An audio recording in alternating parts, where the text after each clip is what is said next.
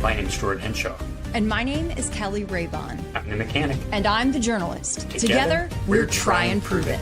Someone has been charged with aggravated murder and is facing the death penalty, so we better figure it out, right? How do we tell the difference between an assertion that is true and an assertion that is false? You've got to start with all of the evidence, and you don't have all the evidence just yet. Okay, well, I have no idea. Whoever, but it's a dot. Where's the dot? Right there. Science is not absolute. It doesn't say this is what happened for sure. It says this is the best explanation we have. 3, start sequence. 1. If one picture is worth 1,000 words, one field demonstration is worth 100 internet conspiracy theories. I'm gonna ask something at the risk of, being wrong, okay? But we're all just friends here. We're all just talking. And good morning, everyone. We are back for the 4th day of the Tyler Robinson preliminary hearing. We do have Keli in front of the...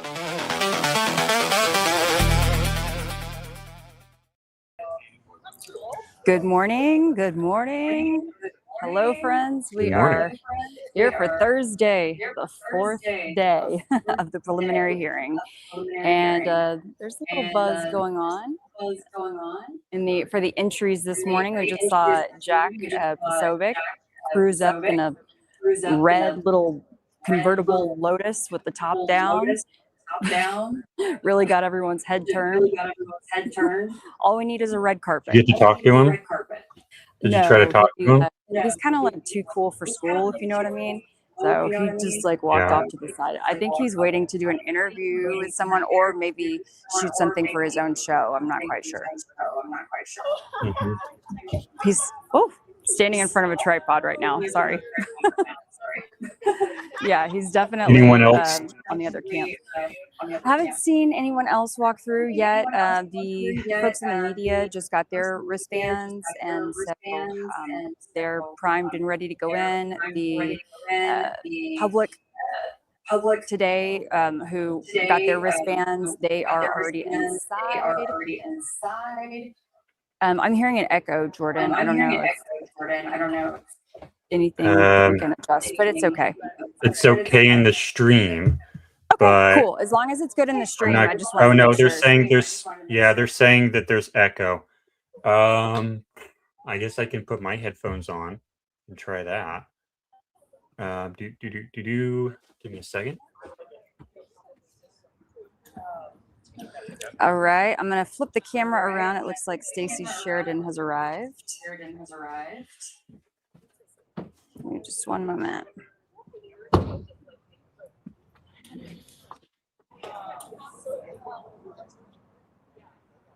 Okay.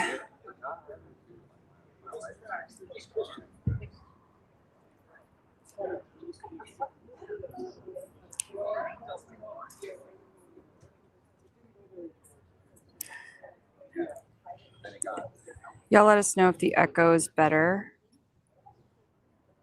And Jordan, maybe if you take my image off, well, actually, never mind. You can just leave me on because Stacy's coming to walk through right now.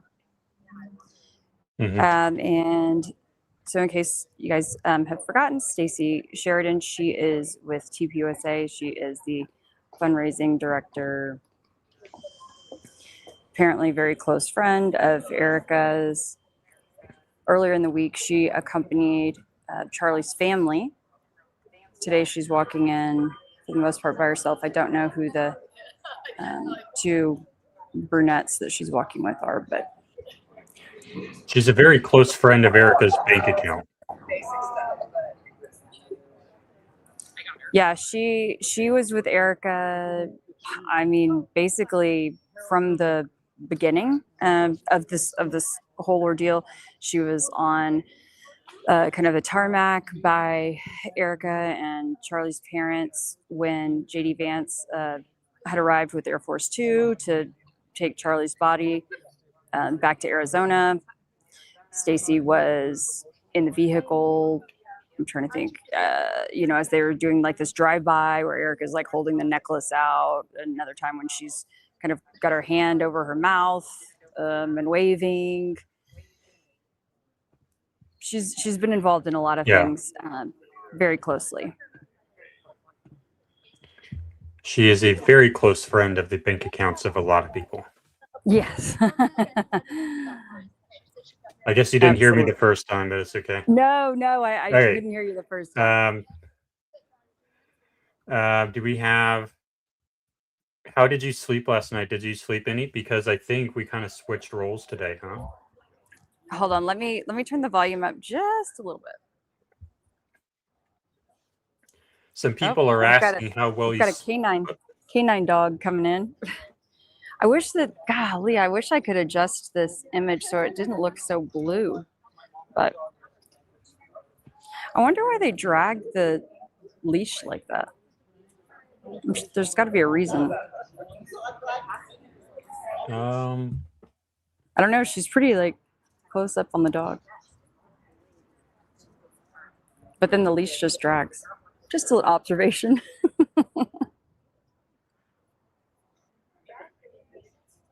Try to learn something every day, you know?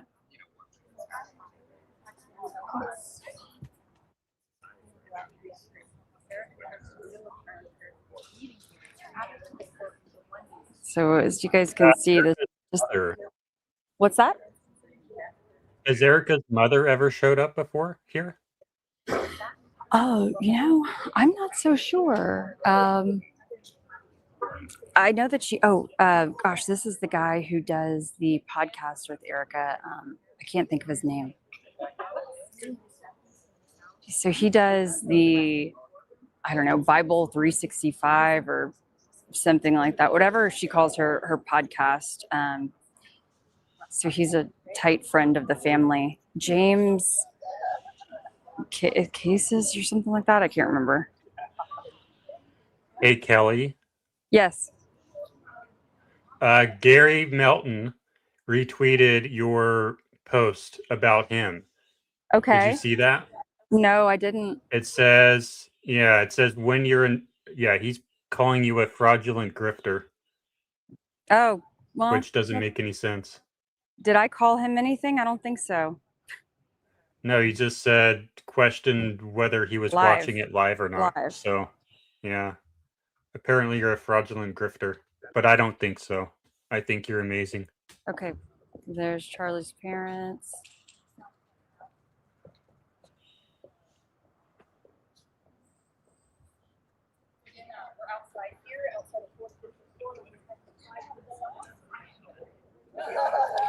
I mean, it's interesting to me. No one asks any questions from the press corps, like in the mornings or in the afternoons, as far as I've seen, as folks are walking in. Just worth noting. Yeah, it's a stark contrast from how real celebrities are treated. Yeah. Well, and even at trials in general. It seems like a very respectful atmosphere. Yeah, I would say so. Oh, speaking of, actually, Jordan, on X, I sent you a statement that I guess Erica and family had put out yesterday that Andrew Colvett had tweeted. I read one of those not terribly long ago. This was this morning. That's the one. I mean, I sent this to you this morning. It's regarding the evidence. I see it. You want me to read that now? Yeah. If you want to even put that up on full screen or something, then I can get my camera situated again. All right. Full statement by Kirk family attorney. Begin quote. I'm going to turn your microphone off real fast. Okay. The Kirk family believes strongly that if the evidence is being admitted in this prelim hearing, it should be made public for the world to see. No redactions. This court has tools at its disposal to make sure the defendant receives a fair trial. You'll use them if you find that you need to. That's it, Your Honor. To not be transparent here, to not be open, to not let the world see what happened, will create doubt and distrust in the judicial system. And that's not what anybody wants. That's not what any of us believe should happen here. And we'd ask the court to consider the position of the family in making its ultimate decision. Thank you. Yeah, that's basically exactly what they read verbatim in court yesterday. Yeah. So what are your thoughts on that perspective? Let me actually read it for real in my head here. Give me a second.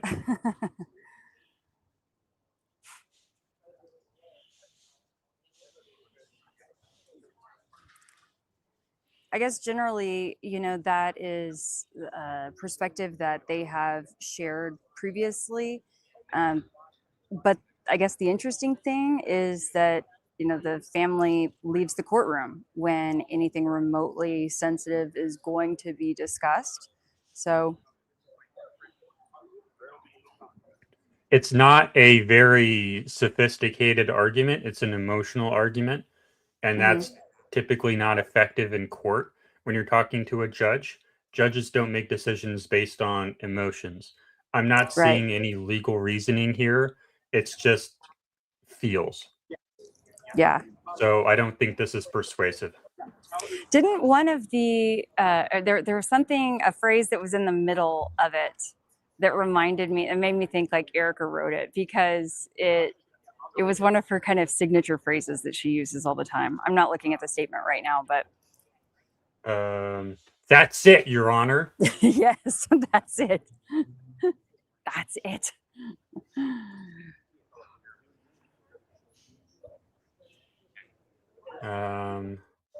That's not what anybody wants. That's not what any of us believe should happen here. And we'd ask the court to consider the position of the family in making its ultimate decision. Yeah. Yeah, I don't think I'm not seeing any understanding of, the actual legal the legal principles in play here. So it's basically just saying that it's okay to kind of break the rules a little bit because you have band-aids later that can maybe fix the consequences. Like, voir dire is like one of the things that can fix it later, but you don't want to intentionally break it just because you might be able to fix it later. Right. You should try to not break it in the first place. One of the things that I was just discussing with one of the newspaper reporters here, national newspaper reporters, is thank you guys for keeping this open. Is if, when they're making the jury selection, will watching Candace Owens or other podcasters be a disqualifying factor? And I said, well, the tough part about that is that, Charlie was a podcaster too. So of course they'll be, trying to make the case that just because you watch one podcaster, did you watch the other one? And should that really matter in this sort of day and time? Had an interesting question a little while ago. They were asking, will Tyler Robinson have a chance to testify in this hearing? The answer to that is, I guess, technically they could have, but it would be strongly advised against. He should not do that, but I think he would have had the opportunity to if they had in a preliminary hearing. In a preliminary hearing, I don't believe so. You could double check that, but I was thinking in a preliminary hearing, it's really just about the state putting on its case. The defense isn't allowed to call witnesses. It's really just the state putting on its case. I don't know. To the point of making sure there's probable cause to proceed. I'm going to push back to you on there. The defense does intend to call 2 witnesses today or tomorrow. So they can call witnesses. It's just very restricted. Got it. Yeah. So okay. Well, then that's probably a better way to state it. Yeah. I think they technically could, but it's just it's almost never a good idea. But we can dig deeper into that later. Yeah.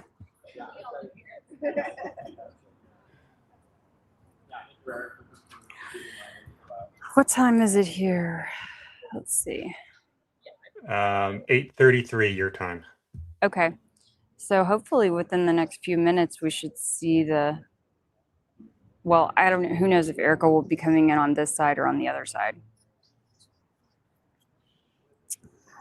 And it will be interesting to see if some of the other kind of friends, I don't know why this gimbal keeps doing this. I'm sorry. Out of the blue, it just decides that it wants to go a different direction. Anyway, we will not see Donald Trump Jr. today. We will, so that means that in theory that they freed up a few more seats in the courtroom. If I didn't mention this yesterday, Donald Trump Jr., his wife, Bettina, and 6 Secret Service agents were, taking up a good amount of seats in the courtroom.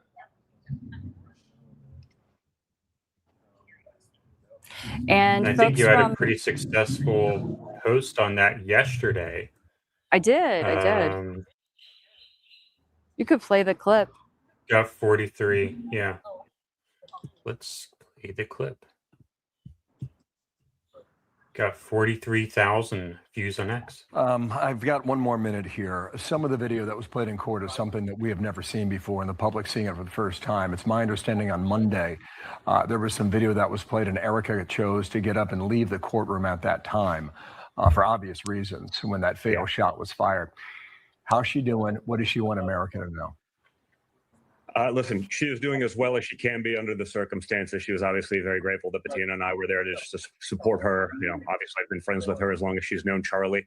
And she's just a great person, a mother trying to get by, trying to, fulfill her husband's legacy. There's obviously a lot of sadness in all of this. I think there's a lot of frustration, frankly, that this could have ever happened. I mean, one of the things I did hear that was sort of shocking was that there were only 6 officers on duty on this campus event. No briefing beforehand, no real set game plan, and 6 officers for a Turning Point event. And anyone who's watched the news in the last, decade or so would realize there'd be thousands of people on this campus. So, I imagine there's some frustration with that, but I think she just wants justice. She's doing an incredible job just holding it together, given the circumstances and the, sheer brutality of how this all happened, and frankly, some of the sheer noise that has come after her and attacked her and the organization and all of that. Which is, again, I've stayed quiet. I've supported her. We've talked, regularly ever since. I haven't been that vocal because I haven't known what's real and what's not. But having literally been there in the room, seen the evidence with my own eyes, it's very clear to me that Tyler Robinson will be found guilty. Back in court today, a couple hours from now.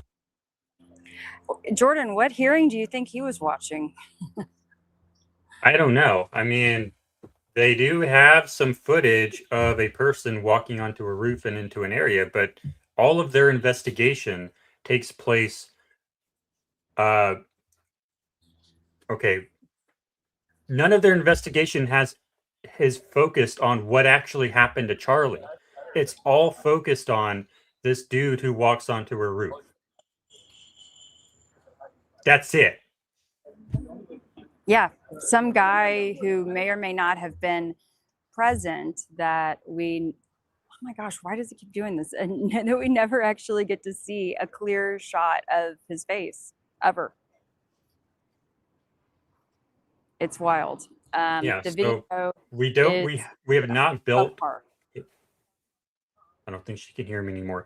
We have not built a bridge between the person who actually kind of does look like Tyler Robinson and suspect, the person in the black shirt. And we don't have a bridge between suspect and what actually happened to Charlie Kirk. Yep.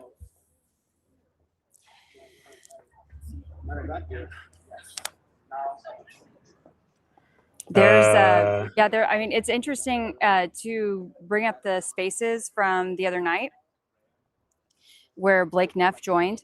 We did learn that Blake was never even interviewed by police, law enforcement. I mean, and Blake was like 10, 15 feet from Charlie, and worked with him, of course, every day leading up to September 10th. You would think that doesn't matter though, because he didn't know. You would think didn't that know a Tyler thorough Robinson. investigation would, entail interviewing folks to see if there was any inkling of anything going on, leading up to that day. Yeah, but Kelly, Blake Neff didn't know Tyler Robinson, so why would he have?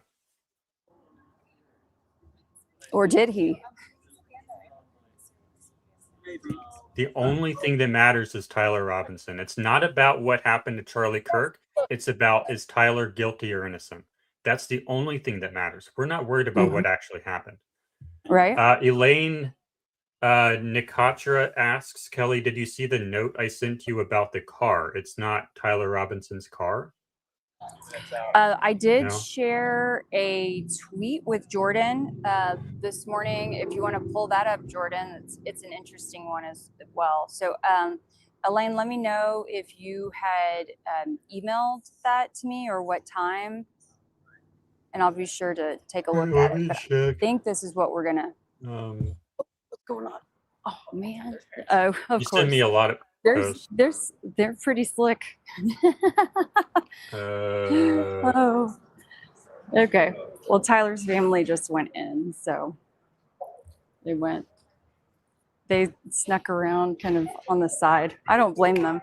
So, the nice thing about that is they don't feel the need to make a big entrance. You send me a lot of posts. Which one are we looking at here?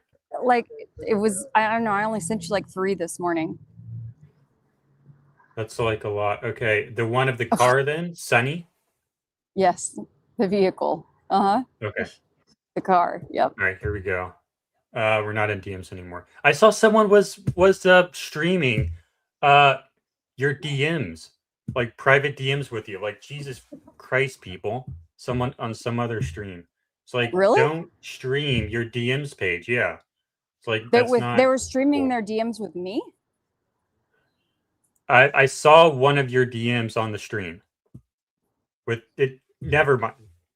People, if you're live streaming and you're pulling up your X page and you have to go into your DMs, please don't broadcast your DMs. Thank you. Here we go.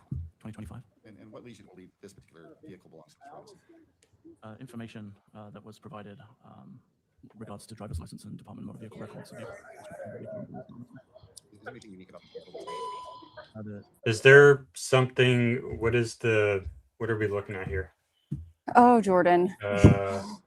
You got a nice paragraph right there that's explaining it to you, friend. Okay. It says the footage, the UVU. Hold on. We got a grammar issue. All right. The footage.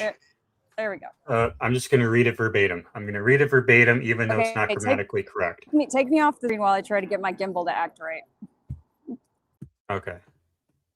Okay, I'm going to try to read this out, even though it's not grammatically correct. The footage, the UVU footage they presented in court is altered, and the challenger that arrived at 8:30 a.m. is not the challenger that is owed as leaving at 9:30 a.m. Pay attention to the agent's step-by-step walkthrough. Tyler's car has the market chin lip. The challenger exiting has a custom front bumper that extends out further than the front end.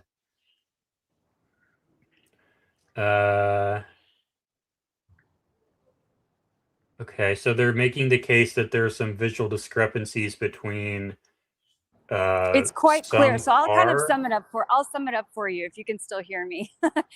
The bottom line is it appears in that video that the vehicle, and I might cut out here, but that the vehicle, so I'll stay over here real quick, that the vehicle has a different front bumper and that it doesn't have the license plate on it. And so then they're going on to show you, I believe, photos of the vehicle in other scenarios. So the question is, was that a different car? Was it? But my question is, what is the one with the license plate and the shorter bumper?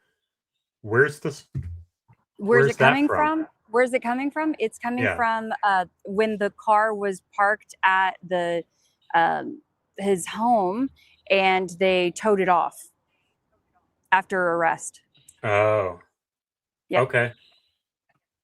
So it's not the same car then. So it's relevant, and I think we need some answers. Yeah. And when you look at can we pull that up? Maybe this is what they already had. And take So a this look is at the car chat. I pulling can't up. read the chat, but it could be that the chat is helping to fill in some gaps for you too. I'm not sure. I can't read it. Someone says the exhausts are also different. One has dual, the other one doesn't. Why does this keep doing this? My goodness. When's the last time you calibrated it? So it makes you wonder if, I mean, when you're talking about a full-blown patsy situation, right? Did they acquire a car that was similar, but not exactly the same? I mean, all of these questions are relevant, and if true, hopefully the defense will use that to tear some things apart.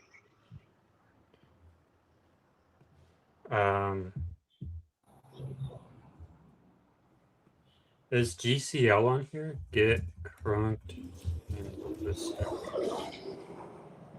They say that I should look at their post. Hey, what's going on? We haven't seen anybody up here today?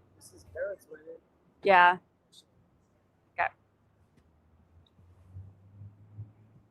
GCL saying look at their last post, but I don't see them coming up on X, so I don't know.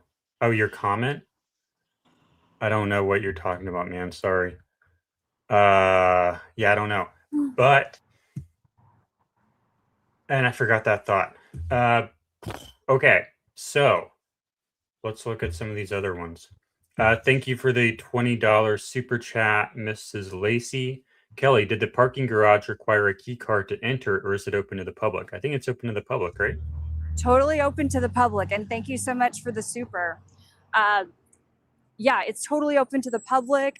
We did go look at the security camera that's there and was able to kind of line up precisely what that would have looked like. Oh, let's see, who is this? We flip the camera around. Whoops.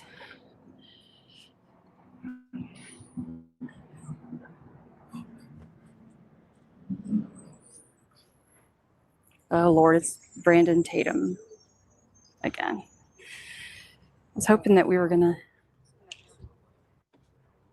get to see. Oh, he's giving I say a statement. It's probably his own social media. His own, yeah. Because it's being filmed with a cell phone.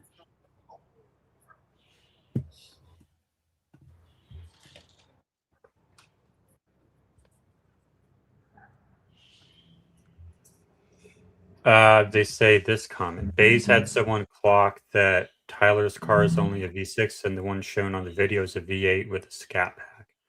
So apparently there's a lot of discrepancies between the two vehicles. Interesting. Thank you. Thank you for that insight, GCL.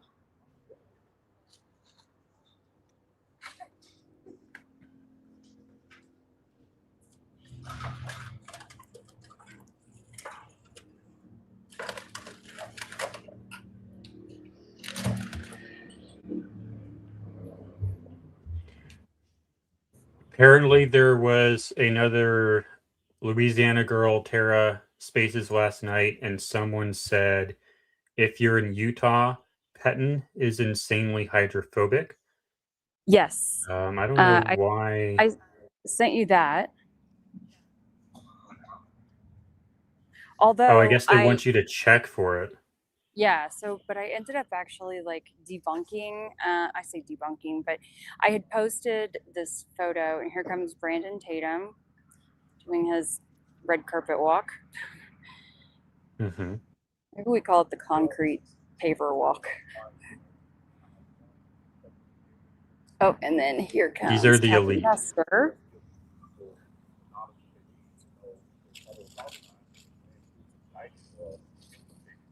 Should tell her good morning. I almost I almost did. I was about to start coughing. Oh, goodness. Okay. Actually, spot Billy Webb back there, formerly of Brandy and Billy. I heard at least one of them is going to go in the courthouse again today. Looks like it's I'm pretty sure it's Brandy. Brandy and Teresa. I think they got here sometime after midnight. Thank you for the $5 super chat, Jennifer. Kelly looking gorgeous as always. Thanks for live thank updates. you. Thank you. You know, I gotta step it up for you guys.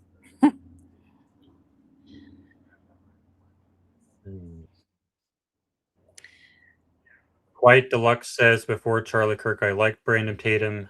After watching his elitist arrivals this week, I can't stand him even more. Yeah, I mean,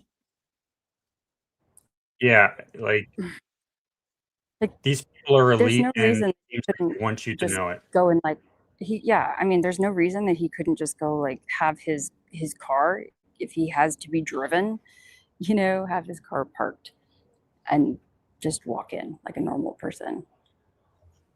This is the first time I've seen someone stopping him to interview him on the way in. Do you want to go try to interview him? Not really. I think he gets enough airtime as it is. I don't. Yeah. How could you possibly think that they've shown enough evidence to be considered overwhelming, to be considered probable cause? What do you think about those video We're getting cameras? close.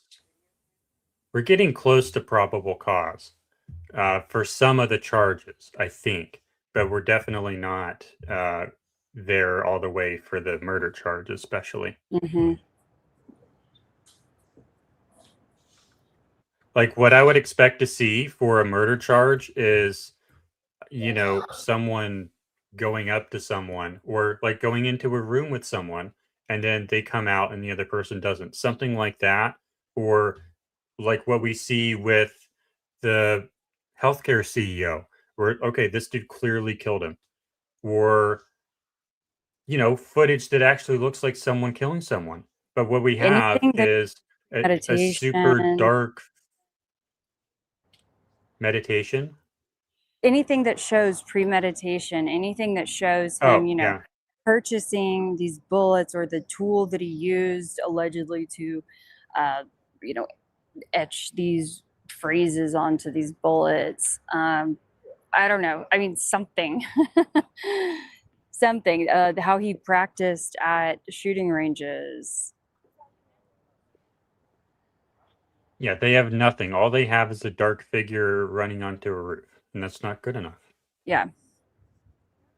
I mean, gosh, they haven't shown any sort of security footage of him buying his Chick-fil-A or anything that morning, have they? No, and there's no GPS tracking data either that we know of. That they've provided, yeah. I mean, it's just like, why not simply make your case if you have the evidence? They're not expected to put forward the entire thing, but this just seems weak to me. On our show last Thursday night, and by the way, we have another show this Thursday night as always, but last Thursday night's show, I was trying to pull up the PC affidavit or the arrest warrant affidavit or whatever for the Aurora movie theater shooting guy, and I pulled up some random one that wasn't it, but it still proved the point, which was in a very short amount of time, you absolutely can write an extremely thorough report with tons of evidence that actually shows probable cause. It's not the case that, oh, well, they don't have enough time to, or, oh, they don't want to prejudice the jury pool, or all these excuses for why they can come up with basically no evidence against Tyler Robinson and get away with it, because we can just pull up a random accidental one and it's like 20 times longer from another case.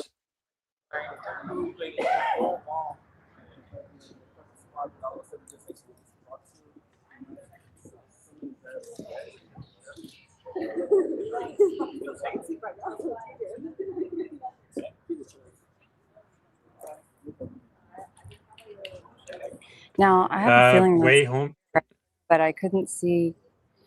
Hey Charles, is that That's the sheriff. sheriff? Which sheriff? Not long. Not long. Is it okay? Smith. Got it. Mike Smith, maybe something like Mike that. Smith. Mike Smith. Yeah. Yep. Man, I know. At this point, I know. I don't even know who the Harris County sheriff is. I should. In Houston, I know I used to, but it's like I know these guys' names better than people in my own area. You know who the judge in Harris County though is, right? That's a Or judge. one of He's them at not least. the only. It's a big place. It's the But it's yeah, the best Judge judge Fletcher. over there. Mm-hmm. Fletcher, Fletcher. Fleischer, I think. I don't know. They never. Fleischer. It's always just Okay. judge or the court. All right. Christy. Let me read this real fast. Christy just texted us in our group text. Do y'all think so? Whoop. It's very much noise. Let me mute real fast. Christy just texted us. Do y'all think someone could have made the alleged shot from the top of the Woodbury building? Kelly? I did go by yesterday and tried to take some photos that I'll share once I get back to the room and situated. I don't necessarily think so. I mean, I didn't go on top of the Woodbury, but I'll have to look back at my pictures and think about exactly why it didn't feel as probable to me. The roof feels a lot closer and it's flat. But I'll show you guys. It's easier to show rather than tell. Cool. Let's do it later then. But also, you know, anything's possible. and I'd like to demonstrate again too if any folks haven't seen. Wow, that's my favorite word. Demonstrate. How and why I think that the sort of overhead area above Charlie was really blocked off. I've spoken about it in a few streams before. I guess I'll walk back up there. I just wanted to see what was going on up here in front, but they seem like they said they haven't really seen anyone. Anyway, why the area was taped off for the event. And I would say it's because you have a clear line of sight to that third floor of the Low C Center, the alleged perch where they say Tyler Robinson took the shot. And on the other side where the students actually were standing, you know, it's blocked by the trees. Interesting. Yeah, it sure seems coordinated. It sure seems coordinated. And one of the things that they had said was early on was that there was this concern about rocks being thrown down from overhead, you know, potentially onto Charlie. There are no rocks up there. There are no rocks. There are a few very large, oversized planters with flowers. No, they didn't want people above the Hall of Flags because they would actually be able to see on top of the Low C Center this on the third story. But like I said, it's better to see and let it be demonstrated than for me to tell you. Sure. Thank you for the $5 super chat again, Jennifer. Or how about not calling video from Tyler Farnsworth credible? Just so sad and scary that this is the world we live in. I'm not sure what exact clip they're referring to. I know he filmed his video from atop that ledge, but I'm not sure if he's released other video. Oh, okay. No, this Jordan, they're talking about so remember, Terrell Farnsworth was the one who turned over the TPUSA video. Yeah. And so the From the fact SD that, card. I'll remind me later once I get back to the room, and maybe when we have a break, y'all remind me in the chat. I would like to go over another discrepancy that I have not seen talked about yet with regards to the video. The video To and which the officer's video? testimony. Terrell Farnsworth. Okay. The video that he Okay. turned over via, TPUSA. Okay. We are now at about 9 a.m. Do you want to start moving back? Okay, sounds good. Well, here's the one final shot of the 4th Judicial Courthouse. If Erica did come in, if she did come in, don't know if she was here today. Maybe not, because Lance Twig's video will be the topic of discussion, but did not see her come in. All right. Well, thank you, Kelly. Yep, see you guys in a few.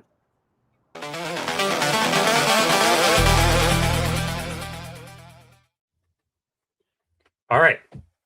So Kelly will be joining us again shortly from her not apartment, from her hotel room. Thank you, Amy Abady, for the $20 super chat. She says, "Thanks for your boots on the ground work, Kelly." I don't think she can hear you, so I'll pull that up later once she's back in her room. Let's go ahead and pull up the feed of the courthouse now to make sure that we're not missing anything yet.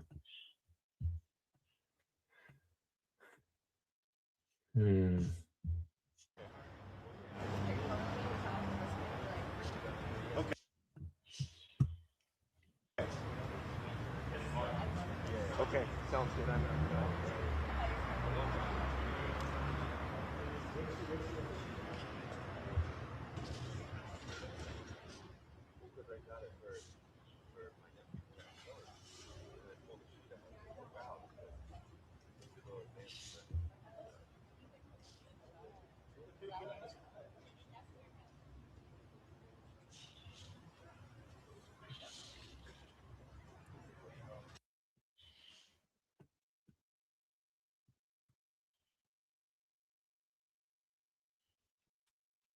Okay. There is our feed there. So today, what we hope to have is the Lance Twigs video hopefully be played today, or at least parts of it that's interesting. Associated Press is live with the sound outside there. Well, we actually do as well, or we did, but we're going to switch to the hearing now, which should begin soon. You and Kelly are doing amazing work. Thank you for your coverage. Thank you. I believe we are the only channel that has a reporter live on the ground. So another thing I want to talk about this morning is, how do I phrase this on a live stream? Kelly and I agree on, for the most part, on what happened in this case, what the actual true answer is, what physically happened to Charlie and why. We agree for the most part. There's a lot of other streams out there there's a lot of other collaborators out there who disagree on what the right answer is. And, you'll have these other streams with like 5, 6, 7 other people, and each one of them have their own theory on what happened. And rarely is there consensus. There's value in both of these, whether the two hosts agree or disagree. And what I think is valuable about what Kelly and I have is we can build. Since we see the case generally the same way, since we agree on what the correct interpretation of the evidence is, we provide a certain perspective and we can build it. And I think there's value in having hosts that agree as well as disagree. A lot of people place most value in disagreement because, that is valuable. That's good. And there's definitely a time for that, but it's also very valuable to work with someone who does agree so that you can focus on getting deeper into the evidence, I think. So when you're constantly disagreeing on the basic stuff, it's harder to get deep. It's harder to get at what the actual true truth is. So anyway, did I get some sleep? I actually got some sleep last night. So yesterday I didn't get a single minute of sleep, but today I did. But the roles are kind of reversed. Kelly called me like as soon as she woke up this morning, and she didn't get sleep last night, or at least not a lot, and I did. So it kind of reversed. Like 2 nights ago, I was the one who didn't get sleep, and she got great sleep, and now it's me who got the good sleep, and she didn't get any sleep. So we're kind of taking shifts here.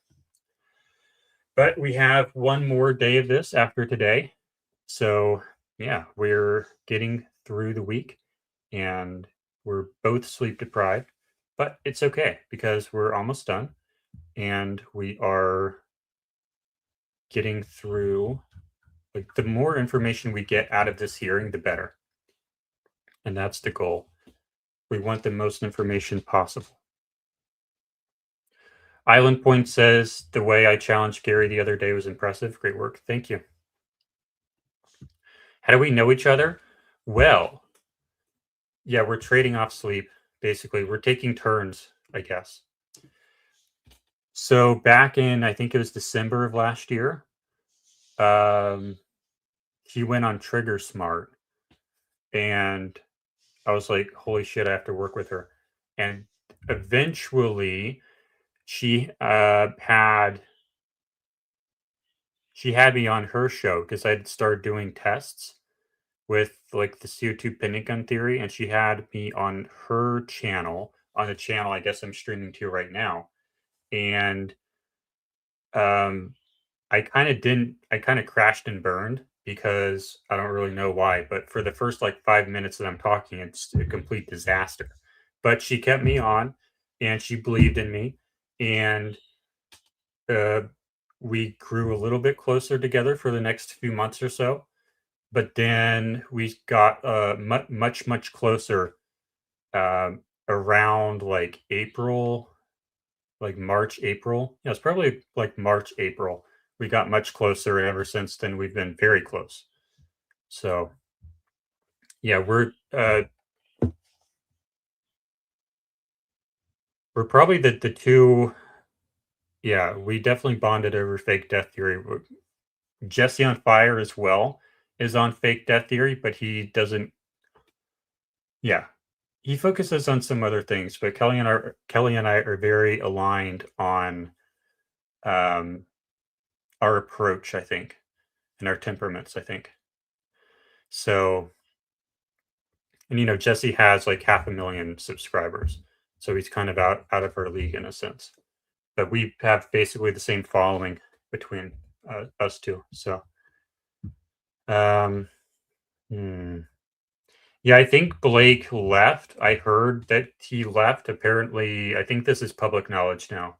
He apparently drove out there to Utah, and I think he crashed his one wheel or something because there was some road work, and he was for some reason going down the road in a one wheel. If you don't know what a one wheel is, this is a one. Whoops. I just did what I criticized someone else for doing. My bad. Here we go. What is the one wheel? You probably know what it is, but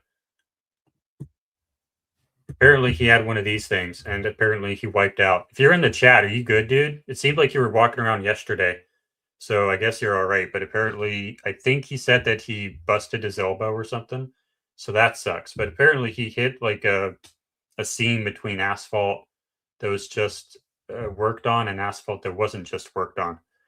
But yeah, I think he left. I think he's like in his car right now, probably driving back, I guess. Maybe he's listening and just can't chat. I don't know.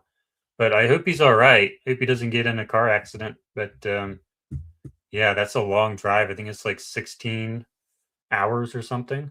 That's a good 2 hours or a good 2 days of driving. But it's probably beautiful terrain, though. It's probably nice. A lot of peace and quiet, unless you have to listen to me right now. He might be listening. It's very possible that he's listening right now, but he just can't chat because he's driving.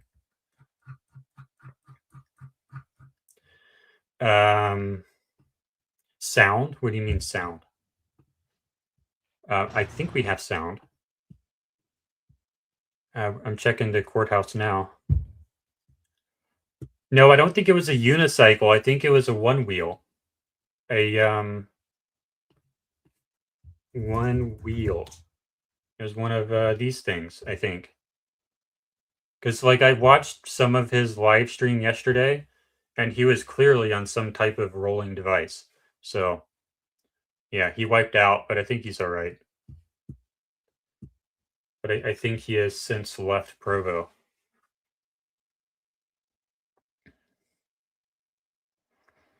Blake gave new meaning to the phrase, we have a paver emergency. Yes, he did. I agree. Court is not in session yet. We're still standing by 10 minutes after the expected start time. Keli should be joining us again soon. And maybe, I think she said she had a video she wanted to share. Maybe we can do that over lunch, or maybe there will be a break before lunch, or maybe it'll just take forever for them to get started, and we can do it then. Agent 12 says, I don't trust a reporter on a Segway. Yeah. I mean, okay. Should I get into this? I had heard that he was on a one wheel for like a little bit before it was published, I think. And I was thinking, if he flew out there, how on earth does he have a one wheel? Like when you go on a plane, when you go to the airport, you don't take a one wheel with you because it has a huge battery. You can't put that on a plane. So it's like, how on earth does he just randomly have a one wheel? Like, who does that? And then apparently he drove, so that's how he had it. So I have some thoughts about that, but I'm not going to share those here. But he is in like northern Texas, so it's at least a little bit closer than you might imagine. Yeah, he didn't fly, he drove. Yeah, apparently. So we're just waiting for the thing to start. Am I also from Texas? No, I grew up in Maryland. Then I went to North Carolina. Then I traveled the whole country. Then I lived in North Carolina in a different spot again. And then I went and lived in Georgia. And then I went and lived in Wisconsin for a while. Then I came back to Delaware.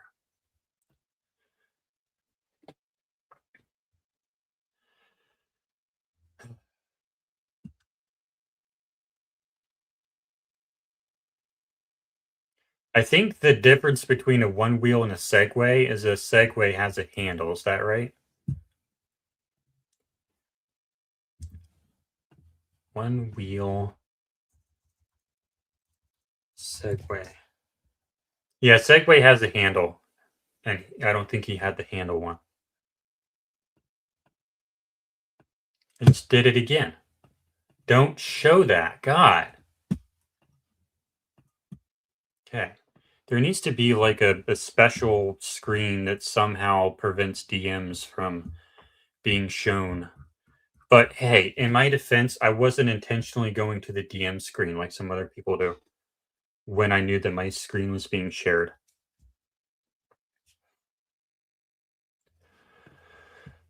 We have Scotland in the house. Awesome. Jolsey Bob says, good afternoon from Glasgow, Scotland. Thank you. You too.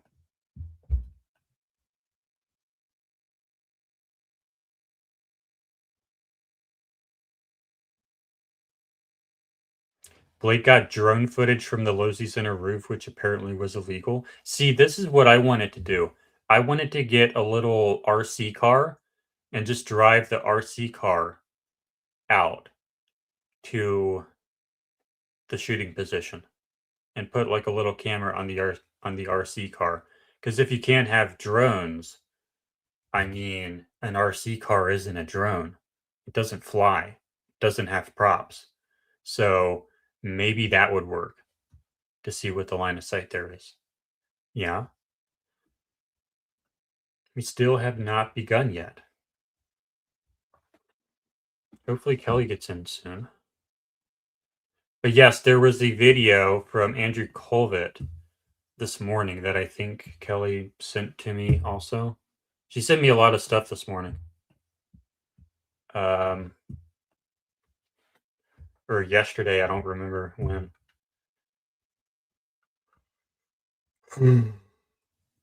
Yeah, I watched this video earlier, and he was basically asking, I think my biggest takeaway was that he was asking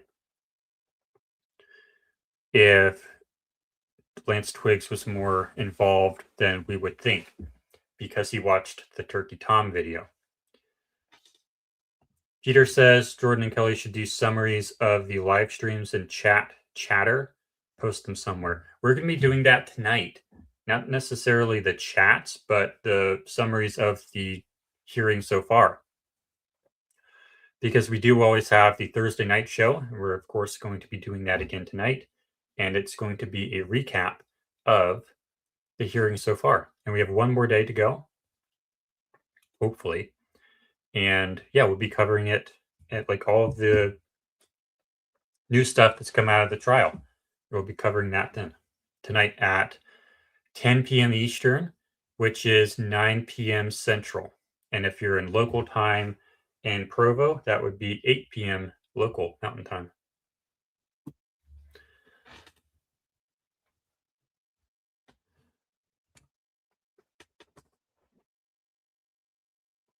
Snake Baby says the entire right-wing griftosphere who have been condemning anyone with questions all of a sudden have a bunch of questions about Twiggs.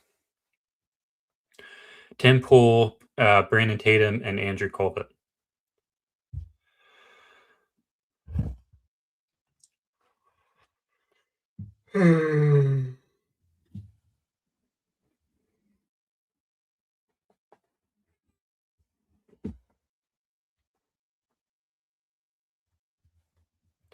Okay. We should be getting started here pretty soon, but not yet. Maybe Kelly will. I thought Kelly would be back by now. Oh, there she is. Hey.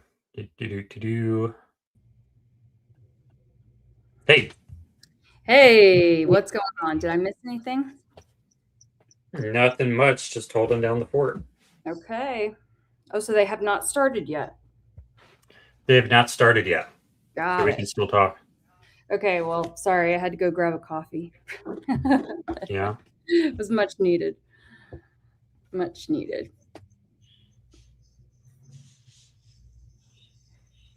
I think there's a super chat question for you. Oh, I wanted to see, let's see. And we were talking about Blake crashing on his unicycle. Oh, God. I thought it was funny. Yeah. Is this one. Oh, Amy Abadi says, thank you for your boots on the ground work. Thank you so much. Thank you. Thanks for being here, you guys. We really, really appreciate it. And I just deleted the one that you just put on the stage. I'm sorry. Can you find that again? That's okay. Here we go. Snake Baby, the entire right-wing griftosphere who've been condemning anyone with questions all of a sudden have a bunch of questions about Twiggs. Tim Pool, Tatum, Colvett, etc. Look, you guys, this is positioning itself to now shift because they realize how poor the evidence is against Tyler. And they're like, oh, crap. Everyone else realizes it too. Now we got to start looking elsewhere.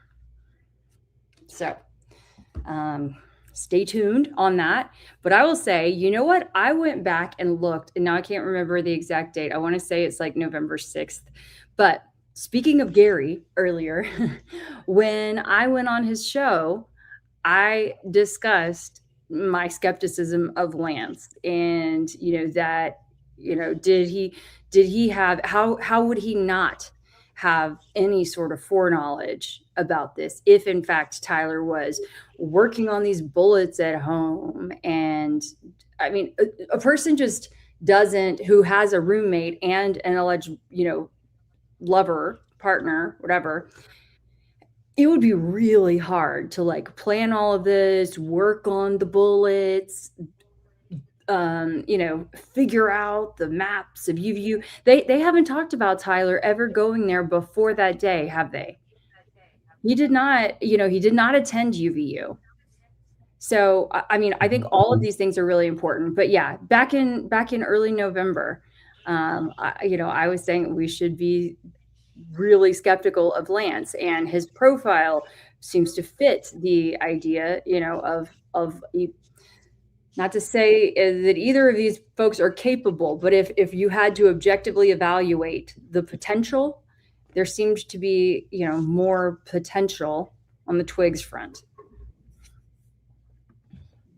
When you try to look at a crime and you want to understand why it happened, if it's a particularly severe crime, you're usually looking for the person in the most pain. People commit severe crimes when they're in pain. You don't expect someone who's not in pain to commit this crime. And if you do watch the Turkey Tom video, it seems abundantly clear that Lance Twiggs was in an extremely unhealthy state that might be associated with acting out and might even be associated with homicide. So that is the thing that seems most interesting from a psychological angle if you're trying to understand why this might have happened. If federal narrative is true. Yeah, sure, absolutely. But you know what another thing that we have not seen so far is any evidence of either of them being ultra political. I think the most that we've heard was, what was written in the probable cause document, the charging documents, something along those lines about Tyler potentially having a dinner conversation with his parents about like a growing frustration, I guess, with Charlie. But you guys, think about every time that maybe you've been frustrated with someone and vented about it to your parents, or even with an elected official. Charlie was not an elected official, and he never served in any elected capacity. But so Kelly, yes. If I were to call you like as soon as I woke up tomorrow, and if I were to start complaining about some streamer, does that mean I'm going to go kill that streamer? No, you're just venting. Maybe you're just having conversation. Or even if you're really pissed off, okay, really pissed off this one time, or even a couple of times, or you have like this ongoing, little beef with somebody, that does not mean that you are going to go kill them. I don't know. I just think that the bar is so much higher than that.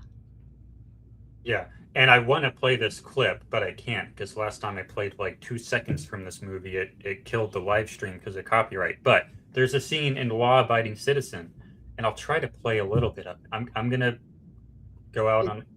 You're going to go out on a limb and risk it all? I keep accidentally showing my DM screen, even though I just said that I wouldn't. That's what and I criticize someone else for it. Yourself. That's what I get for being a goody two-shoes. All right. But I wasn't doing it intentionally like the other person was. Law-abiding citizen. Confession scene. Okay. You got what you're looking for? Oh, goodness. Yeah. It's pretty... Counselor. Those murders. So he killed somebody, and he's being questioned on it. Planned it in my head over and over again. It took me a long time. So he was asked, did you commit this murder? And then he said, I planned it in my head over and over again.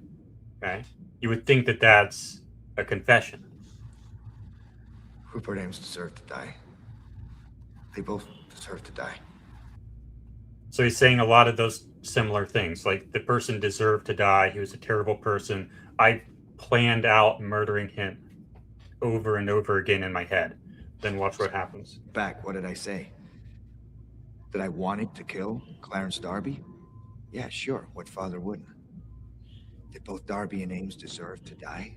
I think most people would agree with that. That I planned it over and over again in my head? Yeah.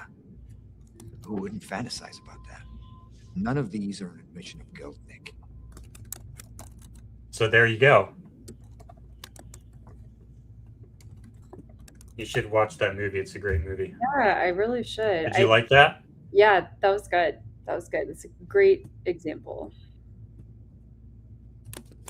I think we missed a super chat here. Chelsea Bob, thank you for the $10 or the £10 super chat. Thank you, Jordan and Kelly, for covering this preliminary hearing. Will you do a live at some point with all the takeaways so far? My favorite duo. Yes, we will tonight. We have a 10 p.m. EST show every Thursday night. And tonight we will be discussing all the takeaways and the recap of the hearing so far. So that'll be tonight.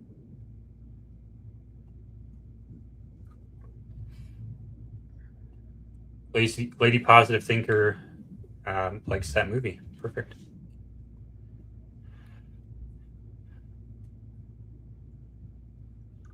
Oh, interesting.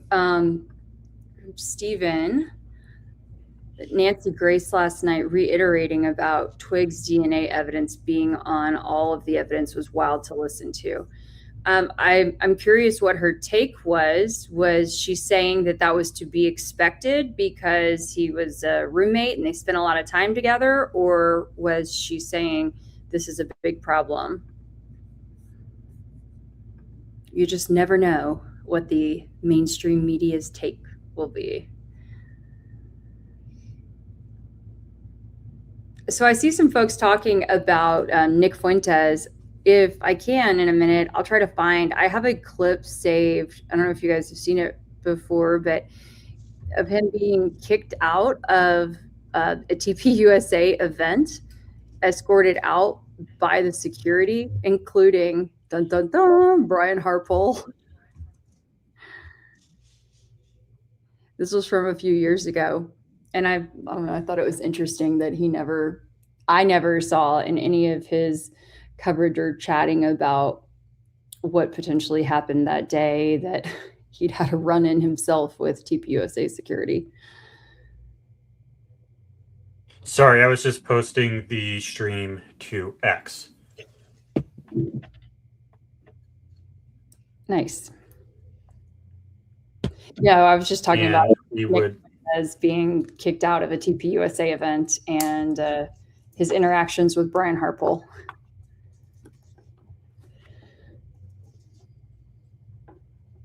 We still haven't started yet. We're at 26 minutes after the expected start time.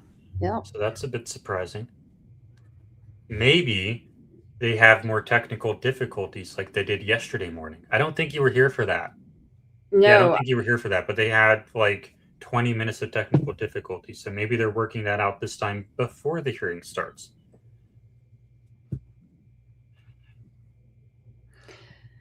Also on the Nick Fuentes topic, it's been interesting because he has kind of flip-flopped back and forth about supporting Erica and then kind of vilifying her and then supporting her again, saying things look sus, then believing the narrative. I feel like he has done a whole lot of this.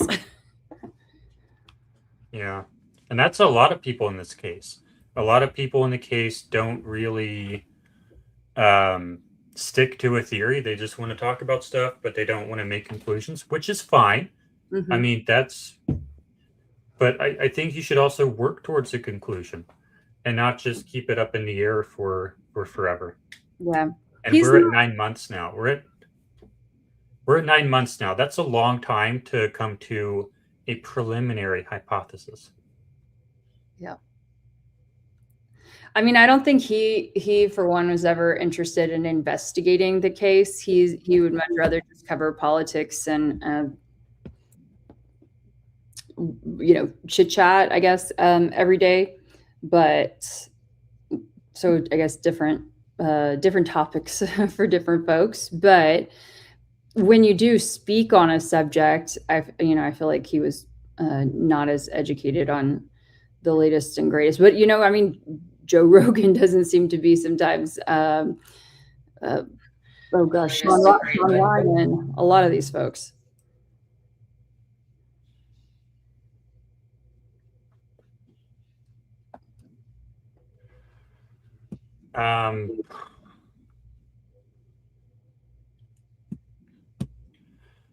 Brandy says, "You guys are great. Thank you for all you do. Keep it up." Thank you. We appreciate y'all. I know it's been a long week for everyone, but we try to keep it interesting, and it's been fun. It's been exhausting, but it's been fun.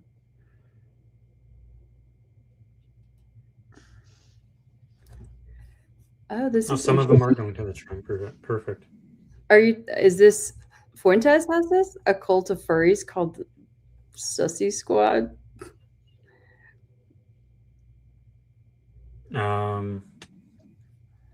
Yeah, we can talk about furry stuff later.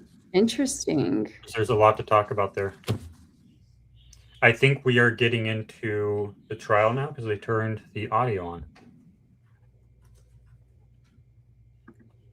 Jordan, or into the hearing.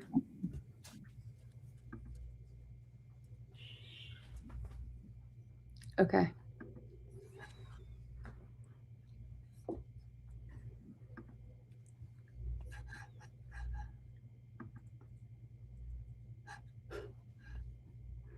Sean Ryan is clueless on things he should be well aware of given his background. Yeah, a lot of people think that.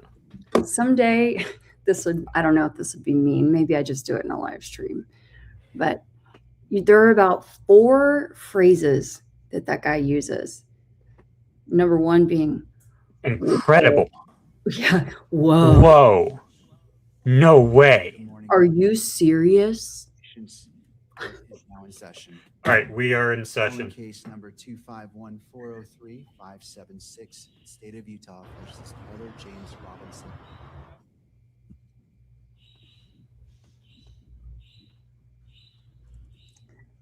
That's right. No shit. Good morning. Thank you for the party's patience. The audio good? Is now in session. Yes. 251403576, State of Utah versus Tyler James Robinson. Counsel, you have to be shitting me.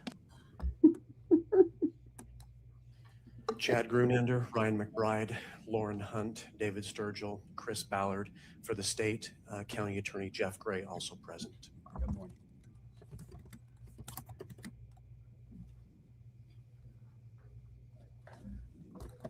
Good morning, Your Honor. Kathy Nestor, Richard Novak, Michael Burt, and Stacy Visser here for Mr. Robinson, who's seated at council table. Good morning. Good morning. Good morning, Mr. Robinson. And for the record, the court also recognizes the presence of Ms. Erica Kirk. Sorry. Good morning, Ms. Kirk. So that's what we were waiting on, I bet. All right. As you Erica getting in? I do need to read the following as it relates to today's preliminary hearing. The court is mindful of the safety if you're late, you're of late. all parties, counsel, witnesses, court staff, and members of the public who may be present. The court is also mindful of its duty to protect and uphold the constitutional rights of both Mr. Robinson and Ms. Kirk. To serve those important interests, the court reminds all persons who will be in attendance that portable electronic devices will not be permitted in the courtroom or on the 4th floor. And this prohibition does not apply to legal counsel and support staff for the defense or the state or the media in this manner, or the equipment permitted under any electronic controlling electronic media coverage order, and includes the counsel for victim representative, Ms. Kirk. I do ask the parties, the attorneys, if you will join me in turning off your ringer to ensure that we do not have any interruptions. So I am turning off my ringer, and I invite you to do the same. Every person who is in attendance Who today done it and yesterday? every day will be afforded the dignity and respect due to them. And pursuant to the standing decorum order by the court, all spectators shall be quiet, civil, and orderly. Spectators shall not engage in any distracting, disruptive, provocative, disrespectful, uncivil, or threatening behavior of any kind. Spectators shall not make any audible comments of any kind, shall not shake or nod their heads, shall not otherwise make any gestures during the hearing. Spectators shall not wear or display pins, buttons, signs, clothing, or photographs expressing support for or against any person related to this case or to the status of this case as a capital offense. All right. As we begin this morning, I wish to, I've taken a lot of time to think about the comments made by the parties yesterday, and there were additional briefings and a motion filed last night, and the court took the necessary time to readdress it and look at it and be prepared for this morning's proceedings. While I recognize especially how precious our time is, I also recognize that I need to be prepared for everything that's before me. And I took the time this morning to review what was filed since we adjourned yesterday until we've came back on record. One of the motions filed last night was filed by Ms. Erica Kirk's attorney, and I wish to address that. And I realize that the parties may not have had a chance for defense or prosecution had a chance to respond to that. And before I address that, I wish to turn the time to you if you need the benefit of the record as it relates to what was filed by the attorney for victim representative Erica Kirk to the state.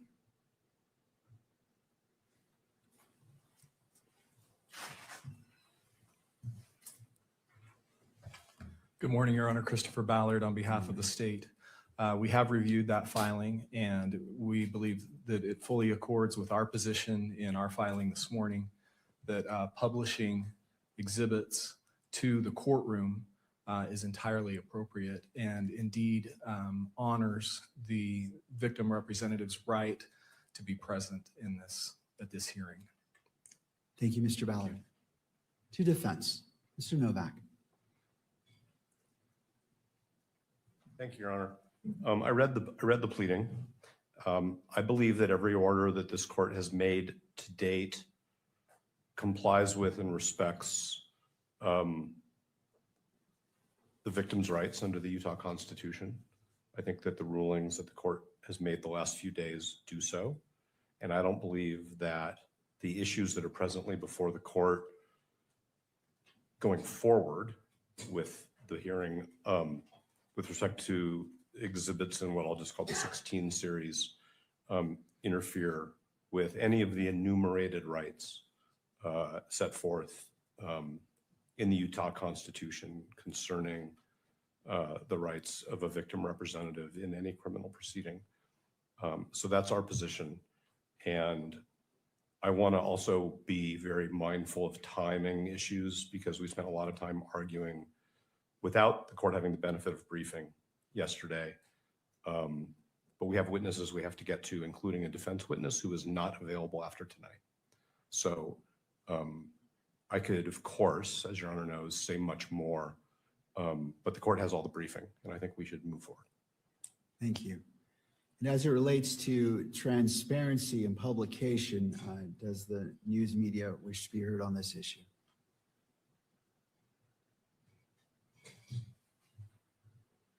Only briefly, Your Honor. I've also reviewed the submission from yesterday. The court has always set this three-step process. And I think taking each of those stages, admissibility, publication to the courtroom, and coverage by the in-court cameras are three separate inquiries.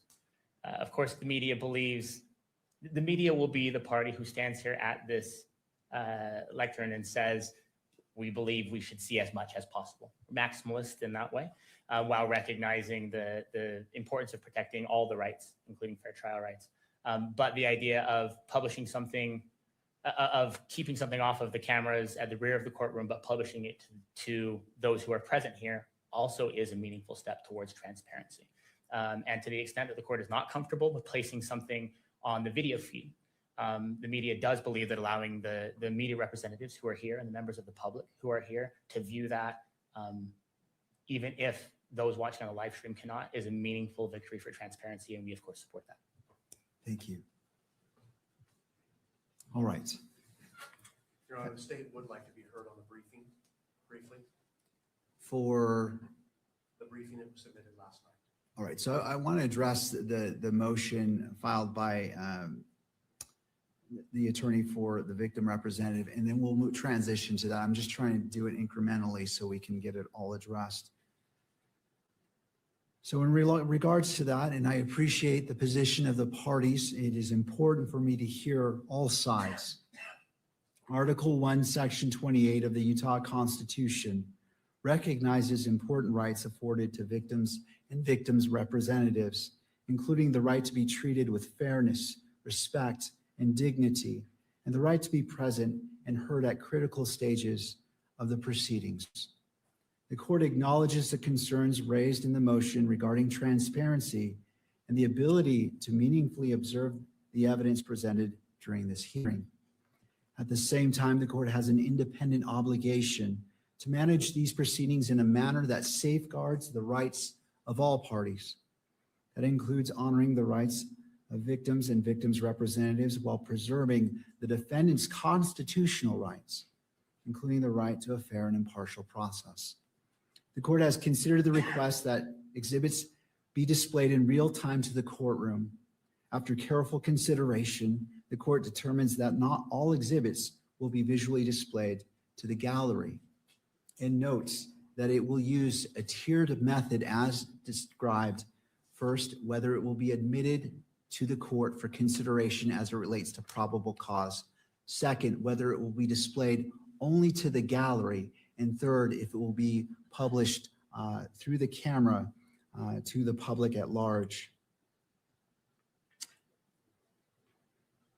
This ruling is not intended to diminish the significance of the victim's representative rights or concerns. Rather, it reflects the court's responsibility to regulate the presentation of evidence in a manner consistent with the integrity of the proceedings and the fair trial rights implicated in this manner. The manner in which evidence is displayed remains in the court's discretion. That discretion must be exercised in a manner that is appropriate and appropriately balances Mr. Robinson's constitutional rights, Ms. Kirk's rights as a victim representative, and the court's obligation to conduct the proceedings that are fair, orderly, and appropriately transparent.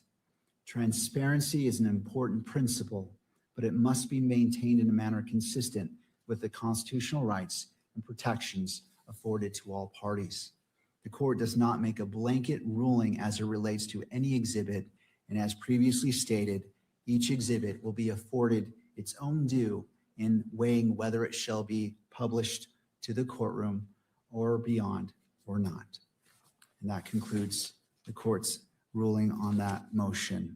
All right, counsel, the last matter as it relates to the briefing, I'll hear that, and there is a slight edit to, and I'm not sure when the state wishes to publish State's Exhibit 16. So turning to the state, do you wish to be heard about the motions filed last night prior to the publication of Exhibit 16? Again, it's your choice on how you move forward. I just want to see which order you want to go. We do want to be heard on the briefing from last night, and specifically about Exhibit 16. I'm understanding Your Honor has an additional edit to that. Is that correct? I do, and there might be value in hearing that, so that may or may not change your positions. So let me just put that on the record, Okay. and then I'll hear from you. I just want to make sure you're able to be afforded everything. So as it relates to the edits, last night, I believe it was between 6 minutes and 57 seconds and 20 minutes and 29 seconds, which is not to be played, and then 32 minutes and 55 seconds to 35 minutes and 47 seconds, which is not to be played. And I believe that what I received reflects that. And is that the understanding of the parties? Yes. All right, the state has said yes to the defense. I'm not saying if you agree with it, I'm just saying, does it reflect the timestamps? May I have a moment? Absolutely.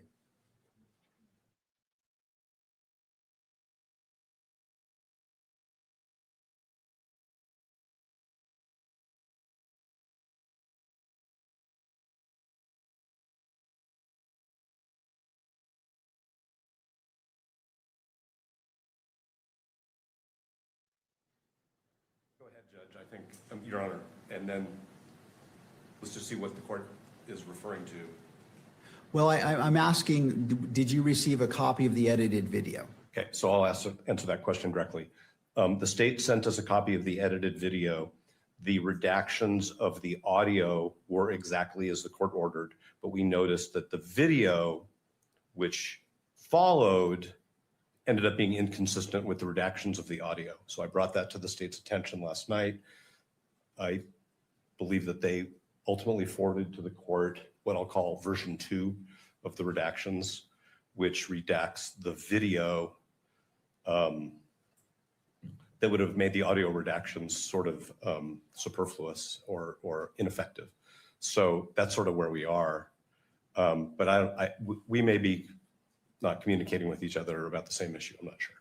Well, okay, I just want to make sure that in regards to what was to be cut out comports with those timestamps I just gave. It does. Plus, the parties believe that additional video needed to be cut out to match the court's intentions with respect to the audio.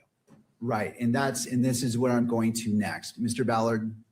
Yes, Your Honor. I think we're on the same page. We did, in conjunction with discussions with the defense, first of all, we prepared the redacted video as Your Honor ordered. Then after discussing with the defense, we prepared a second version that still maintained the audio redactions as the court ordered, but we took out the video portions that the defense brought to our attention.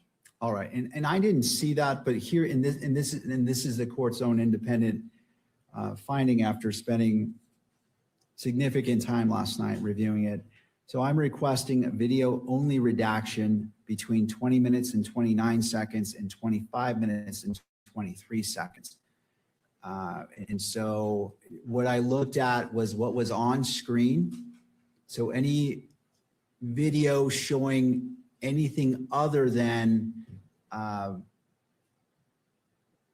McBride and Lance Twiggs was to be redacted, with the exception of the screenshots of the images pulled from the surveillance video and the FBI bulletin, which I believe was also briefly displayed.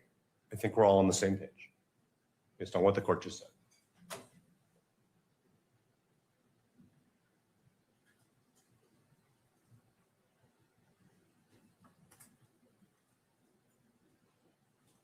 Your Honor, I think we have just a 1 second difference. Our timestamp is 25:22 of the additional edited version, but I think it still omits the video portion that we're discussing.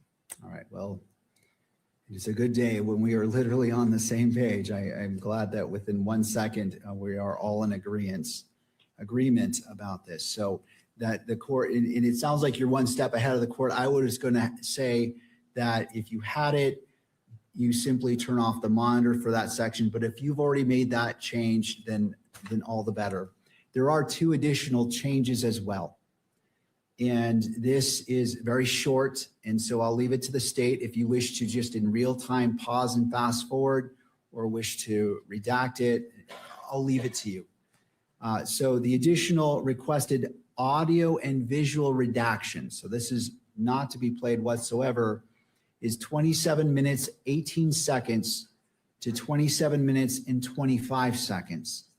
And the second is 28 minutes and 11 seconds to 28 minutes and 18 seconds.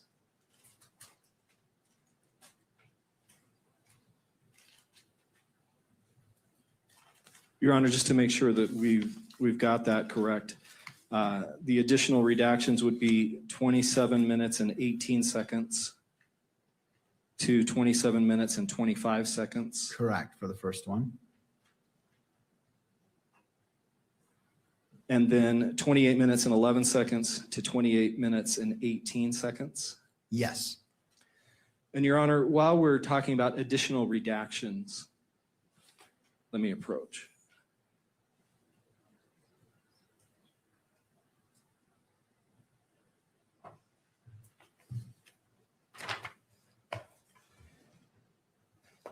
When Your Honor made his ruling yesterday afternoon, it wasn't entirely clear the basis for these redactions that the court proposed. The state's understanding was that those additional redactions were based on the potential that the video 1102 would be showing duplicative evidence and would be displaying evidence that would be duplicative of future exhibits, and then also potentially a concern about admissions by the defendant. Portions that the court has ordered to be redacted do not have any of those concerns as far as the state's view of that evidence. And I would like to be able to point the court to those. We've got two brief portions that we believe don't implicate those concerns and should not be redacted. Right. Does Your Honor have the transcript? I do. In front of you? Okay.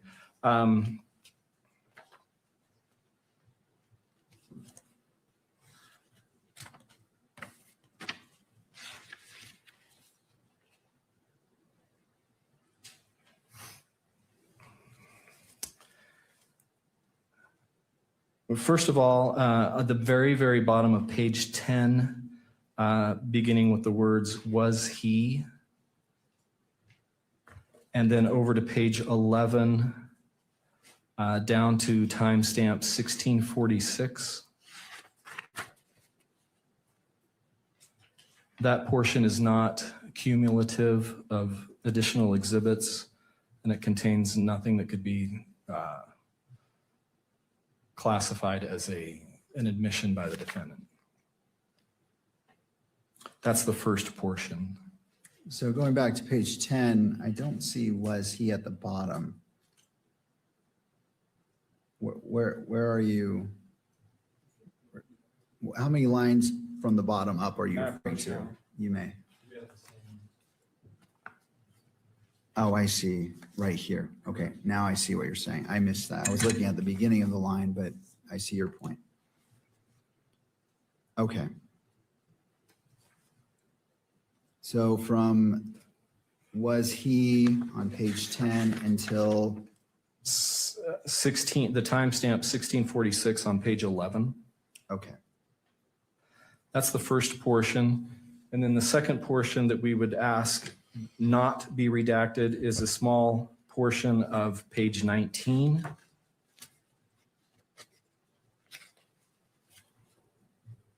And it begins, let's see. It would be the fifth paragraph down, Mr. McBride stating "okay," and then ending at timestamp 3340. Again, that's not cumulative of any anticipated exhibit, and nor does it refer to any admission by the defendant. Thank you.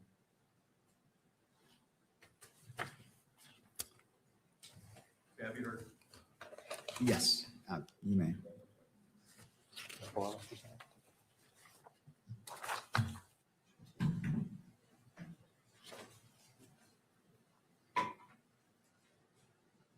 Thank you, Your Honor. With respect to the first of the two portions that Mr. Ballard referenced, I want to be totally transparent with the court, of course, that was not a section that we asked the government to agree to redact. That is a section that the court independently determined was appropriate for redaction under the various principles that the court has enunciated. So I just want to be transparent about that. Thank you. The second portion that Mr. Ballard addressed, which is on page 19, we did suggest, and it is in our highlighted redacted transcript, and the court agreed with us. This is not relevant. This is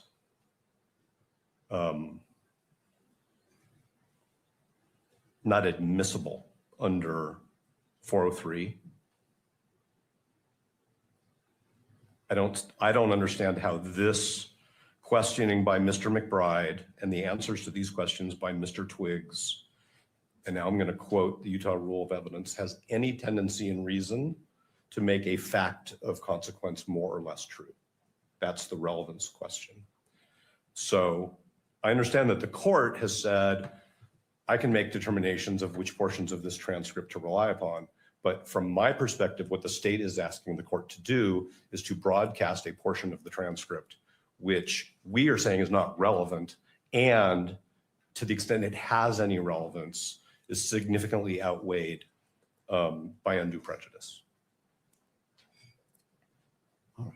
I am not Mr. Twiggs' representative, but I think as a witness who has counsel, there might be something that Mr. Twiggs' counsel would want to say about this as well. I don't know what it would be, but my firmly held belief is it would be consistent with what I'm saying, which is that it is neither relevant nor probative of anything of significance, especially in compared to the undue prejudice. Thank you, Your Honor. Thank you, Mr. Novak. Mr. Ballard. Thank you, Your Honors. Mr. Novak recognized Mr. Twiggs was represented during this statement. His counsel knew that this was being prepared to be produced in court, and his counsel made no objections to this part of the interview. And this is critically relevant. It provides important foundational information about Mr. Twiggs and identifying information about him. And then also it's very relevant to the enhancement that we have charged. All right. Thank you. Anything further before the court rules on these two requests? All right. In reviewing the first section, again, citing to page 10, and I know it is, to anyone listening, this may not make sense when I'm saying page 10, but it's roughly just a few seconds after 1539 on the video, starting with was he, and ending at 1646 with the last word asking. After hearing and considering what has been argued, the court agrees that this, in applying a balancing test and as it relates to transparency, to ensure the court is taking a very narrow approach in what is or is not published to the public, that this is permissible. It doesn't run afoul of the issues that the court addressed previously, that the court is trying to avoid by publishing portions. And in addition to that, independently of the court's decision-making, it appears that the parties also agree as it relates to the first requested edit to unredact or to allow in. So I am ruling that that may be played and published through all mediums in the courtroom and via video.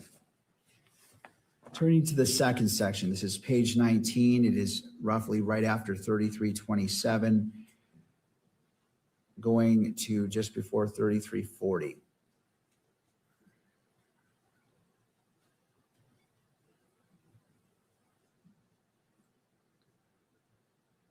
Sorry, Your Honor, just to clarify, what we asked was just before 3307. 3307? Correct, yeah. Yes. Right after 3255, where right. Mr. McBride states, okay. I see, thank you. Let me just take a quick second to review this.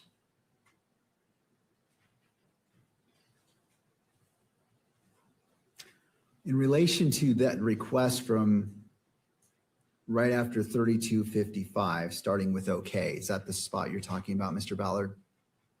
Yes, Your Honor. All right.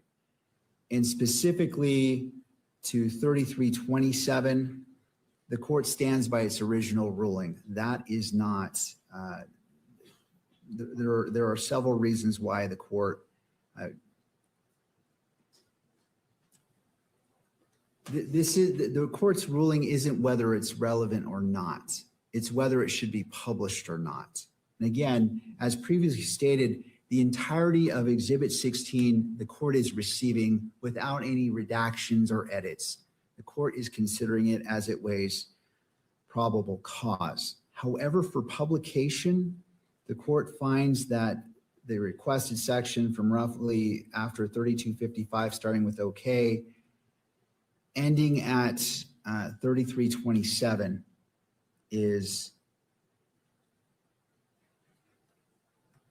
the court finds that there are interests served by not publishing this to the courtroom or to be broadcast. I note and I recognize Mr. Novak's statement as it relates to what Mr. Twiggs' counsel may or may not assert, but the court finds independently that this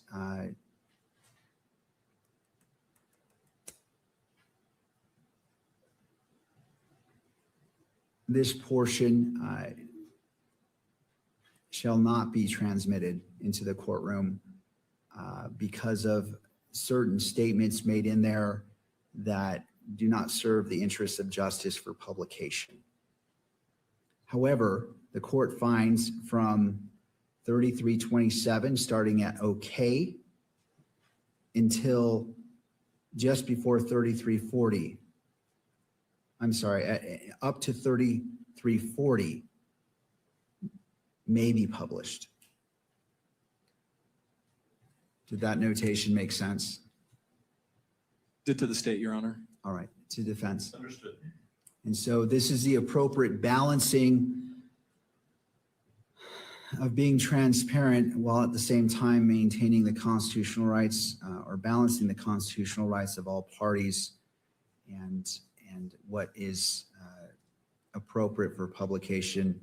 And this may be published not only to the gallery, but to the media as well that goes beyond the gallery itself. All right. Anything further on State's Exhibit 16? Not from the state, Your Honor. Thank you. All right. And I note defense is nodding their head as well and not indicating any more is needed to be discussed at this point. All right. I think we've put State's Exhibit 16, we've addressed it. Turning to the state.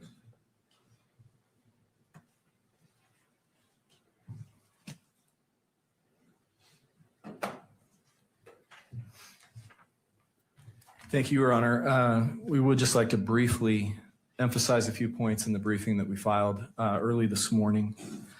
Last night, the state, or excuse me, the defense raised the issue of publishing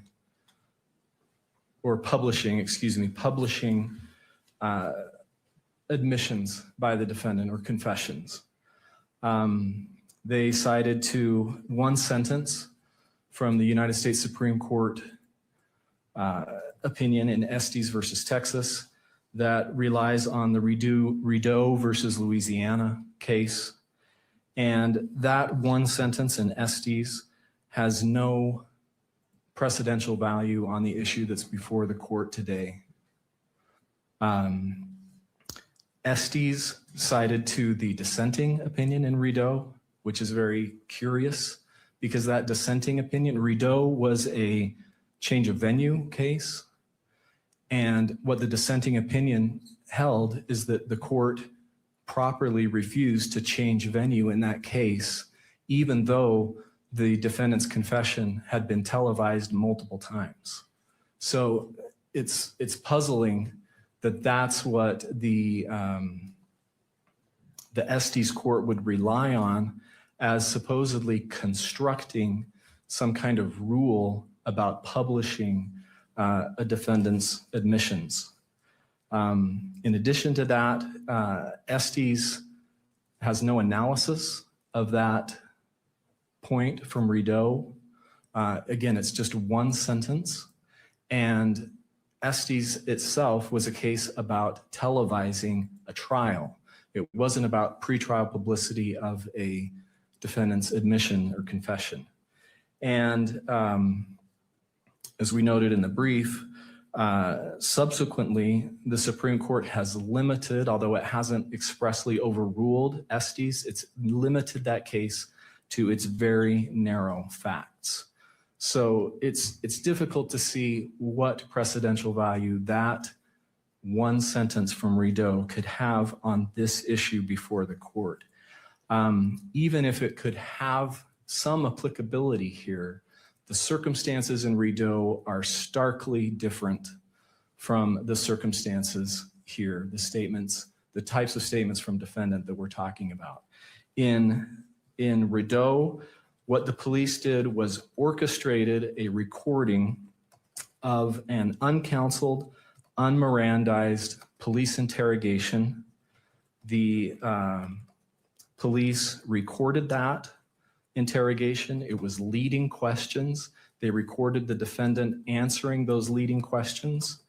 And then they immediately, it was the police that immediately released that recording to the press, who then publicized and televised that.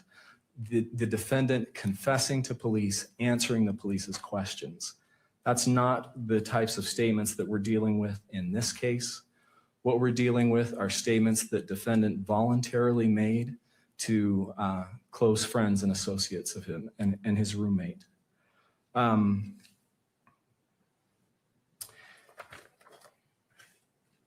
Sorry, just one other point about Rideau and that dissenting opinion. It's interesting that in that dissenting opinion, that judge that the court relied on in Estes continued on in his opinion and said, it's an impossible standard to require that a trial court be a laboratory that's completely sterilized and free from any external factors.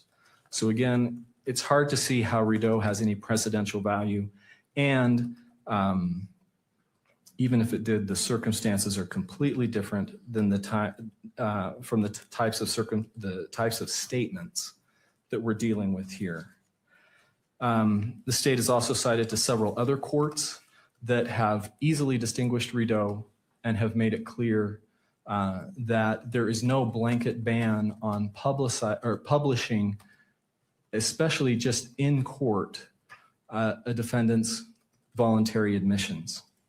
I think the most interesting case is the Sixth Circuit case, because there it dealt with essentially the issue that we're dealing with here, which is publication of a defendant's statements during a preliminary hearing. And that case is especially important, the DeLeslie case, because there that confession was ultimately held to be inadmissible. So an inadmissible confession was played to the public and interested media members so that in a way that it had, as if it had been played in a preliminary hearing. And even though that confession was subsequently publicized and ultimately held to be inadmissible at trial, the court did not hold that that was a violation of the defendant's fundamental rights there, that the court could deal with that through voir dire. It was not inherently prejudicial.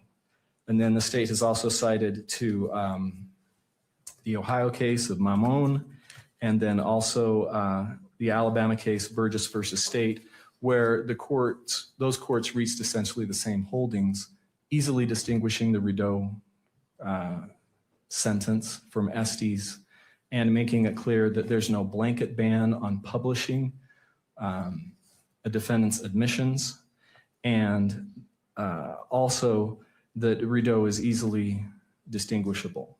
And the court, because the court can deal with those pretrial publicity issues in the way that we've discussed several times already through the tools that the court has available in selecting the jury. I think it's also important to point out that transparency is critical in this case. This court's noted repeatedly the extensive media coverage. That's why we're having to take this additional time in these hearings to be able to discuss these issues. And transparency is critical to the state's right and the people's right to a fair trial. Where there's a vacuum in the evidence, it just fuels speculation. And then finally, as has already been argued, it's critical to the victim's right to be able to attend the hearing. That's a hollow promise if the victim representative is only able to be here physically, but then is shielded from some of the evidence. Does the court have any questions? No, not this time.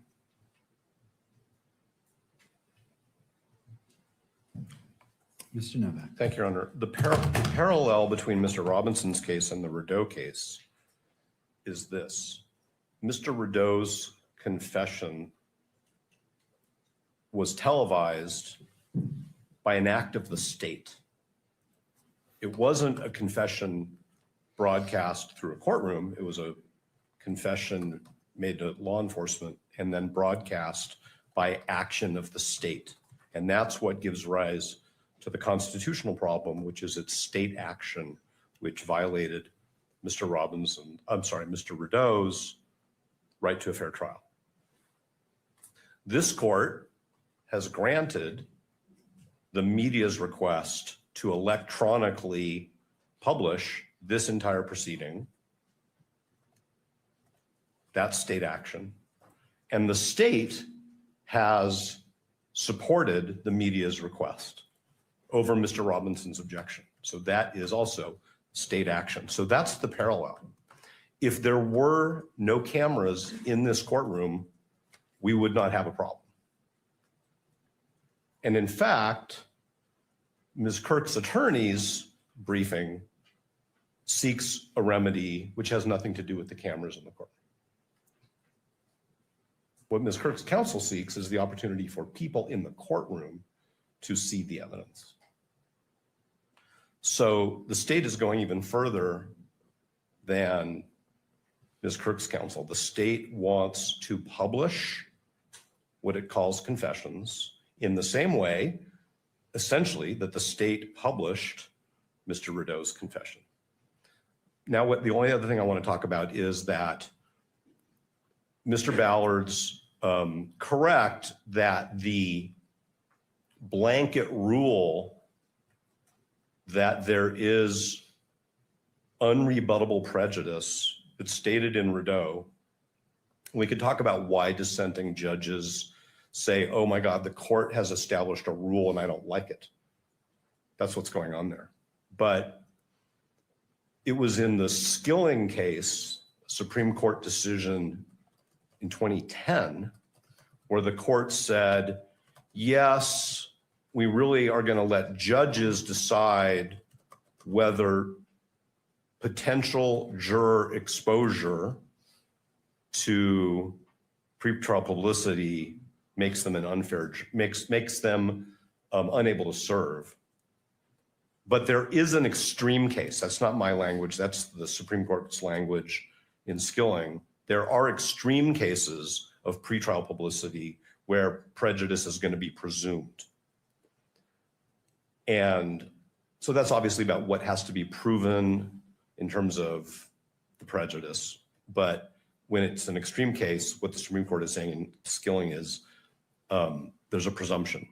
And I believe that this court has already made findings over the last 9 months that this is an extreme case with respect to the quantum of pretrial publicity, the way in which it's being monitored by the public, the speed with which these proceedings, even this week, are being dissected and broadcast through all of the technology channels that we have. So it's our view that this is the extreme case that the Supreme Court talked about in Skilling. We wouldn't have any state action giving rise to this problem if we didn't have cameras in the courtroom. And that's why we think that exhibits 16.1, 16.2, and 16.3 need to be managed in the way we've asserted. Thank you, Your Honor. Thank you. Mr. Ballard. Thank you, Your Honor. Just briefly, Mr. Novak's misrepresented the state's position. We're not going beyond what the victim representative has asked for. As we made clear in our briefing this morning, that we filed this morning, we are asking that these exhibits, unredacted, be published in the courtroom, not electronically, but they be published in the courtroom. It's not the camera in the courtroom that's the problem. The issue here is the public's right. This is a public hearing. The court's ruled that it's a public hearing. Kearns Tribune recognizes that preliminary hearings are public, and the public that is here in this courtroom should be able to see the exhibits that are admitted and that the court is going to rely on. And that is even more important to the victim representative's right to be able to be present and to observe these proceedings. Thank you. All right, counsel. Your Honor, if I may, I'll be brief. I want to begin by saying thank you to both the parties, to the state, to the defense, to the court. Today, the time that's being taken today and the nimbleness that's required to talk about things like the transcript in open court is a challenge. I recognize that it presents difficulties and that it takes time. And I want to begin by thanking both the parties and the court for taking the time to do that. It's important to the public, and I appreciate the court doing that. I know the public does as well. The only thing that I want to say with respect to this question about admissions or confessions is something that I hope will help the court. The court is looking at Rideau. It's looking at Estes. These cases from 50 or 60 years ago in a different media environment under the United States Supreme Court. I want to urge the court to do what the court has done before, and that's to look at Algier. This is a 2011 Utah Supreme Court case. It's obviously in the wake of Rideau. It's obviously in the wake of Estes. It's here in this state, unanimous Utah Supreme Court, upholding a decision made by Judge McCleave below in a case that has striking parallels to this one. In the Algier case, there was a murder trial. The court received a letter, a notarized letter from an inmate saying the defendant in this case has confessed to me. Told me that he was involved in the shooting, gave me details of it, threatened me and my family if I did that. I want the court to know that. That was provisionally sealed for many of the same reasons that the court could conceivably consider keeping some of this information from the public. The court did a two-step analysis. It began by trying to determine whether or not there was a presumptive right of access to that document. The answer is yes. There is a presumptive right of access to this proceeding as well. Like Mr. Ballard just said, because this is a preliminary hearing, there's a presumptive right of access for the public. The second question was simply whether there's some kind of balancing that should be done. Notably, in paragraph 17 of that Algier case, it stressed something that we have said over and over again, which is much of the information that would be revealed through that letter had already become public at that point. And the idea of sealing a document that contained allegations or details that were already in the public sphere would only create the impression that information was being kept from the public when it was not. We stressed what we did yesterday, that as we understand it, much of the information that is now under consideration for the court is already in the public sphere. The right case to analyze this under is Algier. Algier would dictate in this case that the court recognized as a presumptive right of access to this material, and that the presumption, the balancing test that would be needed to overcome that presumption of access has not been satisfied here, particularly because so much of that information is already in the public sphere. That must be an animating factor here, and we ask the court for that reason to grant access, both publication to the courtroom and, in our view, publication on the cameras as well. But we again do recognize that middle step is a meaningful one. And if the court were to decide that information be shared in the courtroom, but not on the general feed, we would recognize that as well as a meaningful step towards transparency in this case.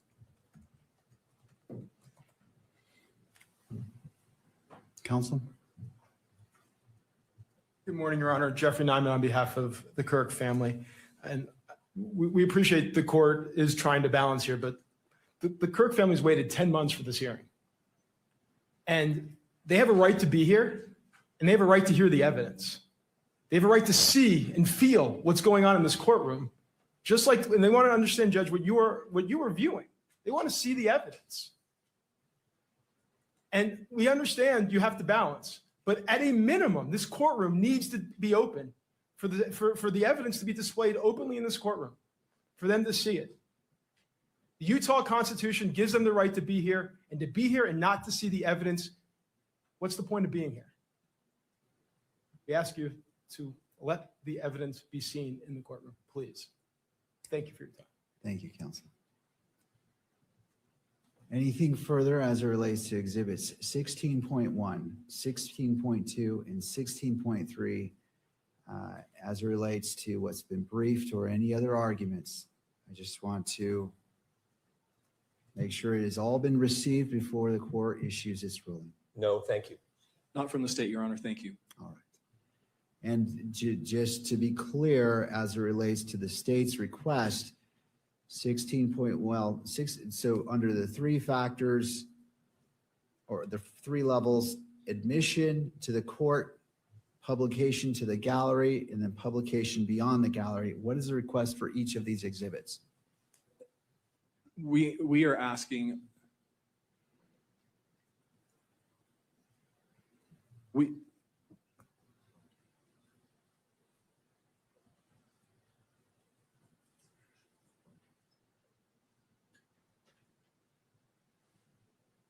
Your Honor, we are asking for admission.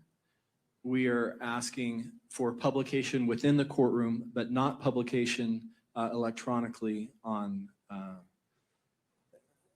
to the electronic coverage in the courtroom or of these proceedings. We do want to make clear that once the exhibit is admitted, that the witness will be reading from portions of the exhibit, but again, we're not asking that be displayed in any way so that those outside the courtroom could capture that and reproduce it. Thank you. The court just wants to.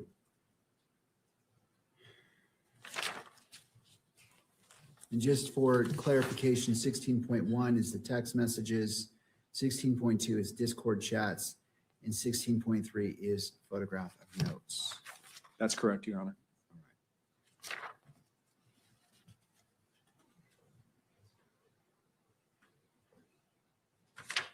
And finally, and this hasn't really been addressed by any party, but it is a factor the court's weighing, how much of 16.1 has been published to the public prior to these proceedings?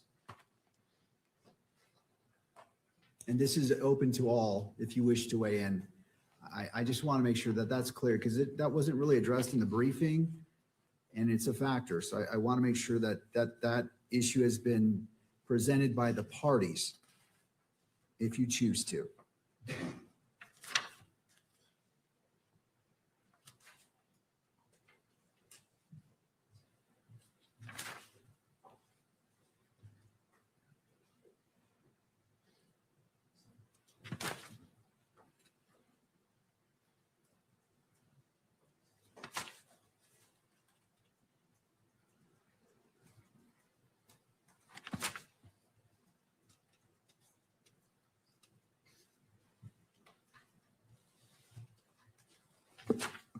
Your Honor, with respect to Exhibit 16.1, some of those text messages do appear on pages 8 and 9.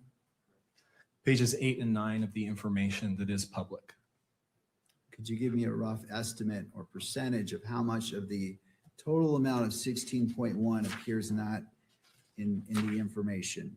Again, I'm just trying to create a record of what is out there from your perspective, so the court can consider that in its analysis.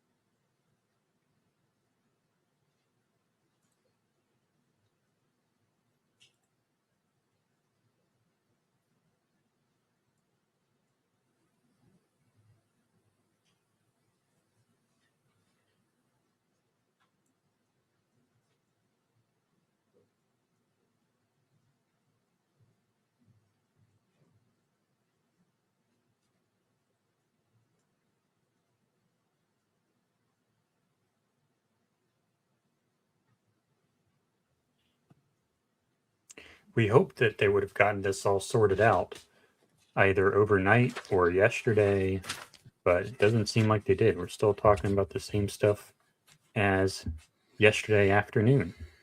Still trying to get the video to come out, unfortunately.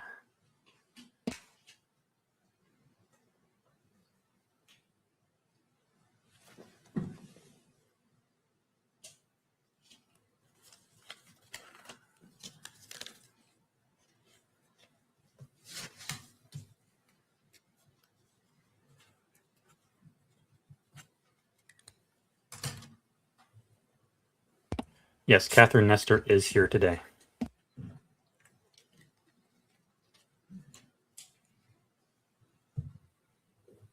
Yep, she was actually, she wore like a jacket into the courtroom this morning. She looked like she was ready for business.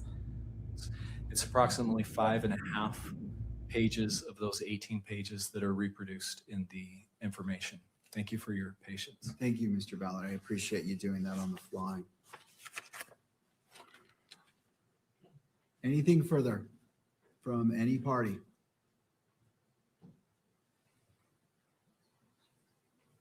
To defense? No, thank you. To the prosecution? No, Your Honor, thank you. Media?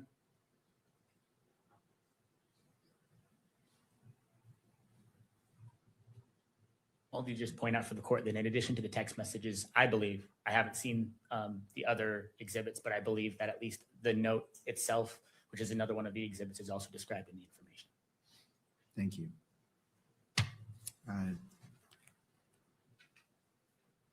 Ms. Kirk's victim representative attorney.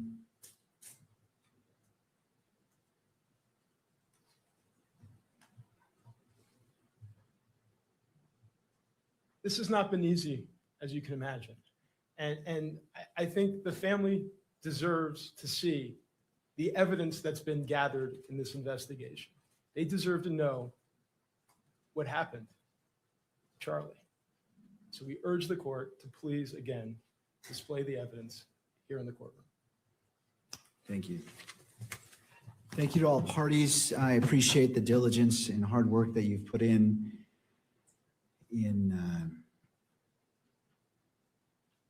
briefing argument. These are important exhibits as it relates to what should be considered for, again, to be clear, these exhibits are being admitted to the court in its entirety. The question before the court is publication. It's in the courtroom and beyond the courtroom. And so this is the ruling as it relates to the briefing. And I know it wasn't a formal motion, but I'm just trying to be thorough in my approach.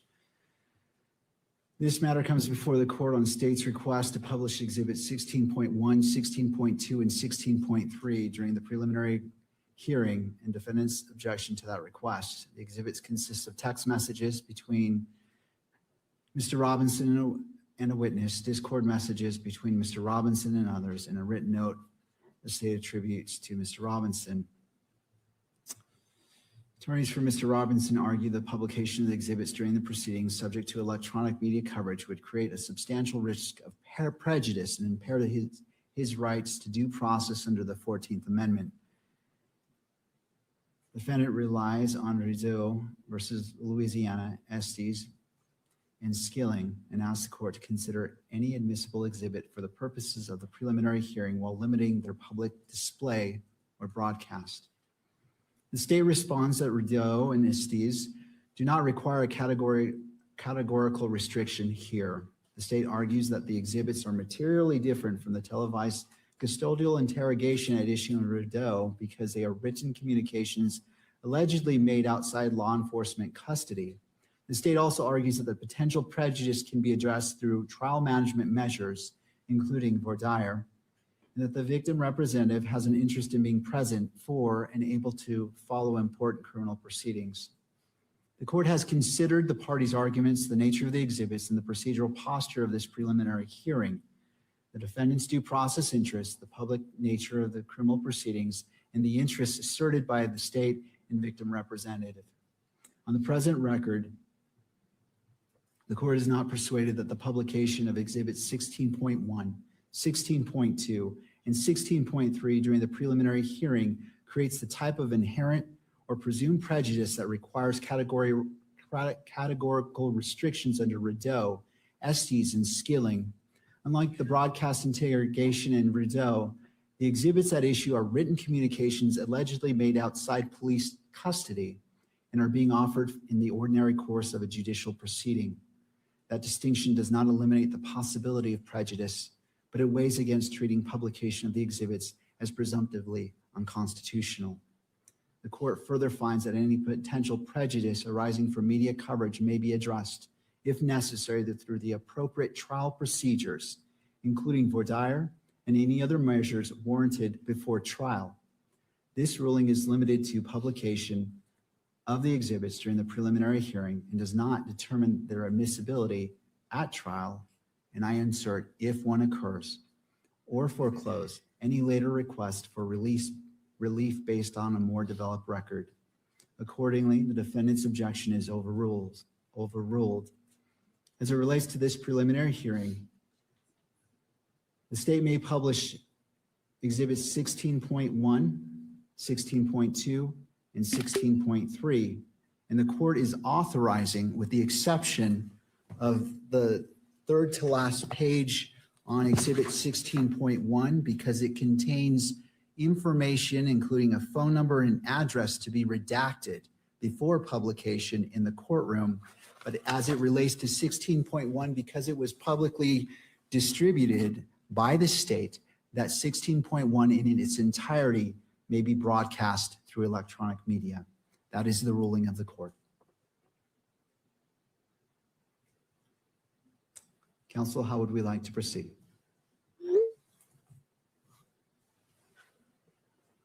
Your Honor, just to clarify the record, the state has redacted that portion. We anticipated that needed to be redacted in 16.1, so we have redacted that portion. We believe that the best way to proceed now is we have the edited video ready that comports with the additional edits that the court has ordered. We propose that we take a break so that we can show that to the defense, make sure we're on the same page, and then we anticipate coming back and playing Exhibit 16. All right. Okay. All right. I appreciate the caution being exercised by all parties. We'll take a 15-minute break, come back at 10:50. Court is in a brief recess.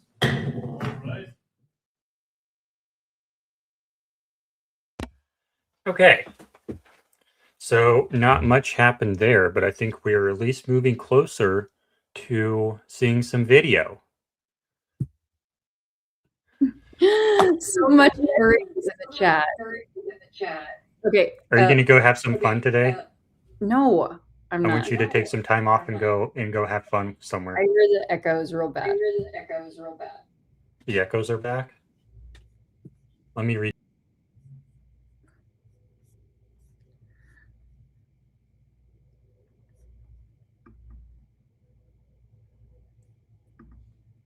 Oh, hold on, Jordan. Is the echo better now? Nope. Oh, wait, hold on.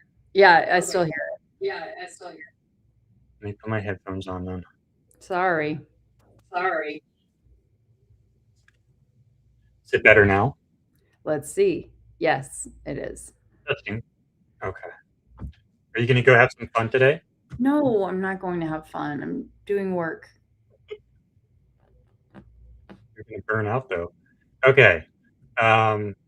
Okay, I promised them some Erica tea earlier, but I also wanted to just acknowledge the furries in the chat. So what's up, you guys? All right. So I can't believe I didn't tell you guys this when I was standing out there in front of the courtroom. For those who did not get to see the article that was written about me in the New York Times, and apparently I missed this, but a gal from MSNBC told me that it was on the New York Times. It was the top story. And yeah, she was like, your face was like, right there, big on the New York Times website. So anyway, that was funny. But here's the Erica part, is that the New York Times reporter told me that he was, I thanked him for the article. And he said, you won't believe this. He said, I was actually talking to Erica when the article came out, or when she became aware of the article. And so I had to say, well, Charlie Kirk is alive. And she's like, oh, say what? So anyway, if they didn't know about me before, they definitely know about me now. And I'm sure he spared me from the rest of the conversation, but I can imagine she was none too pleased with to find out that we figured it out. Yeah, exactly.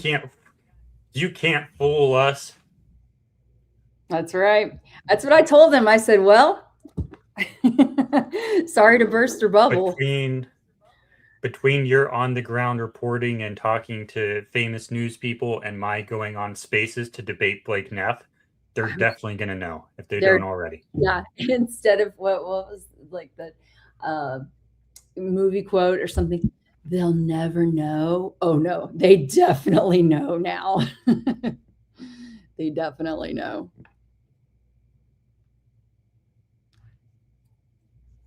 They're going to know.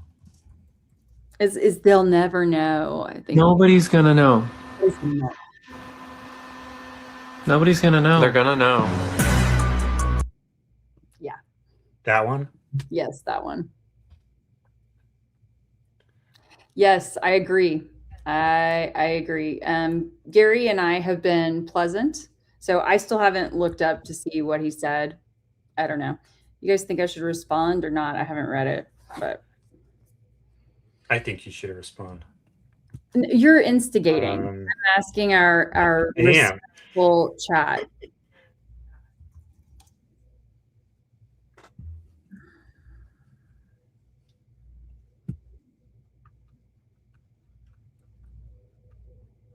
Here it is.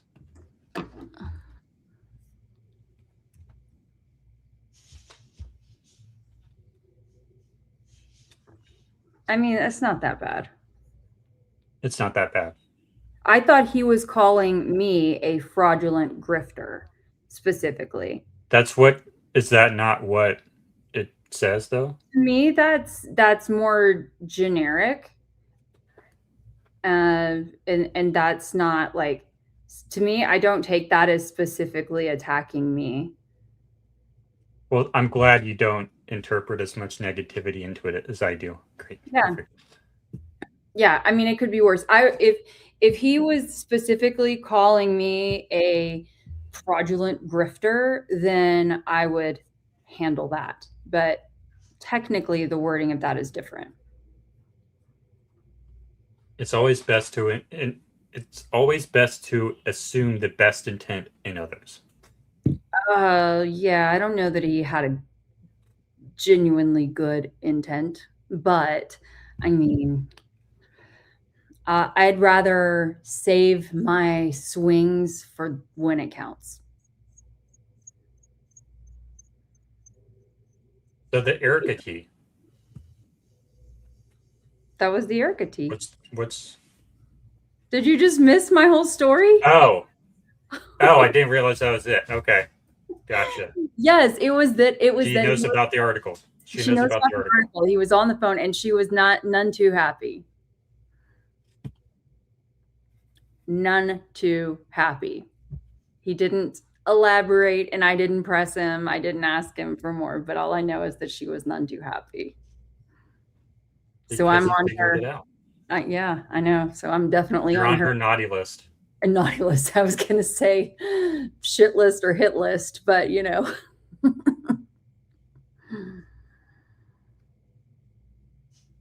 Yep. How are you doing? Hanging in there. Yeah. Hanging in there. Hanging in there. Oh, where is the feed? Here it is. We're good.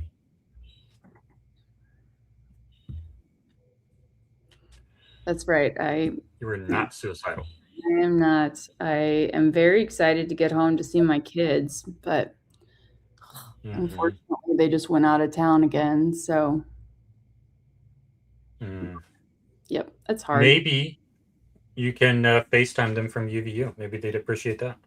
Yeah, actually. Braden, y'all see him pop in the chat every now and then. And so he enjoys getting to watch, but I miss them. I think he was in the chat on Tuesday morning, I think. Mm-hmm. I think that's when that was. Yep. Make sure no Egyptian planes follow me. Oh gosh. You know what? I have to leave the plane tracking to others. And thankfully there are a couple of folks, especially who are very skilled in that department. I'm like, I have to stick to things on the ground and below the ground. You know, I can't do it all. Here's a question for you, Kelly. You could have maybe had the opportunity to talk to Brandon Tatum this morning because apparently someone else did, but you didn't because you didn't know what to say. Let me ask you this. Because I didn't know what to say. You got to, hold on. If you got the opportunity, if you were standing in the front of the courthouse at exactly the right time this afternoon, and you just so happened to have the opportunity to talk to Erica Kirk, what would you ask her? Oh, just man. Hypothetical. Okay, just off the cuff. Plan for success. Plan for success. There's so many things. I'm trying to think though of like the very best question to ask her. I mean, you know, it's things like, where's Charlie? She's not going to answer that. Like, why have you told so many lies about your past?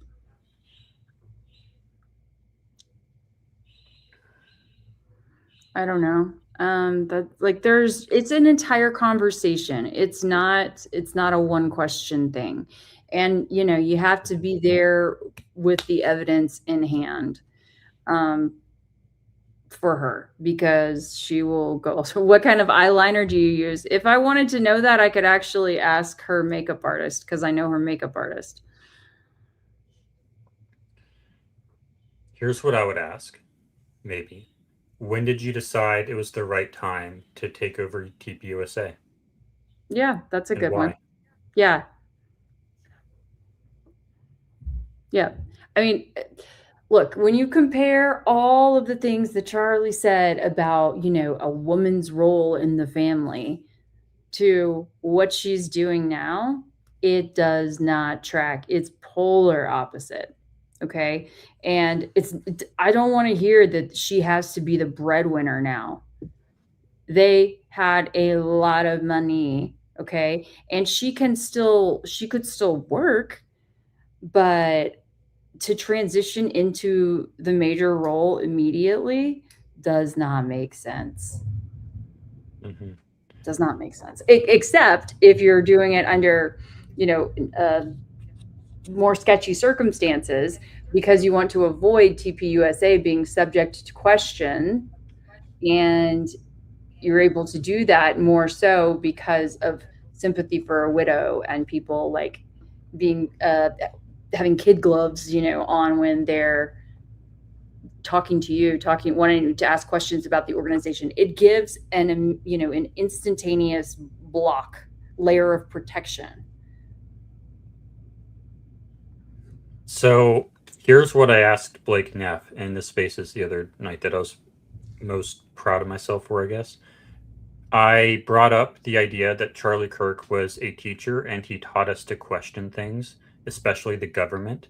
When something doesn't add up, you should ask questions and demand the answers to those questions. I said basically that verbatim to Blake Neff, and then I asked him, can you and then I said that when we look at this case, there are a lot of things that don't add up. There are a lot of unanswered questions. It doesn't make sense. Can you empathize with us for having the attitude we have towards it? And he kind of gave a kind of sort of half answer, and then it kind of derailed from there. But that's what I asked Blake Neff. Yeah. It's hard to just imagine one, because it's like it's the opposite. Yeah. Yeah. I just all the evidence just points me in such a direction that I don't think that, you know, I'm going to get a straight answer, an honest answer from her or, you know, the other folks in just a one question opportunity, you know. And then like, I'm sorry, you guys, but I'm sick. I'm tired of this martyrization, if that's a word, this martyring of Charlie. He was a person, you know. I don't believe, like, he was not a saint. No. It was not a, and he didn't choose this either. You know, like the way that they have treated him is as though he was some savior, and that's concerning.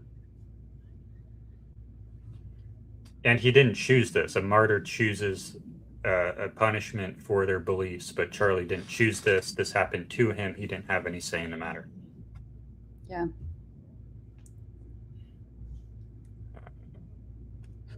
Definitely wasn't the juice. Says, I like when Keli ran Spaces because people didn't run over each other. Yeah, we did. We've done like 3 Spaces now together, and I think we do a really good job of that together as well. But I don't think I've ever listened to you hosting them alone because you haven't done it in forever. But I think we did a really good job last time with maintaining civil discourse, and the 2 times before that as well. Yeah, I really enjoyed, especially more toward the beginning of the year. I was hosting more spaces, by myself, and it was fun. It's just there's only so much energy to go around. So, I don't know. But I love spaces. I love the interaction that you get to have with the audience, and people have I love hearing other people's perspectives. It's one of those things that drives me nuts about the whole Fed slop side is that, their perception is that anyone who doubts the official narrative must just be like part of the Candace Owens cult. And it's like that could not be further from the truth when it comes to, folks like Jordan and I. It's not that we dislike her, it's just that her, opinions and things that she says in her episodes does not dictate or, formulate my opinion or research. Maybe bits and pieces here and there, but I always cite that, like, okay, well, Candace, this was according to Candace, if it's not something that's independently verifiable.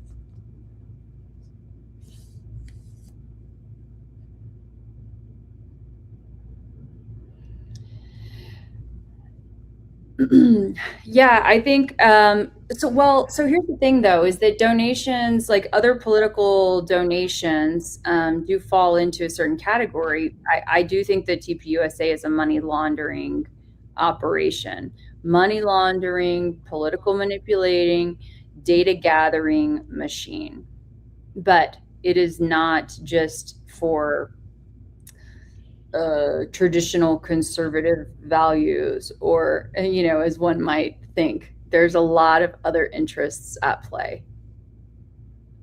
Like, for example, it would be interesting to do an overall look at the candidates that TPUSA has supported, even already this year in primaries, and their stance on Israel, for example. I know it's like TPUSA and AIPAC money flowing into Texas elections. And if that politician is not on board with, our greatest ally, then you won't see TPUSA endorsing them. Adam Kovacs says, Erica faked many parts of her marriage. Charlie was on to her near the end. A lot of people think that when you watch some of the podcast episodes. Okay, so there's two different sides of this. There's the side of, oh, they have the happy music videos where it's just them smiling together and having fun together. And then there's the other side where they're on the podcasts on stage and even on the Charlie Kirk show, and it doesn't feel natural. It doesn't feel right. We'll wait a moment for the public now to be able to come back into the courtroom. And I guess we can continue. It doesn't seem like they have chemistry, right? Yeah, I agree. It doesn't seem like they had that much chemistry. And I even wonder, look, for being married about 4 years, they didn't have that many videos together either.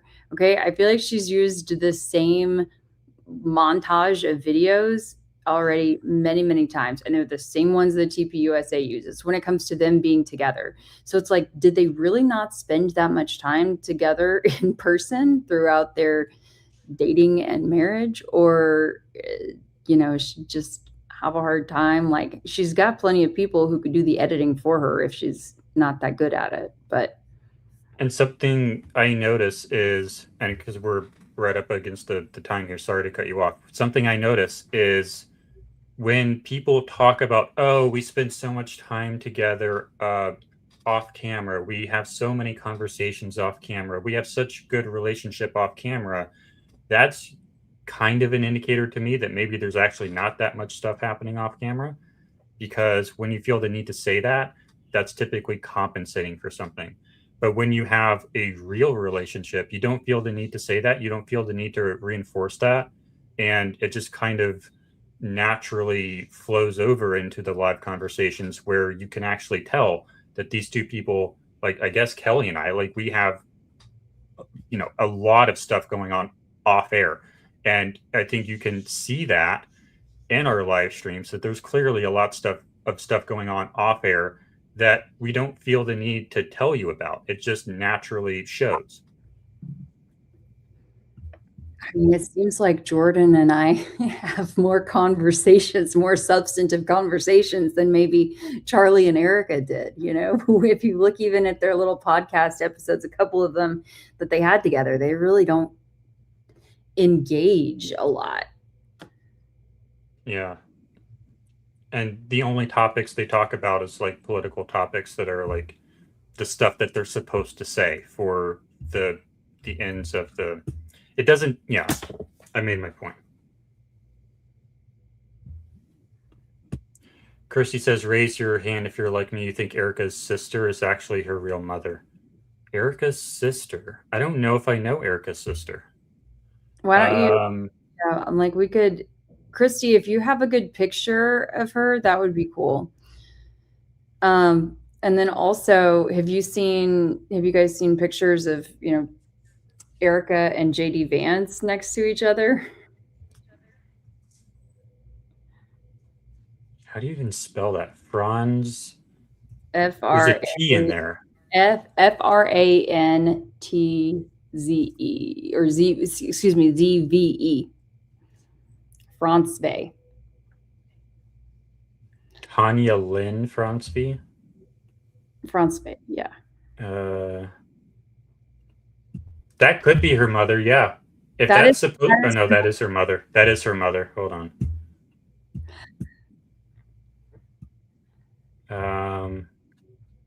Maybe Christy will text me a better photo.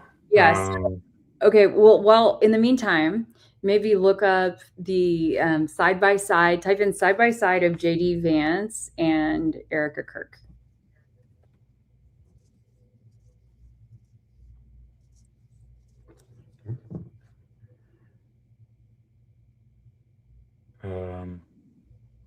Just click on one of the pictures. This one? This one? Oh my gosh, where you can see their faces next to each other. Come on, Jordan. We're talking about. I don't know what you were asking. I mean, we have the hands on the waist. Is that what you were asking for? No, I said side by side of faces. We're talking about if they look like they could be brother and sister. Oh, I didn't realize that was what you were asking. Here we go. Just as long as it takes to show the video. So maybe. I don't really think so, though, because she has so much makeup on. It's impossible to even see her actual face. Even looking right. I'll get you a good picture later. And then you have to add in Michael Aquino, the guy with the eyebrows. And it's like you got a whole family vibe. Okay, I hear the court. Yeah. More minutes. Once you get back home and get a monitor, you can have the remote to the TV. 11:05 approximately. That should work, and also we can inform the bailiff as soon as we're done if it's ahead of that time. All right. So ladies and gentlemen, I apologize. I thought we were ready to proceed. I want to be respectful of everyone's time, but at the same time, keep this hearing moving forward. So court is in a brief recess. Ooh, that judge is pissed. He's pissed. Let's do a replay. Yeah, please.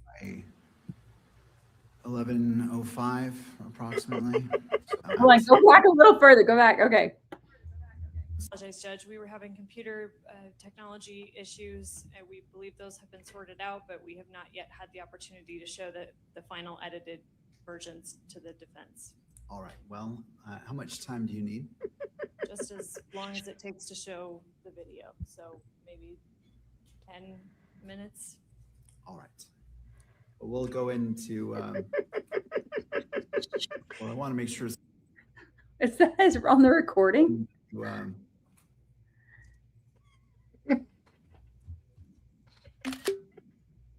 Oh my God, I'm.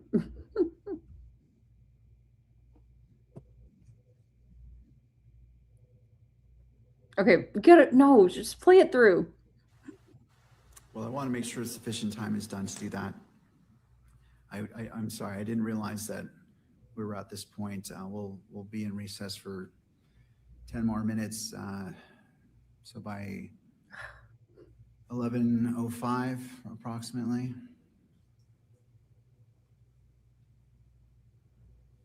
That should work, and also we can inform the bailiff as soon as we're done if it's ahead of that time. All right. So ladies and gentlemen, I apologize. I thought we were ready to proceed. I want to be respectful of everyone's time, but all at the same time, keep this hearing moving forward. So court is in a brief recess. I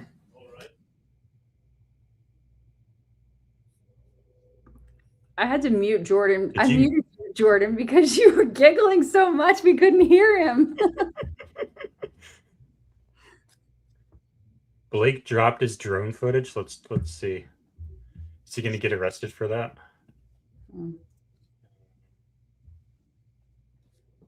Mighty interesting. Wait, what was that? He talked to, who is that? Oh, she talked to Life is Driving. Billy Webb did, apparently. Nice.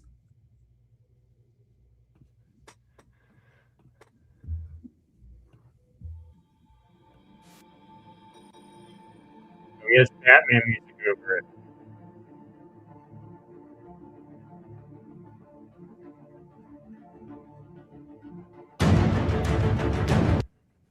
Okay, that's going to get us a copyright strike.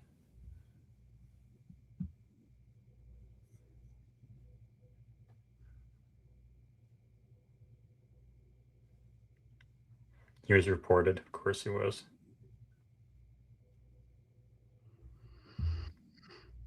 So this is the spot.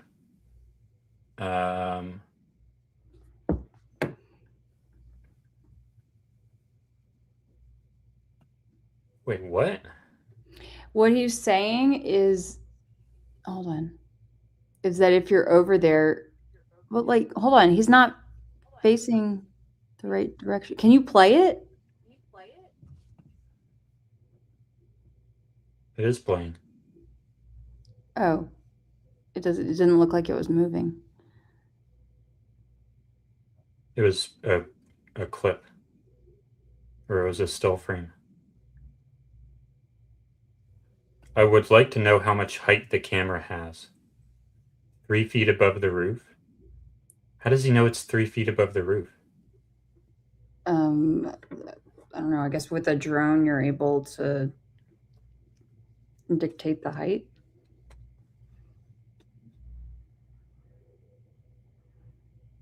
So he seems to be making the... Hey, I would say if anything, that makes the case that you could shoot, if you needed to shoot a shot, shoot it into the pond. Yeah.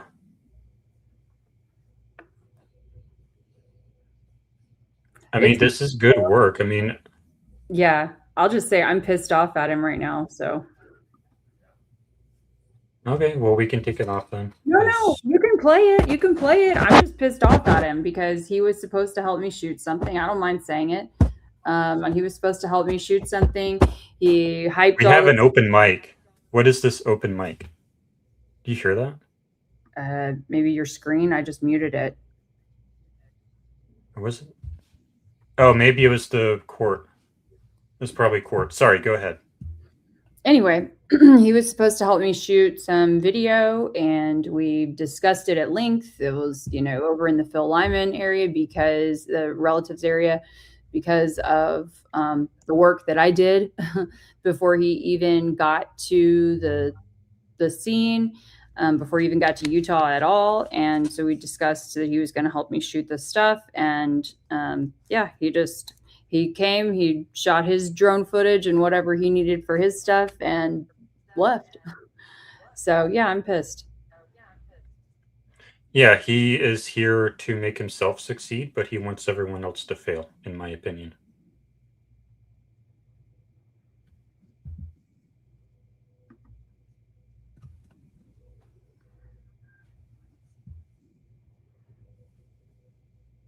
So I know that he argues that you would not have line of sight because of this problem. And it really depends on the amount of height you have above the roof.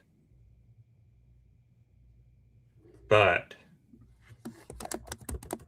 maybe he has a point there. Maybe he has a point. I am, with this footage, I'll say this, and maybe he's listening. Maybe someone can clip this. Here's what I'll say. I think this is good work.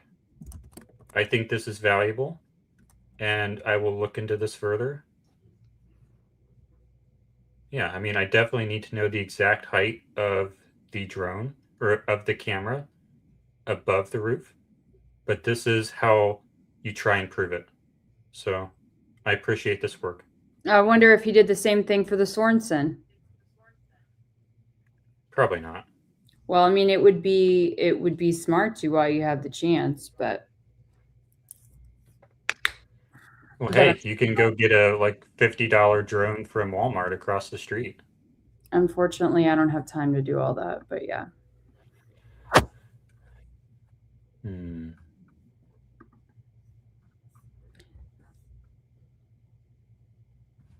Ooh.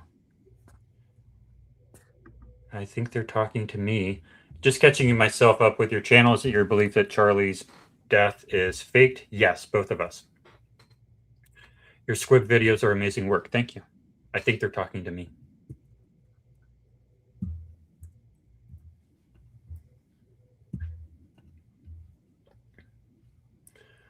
Oh, here we go. Thank you, Brandy Graham.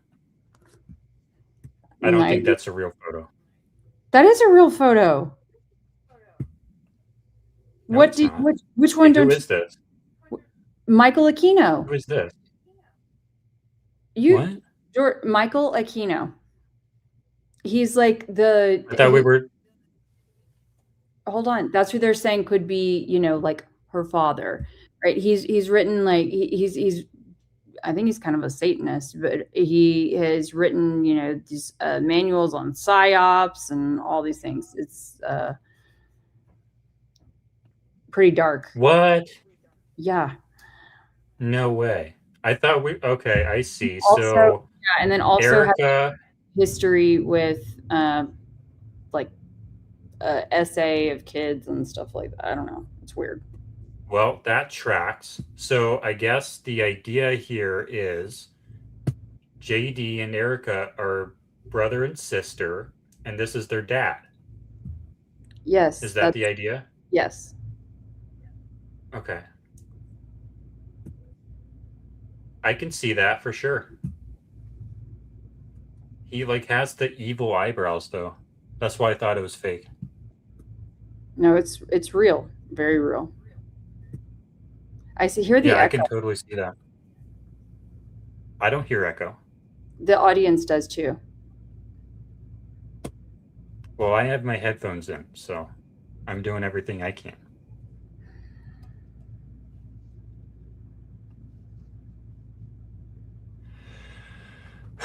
So I looked at the numbers on the stream. So it was 10 hours the first day. It was, I guess it would have been 10 hours or something the next day. And then 5 hours yesterday. We've already done 25 hours and now 28 hours of live streaming together. Man. Wow. So it would make sense if we're starting to get pissy with each other. So No, I'm just trying to make sure that and I'm not pissed at you. I'm pissed at this other situation that is just so disappointing. So I'll get over it. Sorry, guys.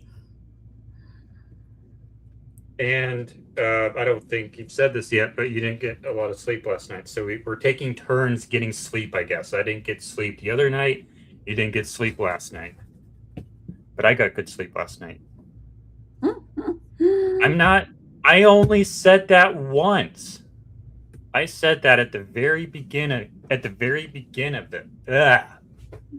I only said that once at the very beginning of this stream.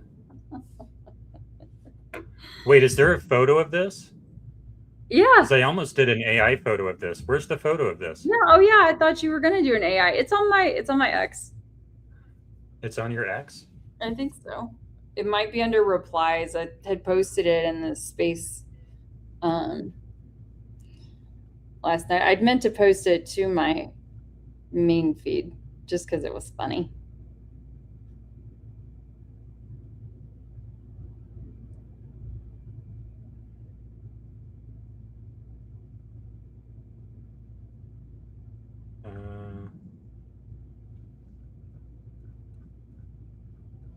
I think I must have missed it. You know who posted it? Louis in the Louisiana girl. Go back. Keep going down. There. Can you make it big? Yeah, there you go. Oh, hold on. Start it over if you can, because the volume was off. I'm in this. I know.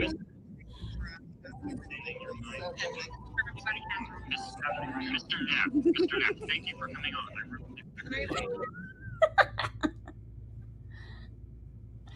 So what I said to this was, and I told her this privately, and I'll share it now. If I get to have dinner with Keli Rabon, I'm not going to be in a Twitter Spaces. I'm going to be, all my attention is going to be on Keli. I don't care if Donald Trump is in the Twitter Spaces and I'm made speaker. What are you guys doing, man? What are you doing on your phones? Like, talk to each other and have a nice meal. And, you know, focus on each other and be real humans. Anyway. Yeah. The other one's cool too. The other video that was in there. It's just diligent, but questions on Charlie's own show within weeks of the assassination, right? So TPUSA is not without guilt here. And I ask one really specific questions on Charlie's own show. So it was just funny that we were sitting outside. At this point, we had stayed in the restaurant until they closed. Whoops. And the guys are standing up. They're getting loud, you know, because they're into it, right? And I'm like, I don't need to join this space as well because and I'm trying to convince you to. I'm trying to convince you to this whole time. I understand. Because here's the point. Here's the point. Yeah. You are the only person in this space, and I'll make myself bigger. You are the only person in this space here who has qualifications to talk to Blake Neff, who has an actual professional career interviewing people in these places. So I'm like, give her the damn phone. But she doesn't want to come on. It was chaotic. And I just thought, you know what? I'll get my time when it's right. So anyway. In the meantime, I got to take some fun videos of them. So anyway, we had to, you know, we left the restaurant because they were closing. And then I'm like, I'm tired. I'm ready to go. But they both were like, let's just stay here and, you know, on the space a while longer. And so, you know, we're all sitting on the curb outside of this random sushi restaurant in like a strip mall. And yeah. I was sitting on a curb too because I was on a walk, and then Christy texted me that Blake Neff is in the space. So I it doesn't matter if it's a date, just talk to people. Like, you have such limited time to talk to people in person. Like, make the most of it. Yeah. It doesn't have to be a romantic date. And I was sitting on a curb too because I was taking a walk. Yep. Wait, seriously? You actually know the owner to that sushi restaurant? That's wild. Court is back in session. And I think we're going back into court. Parties all being present. Good talk, guys. And where we left off is we were looking to, what the state was looking to confer with defense to ensure that state's exhibits 16, 16.1, 16.2, and 16.3 were shared. Ms. Hunt. I have reviewed Exhibit 16 with defense, and it comports with the court's order. At this point, we would like to put Agent Davis back on the stand and continue with displaying that, publishing that. All right, Agent Davis, if you'd like to come forward, I remind you, you're still under oath. If you'd like to have a seat, there should be a water bottle to your left. And after you're situated, if you wouldn't mind adjusting that microphone and bringing it close to you so the record can pick up your testimony. Ms. I cannot Hunt. believe we're bringing Davis back. And just for the record and the court's benefit, we have made the edits that the court has ordered. We have shown them to defense. Pursuant to the timestamps that the court ordered, we wanted those to be reflected very clearly. So there are sometimes large gaps of just black, empty, silent space. When there are large gaps, we will fast forward. Some of those are short enough that we'll just let it play if the court is okay with that, with proceeding that way. Thank you. I appreciate giving a heads up so all parties know what's going on. Thank you, Ms. Hunt. So at this time, we would move to publish on the monitors State's Exhibit 16. All right, and to the media, there is a monitor for your benefit right there next to you. For the camera, there is one for that direction as well as for the gallery.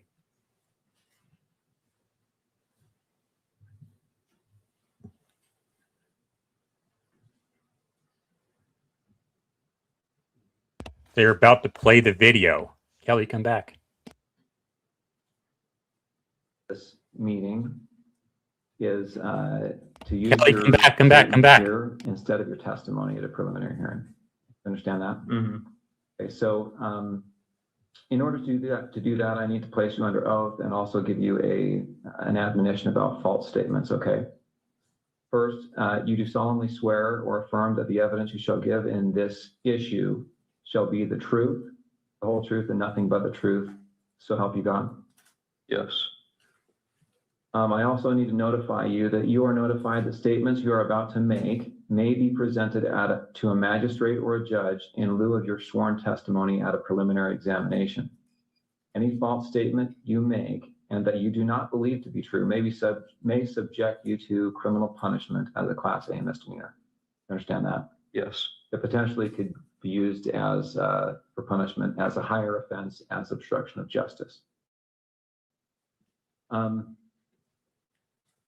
In addition, I just want to make sure that our recording here is clear that you've also been given a federal agreement and a state agreement granting you immunity from prosecution for materials that you discuss now. Do you understand that? Mm-hmm. Okay. First, we're going to cover some of the things that you've already talked about, but to make it as part of this record. First, what's your name? Full name with middle name or just first and last? First and last is fine. Okay, my name is Lance Twiggs. And do you know Tyler Robinson? Yes, I do. Yeah, I do. And this is the same Tyler Robinson that's been charged with the shooting of Charlie Kirk? Yes. And would you say when you first met Tyler? I think it was 2023. I've known him longer than that, though. That was, I think, the first time I met him in person. Okay. And will you describe your relationship with Tyler when you first met him anyway? When I first met him, I didn't know him super well. He was just a new roommate. So I knew he knew my friend group and I knew he liked playing games, but that's about it when we first, when he first moved in. Okay. Before we go on, I realized my mic was muted at the outset. Was yours on, your microphone? Okay. I'm going to repeat those admonitions just to make sure we got it recorded. Okay, so again, I placed you under oath. Just to make a record, I'm going to do it again. You do solemnly swear that the evidence you shall give in this issue shall be the truth, the whole truth, and nothing but the truth, so help you God. Yes. And again, I'm going to give you the false statement admonition. Sorry, hold on. They're saying that it's echoing, so I think this one's mic is on. Okay, sorry. Okay, you know, I'll mute my mic, that's fine. Okay. Okay, so we should be good. All right.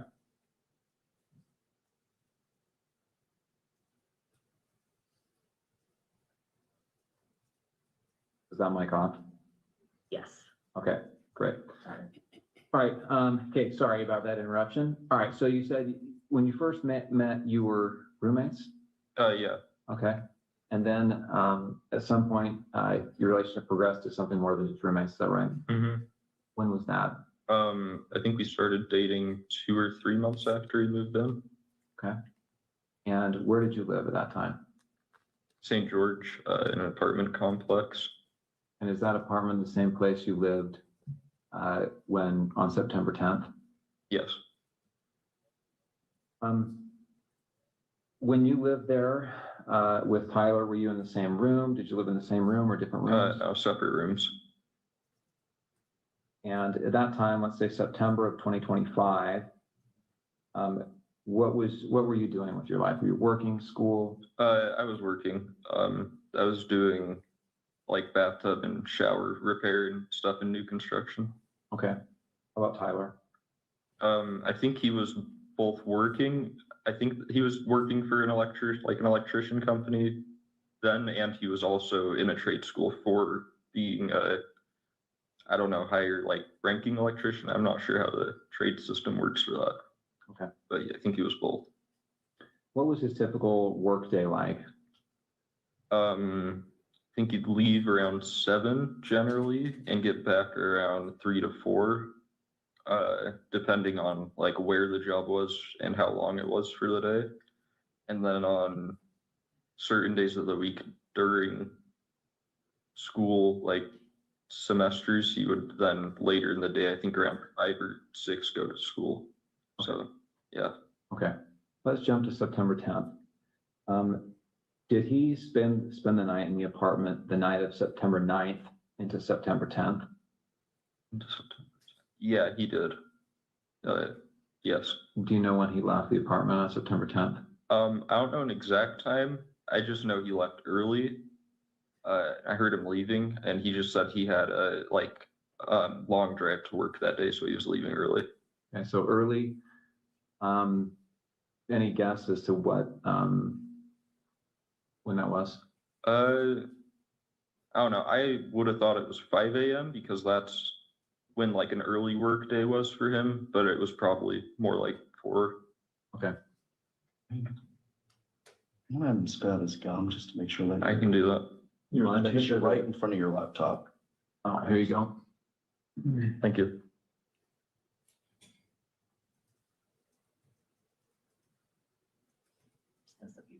Thank you.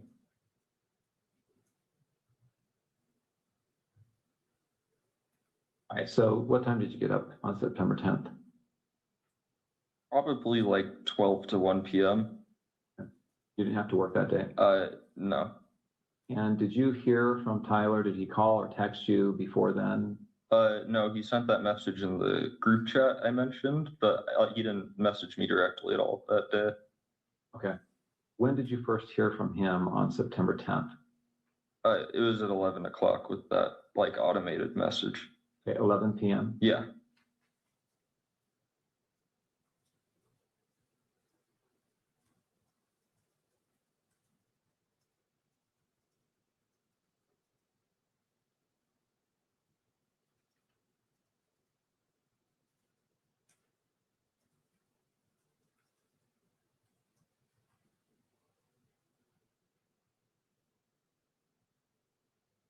What about, he asks you here, remember how I was engraving bullets? Was he engraving bullets before this? Yeah, I don't remember exactly when, but he had said he was planning to go hunting with his family.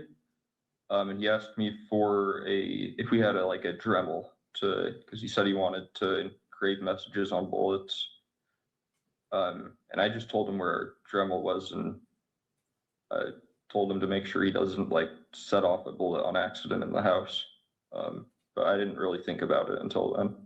How long before September 10th was this that he asked about the Dremel? I don't remember because he'd been talking about the hunting/camping trip for a couple months, but I don't remember when he was specifically asking to engrave the bullets. So are we talking like a year before? Oh no, not that long. It would have been I'd say at most a month before this was when he was asking. Okay.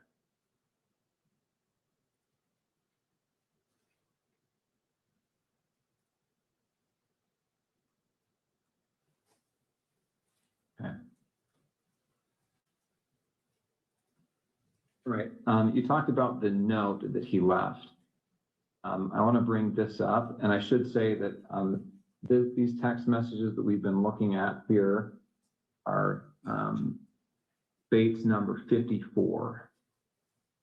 Okay, the notes have been titled 16.3 with a note, and this is Bates number 58. Do you recognize that on the screen there? Yeah. What do you recognize it as? That was the note under his keyboard that he was referring to in the first text of that chain. Okay, so where did you find this? On his desk underneath his computer keyboard. And I assume you read it. Yeah. And then what did you do with it after you read it? I believe I just put it back down on the desk after I took a picture of it. Okay. And again, the time you read it was probably around 11 o'clock or so on the 10th. Yes. The night of September 10th. Mm-hmm. All right. And did you ever see that again after you placed it back on his desk? No, I don't think I did. And that was a desk in his bedroom? Yes. And that's a separate bedroom than your bedroom? Yeah. And now I want to go to what's been titled 16.2. And do you recognize this series of messages here?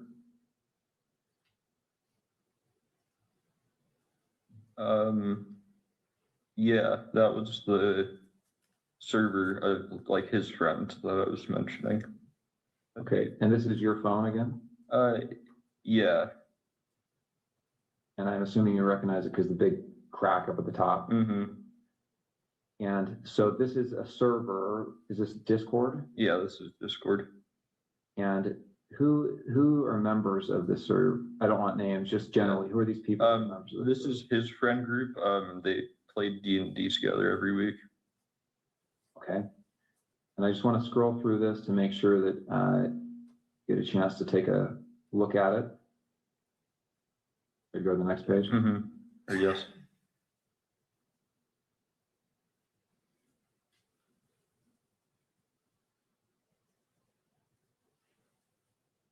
So Tyler Icom, who's that? That's Tyler Robinson. These other people are just others that are members of the server. Yes. Jug, Barnaby, Marina, DM. Mm-hmm. Yes. Yeah, DM means Dungeon Master. So this is these are like most of them are names they're using in the game they're playing currently. Got it.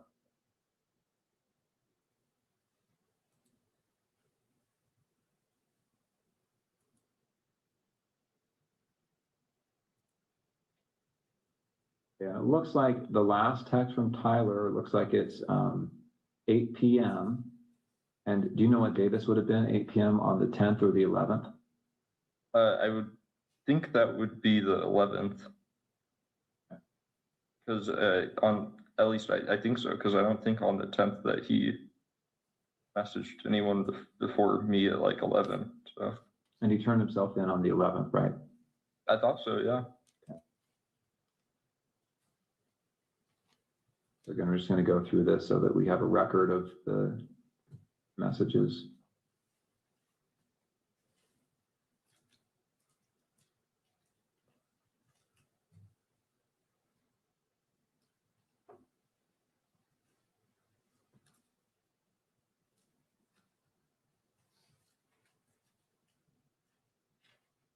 Is that an accurate recording of that thread? To my knowledge, yes. And that was sent, looks like between September 10th and September 12th. Looks like the last day on this is September 12th. Screen? Yes.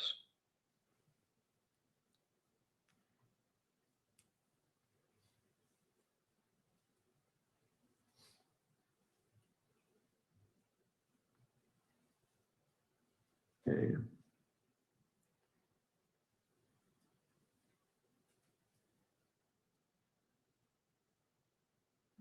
All right, so again, those messages covered from September 10th to the evening of September 11th. Now, September 11th, what time did you see Tyler on September 11th? Yes. When did you first see him on September 11th? So this is the day after the shooting. Yeah, I saw him when I woke up. Like I said, he was up and around doing a lot of stuff around the house. And then I think I saw him after that message where I said I'll come home and say I'm doing laundry, because I didn't want him going to my parents' house right then when he said there was probably cops outside. So I went back home, and it was just him there, and I said bye to him, and then he drove off. So I just went back to my parents' house.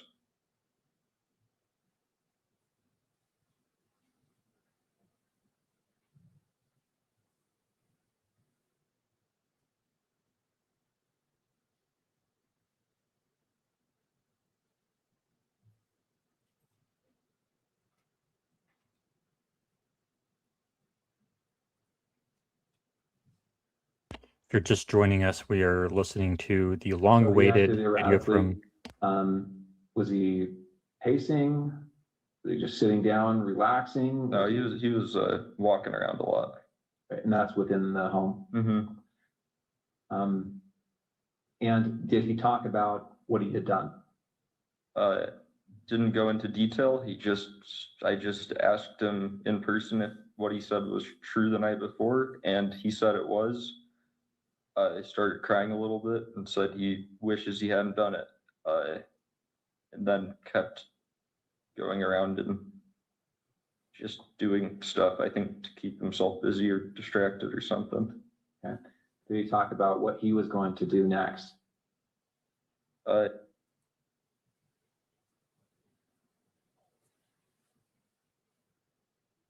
then eventually said that he would talk to his parents or turn himself over.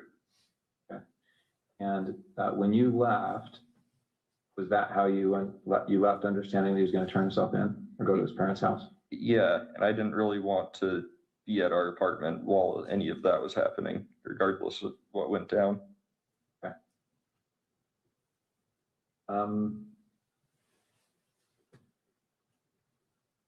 Okay, before he came home, had you seen the press releases, any of the media on this? I'd seen one Instagram link a friend of mine had sent in our group chat, okay, but I hadn't really looked into it at all. And had you seen the images that were released of the suspect? I did the next day. I don't think I saw any on the 10th. I'm going to show you a couple of those images.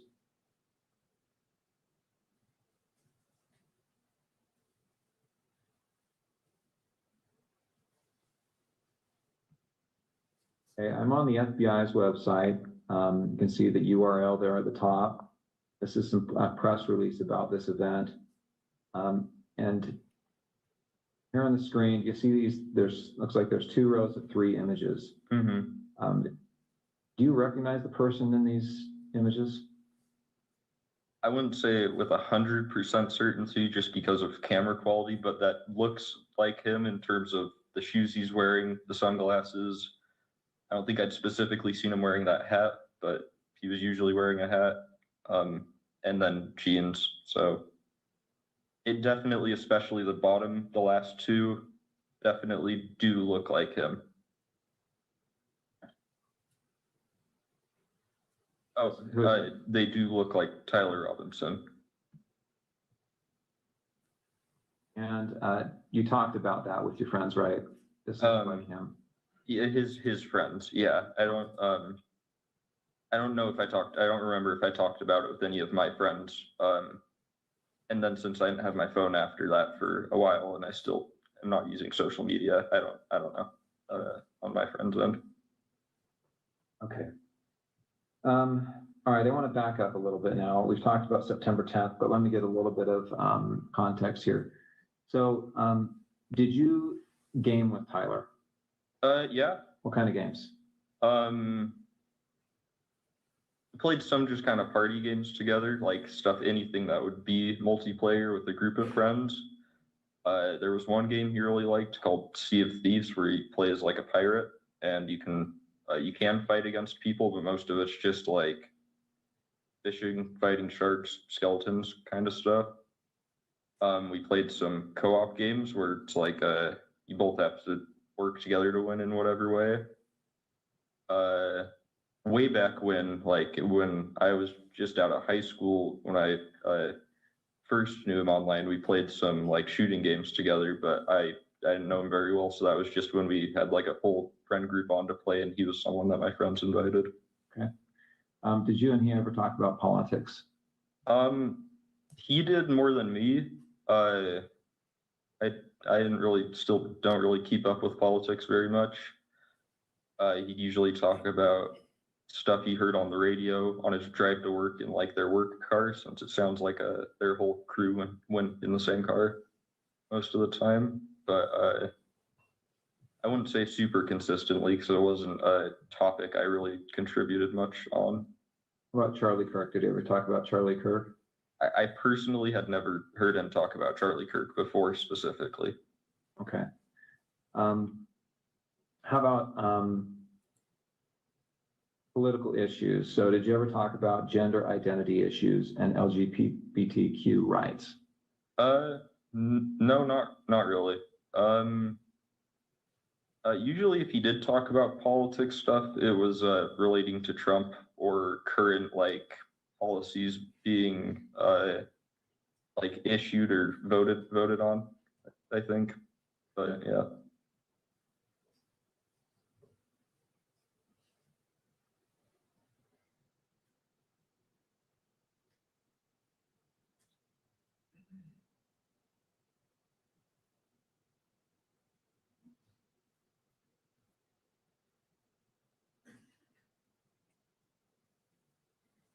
Okay, so before that you have been. For a short time, yes. Okay. And I understand you're going by Luna at some point. To some people, yeah, but not as an overall thing.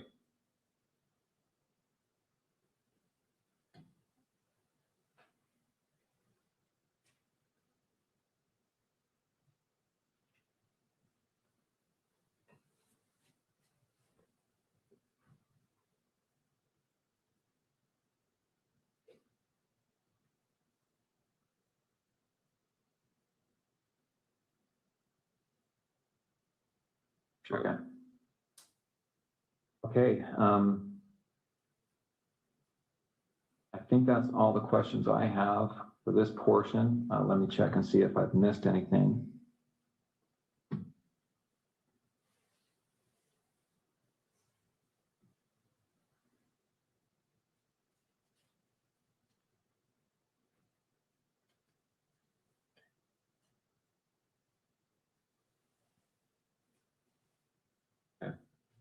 The Dremel that you talked about, you said he had asked for that, is that right? Mm-hmm. And had he told you it was to inscribe bullets? Yeah. And so did you have a Dremel then? Yeah. Okay. It was in our, like, our apartment, we had a section where we kept all our, like, random tools for household stuff in our, like, lower basement level pantry. So, yeah. Okay. And did you give that to him or tell him where it was? I just told him where it was, yeah.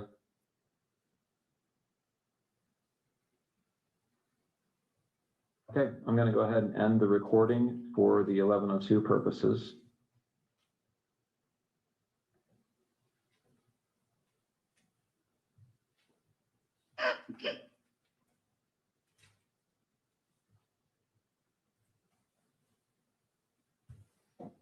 All right, that concludes State's Exhibit 16. Ms. Hunt. Thank you, Judge. Agent Davis, I asked you yesterday, but I want to remind the court and those present. Were you physically present at the interview we just watched in State's Exhibit 16? Yes, I was there. And aside from the court-ordered redactions, did it appear to you to be fair and accurate about what you remember that interview that day? Yes, yes, I do. During that interview, did Mr. Twiggs, was he shown or referenced certain items of evidence? Yes, he was. What types of items of evidence was he shown?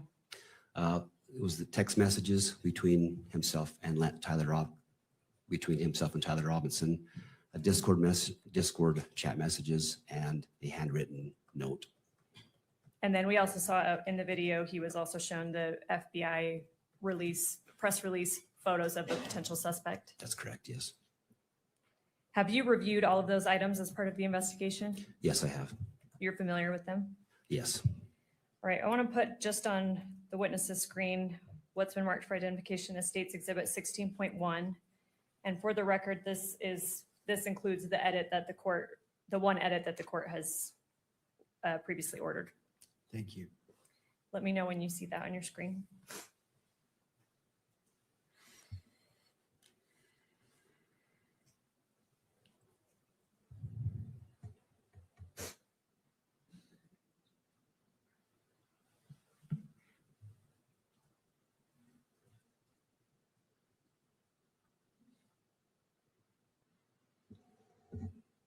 I see it. I see it now. Do you recognize this? Yes, I do. What is it? This is a photograph of screenshots of text messages between Tyler Robinson and Lance Twiggs. This is a photograph of Lance's phone. So sorry, you said photograph, you also said screenshot. Can you differentiate or clarify there? Yeah, sorry. Yeah, these are photographs directly from Lance's phone. How do you know that?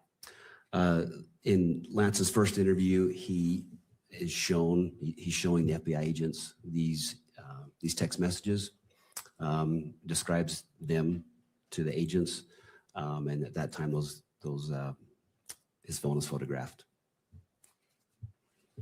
And you testified, I believe yesterday, that Mr. Twiggs' first interview was the morning of September 12th, 2025. Is that correct? That's correct, yes. Were you physically present at that interview? No, I was not there. Have you spoken with the officers or agents that were?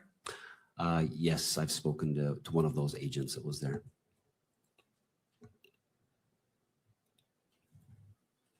And you stated that first September 12th interview of Mr. Twiggs was recorded? Yes, audio, video recorded. Have you reviewed that recording? Yes, I have. So you stated that we're looking in State's Exhibit 16.1 at a picture of Mr. Twiggs' phone. Yes. Do you know who took these photos? Yes, it was Agent Larson with FBI. Did you speak with Agent Larson and confirm that? I did. And you kind of made reference to this already, but how did Mr. Twiggs initially show law enforcement the relevant text messages? Yeah, during that first interview on September 12th, he physically, he shows them the phone and then allows them to photograph the phone. And does he identify it as his phone in that interview? Yes, he does. Does he refer to any particular features of the phone that allows him to make that identification? I believe the second interview, he refers to the large crack in the upper left screen. That so he identifies that in his second interview that was given on April 20th. And according to your review of the recording of his first interview and in speaking with the agents that were there, did he have his personal phone with him at the time of the September 12th interview? Yes, he did.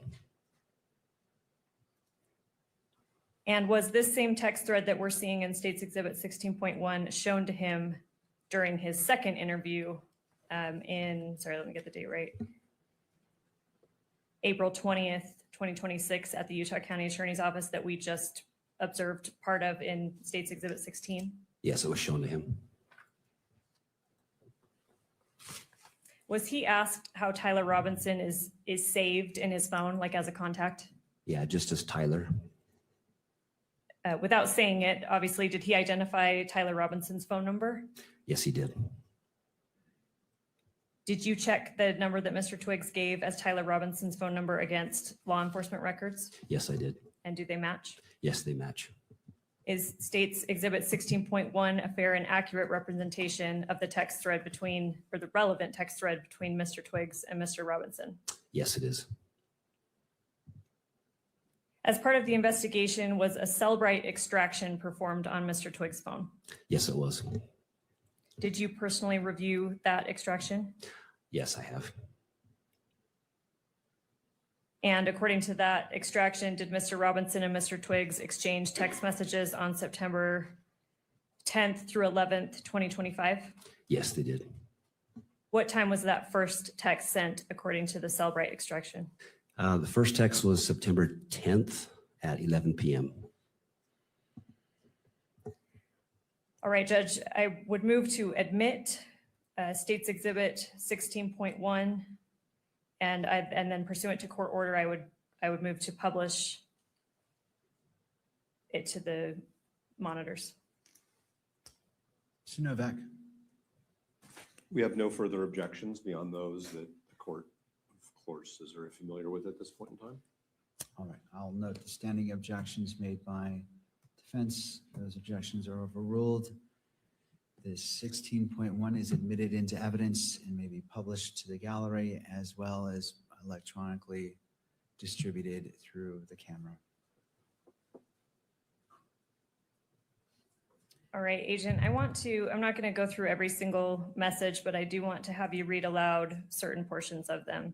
And I apologize to counsel, these are not actually given a page number. I have page numbers, but I'm happy to confer that we're on the same page as we go. So here we're looking at page 1 of State's Exhibit 16.1. If you could read a little more than halfway down where it begins Wednesday, 11 p.m. Will you start reading underneath that? Yes. So this would have been from Tyler. It says, drop what you're doing, look under your keyboard. And I apologize. Let me stop you there. How do you know that that message would have been from Tyler Robinson? That's just, so any of the messages in gray would be from Tyler, and messages in blue would be from Lance. It's just with the iPhone distinguishes the messages. And also Lance in his interview also acknowledges that, who was saying what. And up at the top, who do we see that this thread is between? Tyler. All right, sorry to interrupt you. So read that again, starting from look under the keyboard. So after that, then Lance responds, he says, what? And then he says, you're joking, right? And then Tyler says, fuck, I tried to delete that. We could scroll down to page 2. And if you can continue reading along. Okay. Then Tyler says, I'm still okay, my love, but I'm stuck in Orem for a little while longer yet. Shouldn't be long until I can come home, but gotta grab my rifle still. To be honest, I had hoped to keep this secret till I died of old age. I am sorry to involve you. And then Lance replies, you weren't the one who did it, right? And Tyler says, I am, I'm sorry. Lance says, I thought they caught the person. And then Tyler says, no, they grabbed some crazy old dude, then interrogated someone in similar clothing. I had planned to grab my rifle from the drop point shortly after, but most of that side of town got locked down. It's quiet, almost enough to get out, but there's one vehicle lingering. We could scroll down to page 3. Continue reading. Lance says, why? And Tyler says, why did I do it? And Lance says, yeah.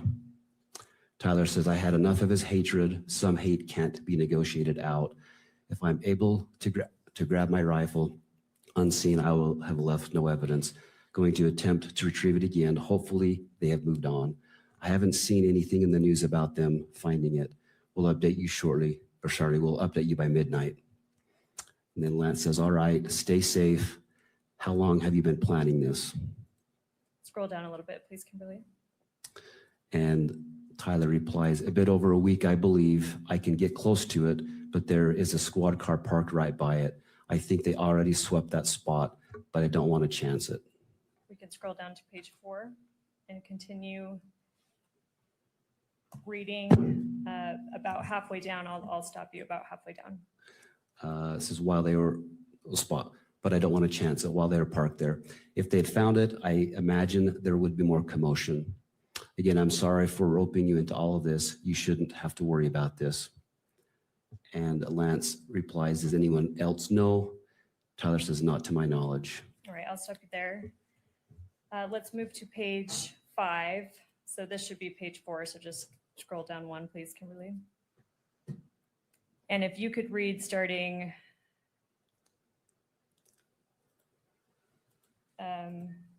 sorry, Kimberly, scroll a bit more down. If you could read, I don't know, about a 1/3 of the way up, that starts with guess. Okay. Tyler says, guess I'm just sitting in my car watching reels for another hour, hoping this guy fucks off. And continue. And Lance says, are you okay still? And Tyler says, yes, check and spot again now. Will. Sorry, now we're on page 6. Continue reading. We'll update soon. He continues, the squad car was moved further away enough that I should be able to move in. I backed off because I thought I heard footsteps, maybe a foot patrol, but the crickets here are so fucking loud. Gonna see if the road closer to campus is open so I can drive past and check shit out. Probably still closed off though. Getting worried, hard to know for sure, but I'm not finding my rifle. Could be in the wrong spot. Lance says, do you think they found it? And Tyler says, dunno, they haven't published anything if they have. And then Lance says, why did you leave it behind? Oh, sorry, Kimberly, if you could scroll down. Originally. Also, does it have a serial number? We could scroll to page 7. And I'll continue reading. I'll stop you on this page in a little bit. Okay. So Tyler continues, IDEK, if it had a serial number, but it wouldn't trace to me, I worry about prints. I had to leave it in a bush where I changed outfits, didn't have the ability or time to bring it with. And stop there, please. And then if we could go to the next page, page 8. And if you could start at the top. Okay, so Lance says, was your change of clothes there or was that also gone? Or did you bring those with you originally? Anyway, you could replace the gun or would he notice? Then Tyler says, only thing I left was the rifle wrapped in a towel. I'll bet that canine sniffed it out. Little snitching bastard. Replace it unlikely. I don't fully know what the gun was because it was old as shit and Gramps did some modifying. There was a 4-digit serial on it. God only knows who it's registered to. Hopefully some dead guy who gave it to Grandpa. And he continues, remember how I was engraving bullets? The fucking messages are mostly a big meme. If I see notices bulge UWU on Fox News, I might have a stroke. And then continue. I'll stop you in a moment. He says, all right, I'm gonna have to leave it. That really fucking sucks. Let me stop you there. And then if we could go on to the next page, page 9. And do you see the first blue message we see on page 9? Can you start there? Yes. So Lance says, do you need it for hunting? And Tyler says, no, my dad wanted to use a high caliber for the rifle hunt. Judging from today, I say Gramps' gun does just fine. IDK. I think that was a 2K scope. Lance says, geez. And then Tyler says, OMW home 3.5 hours. Lance says, drive safe. And then Tyler says, delete this exchange. And I'll stop you right there. And then, sorry, we're on page 9. If we can scroll to page 15.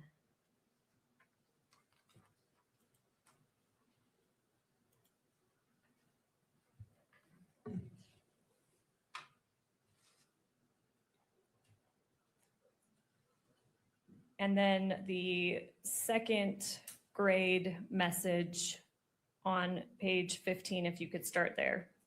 Okay. So this is Tyler. I'm going to turn myself in willingly. One of my neighbors here is a deputy for the sheriff. We hope to keep things sort of quiet here. And then I'll stop you there. Okay.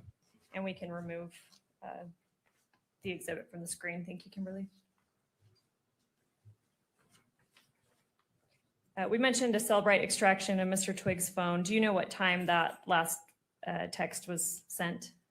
Yeah, I recall it was just before 8 p.m. on September 11th. It was, I think, 7:42 p.m. is my recollection. I'm sorry, September 11th? Yes. Would September 12th make sense, or you're saying September 11th?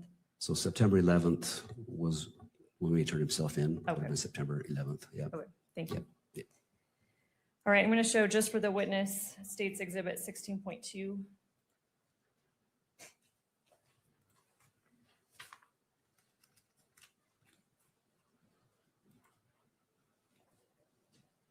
Let me know when you see that. Okay, I see it. Do you recognize this? I do. Yep. What is it? This is just more photos of Lance's phone. And How these do you- are these are the sorry, I had a brain. Sorry, go with your question, please. I'm just asking what it is. So you said it's a photo of Lance's phone. Do you know if that's from the same time period as the exhibit we just looked at? Yes. And what is it of? These are the Discord messages of that Lance had talked about. How do you know that? So Lance, in the first interview with FBI, shows the phone. The photos are taken by Agent Larson, and then these images are shown to Lance during a second interview, and he confirms that these are those same messages, and this is photos of Lance's phone. You mentioned an Agent Larson took the photos. Do you know if he's the same agent that took the photos of this exhibit 16.2? Yes, same agent. And you spoke with him to confirm that? Yes, I did. Are you aware if Mr. Twiggs is actually part of this Discord thread? Yes, he is a part of it. He doesn't, in this section, he doesn't reply to it, but he does state in his statement that he was part of that thread. Does he identify whether Mr. Robinson is part of that thread? He does. And when did that happen? He identifies that in his first interview with the two FBI agents, and then he again confirms that in the second interview. Did Mr. Twiggs say what username on Discord Mr. Robinson used, at least with respect to this thread? Yes, it's the Tyler/Icum, IKUM. And is Exhibit 16.2 a fair and accurate representation of that Discord thread? Yes, it is. Did law enforcement send, as part of your investigation, did law enforcement send a subpoena to Discord? Yes, they did. Were these messages recovered via that subpoena? They were. Did you review that? Yes, I did. And in States Exhibit 16.2 that is before you, when is the first message from Tyler sent? 7:57 p.m. And it says yesterday. Do you have any knowledge of what day that would have been? Yes, this would have been September 11th.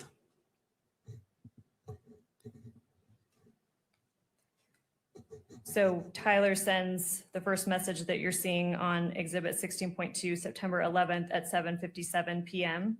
Yes, that's correct. You testified earlier that Mr. Robinson arrived at the Washington County Sheriff's Office approximately at 9 p.m. Is that right? Yes, that's correct. And although you weren't physically present there yet because you were flying down, how do you know that he arrived approximately around 9 p.m.? Just based on the police reports I reviewed and then go back and look at the video and such.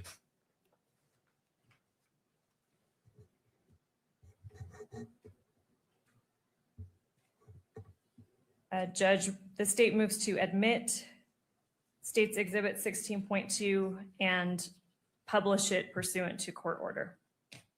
Mr. Novak. Thank you, Aaron. We've already lodged all of our objections on all three phases. Noting the objections, standing objections by defense.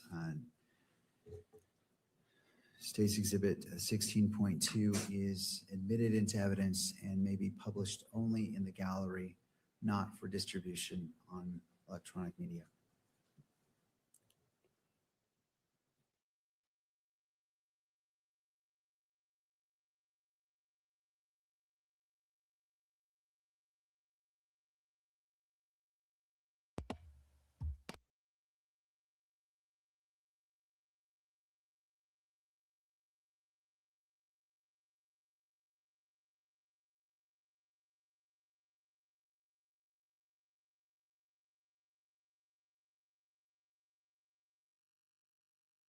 This appears to be an audio issue with the courthouse, I think.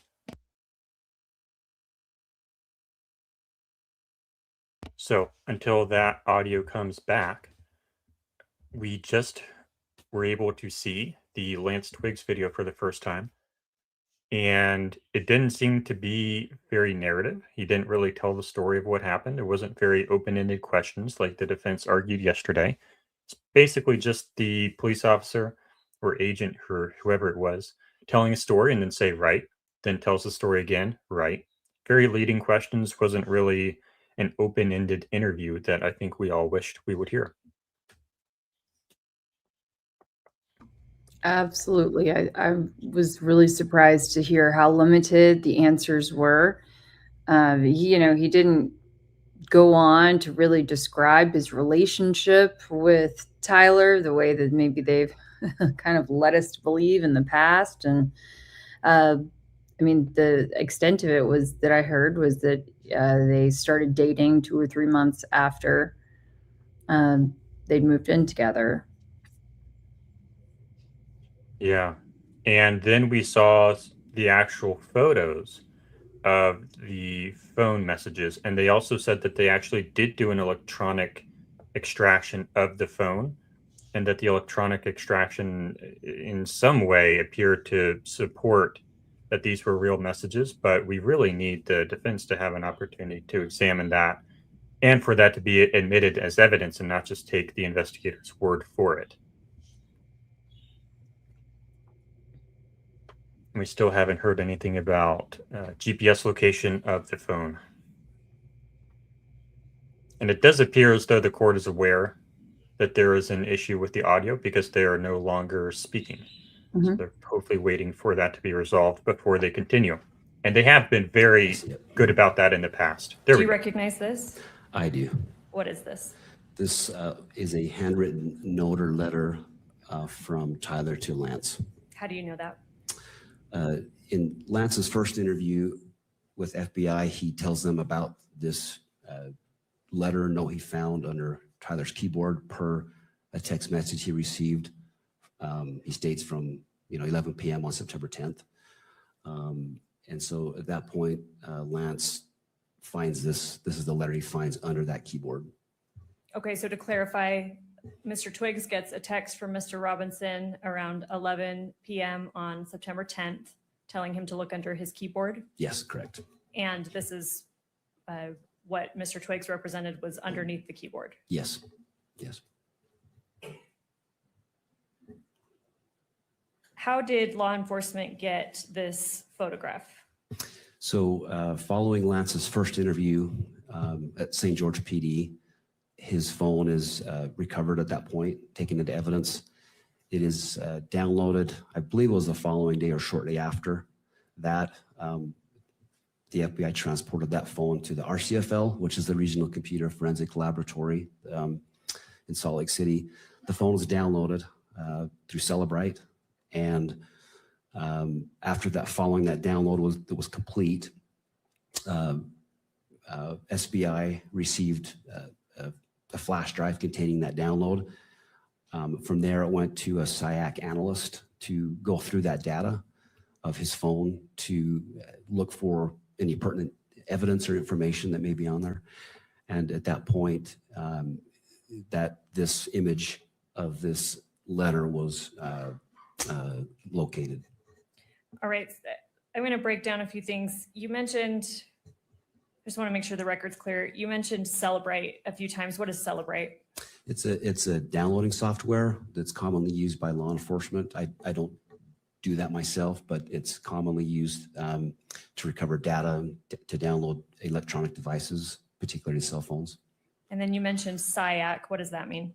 It's the Statewide Information Analysis Center. It's a division within DPS. It's a fusion center. They assist law enforcement with intelligence, various intelligence information for our investigations. You mentioned that you don't personally do Celebrite phone extractions. Have you spoken to the law enforcement officers that performed the Celebrite extraction on Mr. Twiggs' phone in this case? I don't believe I specifically talked to those individuals, the RCFL, that did that. But they, yeah, that was then provided to SBI. Did you speak with officers at SBI that have recovered this photo that we're seeing in State's Exhibit 16.3? Yes, I've spoken to, I have spoken with an SIAC analyst who in particular found this image. I've spoken to her personally as well. Was Mr. Twiggs shown what's been marked as State's Exhibit 16.3 during his second interview? Yes, he was. And again, you were present for that? Yes, I was there. Is Exhibit 16.3 a fair and accurate representation of the photo law enforcement obtained from Mr. Twiggs' phone and that he was subsequently shown in the second interview? Yes, it's fair and accurate. Your Honor, the state would move to admit Exhibit 16.3 and then also publish pursuant to court order. Mr. Novak. Just noting the objections that have previously been made, and I think that the court's order is that it may be published in the courtroom only. Thank you. Noting the standing objection by defense, 16.3, correct? Correct. Is admitted into evidence and may be published only in the courtroom and not be shown or videoed.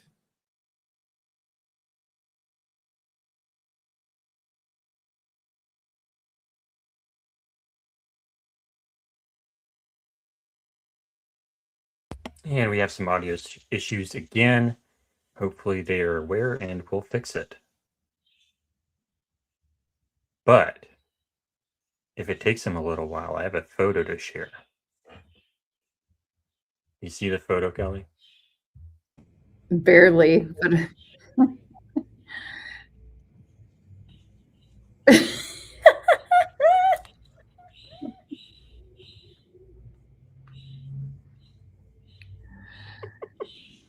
yep, that's about accurate. That's pretty accurate.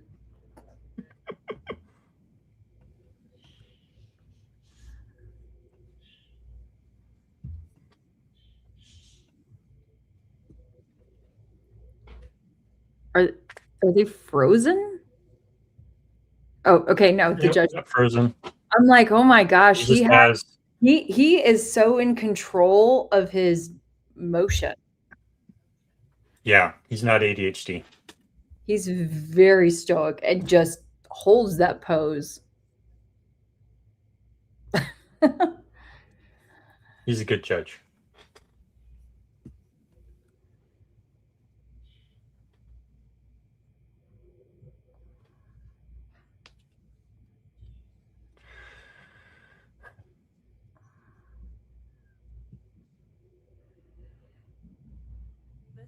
I do. What is it? These are the images that the FBI released to the public. That would have been on September 11th when those were released. And this was, those were those images that went public of the suspected EVU shooting suspect. How do you know that? I've viewed the FBI's website, and I recall seeing these images released on September 11th. Does State's Exhibit 16.4, is that a fair and accurate representation of what you reviewed from the FBI and that the FBI released? Yes, it is. The state moves to admit Exhibit 16.4 and publish according to court order. Mr. Novak. No further objections, thank you. All right, noting the standing objection by defense, overruling that objection, State's Exhibit 16.4 is admitted into evidence and may be published in the courtroom. And again, in the Discord,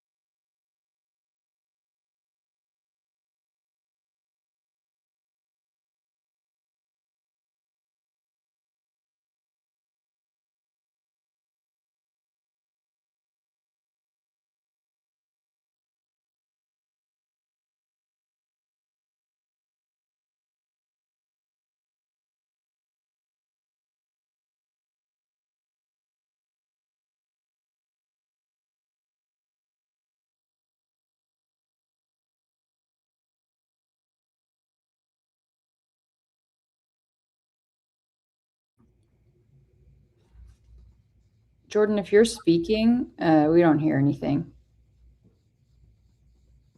Oh, sorry. I was saying that I was checking the other feeds to make sure it's not just our feed, the AP feed. All the other feeds are down as well. So it does appear as though they are continuing with things. So I hope they're aware that these audio issues are happening, but it's not immediately clear. And I guess you didn't hear my answer to this question earlier. I'm pretty sure that once they go in there and see stuff, they don't have any restrictions on what they're allowed to say once they come out. Is that right, Kelly? That's correct. So, court is a public place. It is open to the public, and that is why the judge has made those redactions ahead of time. And then there have been previously some certain things that the judge is admitting, like in this case, the entire interview will be admitted and he will review all of it. It's just he chose to redact certain parts of it for open court and public consumption.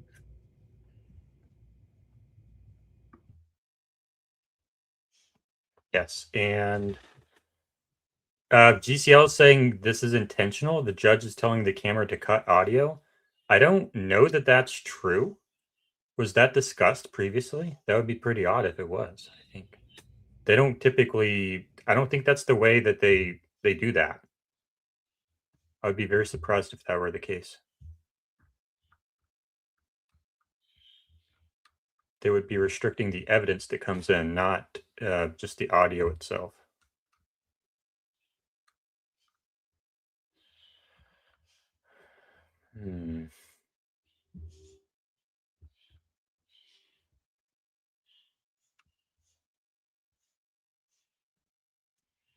Freshmaker says the judge seems like he's not happy with the quality of the evidence because this case will go on his record. I don't necessarily know that. I think he's more focused on his performance than on the performance of either side, because he's not graded on how well the prosecution performs or how well the defense performs. He's graded and judged on how he applies the law, how he interprets the law, and whether or not the case moves forward to trial, and whether or not any appeal is successful. And I don't actually have personal knowledge of how judges are graded, but the job of a judge is to accurately interpret the law in the case and to make sure that there are mistrials and to make sure that justice is served. It's not his job to make sure that the evidence that comes in is evidence that will result in a conviction or in a dismissal. He's basically the referee.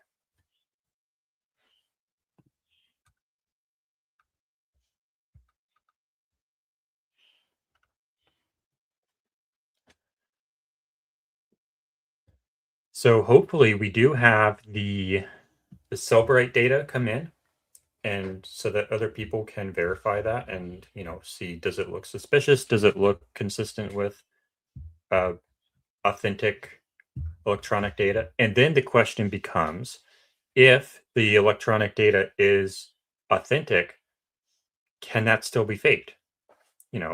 Is it possible that Lance Twiggs has access to both phones? We really need the cell phone data from the GPS data from each phone to know, was Lance Twiggs sitting here with both phones just doing this the whole time? We don't know. That's what we need to know. Because it seemed like they were close enough that they would have known each other's pins for their phone. Lance looked drugged. Maybe. I don't necessarily know that I picked up on that. What do you think, Kelly?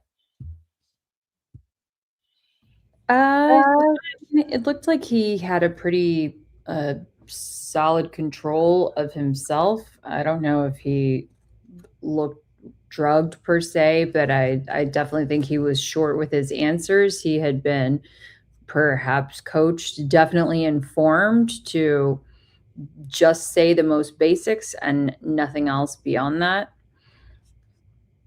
I will say his voice was much deeper than what I was expecting, just for what that's worth. There was nothing about the person who we saw in that interview that struck me as someone who was transitioning or had the, desire at all to be female.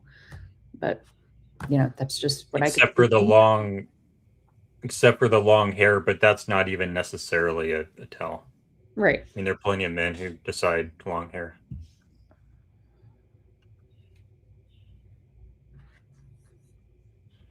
That person, wait, I just had it pulled up.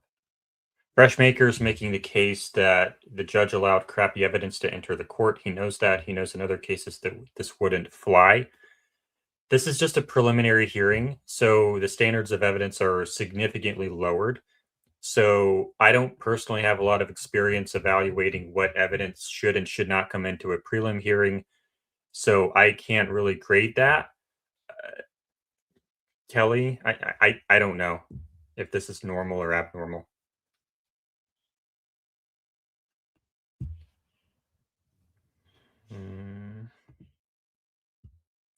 Freshmaker also says, I'm telling you, if this is the, okay, so I guess you're in Houston and you saw the guy at the gas station and yeah, I don't know. I've never met him, so I don't know. Lady Positive Thinker has evaluated that there's a flat affect at times and voice inflection changed when answering with deception. Maybe, but I don't think we have a very good baseline on him from that because he doesn't really elaborate on anything really. So I don't know that we can get a baseline, and without a baseline, it's hard to do any accurate nonverbal analysis.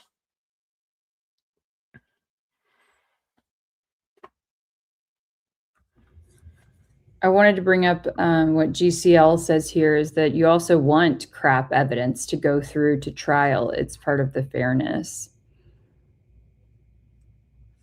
As it relates And that to does make sense. one, the court previously, the day that I did it, I believe it's day 2, perhaps. That sounds correct.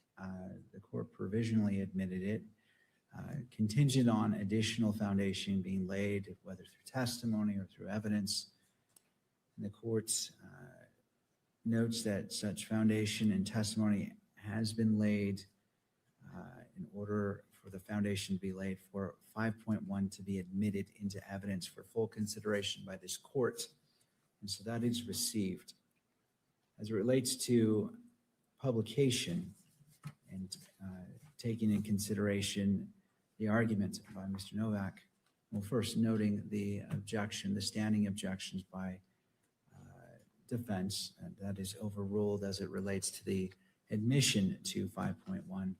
But going to the publication, the court understands the argument made by defense that this is going toward perhaps religion, and that the enhancement, and let me just read that from the information, victim targeting enhancement in violation of Utah Code annotated 76-3-203.14 sub 2. Tyler James Robinson intentionally selected Charlie Kirk because Tyler James Robinson's belief or perception regarding Charlie Kirk's political expression, and that was also noted as an enhancement for count 2 and count 7. The court is not going to engage, the court can weigh how this is applied, but it finds it relevant, how it relates to the enhancement is for the court to weigh as it looks at the bind-over decision, and is not engaging in that decision-making today, but finds that it is relevant, it is admissible to the court, and is publishable to the gallery as well as to the public. And so if the state wishes to publish State's Exhibit 5.1, it may do so at this time. Thank you. Yes, we do.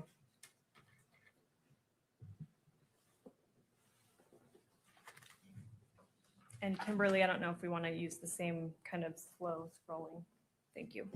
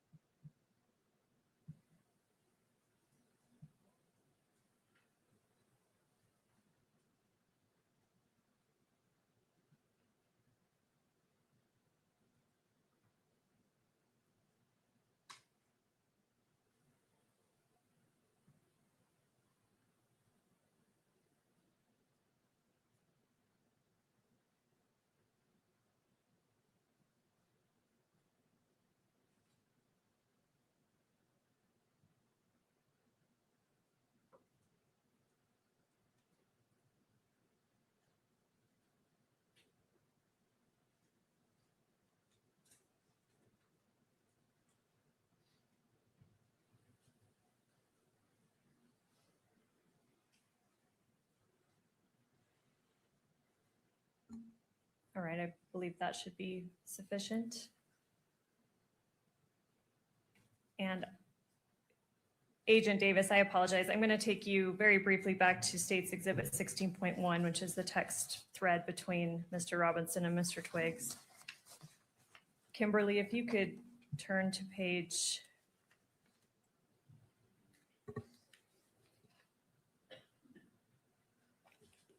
17.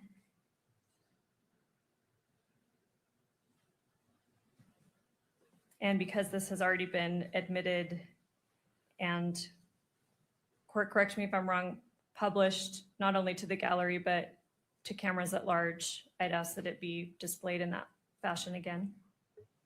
All right. Any input from any other party on that request? All right, thank you. It may be published, and the media may pick this up as well. Agent Davis, if I can direct you to the very last message on that page, starting with "if any," if you could read that out loud. Okay. This is Tyler. He says, if any police ask you questions, sorry, let me start over. If any police ask you questions, ask for a lawyer and stay silent.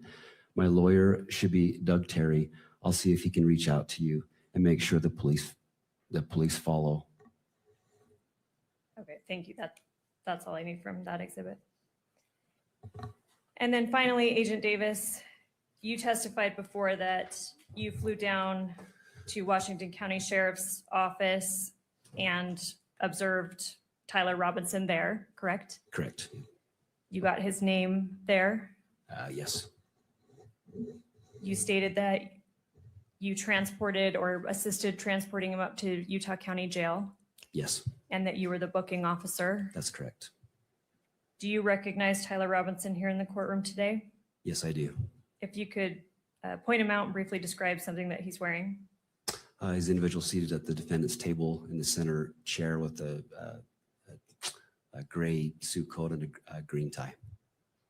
Your Honor, if record could reflect identification of the defendant. Counsel? No.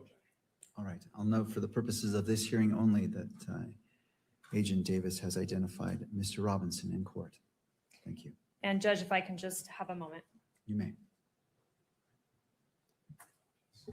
Ready to pass the witness. Thank you. And I don't know if now would be a good time for lunch. All right. We'll go ahead and break right now for lunch for 1 hour, well, 1 hour and 5 minutes. Let's come back at 1:30. We'll resume. We'll pick up with defense for cross-examination if they choose for Agent Davis. Does either party need the benefit of the record before we go on our lunch break? Not the state. No cross-examination for Agent Davis, so I don't want him to wait here if he has other things to do. Thank you. Thank you, Mr. Novak. Thank you. No cross-examination. May this witness be excused. Yes. All right, Agent Davis, you may Thank you. step down, Thank you. and then we'll resume with the state on their next witness. Court is now in recess. All right.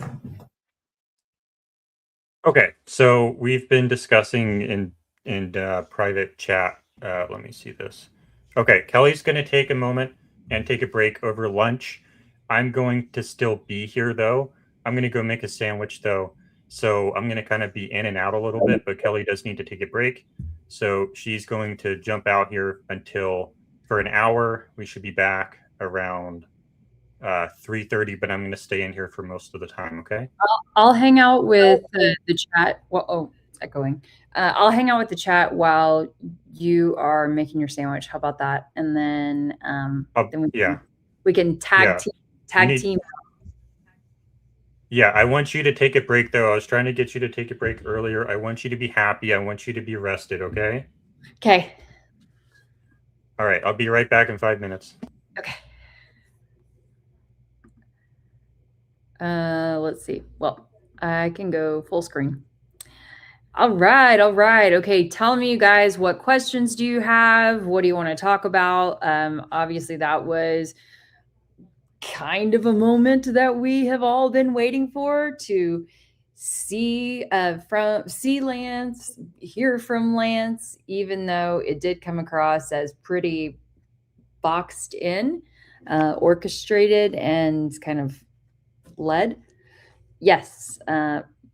Oops. There we go. JB, yes, Twigs did testify, I suppose you could call it that. It was really more of giving a statement to law enforcement. And it was his answers were very short, to the point, direct. He did not elaborate on much. He didn't tell stories. Yes, this is a great point, Ruby. He seemed quite unconcerned, not worried at all. And there was no love loss there. Didn't seem like any sympathy or concern about Tyler. Shock. It was just very ho-hum.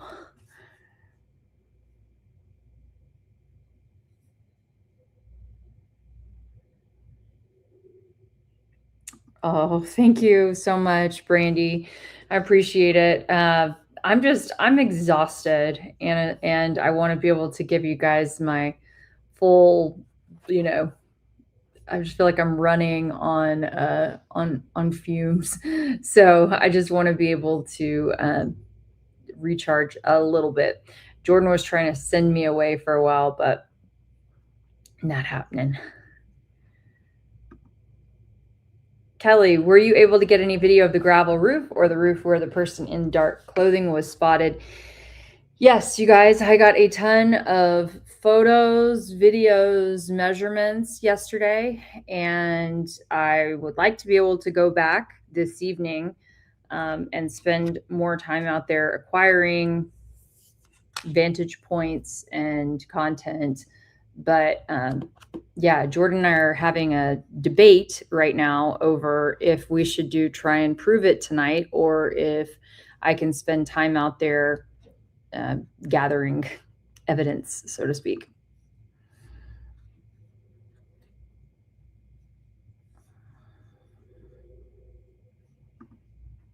Yep. DM Chase 17 says, right, if they were lovers, why didn't he ask anything about Tyler Robinson? Lance Twiggs totally acted like Tyler was just an asset.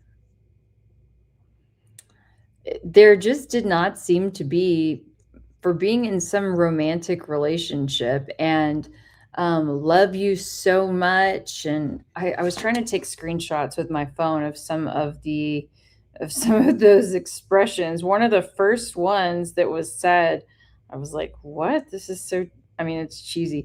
I love you. Mwah, mwah. Can you imagine? I don't know. Nobody tells me that. It's been years. I don't know. And then it was like, I can't tell. It said, I love you. I love you something. I could read it better on the screen than I can in this photo. I love you, Morsies. I love you, Morsies. Mwah, mwah, mwah. Come on now. Come on. Do you think the guy who we just saw being interviewed said, I love you, Morsies. Mwah, mwah, mwah. What do y'all think?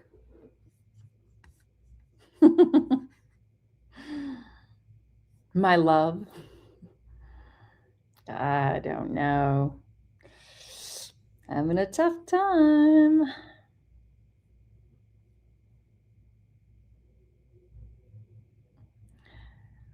Okay, Adam, I understand you must be Barron's #1 fan. We appreciate you here. We adore that you're here. But, we bring a little something different to the table. So, got it.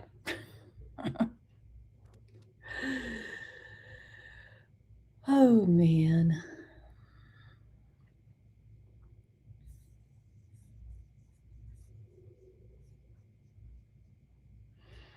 Yeah, even the questions in Lance's text sounded like a Fed leading someone. Some of those questions like, how long have you been planning this? When did you start doing that? You weren't the one who did it, right?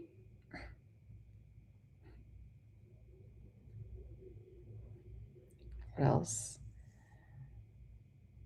Let's see. Does anyone else know? You're sure they aren't waiting to see if anyone comes to collect the gun? Okay. That's all the ones that I've got photos of, but it's just not how you have a conversation with someone who you are in love with, and you think that they just did something really bad. Like, don't you just call them on the phone? I mean, I've never been in that position, but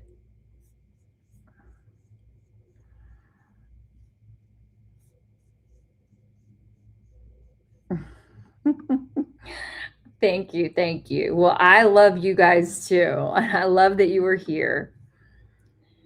Yes. Okay. All right. I'll just go ahead and show y'all first. I have shot a bunch of great video while I was out there. Oh, I see Jordan is back. But I can pull something up. Hey, Kelly. Hey, what? You don't need to pull something up. Go take a break, okay? No, well, I just want to answer this one question real fast, and then I'll go. Okay, then go and then go take your break. Yep. Okay. But I was thinking, I'm gonna DM James May and see if he wants to come in real fast during lunch, because I think he probably has a lot of thoughts. So I'm gonna DM him. Got it.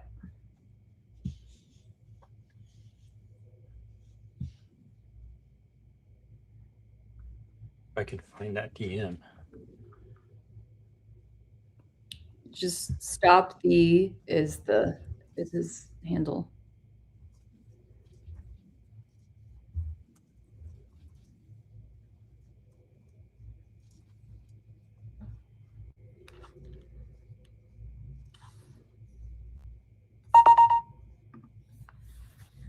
Oh, now it's not my notification. Sorry about the notification noises earlier, guys, but that one wasn't me. Oh. It was my email. It was my screenshot notification. It was my texting stuff. So I turned off my email, and my computer was in do not disturb the whole time, but I shut down the messaging app, and I've like changed some other settings on my computer, so it should be okay. But I don't even know how to turn off the sound effect for screenshot. But I'm doing the best I can over here. I'm trying.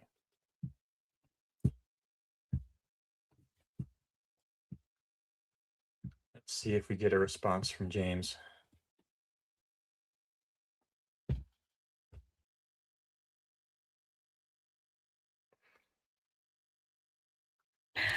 Money mustache. I don't get it. I don't get it. If you knew how many messages I got about the chomping and chewing the other day, we're not doing that again. Okay. What you guys don't see is that she keeps messaging me, telling me that she needs to take a break. So I want her to take a break.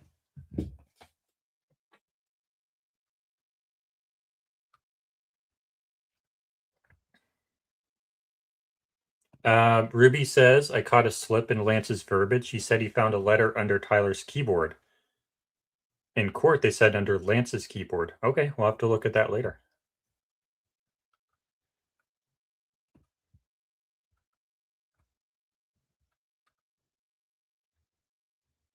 All right, can we add this photo to the stage, please? Okay, so I used my Apple Measure app, and I have multiple different angles, but this one was a good wide shot, so that way you could see exactly what I was talking about. It's 15.5 feet. Yeah, thank you. But yeah, 15 and a half feet. And we need to get a screenshot from the live the other night when I was standing in front of it for reference.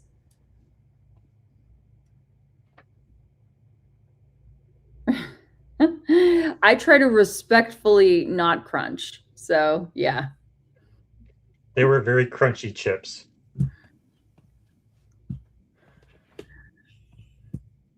If I addressed Kelly as my love, it wouldn't sound as bossy. Kelly, don't be Erica right now. Maybe I should. Whoa. Maybe I should try that out sometime. Mm-hmm. I messaged James for you. Yeah, he might be at work. I should be at work. I should really be at work right now, but it's okay. I know that was mine again because I have my mic open. Sorry. Okay, here's another. Yeah, but my notifications are going through my computer audio, so I can't just turn it off.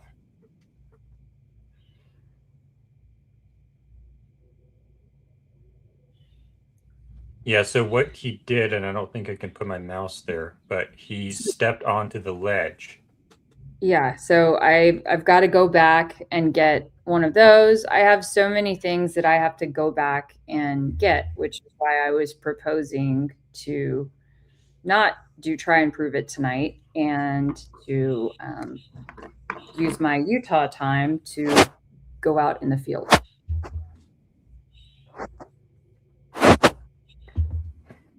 What does that sound? Tomorrow's my last day. The court. What does that sound?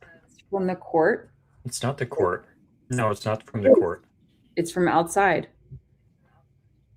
No, I have that paused. Oh, then I don't know. I hear an echo. There's a scratching noise. I don't hear a scratching noise. I just hear an echo of me. Let's see. I'm going to add one more photo in. Okay. But I do need to get a screen grab of when I went the other day and stood in front. You need to go on break. Hold on.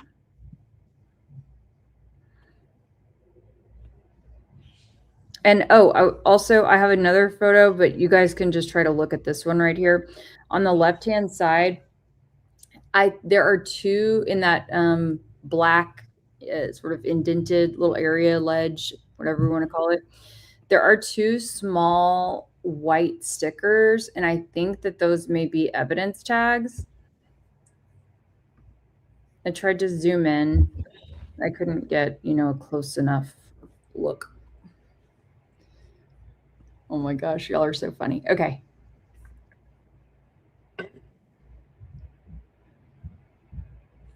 Okay, bye.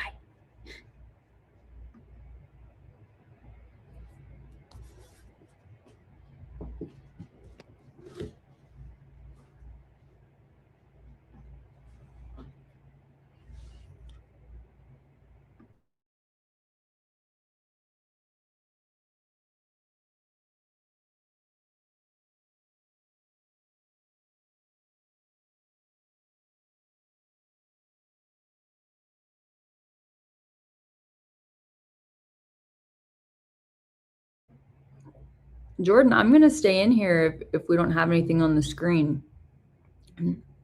I'm not going to leave everybody to just look at one photo.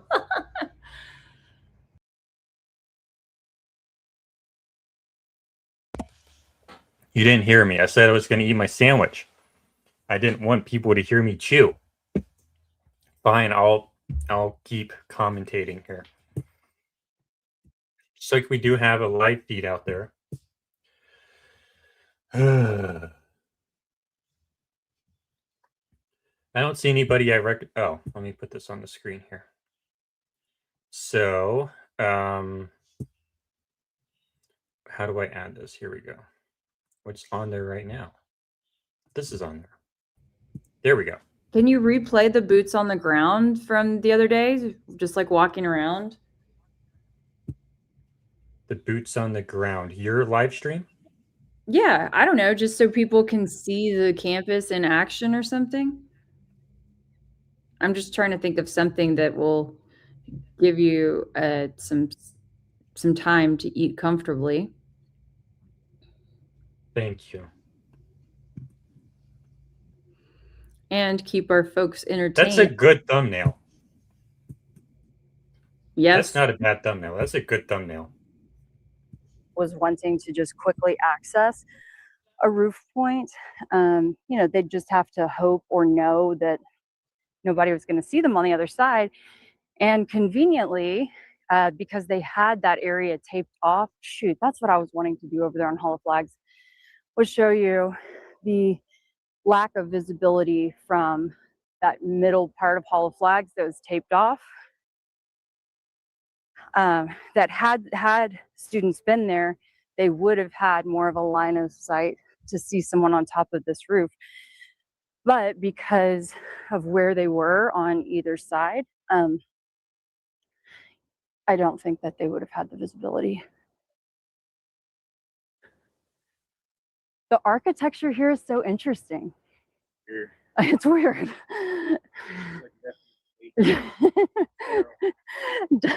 Diligence. It does. I mean, a hospital, it feels.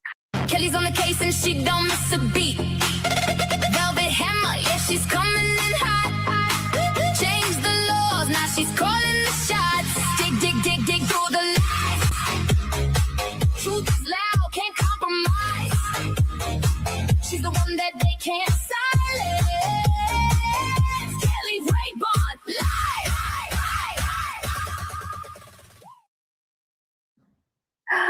Well, hello. I am live at Utah Valley University. It has been a long day in Provo earlier, but now I'm in Orem and gonna see if we can have a good time. It's beautiful, right? Here, I'll get past the no parking sign. It's really, really gorgeous. Now you kind of understand the fountains, the campus, the mountains. There's even larger mountains back there. It really is a beautiful place.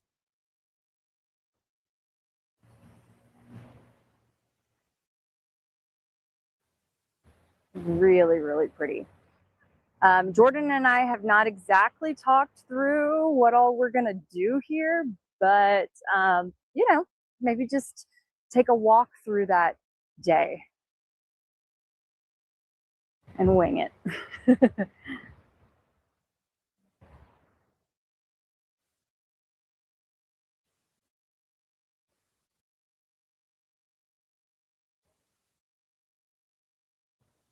Okay. Oh, you think I'm meant to be here right now? It really is absolutely beautiful. Look at that. Okay, so y'all have seen a lot of videos over time, and we're just going to kind of walk through some of the things that you might have seen, but perhaps in reverse. Okay, so I think that day they would have driven up either from this side or from this side, but maybe this side, okay? And these pilings, or whatever you call them, were not here at the time. But this is where the black Denali would have pulled up, and I don't think these were here either. So it would have pulled up and probably been some, oh my gosh, this is really surreal. But it would have been somewhere right around in there. Man, I've seen so many videos of this place. It's bizarre to be here.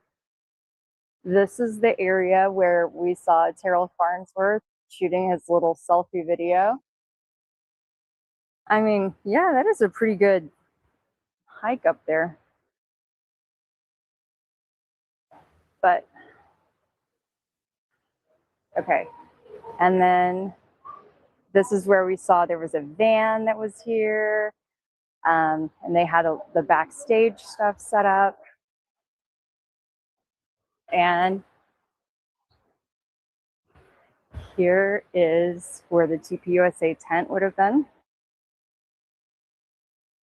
Now, since this is, you guys, this is quite ironic or coincidental. My mom will appreciate this. Since she and Jordan both were here a few weeks ago, gosh, guys, maybe that was a month ago or just over a month ago. Okay, they've since replanted all of the plants because everything was dead. So now the plants are looking much nicer. But still, you guys, does this look like a memorial for Charlie Kirk? I don't know. But it looked really pathetic about 6 weeks ago. So now you can see another look at what that under the Hall of Flags area looked like. And I guess this is kind of like the trap door that people were talking about. And I can't see the chat, so I don't know. Jordan, you'll have to put that up on the screen if there's something that people want answered. Just live in the moment. Oh, okay. So you can take, I mean, they're really into the fountains, and it is beautiful. But again, with 3,000 people here, it seems like a really weird spot to have a lot of people standing and sitting given the water feature. And then some people have wondered what all of this looked like. It's actually wider than what I was expecting. I thought it was maybe just that size of runoff, but wow. Oh my gosh, like this is crazy. I've just seen this place so many times in videos. To see it in person, it is truly surreal.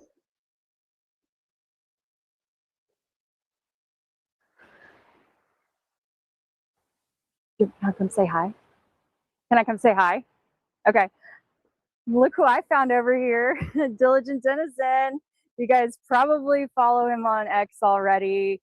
You know that he's always up to speed on everything. I'm gonna give you a hug real quick, man. It's so good to see you too. So good to see you too. I'll be back. I'm gonna do a little walking around. The ledge is right there. Okay, yeah. Oh, where they found the stuff? Yeah. Thank you. Okay, so just to again get our bearings, you guys, as I'm kind of like walking up here, it does look like they've freshly mowed the grass. And Before you go too far, do you want to go stand where George did? Sure, yeah. I'm glad I wore shorts and tennis shoes out here. I wasn't sure if it was going to be cool, but it's not cool yet. Was he around in here or there? Where would you say? What is right in front of you, I believe. Right in front of, what's that? It's not the widest camera angle, so I'm not positive, but I think he was standing in the fountain right in front of you. Okay. So You see that, like or right here, right in front of you right now, on those two stones to your lower left. So was he, do you think he was on the stones? I think so, yeah. Man, for an old man, what is he, like 80 or something? I'm sorry, he's not that, he's 70 something. I mean, that seems kind of odd. Like older guy getting all the way down in the stones. But okay. Wow. My gosh, this is so wild. Okay, so you know what? Now I understand, honestly, why so many people, we hear all the time, I think, people saying, oh, I was like 20 or 30 feet away. And when you're actually standing here, it feels so much closer than I would have expected. Than it appears even in the photo, but like the wide photos of the whole crowd, you know? Hi. Do you want to go up on top of the Hall of Flags now and look at the white dot? Oh, thank you. Thank you. I appreciate it. Yeah, you're gonna head up there. Okay. Yeah, let's do that before we run out of light. Thank you.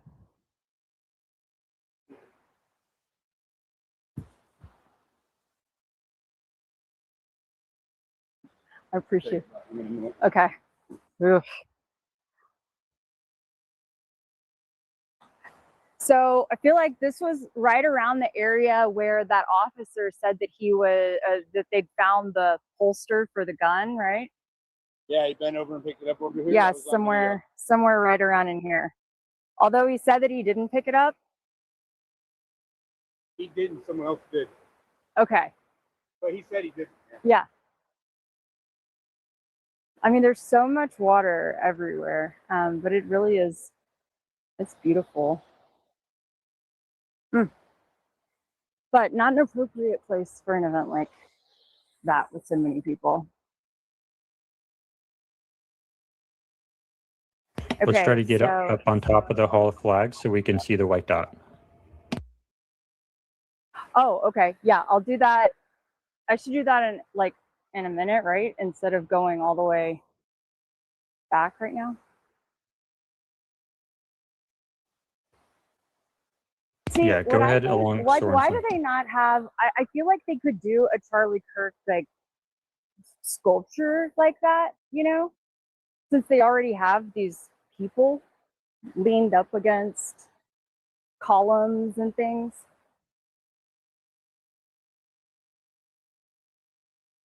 But, you know, it's actually been, it's not a given. All right, so we have a new guest in the studio, a frequent guest of our show, Try and Prove It, James May. He is a supporter of the federal narrative, and I just asked him earlier if he would like to come in audio only and share his thoughts on the hearing so far. I've not really spoken to him in a while, so I don't know exactly how much of the hearing he's covered or watched, but I do want to get his opinion on it so far, especially since a lot of the stuff that James and I and Kelly debated have now come up, like, for example, the cell phone digital records. So I wanted to give him a voice here and allow him to share his thoughts. James, you're now on the stage. What's going on, man? Nothing much. I've been kind of dipping in and out of the whole Lance Twiggs interview. It took him too long to get to it before I had to do some work. But from what I've read and what I've seen on Twitter, I mean, we haven't really learned anything new other than what the charging documents state is pretty much true. We did learn that Tyler came back to the house and, you know, was piddling around, and Lance Twiggs knew for a while and was around him after he had taken the shot. I believe that's correct, right? So Lance Twiggs was hanging out around him. I believe so, yes. Yeah, so he came back to the house and he was hanging around him. And the interesting thing that I've seen when I've gone through and looked at Twitter is looking at new conspiracy theories pop up. Diligent said, oh, they used an Israeli software downloader for his cell phone. So that's a conflict of interest because Israel's involved. I've heard people say that's not Lance Twiggs at all. That was in the interview. They got a doppelganger. I've heard people say, well, you know, maybe Lance Twiggs was the one that showed up there and did the shooting. And honestly, this is what I've said a long time ago. The flat earthers are very similar to the Charlie Kirk truthers in that if you have one conspiracy theory that gets shot down with logic, science, reason, whatever you have, like putting their nose in front of it, another conspiracy pops up. And I'll give you a perfect example of that. When they sent those guys, the flat earthers, down to Antarctica to prove the 24-hour sun, those guys went down there and they were like, yeah, the sun's 24 hours down here. And then immediately the community was saying that these guys have been compromised. These guys are shills. They got paid, blah, blah, blah, blah. So no information is going to be good enough. In their defense, though, what you're referring to is a no true Scotsman fallacy. But in their defense, a lot of them did convert after that. They did look at the evidence and change their minds. I will say some of them probably did. Others said, well, we got to go back and redraw the model. Or the third option was everybody's a paid shill. There was something that was going on with the green screen. Somebody moved and, technology's not perfect. And I think they saw like some kind of green artifact on the screen and they were like, oh, they were on a sound stage. So new conspiracies pop up whenever you start answering questions like this. Now, what are your general thoughts on the hearing so far? Do you think that the state has done a lot to prove their case? I think they've done enough to prove probable cause. There's probably more evidence that can prove, without a shadow of a doubt that he did it. But right now, they're just trying to get over that low bar. The first thing that I've always come away with anytime there's a trial is a lawyer's first job is to delay. And that's kind of been proven out. They spent an entire afternoon arguing over whether the video was going to be shown, and then after they argued about whether the video was going to be shown, they got back, or they were supposed to overnight figure out all that stuff, and then they got in and they still argued about everything that was supposed to be resolved the day before. So yeah, time you're in court, they're always going to ask for more time. More time is never enough time for these lawyers. Now, do you think that they've built a sufficient bridge between the identity of Tyler Robinson, the individual in the maroon shirt, and a bridge between the individual in the maroon shirt and the individual in the black shirt with the American flag? Do you think they've done enough to show that all three people are the same person? Well, you might correct this. Like I said, I've been dipping in and out, but I've watched a lot of it. And after a while, when you hear guys arguing, the constitutionality of whether or not DNA is acceptable, even though it's accepted all over the US, my eyes start kind of glazing over. So I might have missed some things. But to my understanding, they have his charger entering that parking garage or in the area all those times. They have his cell phone data that can place him there. And I don't know if they brought that in this probable cause hearing. They have people confirming that that's his face. Lance Twiggs confirmed that that's Tyler. It looks like Tyler. Tyler has those clothes on the video. They have his clothes. They have his DNA on the towel. They have his DNA on the screwdriver that was found on the roof. I mean, I don't know what else you need in order to prove that he was there. People have been convicted for murder for less than what they have on Tyler Robinson right now. How do you? Okay, so you say they have the clothes. I'll have to look into that further. I don't know that they have the clothing. I think there was a report in one of the documents that it was observed that the clothes were there, I think, but I'll have to look up on that. I might be wrong on that. How do I was going to say him being in that maroon shirt, that was part of the reason they showed that video of him from the back. So that was to confirm that he was wearing those items of clothing. Those clothes, but not necessarily the American flag shirt, because my perspective is I don't know who Black Shirt Guy is. And I don't think they've done enough to show that Black Shirt Guy must be the same guy as the Maroon Shirt Guy, because the guy is looking down to the side. He has sunglasses on. He's clearly making a deliberate effort to not show his face, and it's mostly effective. Does it look like maybe the same basic shape person? Maybe, maybe not, because people say that the earlobes are different. And now I believe people are saying that the height is wrong. He's either too short or too tall. I think Kelly was there with some people last night, sort of investigating whether the height makes sense. So there are a lot of lines of evidence that question whether or not you can build a bridge between these two individuals. I want to get your opinion on real quick before you to the height differential.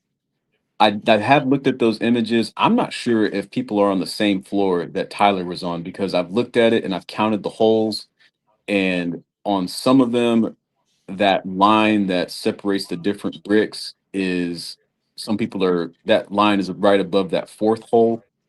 And then I think on the image where Tyler's at, that line, the separation between the concrete is above the fifth hole. And I might be wrong on that, but I'm not sure if people are going to the same exact floor. Noted. I will try and see if I can pull that up right now. Are you able to see the screen? Yeah. Okay.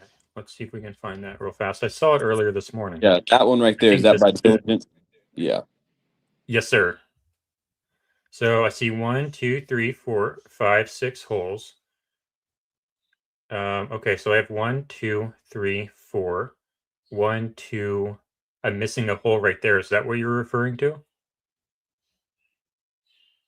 Right? It's actually rebar. It's not a hole, or I guess it actually is a hole. Is that what you're talking about?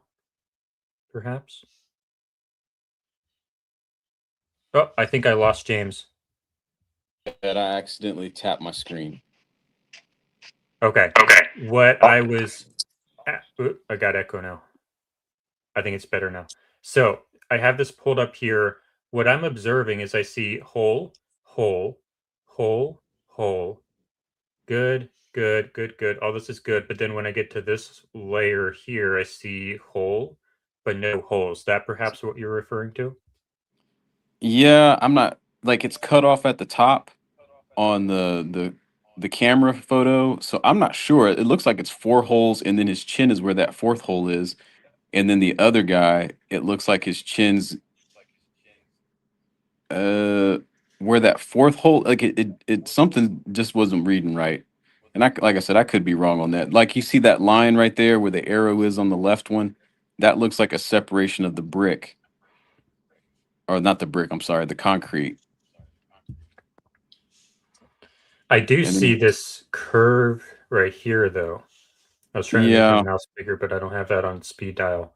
So that seems consistent, but what I'm noticing is this rebar hole here, but I Yeah. don't see it there. So I'm suspicious of that. We do have Like I the said, staircase going down. like I said, I could be wrong, but there was an image where somebody had it, and that concrete division was right near the hole. Like it was off. Like it was something wasn't right. So I don't, like I said, I could be wrong. I'm not there. Well, I appreciate your notes there. Okay, so with the DNA evidence, what a lot of people are thinking is Lance Twiggs' DNA appears to be on basically all of the items. And so that raises the question, how do we know that Lance Twiggs didn't do this? What do you think about that? You would suspect that you would have more of Lance Twiggs' DNA as opposed to Tyler's, but that's not the case. We have overwhelmingly more of Tyler's DNA than Lance's DNA. And I could be wrong, but to my knowledge, the higher the transfer data, not data, but transfer of DNA, the larger the number shows that there's more contact with that object, or there's more recent contact with that object as opposed to having less DNA. I'm not sure if I agree with that. I listened to most of the testimony, but it was several hours. So it's certainly possible I missed something. But I would raise the question, if Twiggs's DNA is on it at all, what if it belonged to Tyler, but then Twiggs took it from Tyler, like from his drawer or something, and then threw it on the roof and used it for only like a couple minutes or so? And it technically is Tyler's, but we have evidence that my thing is we have evidence that that both people contacted all of these objects enough for the DNA to be left. So it could belong to either of them, but the important thing is the time it takes to use the screwdriver and the towel and everything for the purpose of the crime is, it's evidenced that both of them had the object for long enough to do that. Well, then you'd have to cross-reference that with the fact that, do we have cell phone data of Lance Twiggs being there at the site? Do we have evidence that his car was there? Do we have any kind of evidence that puts him there other than the DNA? Did you see the X posts claiming that the car was actually not Tyler Robinson's car? I've heard people say, I think Pia said that there's been a bunch of challengers that have been down there because of the police. So that I'm not sure if she was implying it, but some people have implied that there has been a conspiracy involving the police that have been down there, and Blake Neff's being involved with, making Tyler the patsy because he was seen in a Challenger or something like that.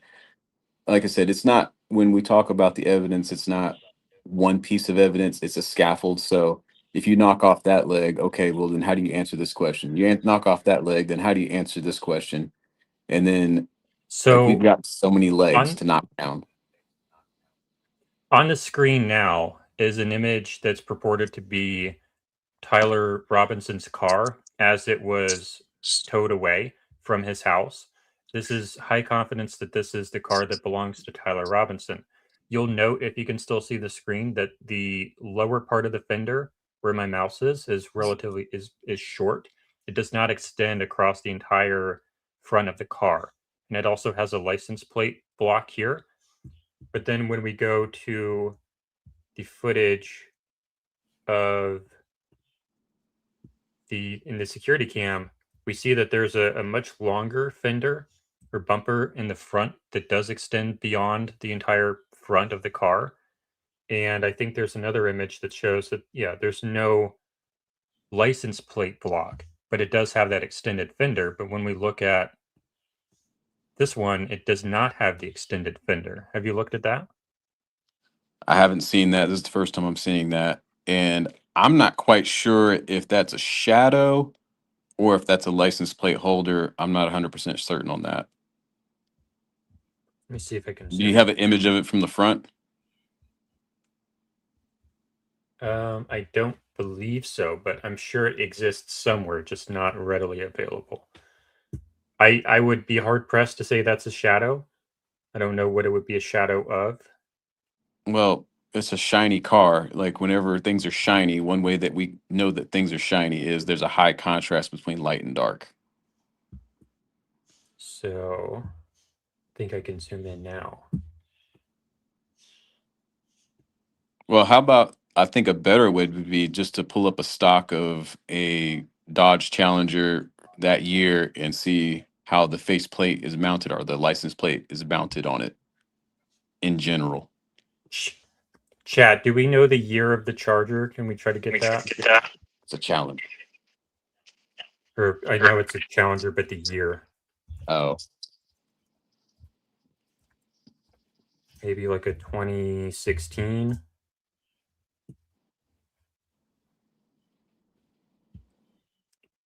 That's not too expensive. Are you looking for one? I am. I think On the screen now. you with one inside of a Challenger doing donuts in a parking lot. So this has, can you see the screen now? Yeah. So this is the license plate block. Yeah. On this one. So I would wager, yeah, there's that same shape. So I would wager that that's the same as this. But when we look at particularly this image, we don't see that. Now, is it possible that it's hidden in shadow? Yeah, but we don't see it. And, if there were a license plate there, they're usually pretty white. So I would be pretty surprised if we didn't at least see the license plate itself. Does Utah require you to have a license plate on the front and back? Let's find out.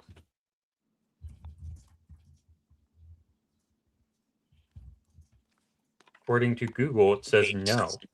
Senate Bill 45, Utah dropping front license plate requirement in 24. So no, it is possible that it's just blank. Yeah. Who knows? Like, it could, like I said, it could just be lost in the shadow. I don't know. Like, if they were going to raise an objection to it, I think now would be the time, especially since they introduced that it's his Challenger that goes into the parking garage and everything.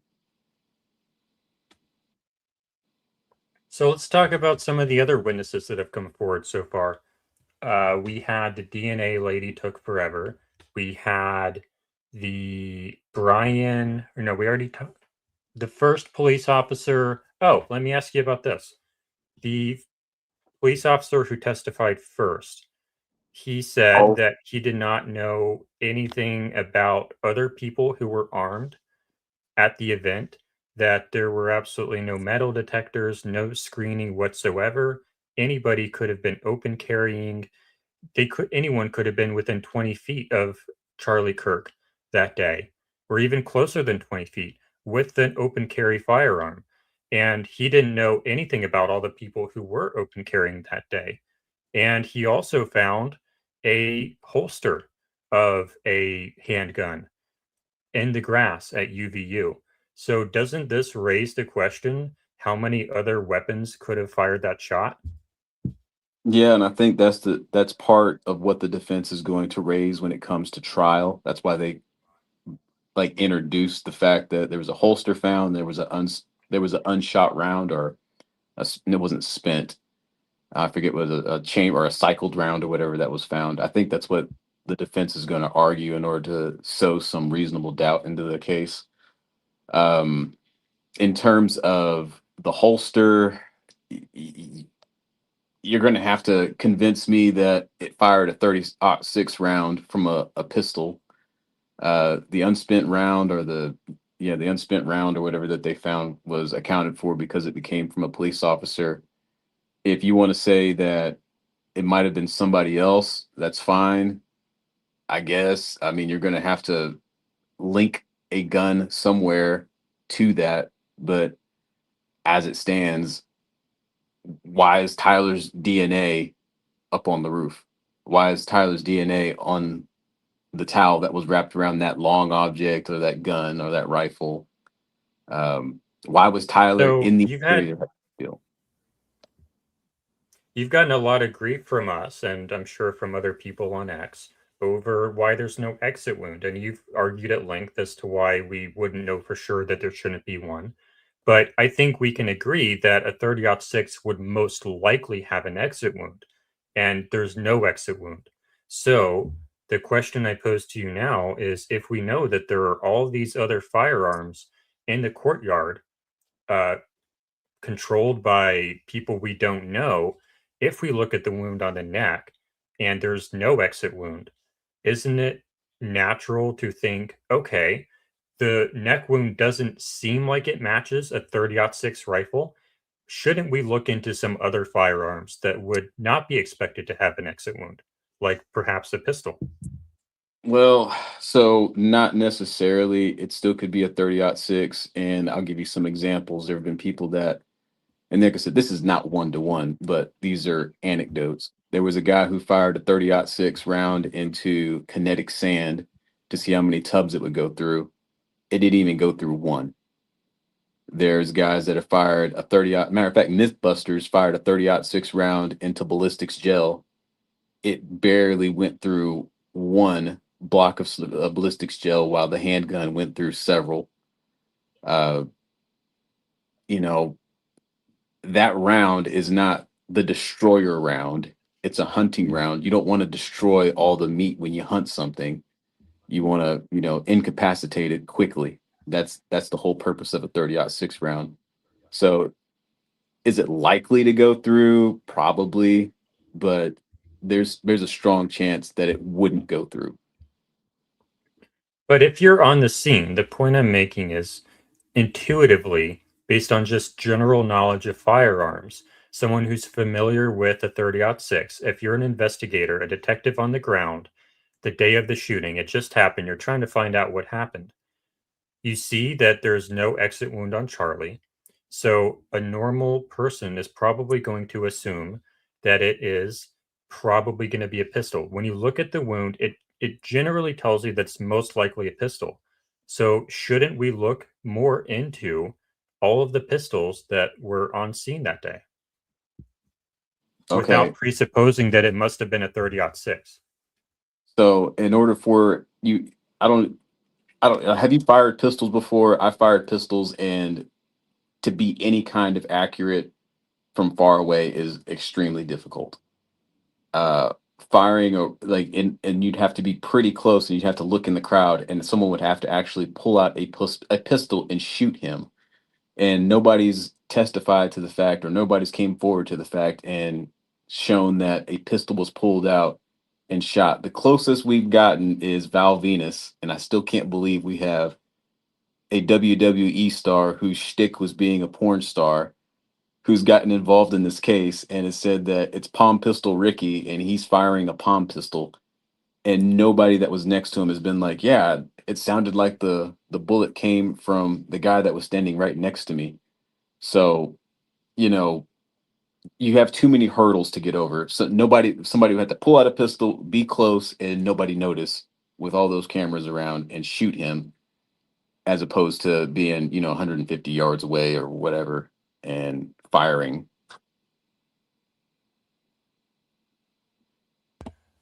So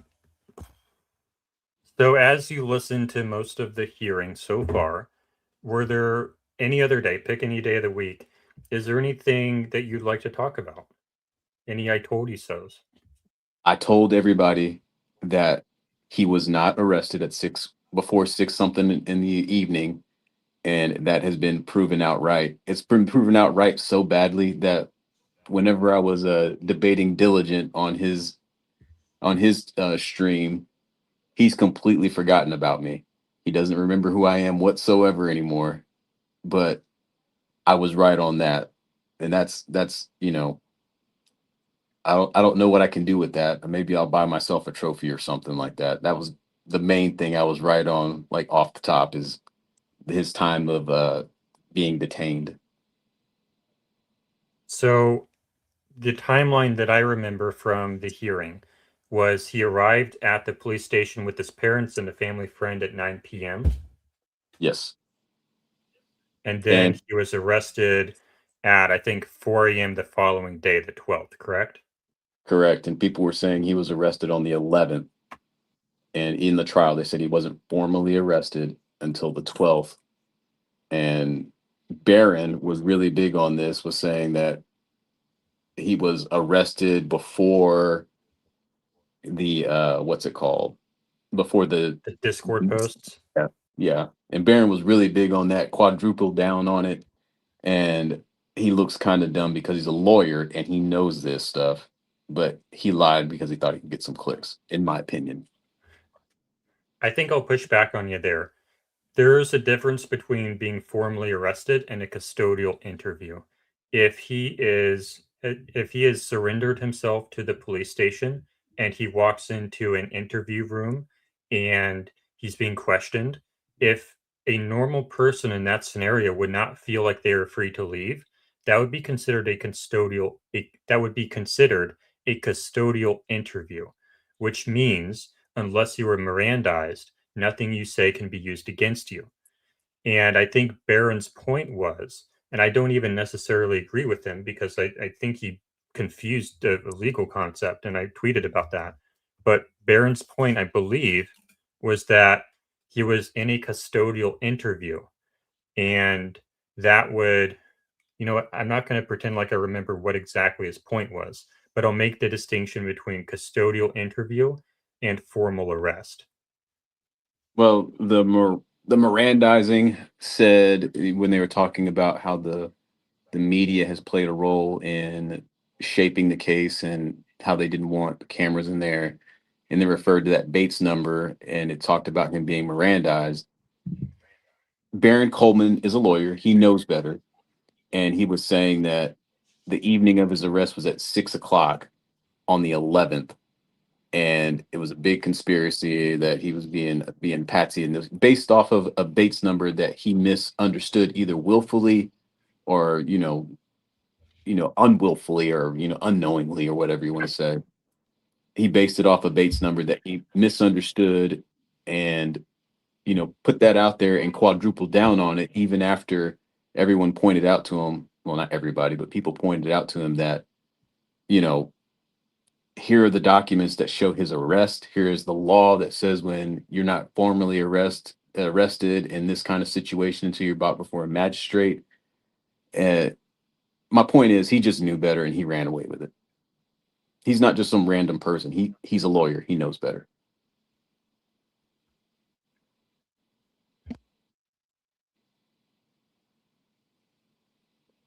I can't hear you. I must have muted myself instead of unmuted. I'm not familiar enough with those details to comment on it, but I appreciate your statement. It is on the record. All right. I'm looking through some other stuff to try to find some other topics to talk about. Well, I guess I can ask you, what has been the biggest surprise for you in this entire pre-trial?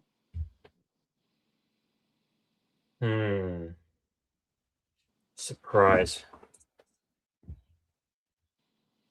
Let me think about that. Well, while you're thinking, I'll tell you mine. My biggest surprise is that they have as much footage of his car being, at the scene as they do. I didn't know they had that much footage of his car, like him arriving and things like that, like him coming to the place 4 times. I didn't realize they had that much of it. Yeah, and my answer to that would be kind of similar to that, is that they actually do have the footage of him walking up and down the staircases, and of him approaching the Losi Center roof, of him climbing over the short wall. And I say him, and by that I mean suspect, not necessarily Tyler Robinson, but of a figure walking all the way over to Losi Center roof, basically. I was surprised because they refused to release anything pre-hearing. And, I guess I'm really surprised that they were so hesitant to show that at first. And it's like, why? Okay, whatever reason you would have had for not sharing the full video back in September would still naturally apply to right now. Like, if it's about not wanting to harm the jury pool, that still applies now because the jury has not been sequestered, doesn't exist yet. So Well, my surprise wasn't necessarily about what happened in the hearing, it's about what happened before the hearing. Why didn't they show those videos in advance? It seems like it would have saved a lot of public distrust. Well, I was watching Andrea Burkhart, and she's been releasing. The reason I watched her is because she released a large portion of the documents and stuff related to the case. And she was saying that in terms of Tyler Robinson's team is fighting it because they want to make sure that they're preserving his civil rights. Having said that, she was saying, and I might be wrong in quoting her, that not the judge, but the court has a way to remedy that by jury selection, because even though this trial is, super all over the place, not everybody's watching it like, most people are in, the whole Charlie Kirk conspiracy thing. So that's their remedy, is by selecting the jury. But doesn't it still damage? Well, I think the case that I made this morning, did you hear the statement from Erica that they made saying that they think they should show everything and that any damage done by showing everything can just be remedied by voir dire? Yeah. My thoughts on that were we should try to not break it in the first place. Like, you shouldn't cut your arm just because you can put a Band-Aid on it. That's my reaction to that. What's yours? I think we should, at this point, I think they should just release everything that they want to release in order to get over that probable cause hearing, because once you get to trial, that's when you can argue against, the validity of it and everything like that. That's kind of my opinion. I'm not a judge. I'm not a lawyer. I don't know anything. I don't know a whole lot about how they do their jobs. I just know they like to delay. And it seems like this is causing a whole bunch of unnecessary delays. So just release it all, or don't release anything at all. Just go straight to trial. And that was an option, but obviously they didn't take that. Yeah. So I just had Grok summarize the latest developments, and it didn't actually list them out. More of these. We have some more things to talk about. So yesterday, what happened yesterday? We had, oh boy, we just had the police officer come up yesterday. he testified about how Tyler Robinson was brought in. And I don't think he brought anything new to the table. And really, most of the hearing so far has just been a rehash of a lot of stuff that we've already heard. And they're playing the videos now, which is great. But yeah, it's mostly just more of the same stuff. And now I have some more stuff. What do you think about the idea of all this evidence that Tyler Robinson made statements about how he hated Charlie Kirk? He thought that Charlie Kirk was full of hate. How do you think that builds the case against him? But obviously goes to his motive. I do know whenever Lance was there, he was talking about how he didn't really pay attention to politics. So that might be something that the defense can kind of hang their hat on. Like he was tacitly involved in politics and not interested enough to the point where he would want to hurt him, or I don't know exactly which way they're going to go, but that might be one way they try and pick that apart is he's not as involved in politics as it appears. Are you surprised that there's not more evidence of what's the word that Kelly used earlier this morning that I should know, of pre-planning the crime? Are you surprised that we don't see him going to the gun shop, that we don't see him going to the range to target practice, that we don't see any Word documents or anything where he's maybe going on Google Earth to check shooting positions, to check lines of sight? Maybe he talks about someone in advance that he did all these things. Are you surprised by the lack of any such evidence? Right now, I'm not surprised by it because this is pre-trial and they're still going to they'll introduce all the evidence where they can debate the evidence and the validity and tear the evidence apart from there. They're just trying to get over that first bar, that low bar right now. Having said all that, if it comes back that he wasn't doing any of that, that would be very surprising because I've always held the opinion that Tyler seems like he's kind of slightly, on the spectrum or something, just the way he talks, the way he kind of just carries himself. I don't know. He reminds me of, some kids that I've interacted in the past where they were on the spectrum. He kind of reminds me of that a little bit. Well, we're going to go ahead and get ready for the restart of trial. I really appreciate your time, sir. Do you have any final thoughts? No, not really. I'm just interested for the actual trial to get started, but like I said, lawyers, the first rule is delay. All right. Well, I appreciate you coming on. Thanks. All right. Talk to you later. Talk to you later. Bye. Okay. That was fun. And I think Kelly is in the chat. I don't know if she's coming back on screen though, but I think that was a good interview. We got some outside perspective there. That's great. So let me go find this again. There we go. Get this up on full screen. I think court is restarting and Kelly is back. Lovely.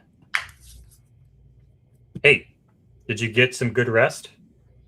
Yeah, I think I got 20 or 30 minutes in there. So it was good. Were you listening? Thank you guys so much. I had it on low, had the volume on low because I don't know, I was paranoid that I would even sleep through my alarm or something. So anyway, so you guys were probably in my dreams. I know I had a dream. I'm pretty sure y'all's voices were in my dream. I think I did a good job. I think that was a good interview. Fantastic. Yeah, I could hear my walk and talk around the campus for a little bit, and then I heard James May. I'm sure he'll be thrilled to know that he was in my dreams. Yeah. Okay. So basically, I just asked him like what his thoughts were on this, what his thoughts were on that. We didn't really go back and forth a lot, but I did offer some pushback here and there. But it was just like a very good like media style interview. That's just Good kind of deal. surface level and just a good way to get his perspective on stuff, so that we're not in a complete echo chamber. And what I talked about this morning, I think when you were like going back to your hotel or something, was you and I agree on most of the stuff in the case, and that's really good. And you know, other channels will have people on who disagree, who have different theories on what actually happened. And both approaches are good, but you know, when you work with someone who agrees with you on the case, that means you can go a lot deeper into the evidence, into forming a more sophisticated theory. That's really good too. It's not echo chambers are good when you have enough just a little bit of disagreement to kind of get into it on some of the details, but it is important to be able to work with someone you agree with. Yep. Because it's more constructive. As long as we have input from outside voices occasionally as well. So.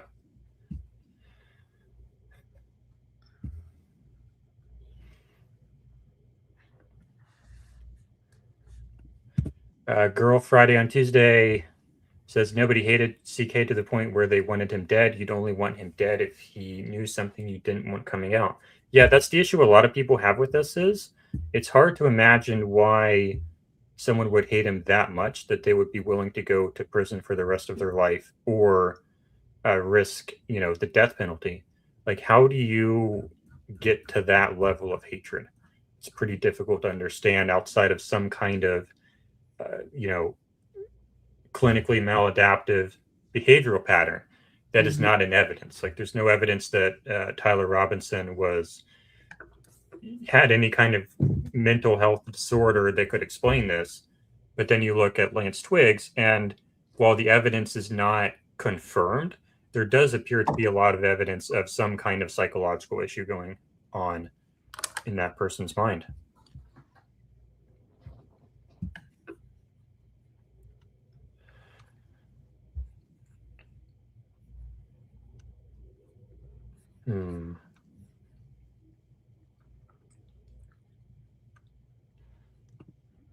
I do, yeah. Well, not all ladies, but most.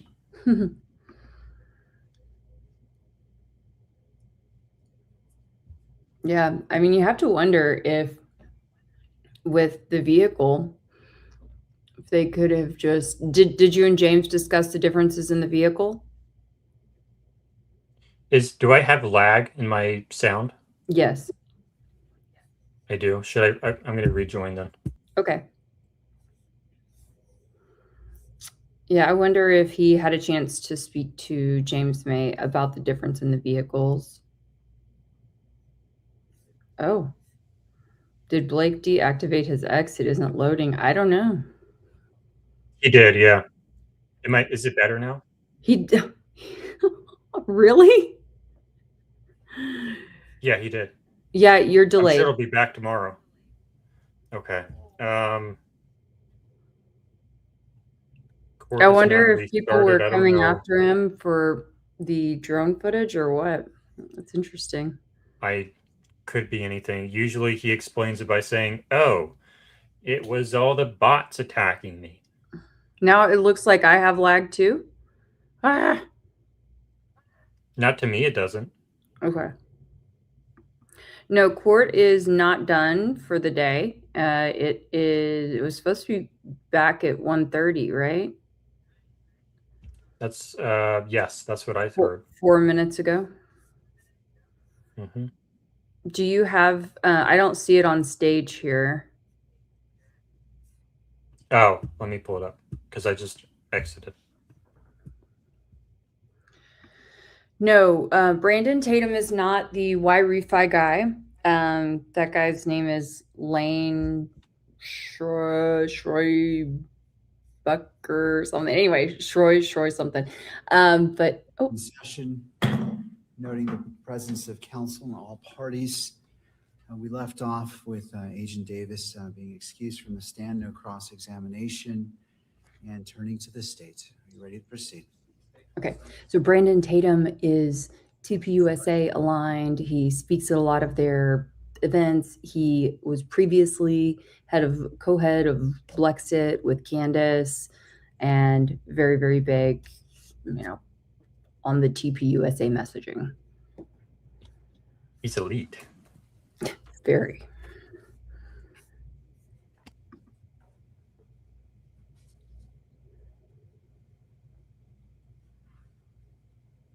He definitely is paid. I mean, he is absolutely paid. Right, sir, Sergeant, if you'd like to come forward, you're still under oath from your previous testimony from the previous day. So if you'd just like to come up to the witness stand, be seated to your left. The monitor should be a bottle of water. After you're situated, if you wouldn't mind just pulling that microphone toward you to ensure that the audio is picked up. Mr. McBride, your witness. Sergeant Falmuina, good afternoon. Good afternoon. We briefly covered some of your involvement in this case the other day. I want to return back to your initial assignment to this case. When were you first assigned to go to the campus of Utah Valley University? On September 10th of 2025. What time did you get that assignment? I believe it was approximately 1:30 p.m. And where were you when you received that assignment? I was at our headquarters office in Salt Lake. And did you go directly down to the campus? Yes, I did. And will you describe what you're seeing as you arrived there? Yes, when I arrived there, I actually arrived near the south end of campus, and that's where I saw multiple police cars as well as multiple officers from various agencies. Then I was asked to respond to our command post, which was in the Fugal building there. And the Fugal building, we've had some testimony about this, but is that just to the south of the courtyard? Yes, that is. And were you there while officers were securing campus? Yes, I was. And do you know generally how that was done? I don't know the specifics, but I do know that officers were canvassing the area, trying to look for a suspect, but also trying to see if anyone else was injured, and then making sure that the scene was secure and that no unauthorized people were allowed in. And I think you testified earlier. What was your primary assignment? My primary assignment at the campus, as well as throughout the case, was to oversee the crime scenes as well as the physical evidence. Before you could do your work on the crime scenes, did the campus have to become secure? Yes, it did. And did that involve making sure there was no active shooter on campus? Yes. And did that involve officers searching buildings and clearing buildings throughout campus? Yes. You mentioned that were there multiple areas that were processed by you and other crime scene analysts in this case? Yes, there was. Would you like me to go over them? Let me direct you to a few of them. Well, yes, please mention the scenes. Yeah, so one scene was a courtyard area, or I guess what we could also refer to as the amphitheater where the event took place. The other scene would have been the Fulton Library, where there were two bus stops. And then another would have been the wooded area. And then the last one would have been the Lolosi Center building, as well as the ground below. All right, let's start with the rooftop. What was who was assigned to process the rooftop area? The team that was assigned to process that was the Utah Bureau of Forensic Services, or also known as our state crime lab. And generally, what does processing an area involve? Processing includes documentation, sketching, as well as taking photographs, marking, as well as labeling evidence, and then determining how to package them properly, as well as also just trying to ID anything probative. On the rooftop was evidence found? Yes. What types of evidence were found on the rooftop? One item of evidence that was found was a screwdriver. Another one would have been what we believe was the shooter's perch. That was determined that was easy to see at night. Using oblique lighting, we could see disturbances in the gravel on the rooftop. And then on the northeast edge, our team also found some swipes on the ledge of that rooftop that was also collected. Okay, so northeast ledge, and is this the dropping off point? Yes, it is. You said swipes. What does that mean, swipes? Swipes is, I would describe it as kind of hand marks or any type of marks that is left by something that causes some type of disturbance. And where on the ledge were those located? Those were located right on the edge of that right on the edge of that rooftop. And then right below, we also had some other swipes as well some other impressions. And then below that was a glass window where we also located some latent prints. Okay, I want to return to the what you've referred to as the perch, the sniper position. Were measurements taken from that sniper position to the tent where Charlie Kirk was seated? Yes. Do you know the distance? Yeah, so the distance from the perch area directly to the tent where Mr. Kirk was sitting was approximately 415 feet. If you take into, if you break it down, so from the perch to the tent, you're looking at it basically like this. And this is the perch and this is the tent. And now you're describing, I'm sorry, I have to make a record. You're describing an angle, a slope downward from the perch to the location of the tent. Is that accurate? I am. Okay, go ahead. Yeah, so the angle, so again, the distance, the perch to the tent was approximately 415 feet. If you think about it, or without taking into account the elevation drop, it was actually 410 feet. So just horizontal straight across. And then the elevation difference between that is approximately 68 feet. Okay, 410 feet from the perch to the tent with a 68-foot vertical drop. Is that right? On the rooftop, were shoe impressions found on the rooftop? Yes, there was.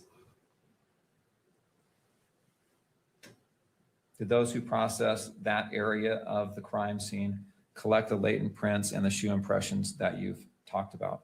Yes, they did. And this is a good point to read a stipulation into the record. All right. The language of this has been agreed upon by the parties.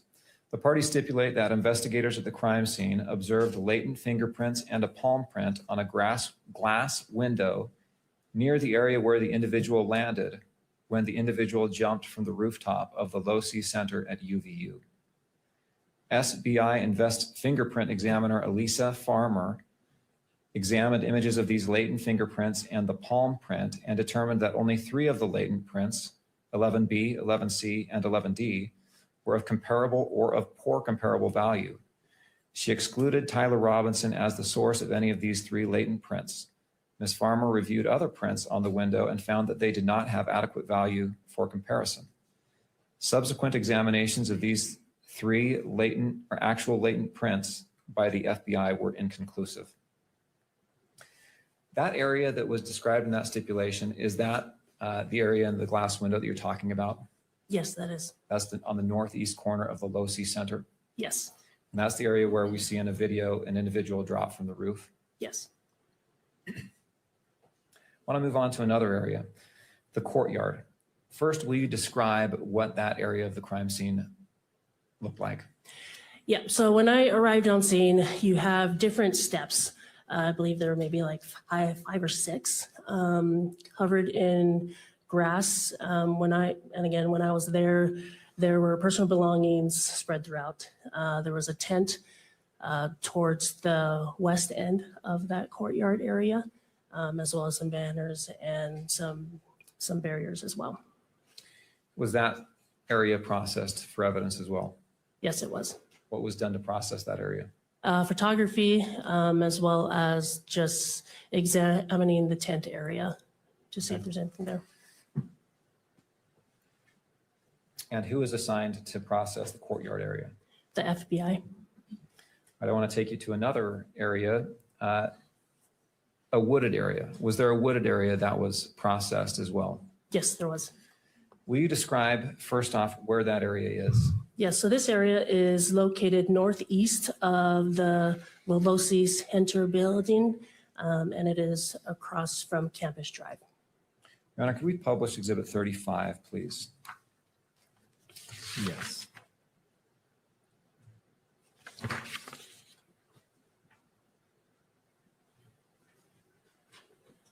And if I may approach the witness, I'll put up the hard copy of this exhibit as well. All right.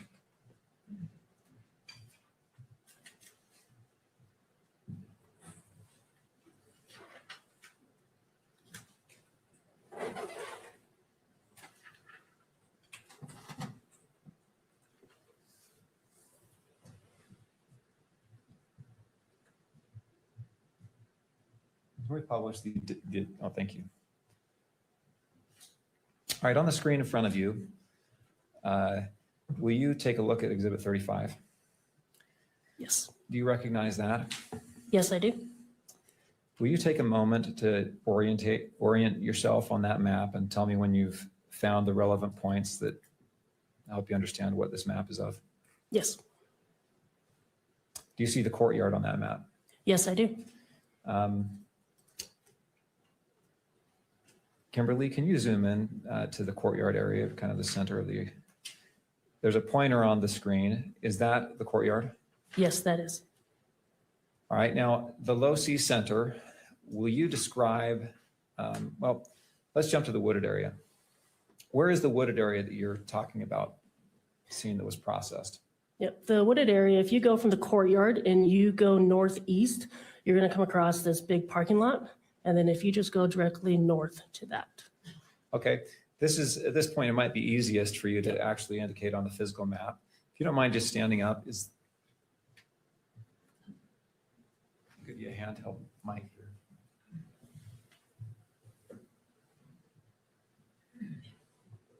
Yes, so the wooded area is approximately right here in this area.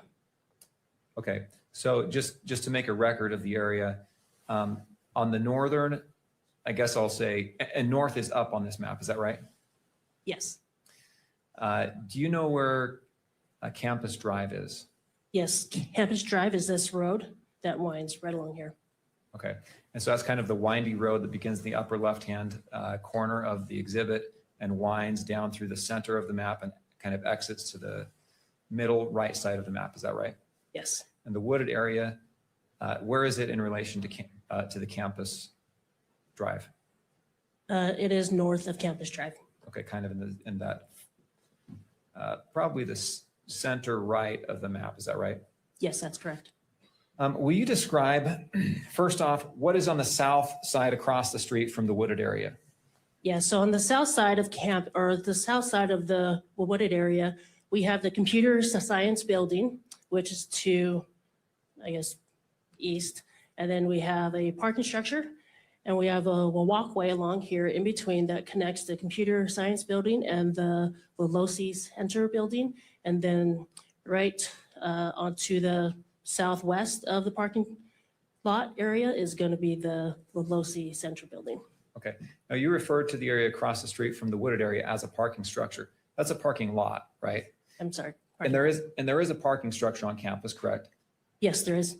But that's different than the parking lot you just mentioned. Yes. Okay. All right. Back to the wooded area. What was found? Was anything found in the wooded area of evidentiary value? You can sit down. Thank you. You can take that.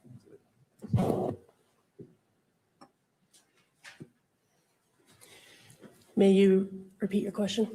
Was anything of evidentiary value found in the wooded area? Yes, in the wooded area, a rifle that was wrapped in a dark colored towel was found there. And how did you learn about that? I found that out because just a little bit before 6 p.m. that day, I received a call from Utah County Sheriff's Office, who was tasked with searching that area. Do you know why they searched that area in the first place? Yeah, so they searched that area because I received a video that was from the UVU security footage. This was received by our command post on scene, and it showed who we believe was the shooter, on the rooftop, run from the southwest corner all the way to the northeast corner, jump down, and then continue to the northeast side of that campus and then cross the street to Campus Drive. And then the suspect was out of camera's view after that. Okay, so he ran basically toward and into that wooded area. Yes. Right.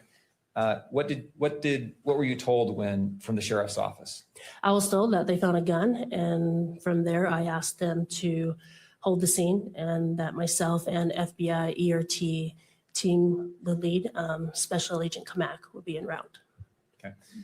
FBI ERT, FBI Evidence Response Team, right? Yes. All right. Did you go to that area? Yes, I did. Did you observe the weapon? Yes. Will you describe what you saw? Yep. What I saw was a rifle that was, or at the time before even having removed it, we found, or in the bushes, we found all you could really see was just a dark towel there.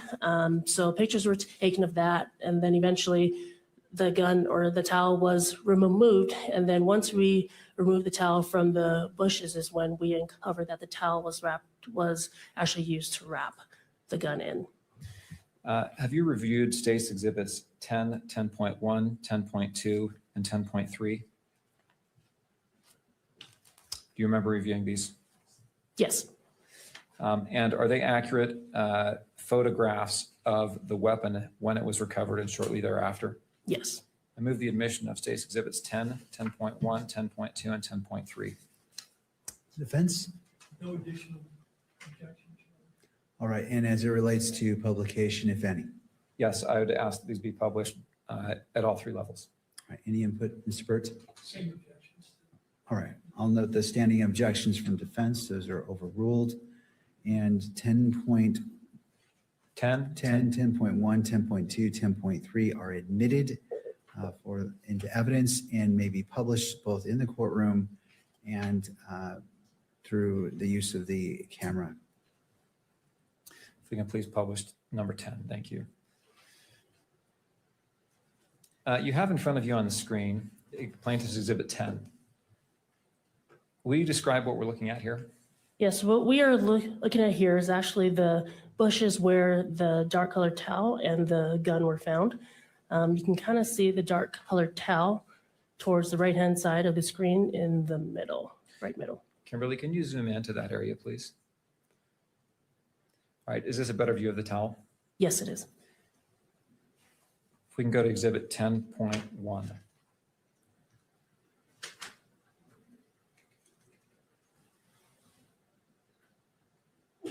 Will you describe what we're looking at in Exhibit 10.1? Yes, this is a mid-range shot of, again, the towel that was used, or of the towel and within the bushes. All right. When this was found and you arrived on scene, what happened with that weapon? We moved it from the bushes, or say FBI Special Agent Kamak removed it from the bushes. We then placed it on a cardboard box, took pictures of it, and then we removed the towel, packaged the towel separately, took additional pictures of the gun, and then rendered it safe on scene. Okay, I'll ask you about that more in a minute, but let's go to number 10.2.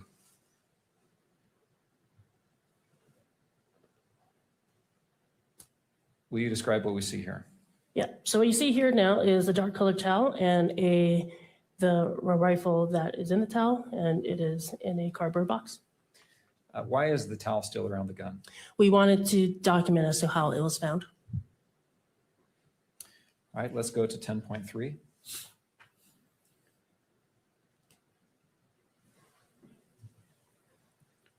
Is this the rifle? Yes, it is. You described making the rifle safe. Will you describe what that is? Yep, so what that is that we ensure that there isn't anything in the chamber and that there's no other cartridges in the gun that would have it go off. So to do that, because it is a bolt action gun, we would have to manipulate the bolt or the lever back, and then from there see if anything was in the chamber, and then I'll say carefully remove anything that was in the chamber and below it. All right, what is the difference between a bolt action and an auto ejecting gun? Yep. A bolt action is one where the user actually has to manipulate the bolt. So they would actually have to turn, or they would actually have to pull it back and forward to, whether it be to load it, lock it, as well as extract anything that's in it. Unlike a semi-auto gun, that is one, every single time you pull the trigger, a bullet will be fired. And then from there, a casing will be extracted out, as well as a new cartridge will then be automatically fed into the chamber. So if you shoot a bolt action rifle, does that spent shell casing automatically exit the gun? No, it does not. It will stay in there until the person that is handling the gun actually removes the bolt, or actually pulls the bolt back, and then the casing will be extracted out. Were you present when this weapon was made safe? Yes, I was.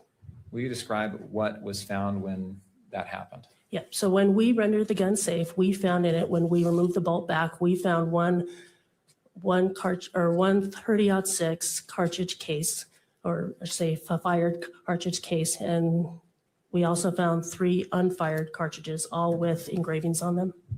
Okay, I want to make sure we understand the language you're using. When you say cartridge case and you say cartridge, what do you mean? Yeah, so a cartridge is basically the round itself, right? The whole round. And the round consists of the cartridge case, and then the powder, and then the bullet on top. So the cartridge case, the term is used for something that has been fired already. A cartridge is an unfired round. Okay, cartridge is the unfired round that still has the bullet, the powder, and all that. Yes. Cartridge case is the fired, is a round that has been fired, and it's just the empty brass casing. Is that right? Yes. Okay. Was there any, so there was, I just want to make sure I understand, a fired cartridge case and 3 unfired cartridges. Yes. Was there anything distinctive about these items? All 4 of them had engravings on them. Did you observe those engravings? Yes, I did. Did you observe them right there on scene? Yes, I did. And what was done with, let's talk about each of those things.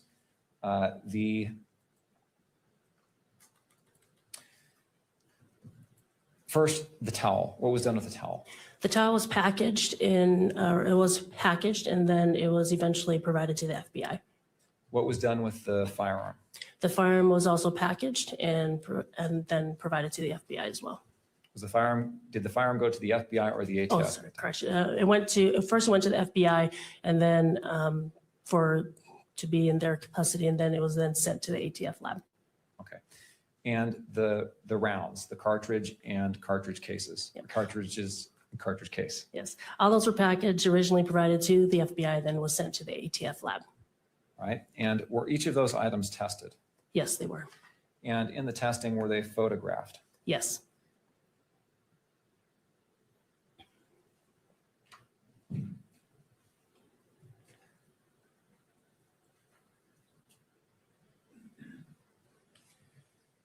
Have you reviewed the photo, and were they photographed by the ATF when they were tested? Yes, they were. Have you reviewed their photographs? Yes. And were you previously shown states exhibits 19, 20, 21, and 22? Yes.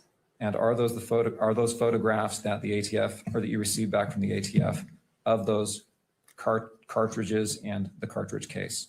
Yes. Did they have the same appearance and etchings that you saw when you observed them removed from the gun? Yes. And did those photographs accurately capture those etchings? Yes.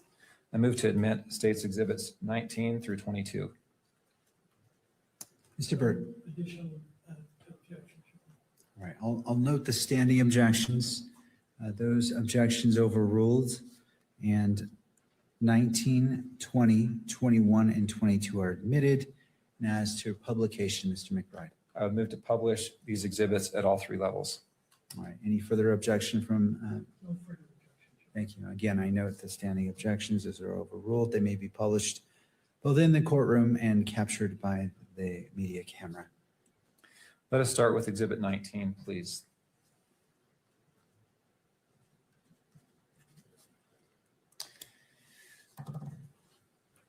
What are we looking at here in exhibit 19? This is the cartridge case that was recovered from the gun. And what position was this in the gun? This was this is what was in the chamber. Okay. In the chamber, meaning that's where a cartridge is before or when it is fired, correct? Yes. Do you notice an inscription or an etching on this cartridge case? Yes, I do. Will you read what that says? Yes. Notices bulge. And if we can go down to page 2 of the exhibit, will you read what this says? OWO, what's? And to page 3? This. And question mark, correct? Yes, question mark. All right, if we go to State's Exhibit 20.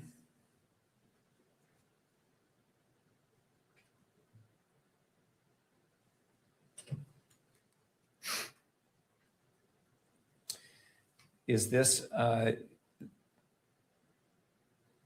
photograph of one of the cartridges that was found in the gun? Yes, it is. And what are we looking at here in this view of page 1 on Exhibit 20? This is the head stamp of it, and it says it is according to the head stamp, it is a Remington 30-06 Springfield. Is that a different caliber than a .223 round? Yes, it is. Will you look at page 2 of Exhibit 20?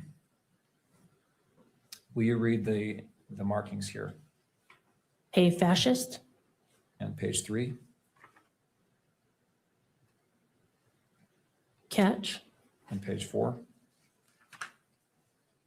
Up arrow, right arrow, down arrow, down arrow, down arrow. All right, let's go to Exhibit 21.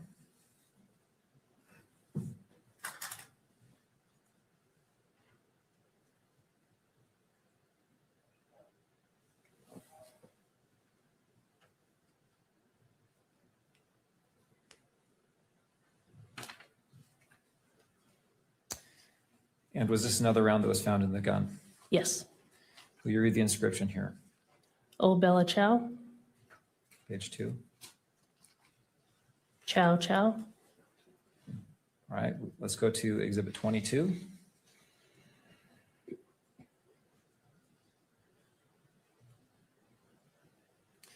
Another round that was found from the gun, correct? Yes. Will you please read the letters here? If you read. Page 2. This, comma, your, or correction, this, comma, you are. Page 3. Gay. And page 4. LMAO.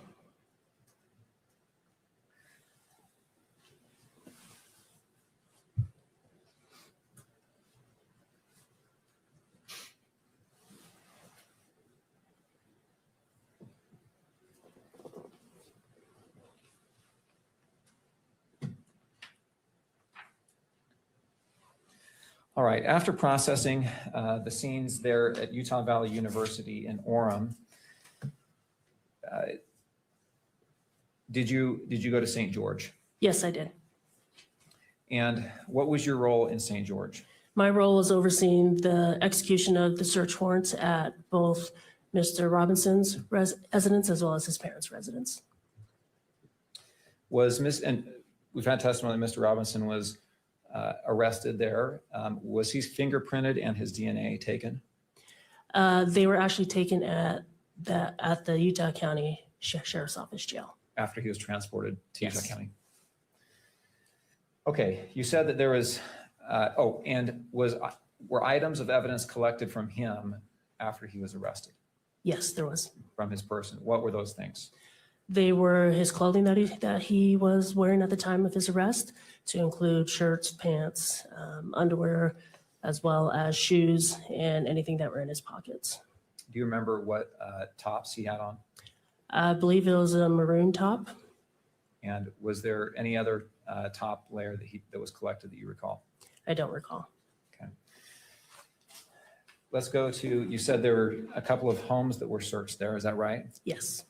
Whose homes was that? One of them was where Mr. Robinson and Mr. Twiggs resided, and the other was Robinson's parents' residence. I want to ask you about the defendant's home.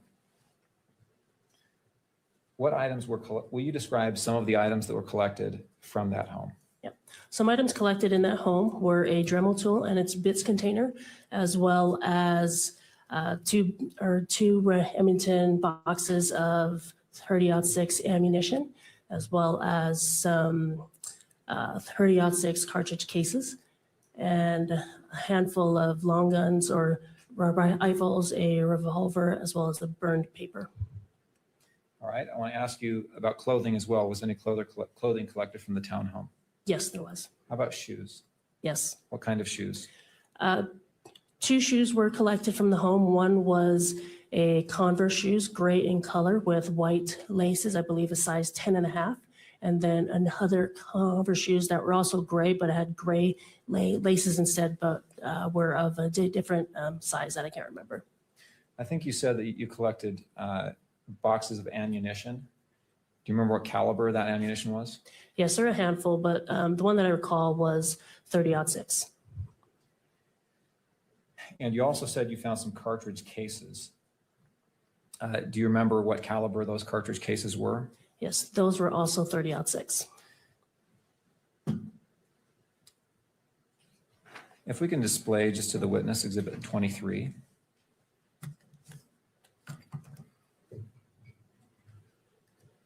Do you recognize Plaintiff's Exhibit 23? Yes, I do. And is that an accurate photograph of the cartridge casings and some of the bullets that you found? Yes. I would move the admission of Plaintiff's Exhibit 23. Mr. Burt? No further objections, Your Honor.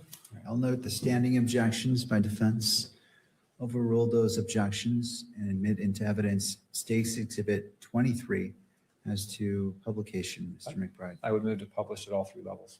All right. It is published to the courtroom as well as maybe broadcast via the camera. As that's coming up, where did you find these? I found these in what we would consider the spare bedroom, right next to Tyler's bedroom, on top of a safe. How do you know which bedroom was Tyler's bedroom? We determined that based off of some documents we found in what we believe was Tyler's bedroom, such as mail that was addressed to him, as well as some school documents as well. And again, in relation to, will you describe the layout of the house in that area? Yep, so this was on the 2nd floor. As you're coming up the stairs, if you turn the left up the stairs, you're gonna run into 2 bedrooms, and that is on the south end of that residence. The southeast bedroom would be Tyler's, and then the southwest would be the spare bedroom. Again, if you go back to the stairs and you make a right-hand turn, that is where you're now on the north end of that residence, and that is now Twig's bedroom. And where were these items here in 23 found? These were found on the southwest, or in the southwest bedroom, the one right next to Tyler's bedroom. And you said on top of a safe? Yes. Okay. All right. Will you describe what we're looking at in Exhibit 23? Exhibit 23 are the 5 cartridge casings we found on top of the safe. All were 30-06 Springfield caliber, and one of them had an engraving that said "test shot" on it.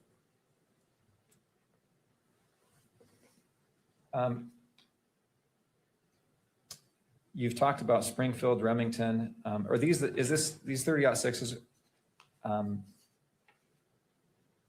Are they the same type of round as was found in the gun? Yes.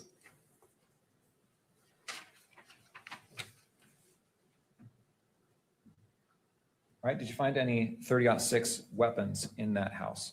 No, we did not. All right. Did you search the closet on the 1st floor? Yes, I did.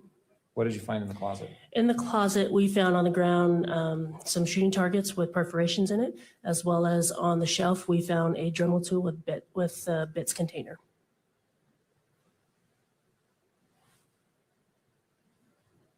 All right, a Dremel tool with bits. What is a Dremel tool? It's basically like a handheld device where you can make etchings or engravings on things. What are bits? Bits would be I guess like a sharp edge or something that that would actually cause the etchings that you would put into the tool. Is this kind of like a drill bit? Yes.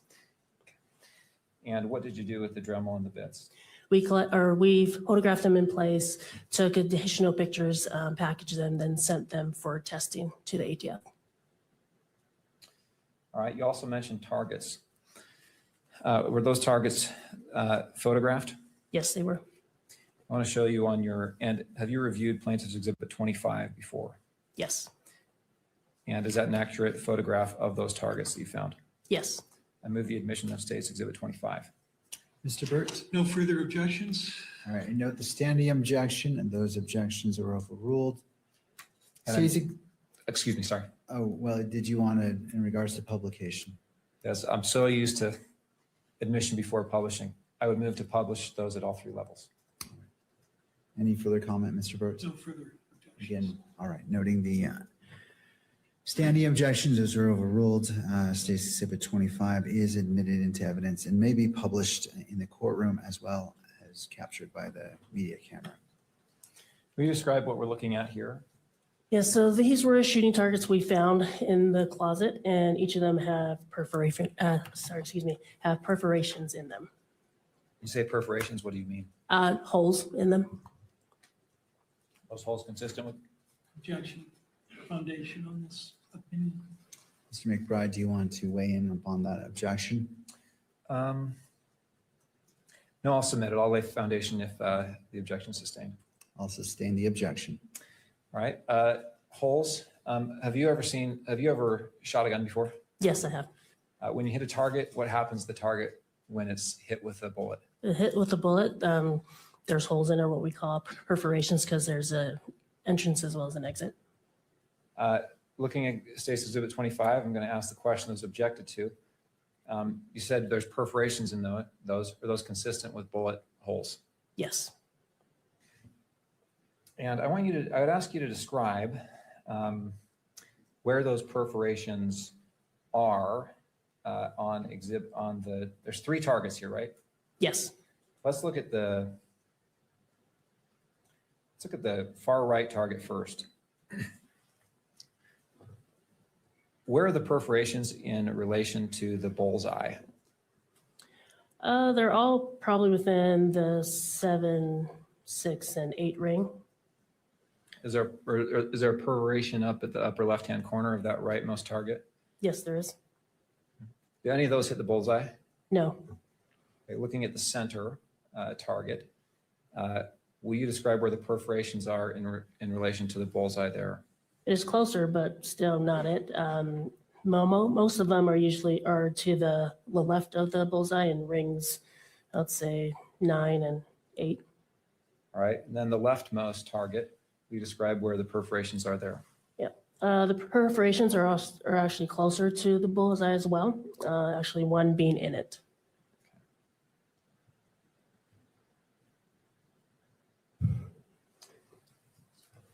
All right, you described also collecting a burnt note. We can take down 25. Thank you.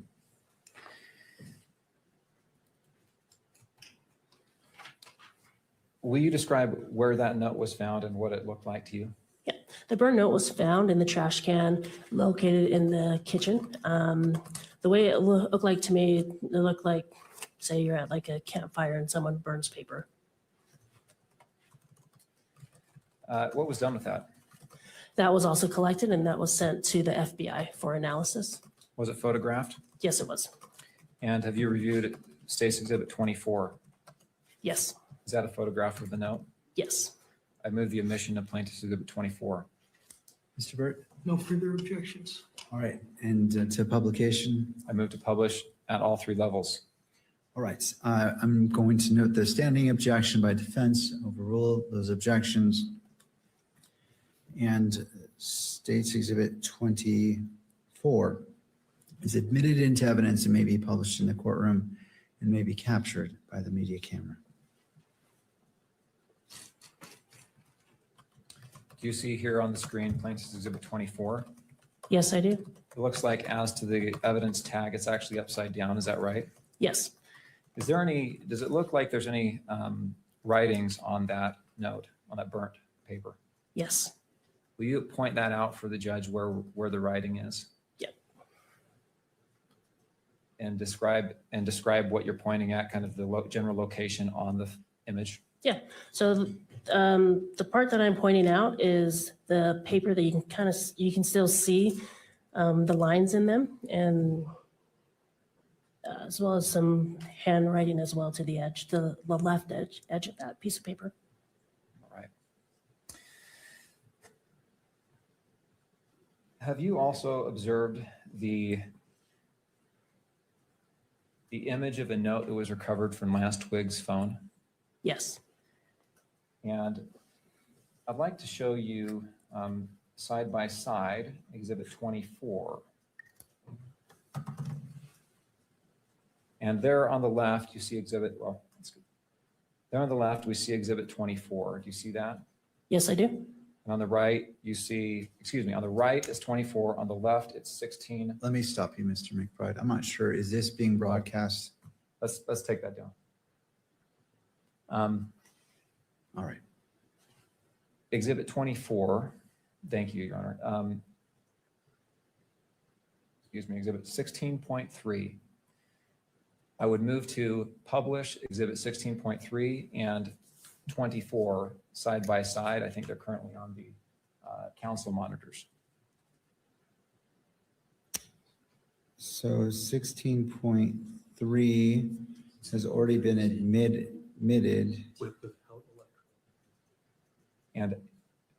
And I don't remember the court's order if this was to be captured by electronic media or not. No, it was not. Okay. Is that does that comport with defense's memory as well? It does. All right. So 16.3 was published to the courtroom, but not to be captured by the media.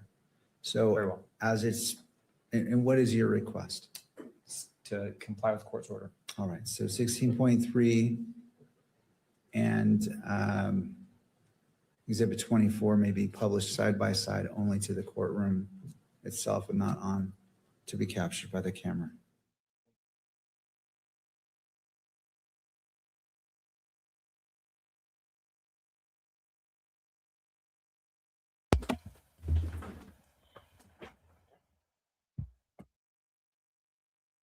So we have the photos of the bullets now, of the rounds.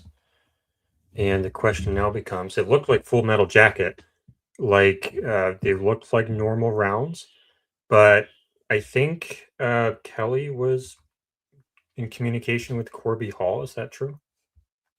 Maybe perhaps coming on, maybe? I mean, I don't know if you will or not. Okay. Because I'm not necessarily qualified to tell what kinds of bullets those were. But that is the question now. Were they normal bullets? Were they specialty bullets?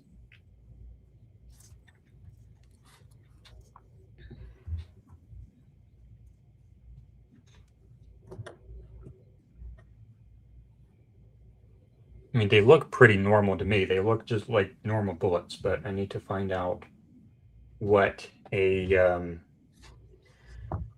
one of the specialty rounds look like hollow point. It's just amazing to me how he's so still. So still. I always think that the stream is paused because oh my gosh, the echo is so bad.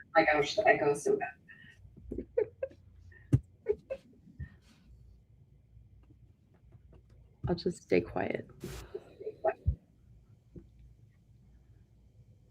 Yeah, I'm just getting very tired, kind of frustrated with a few things.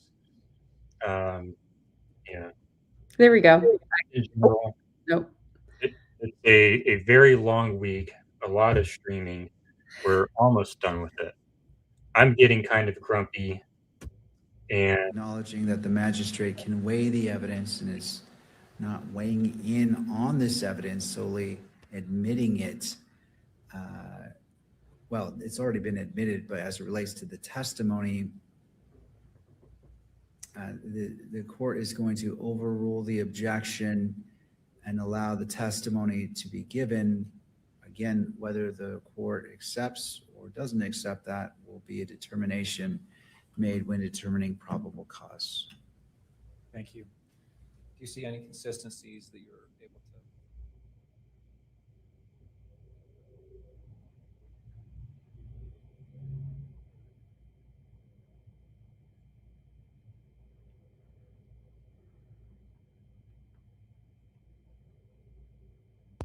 Oh, you had some photos you wanted to bring up. Let's bring those up real fast. So Kelly was busy last night getting a lot of stuff done with these photos and with these measurements. So let's thank Kelly for that. We have these two dots here on the photo, which you think were evidence markers. I think it's possible that maybe that's where they could tell that there was maybe a foot impression or bag hit. I'd have to look back at the video, but that they seemed, I tried zooming my phone in pretty good. I don't know if I uploaded that picture yet.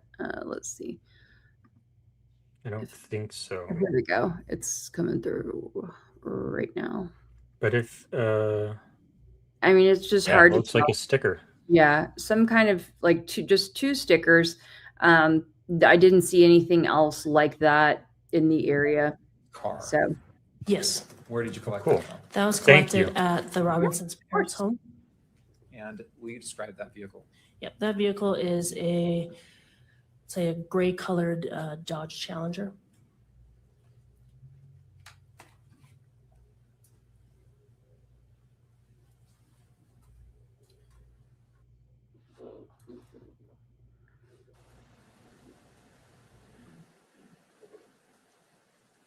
All right. You've mentioned that you sent several items to the ATF and the FBI for testing. And did you receive reports back from both of those entities with results of their testing? Yes, I did. I'd like to show you on the witnesses screen only right now, or council screens, Exhibit 30. All right, while you're doing that, Mr. McBride, and also, could we go ahead and take down State's Exhibit 35? I know it's just in the background, but just to be consistent on displaying of exhibits.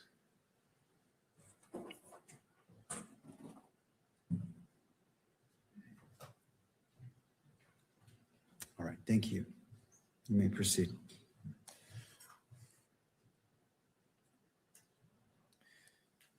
Plaintiff's Exhibit 30. Do you know what this is? Yes, this is the ATF report that I received regarding the DNA testing on the gun and cartridge casings. Or sorry, correction, cartridge case and cartridges.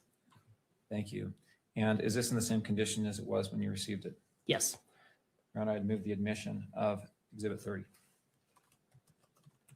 Mr. No further objections, Your Honor. All right, I note the standing objections, and as to publication, Mr. McBride.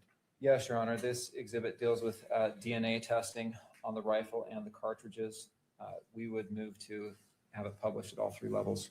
All right, so noting the standing objection by defense, I'm going to overrule that objection pursuant to Utah Rule of Evidence 1102. State's exhibits, and this is 30? 30. State's Exhibit 30 is admitted into evidence and may be published on screen in the courtroom and for the media camera.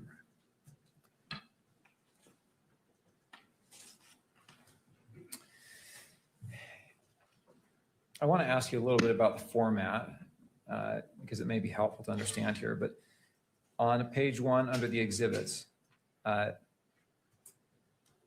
we have here a list of items that were sent in for testing and comparison. Is that right? Yes. And throughout the report refers to the items compared by the lab number. Is that right? Yes.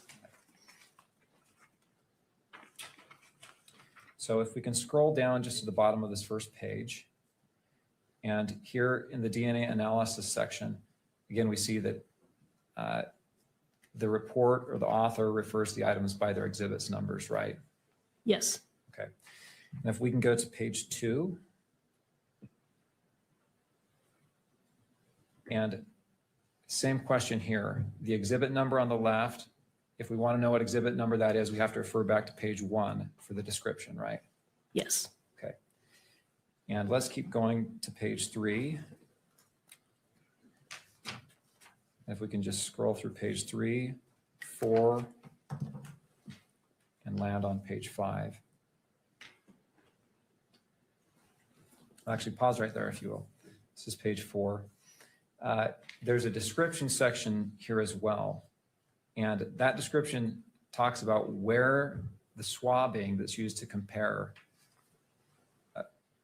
what was swabbed for the comparison. Is that right? Yes. Okay, let's go to page 5. So as we look at this first paragraph here under statistical analysis, let's see if you have this notated or no. Exhibits 1.1 and 1.4. Do you know what that is referring to? Yeah, they're referring to 1.1 is swabs of the stock and grips of the rifle, and then 1.4 is swabs of the bolt of the rifle with possible ridge detail and or smudging. Okay. Will you read paragraph D? Yes.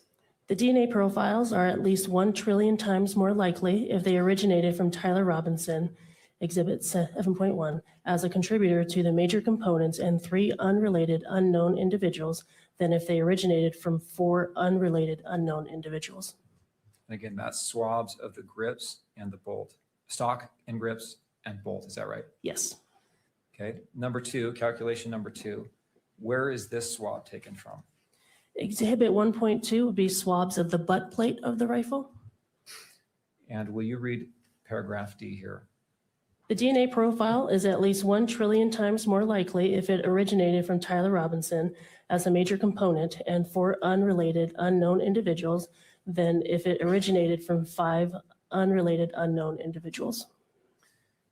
Looking at calculation number 3, exhibit 1.3, what areas were swabbed for this comparison? 1.3 is swabs of the trigger and trigger guard of the rifle with possible ridge detail and or smudging. We read paragraph D. The DNA profile is at least 1 trillion times more likely if it originated from Tyler Robinson as a major component and 3 unrelated unknown individuals than if it originated from 4 unrelated unknown individuals. If we can go to page 6. Calculation number 4, exhibits 1.5 and 5.1. What are those? 1.5 are swabs of the forend of the rifle, and 5.1 is swabs of 1 30-06 cartridge. And again, that cartridge came from where? From the firearm. Will you read paragraph D? The DNA profiles are at least 1 trillion times more likely if they originated from Tyler Robinson as the major components and 2 unrelated unknown individuals than if they originated from 3 unrelated unknown individuals.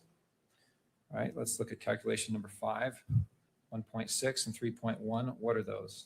1.6 is swabs of the barrel of the rifle with possible ridge detail and or smudging, and 3.1 is swabs of 1 30-06 cartridge.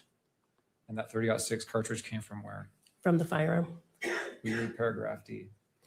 The DNA profiles are at least 1 trillion times more likely if they originated from Tyler Robinson as a contributor to the major components and 2 unrelated unknown individuals than if they originated from 3 unrelated unknown individuals. Okay, statistical analysis calculation number 6, exhibit 1.9. Where is that from? 1.9 is the swabs of possible ridge detail and or smudging on the optical accessory of the rifle. Is that a scope? Yes. Okay. Will you read paragraph D? The DNA profile is 6.28 billion times more likely if it originated from Tyler Robinson as a contributor to the major component and 3 unrelated unknown individuals than if it originated from 4 unrelated unknown individuals. Okay. On number 7, I'm not going to read that. I think we've gone through this enough. That's the last one in this report. Is that correct? Yes. All right. We can go to exhibit 32. 31 was previously received. And just display this on the screen of the witness, please.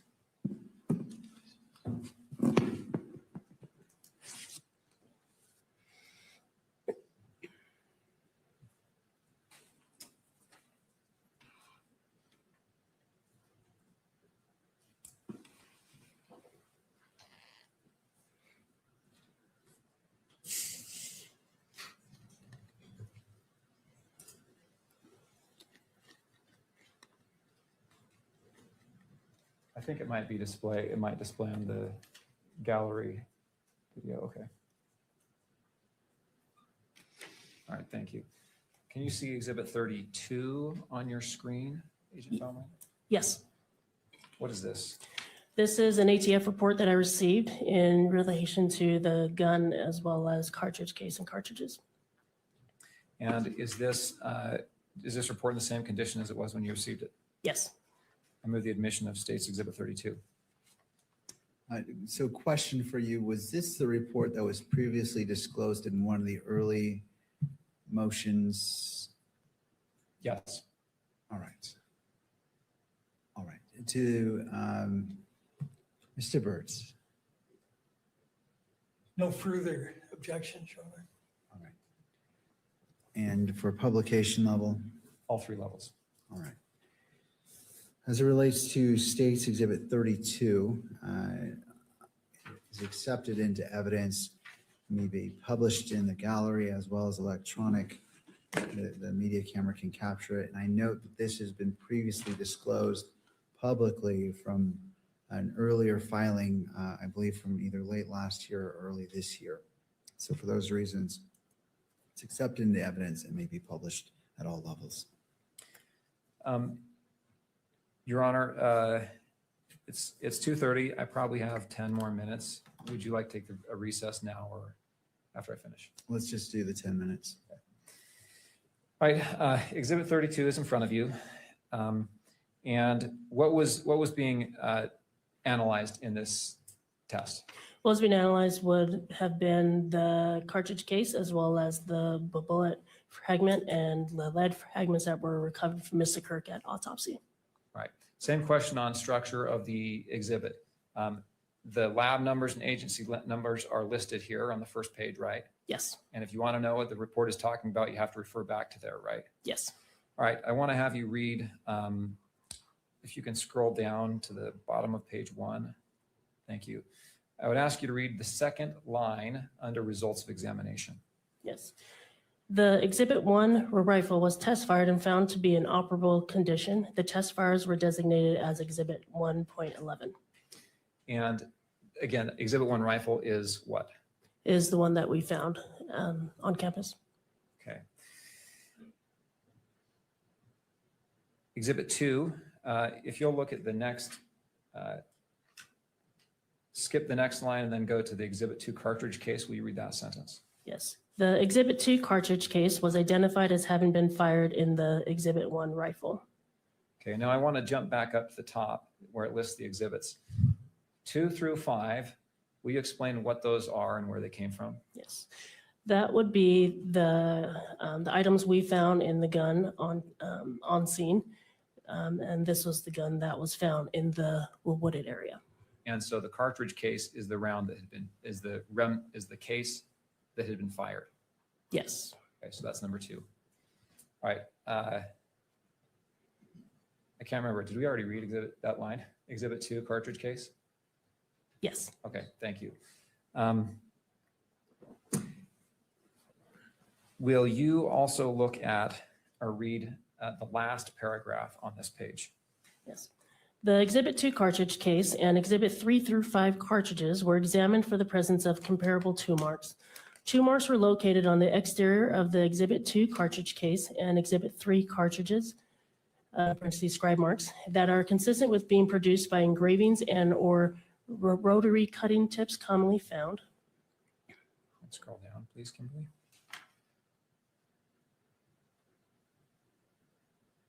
Installed in handheld rotary tools, such as a Dremel tool. These tool marks contain marks of value for comparison if a suspect tool is located. Okay, I'd ask to scroll back up to show the exhibit list. Number 6, what is Exhibit 6? Exhibit 6 is the bullet fragment, or sorry, the bullet jacket fragment, as well as some other fragments that were recovered from Mr. Kirk at the time of autopsy. Thank you. Going back to page 2, will you read the first full paragraph there beginning with Exhibit 6? Yes. Exhibit 6 consists of one .30 caliber class deformed damaged bullet jacket fragment and 4 lead fragments. Will you read the next paragraph as well? The Exhibit 6A bullet jacket fragment could not be identified or excluded as having been fired from the Exhibit 1 rifle based on an agreement of all discernible class characteristics and neither sufficient agreement nor sufficient disagreement of individual characteristics. The results of the comparison was inconclusive.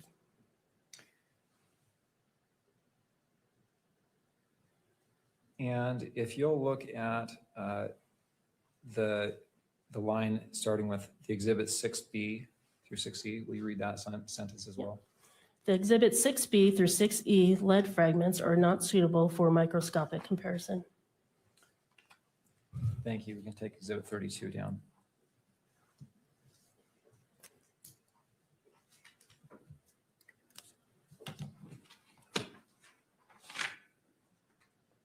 Exhibit 33, if we can show that just to the witness, please.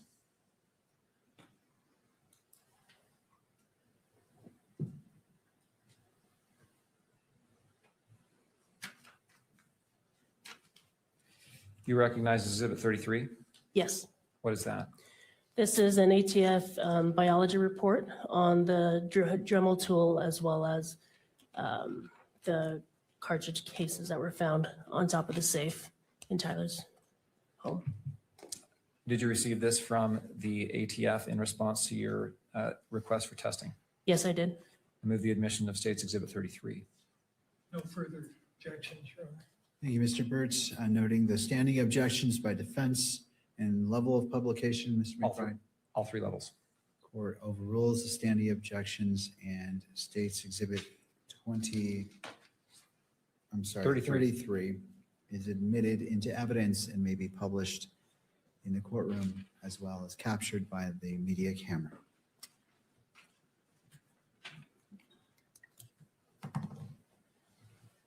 What was being tested here? The Dremel tool, the bits container, as well as the cartridges and cartridge casings we found in Tyler's home. And up in the top right, it says forensic biology. Is this DNA testing? Yes, it is. Okay, format of this is the same as the other report that we already looked at, right? Yes. Let's jump to page 4. Calculation number 1.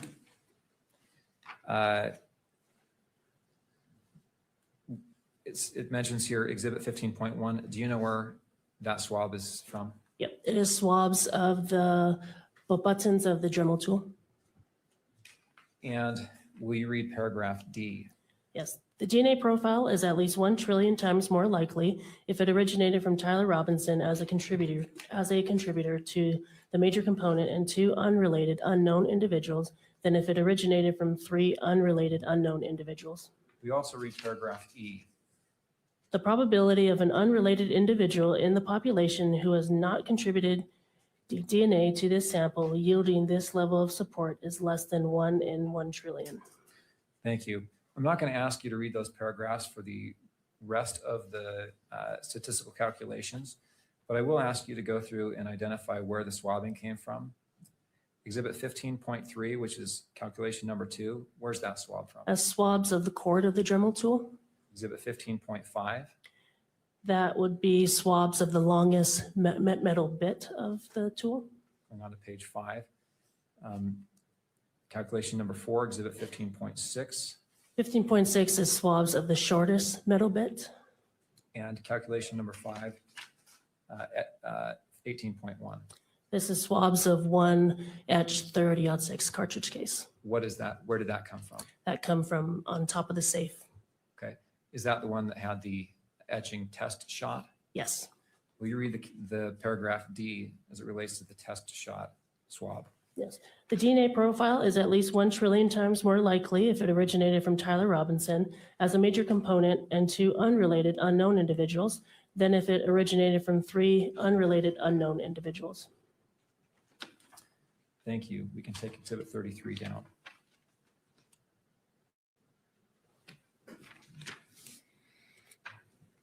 final report is 34, if we can publish that just to the witness.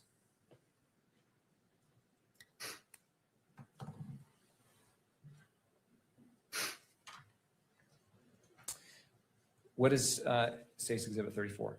This is an ATF report I received that was comparing tool marks. And is this, I move the admission of Plaintiff's Exhibit 34 and publication at all 3 levels. Mr. Burt.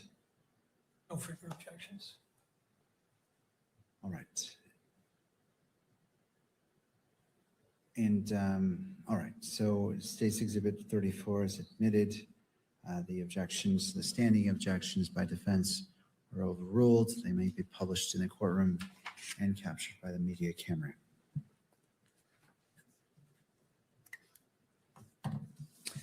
Okay, looking at the exhibits, might have to go back and forth here, but let's go to page 2. And will you read the paragraph that starts with Exhibit 18 consists? Yes. Exhibit 18 consists of 5 30-06 Springfield caliber fired cartridge cases, designated Exhibits 18A through 18E, and 15 45 auto caliber unfired cartridges, designated Exhibits 18F through 18T. Okay. 18A, do you know what 18A is? Yes, this would have been the 30-06 cartridge case with the engravings test shot on it. Okay. Will you read the paragraph beginning with the Exhibit 18A? The Exhibit 18A cartridge case was examined for the presence of comparable tool marks. Numerous sets of tool marks were located on the exterior of the Exhibit 18A cartridge case that are consistent with being produced by engravings and or rotary cutting tips commonly found installed in handheld rotary tools, such as a Dremel tool. These tool marks contain marks of value for comparison. Okay. The next paragraph I asked you to read is the one that starts with Exhibit 16. But first I want to ask you, do you know what Exhibit 16 is? I do not, off the top of my head. Okay. 18, it also says Exhibit 18A through 18E. Do you know what those are? 18A through 18E would be the cartridge cases that were found on top of the safe. Okay. If you'll read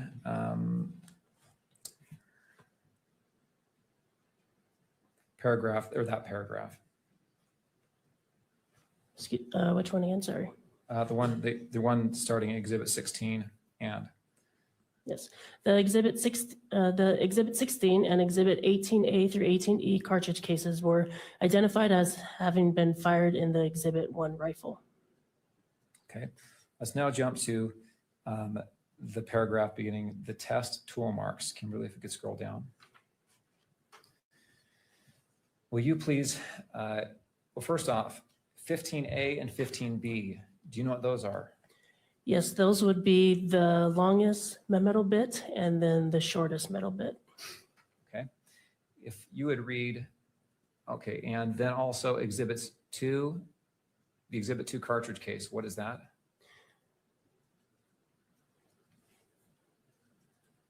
This would have been the cartridge case that was found in the gun. And Exhibits 3, 4, and 5 cartridges? They were the ones also found in the gun. And Exhibit 18A? Is the one that was found on the safe. Okay, if you'll read the first bullet point there, the Exhibit 15A. Yes, the Exhibit 15A engraving cutter was identified as having made tool marks located on the Exhibit 2 cartridge case, Exhibit 3 through 5 cartridges, and Exhibit 18A cartridge case. And will you, okay. We can go ahead and take that down.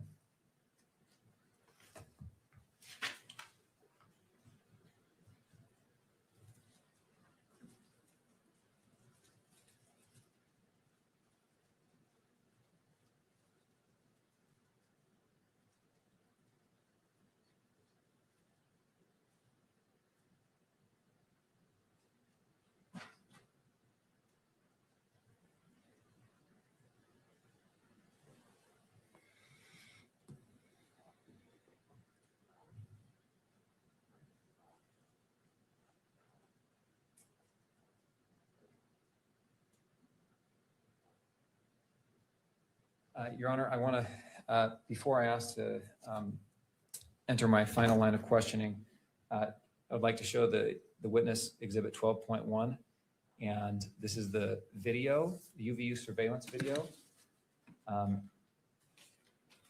Let's see, I think it's 12.4 was the surveillance video actually that was approved for publication. That's correct. That's the unmarked, non-zoomed version, correct? Is that correct? Yes. Yes, that's the one that, yes. And just for now, let's do this on the witness's screen.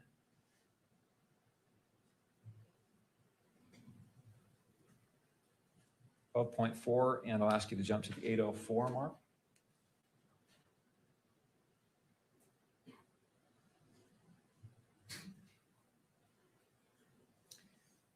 Okay. I'd move to publish. We intend to play about 10 seconds of this video. I'd move to publish that at all 3 levels. Mr. Burt? I'm not sure what the relevance is at this point, so it's hard to object or not. I would ask for a proffer as to what it's showing, because it's not apparent from the exhibit. Understood. Proffer is, there's been testimony about prints being found on this exhibit demonstrates the suspect's behavior in that area. All right. Anything further? With that, I don't have any further objections. All right. So it may be published. This is already admitted, and it may be published at all levels.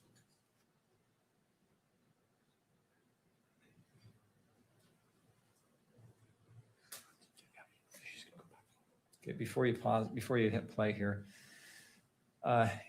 Sergeant Falmuina, do you see what's on the screen in front of you? Yes, I do. Can you see the suspect in this image? Yes. Will you describe where that suspect is? He's on the rooftop, let's say on the gravel part, and this would have been close to the northeast side of that building. Timestamp is 12:23:47 p.m. Is that right? Yes. And that portion of the image that we see there, the video, is the top portion of the image slightly to the left of center. Is that right? Yes. Okay, we're at 8:01. Kimberly, will you please hit play there?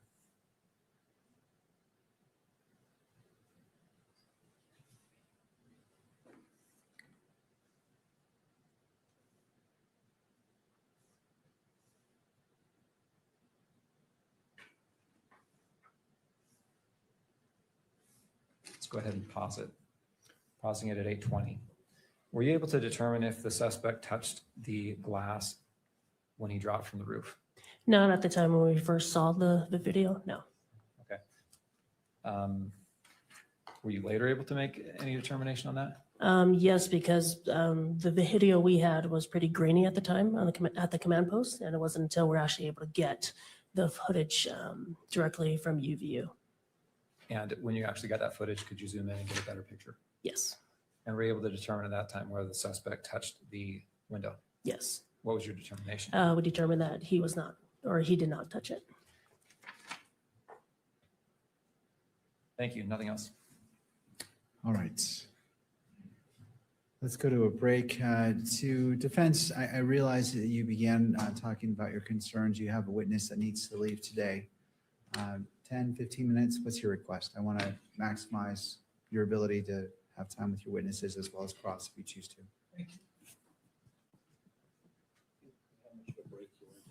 Just 10 minutes would be fun. All right, let's break for 10 minutes and then come back and cross-examination. Court is in recess.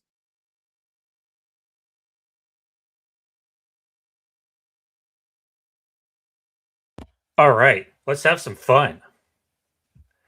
I posted in the chats request for some suggestions on some funny videos we should watch. Yeah. So let's get to those to try to lighten the mood here. All right. We have Sean Ryan phrases. We have Skerka Kirk. We have Adrian. I don't know who Adrian is. Who's Adrian? Andrew Colvett got community noted. Let's go find that. I think I'm alone here. Andrew Colvett. Let's see what he got community noted for. So yeah, we need to find out what kind of bullets those are. I'm pretty sure they're just normal bullets. I don't think they're special bullets. So for all the people saying, oh, we don't know what kind of bullet it was, it's probably some kind of super specialty bullet. No, it looks to me like it's just a normal bullet. The 30-06 was. But I'm not qualified to make that determination. I'm not seeing the community noted one. I think it was the one saying that They said it had. Candace and Charlie weren't friends. Yeah, that's what they said. I don't know. Was he maybe responding to a post? I mean, I feel like it would have been Perhaps pretty, relatively recent.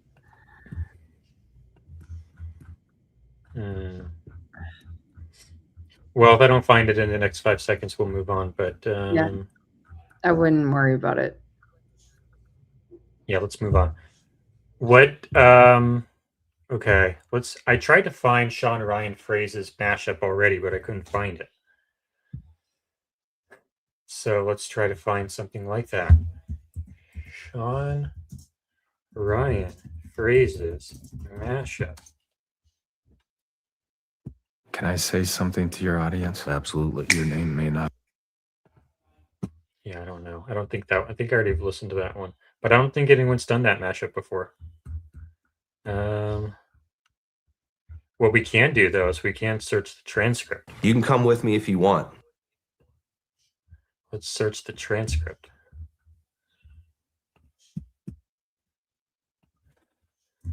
You got it. That's great.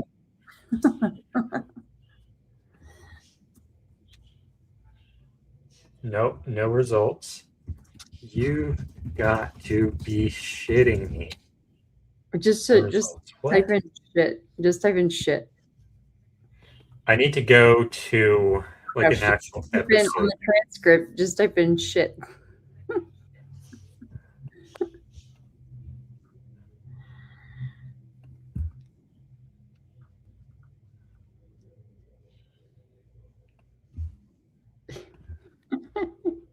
What? No results found. No way. I've never seen him do an interview and that not be in there. I mean, it's not like I've watched that many of his shows, so the odds are pretty high. Shit, that's crazy. Thank you. Thank you. There's one of them. Brother, thanks for having me. Shit, that's crazy.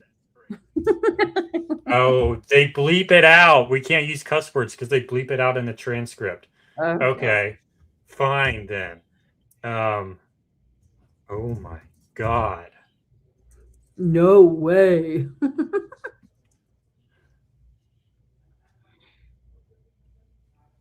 No. Never? It's like a Polish name. Oh my God. It's the other guy.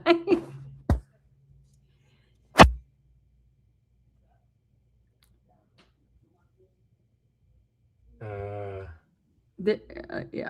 Someone really needs to make a mashup of it. Okay, well. I know it's in the Brian Harpole. There are a lot of them in the Brian Harpole. Them there, and then the Candace one too. I haven't listened to that one yet because we were going to do the reaction stream, but we never did it, so I haven't listened to it yet. Sean Ryan, Brian Harpole. It's kind of late to do that now. Yeah.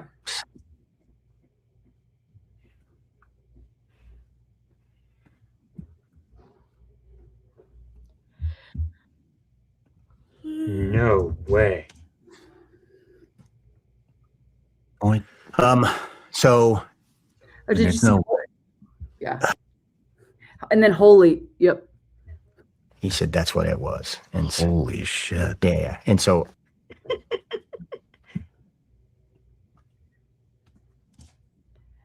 that's what you okay, so we'll remember that. Holy shit. Yeah. Holy shit. Yeah, it's like why not? Heard him reference it where those places that are our holy land, and that you can't go there. And that you can't go there. Play the whole, the holy shit. Does he have a name? Chief Long. Holy shit. Does he have a name? Does he have a name? The police department. We've called him. He's never called us back. Holy shit. That was was that two holy shits in one sentence? No. Oh. No, I rewinded because I wanted to play it again. Okay. Holy shit. Holy. .com. Holy shit. Holy shit. Of your head, like Rosa Parks. I mean, holy shit. It was. Name will drug you out of your mind. Holy shit. It's in writing. No repeats yet. Holy shit. And so when It's that many of them. This is going to be a repeat. Who is this guy? Holy shit. And so when Holy shit. is always wrong. Mm-hmm. Mm-hmm. Holy shit. Who do you...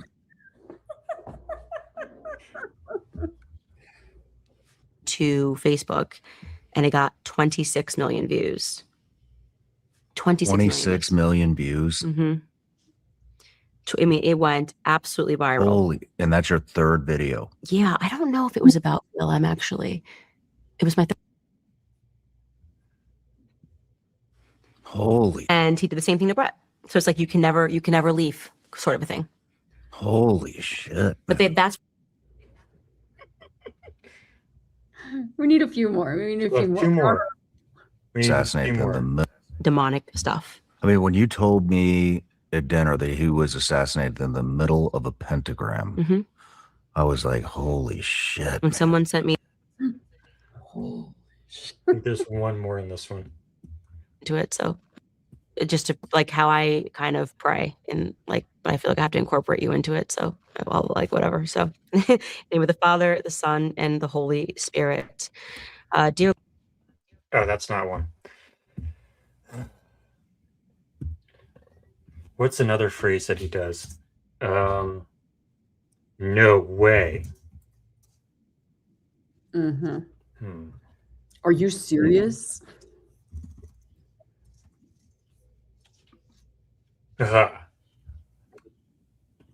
And I shared that photo, by the way.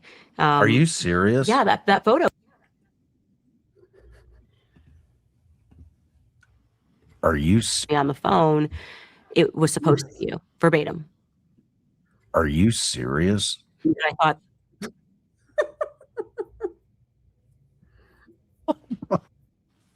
the ka-ching sound effect. Oh, wow. One of the reasons I got fired. Are you serious? Of a random show playing. No. Just making it up. Okay. What else do we have here? I think I've successfully cheered you up a little bit. Mm-hmm. On the community noted post, Andrew quotes over a tweet made by Candace where she said, I don't really care. Do you need a minute? I don't know. There's a question about admitting ballistic or forensic evidence. What are some other funny videos we should pull up? I don't think I have anything. Should we do a Skerrica Kirk one? Yeah.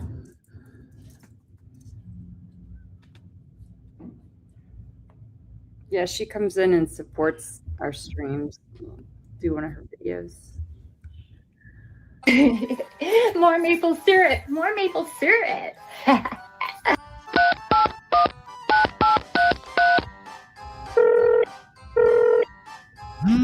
Hi, Dad. Oh.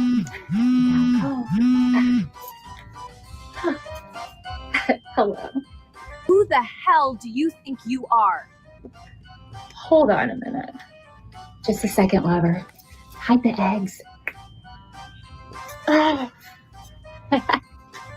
1 minute. Hello. Whoever this is, make it quick. You're messing up my Easter egg hunt. I wonder if there's a better one. Because I did popular. That's the most popular one.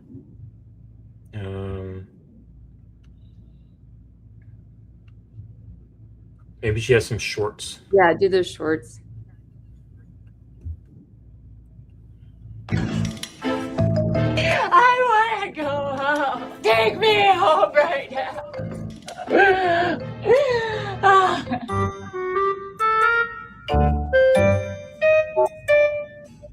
Can you guess what the difference is? I don't have a BMW in my garage. That's it. Oh, yes. Oh. Not again.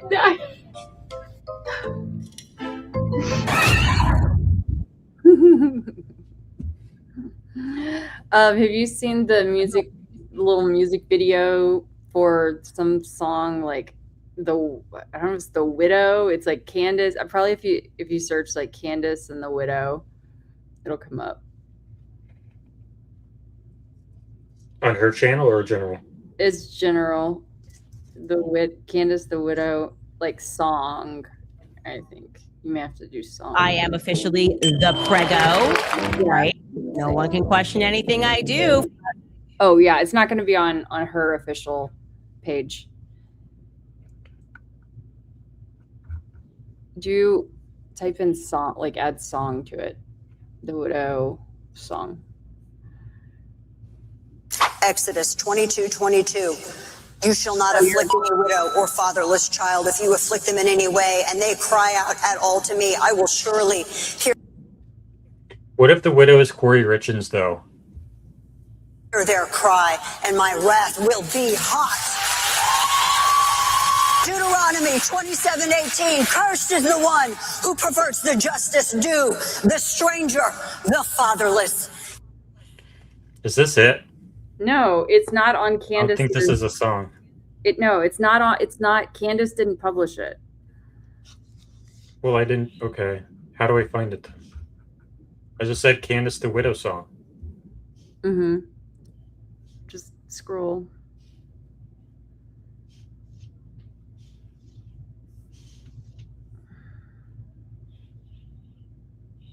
Who did publish it? Oh, I asked the chat here. Let me. Hold on. I'll see if I can search my YouTube.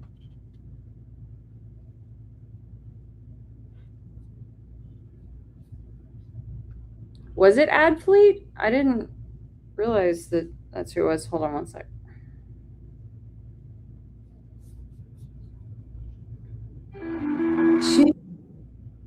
No, I don't think that's it.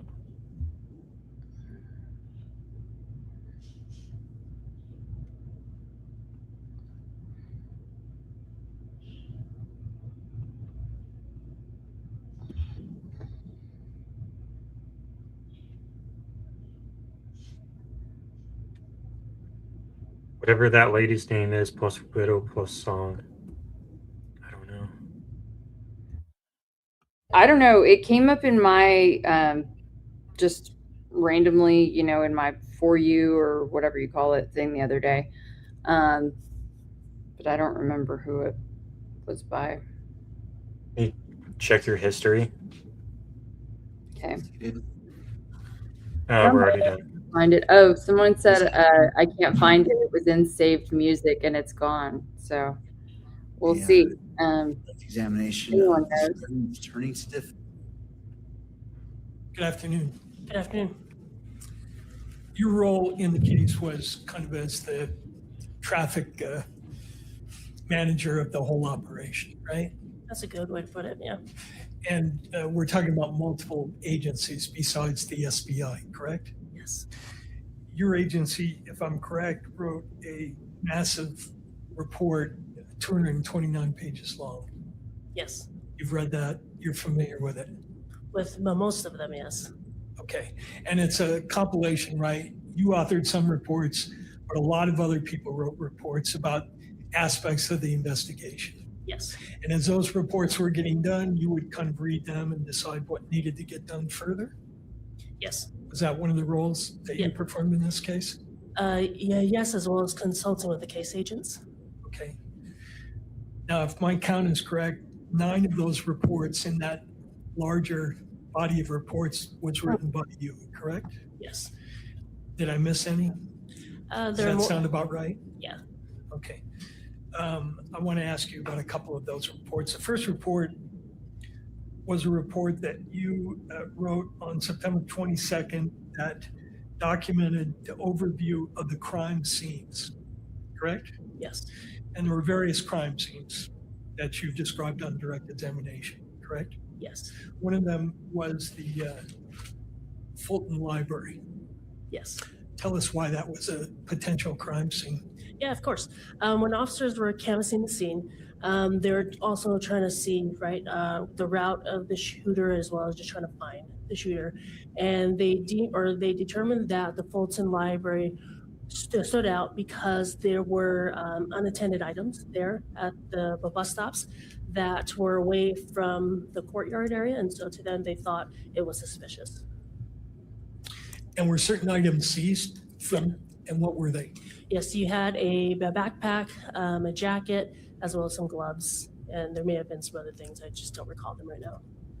And do you recall what the item numbers were of those seizures? Was it 9? Does that ring a bell? I don't remember. Whatever was seized was sent to the FBI lab for processing? Yes. And along with some information that the suspect may have shed some of these items as he fled, correct? Yes. Was a decision at some time made, and you were requesting that both DNA and other type of analysis get done? Yes. At some point, did you decide to pull a plug on that? At the time when it was already sent, we didn't have more information as far as whether or not the evidence that were collected there were probative. But eventually you communicated to the lab that those items were not in fact connected with the case and there was no need to do further testing. I don't remember communicating that. Okay. If that's in the notes of the FBI or the ATF, would that be inconsistent with what you know? No. Okay. I mention it because some of the reports, the lab reports, have those items listed. Okay. I just want to be clear that those items eventually you determined were not related to this case. Would that be fair? Yeah, that would be fair. Okay. The second report, at least as far as I can see, that you wrote was on September 24th, and it had to do with looks like a request for a search of firearms. You recall that? Could you elaborate for me on the firearms? This document documents the NIBIN request for firearms. Yes, so that was the request to conduct. What that stands for, the NIBIN, is the National Integrated Ballistics Information Network.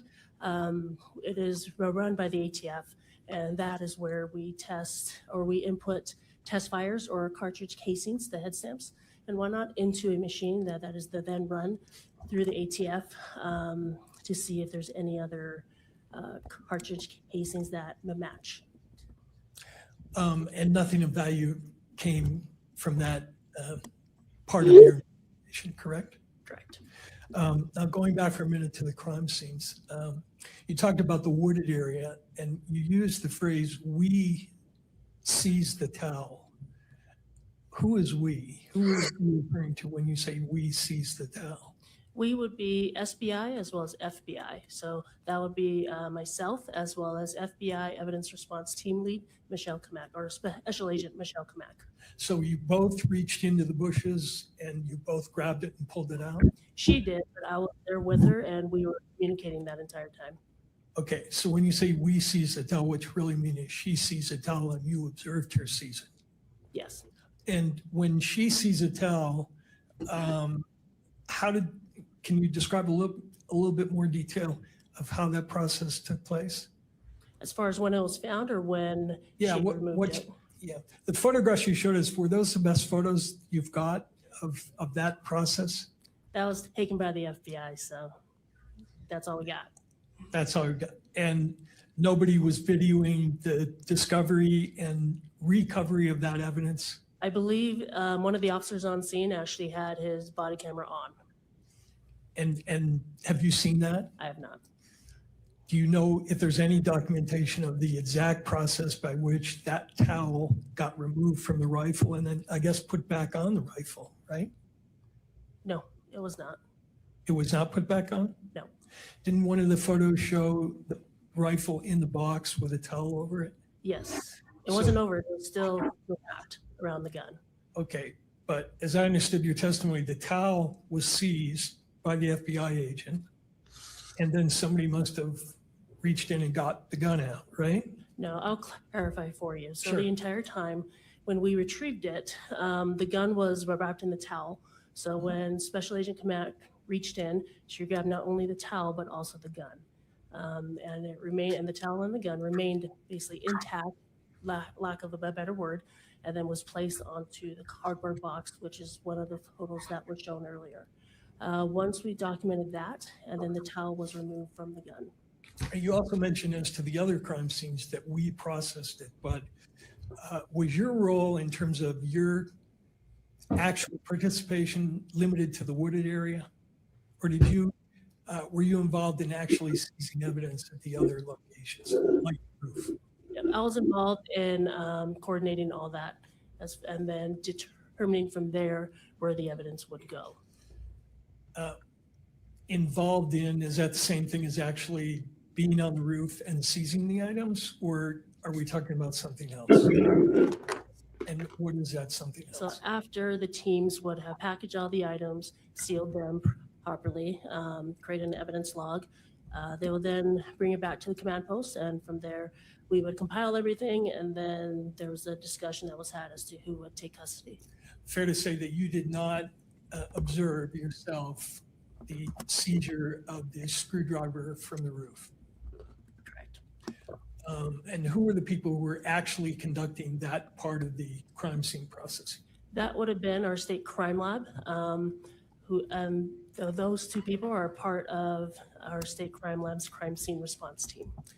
When did you review the video of the suspect running toward the area from which he jumped off? That would have been, I don't know the exact time, but it would have been the day on September 10th. You saw that on September 10th? Yes. And when were the windows processed for the latent fingerprints? The windows were processed on September 11th, the next day. And was the reason that those latent lists were taken was because you wanted to rule out whether the suspect had touched that window? Yes. That's what the notes say, right? Yes. You were not present when that scene was processed either, correct? Not the entire time, no. Okay. Now, the other reports that I have that you did, and correct me if I'm wrong, is one report dated September 24th, documenting the forensic analysis as of September 24th, summarizing what you were hearing back from the ATF and the FBI. Yes. Okay. And then the fifth report was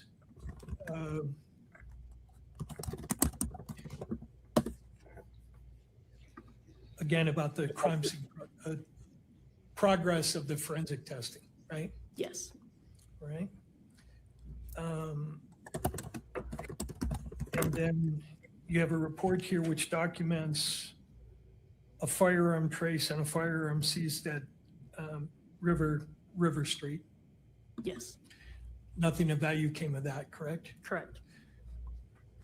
You have a report that has to do with the latent print report from your people, SBI. Yes, it's not SBI, it's actually the state crime lab, but yes, same department. Same department.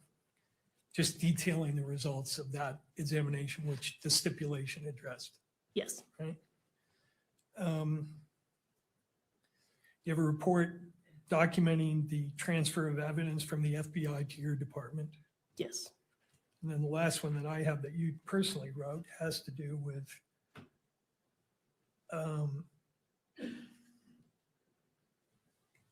again, summarizing forensic reports. Yes. Okay. The larger 229-page report indicates that there was some investigation done by your agency that involved interviewing associates of Mr. Robinson to see if you could develop some profile of him having animosity toward Mr. Kirk, correct? I'm not familiar with that. So you weren't involved in that at all? No. Some of the documents in that large report indicates that your agency has also, up to the present time, been monitoring Mr. Robinson's mail and communications at the jail. Correct? Correct. And have you kept abreast of that investigation? No. Do you know whether anything of value has been developed as a result of that? No. That's all I have. Thank you. Thank you, Mr. Byrd. Redirect. All right, may this witness be excused? All right, Sergeant, thank you. Thank you. Turning to the state.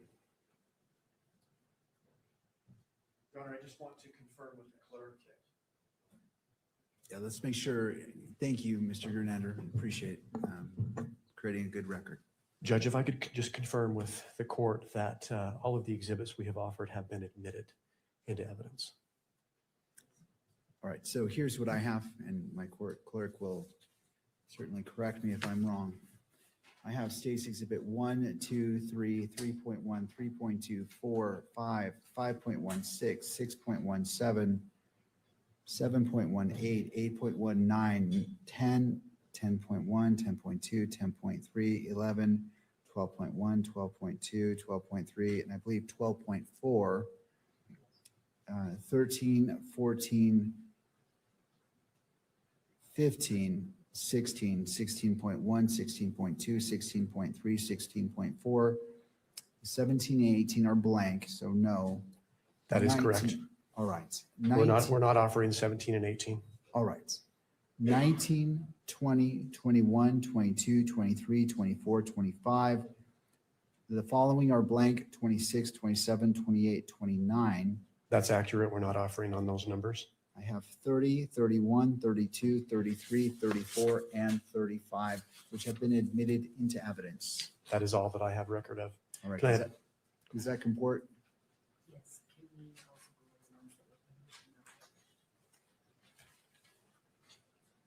I mean, we certainly can. Yes. Would you like to put on the record what were published and what were not published? No, that's okay, Judge. Okay, we're good. And then, all right. Can I have just a moment? Yes.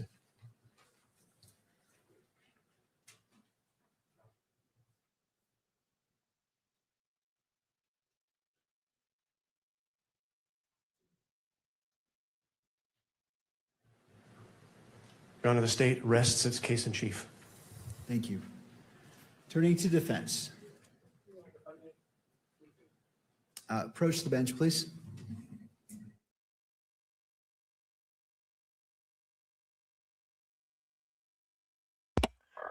It just said that they rest their case. I guess I'm pretty sure that means that the state is done bringing their own witnesses forward. So now we're going to go to the defense witnesses. I believe there are two of which defense witnesses. Kelly, I think when you were gone, the state just rested their case, I believe. Gotcha. So Okay. I think we only have two left from the defense. So it could be a short day tomorrow. But it'll be very interesting to find out what the defense witnesses will say. I believe they are forensics people from the Utah Bureau of Investigation. No, it was two forensics people that they were going to call.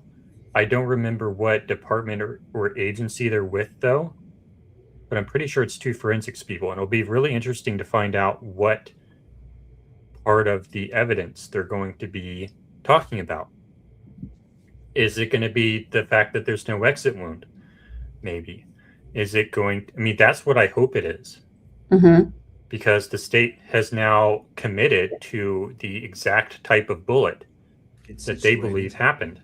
Right. Your request. Your Honor, as the court knows, the family has asked that all exhibits admitted into evidence be shown here in open court. We're grateful to the court for allowing the family to view many or most of the exhibits today that were admitted. They were viewed here openly in court. And obviously that was done after the court struck what we think is the appropriate balance after a very thoughtful analysis. I'm going to ask the court to reconsider one of its prior rulings. Consideration is always a big ask, but I do think, Your Honor, I think your mic's open again. If the court were to display publicly, or just in the courtroom, Exhibit 12.1, which is the enhanced video, version 12.4, which was played in court, was very hard for the family to view. We think that we asked the court, that since the court's considering it, the family should be able to view it as well. When conducting the appropriate balancing, the court, as the court knows, can alleviate any concerns about proper jury selection with certain tools at its disposal. However, if the court were to deny the family the right to view that video, there's no cure. It's either they get to view it or they don't. So we would ask the court to reconsider its prior ruling and to display just in the courtroom Exhibit 12.1, which is the enhanced video. Thank you, Your Honor. Thank you.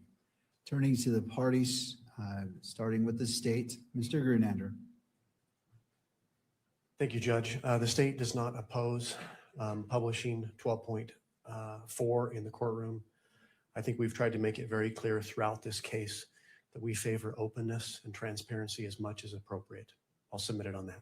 Thank you, Mr. Grunander. To defense, Mr. Burt. My apologies, that's 12.1, not 12.4. Thank you. Judge, at this point in the proceeding, we're asking the court to keep focus on the purpose of this hearing. And as the justice has said in the Estes case, the purpose of a trial, and I know this isn't a trial, but the same logic applies, is to determine the defendant's guilt. It's not to educate the public or the victim's family or the world on what evidence the government or the state has. As the court knows, we have witness availability problems. We spent the bulk of today and yesterday arguing about nothing to do with the evidence in the case, but with rights of third parties. And it's appropriate for the court to consider that. But at some point, I think the court has to return to the purpose of these hearings, which is to expeditiously hear the evidence and then determine probable cause. And I want to point out to the court, Ms. Kirk has been very adept at holding press conferences at which she has revealed evidence. She has represented that the state is her attorney. She has access to all the evidence that the state has publicized and that the media and her own lawyer argues is already in the public domain. So they're perfectly free to go outside this courtroom under the court's protective order. They're free to go out and hold press conferences and announce to the world outside the courtroom what they think the evidence is. They have the availability of that evidence. But the court's role, I think, at some point is to exercise some control, move the case forward, and especially when we have witness availability problems. And I'd ask the court, whatever the court does, if you're going to allow revisiting or replaying of evidence for the sole purpose of informing the world or Ms. Kirk or anybody else, that the court do it at the end of the process and not at this point where we will be deprived of our ability to call this witness, because she has to be done today.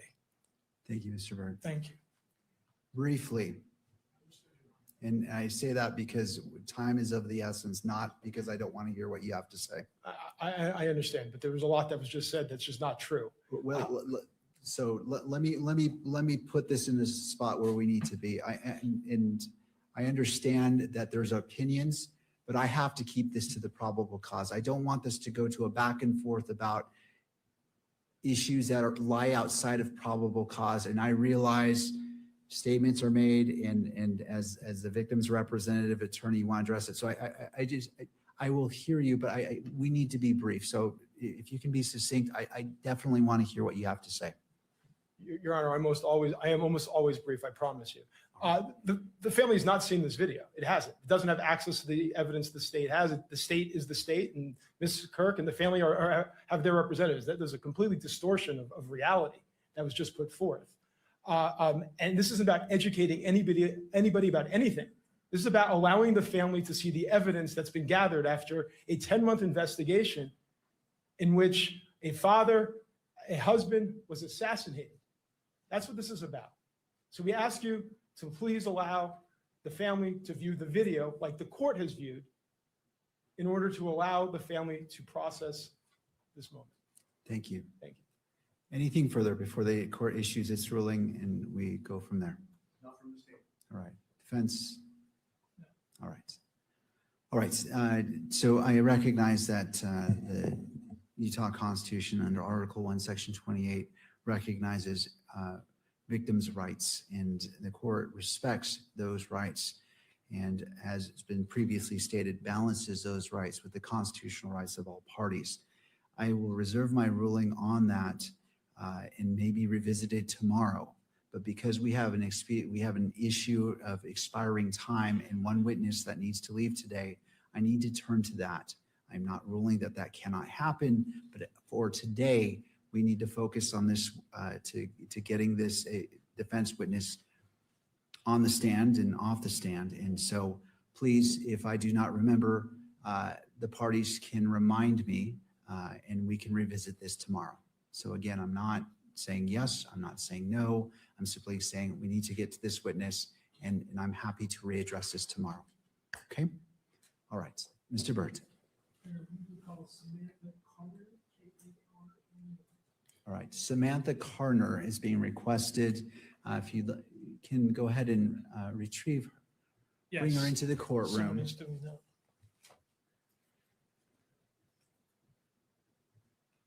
Somebody grabbing her. Yes. Okay, thank you, Mr. Bird. I just couldn't tell and wanted to make sure.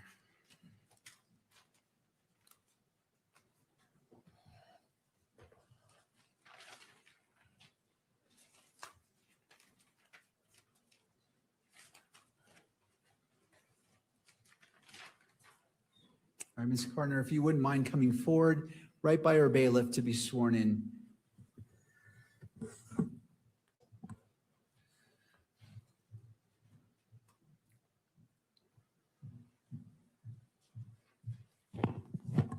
Please raise your hand.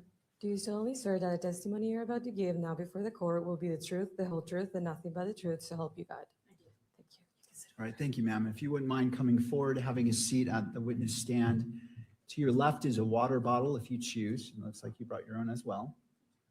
And after you're situated, if you wouldn't mind pulling that microphone toward you, just to ensure that your testimony is picked up on the record. Mr. Burt, your witness. Thank you. Good afternoon. Could you tell us your name, please? Yes, my name is Samantha Carner. And Ms. Carner, what do you do for a living? I am a firearm and tool mark examiner.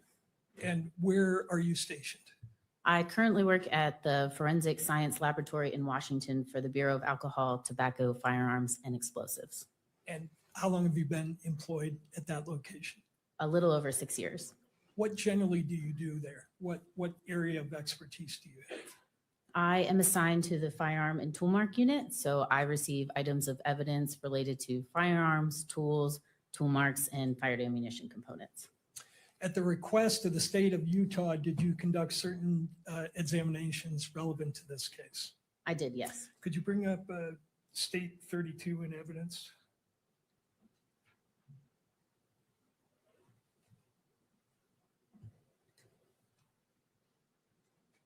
Do you want it, Mr. Burt? Yes, I think. On all screens? All screens, it's admitted, and Okay. I think approved. All right, for let's go ahead and publication. put it on all screens because this was admitted and published previously.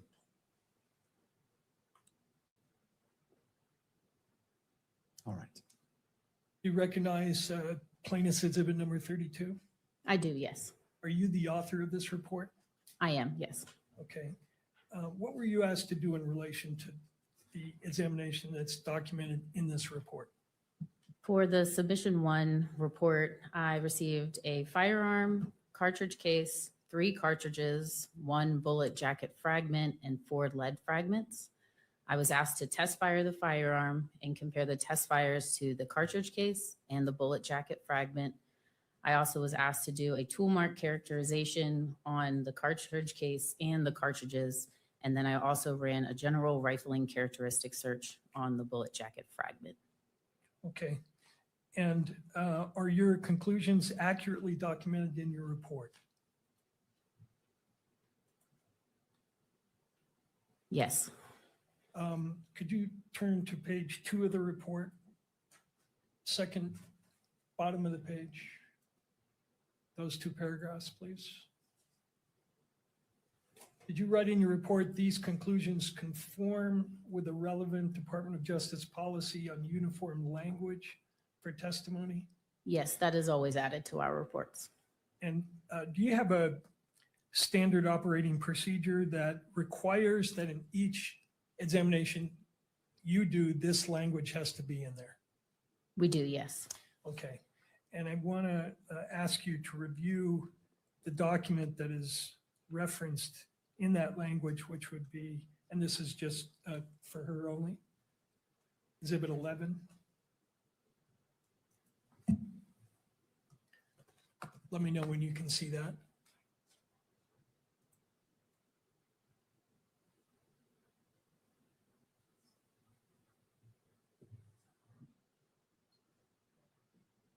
Are you able to view that? Yes.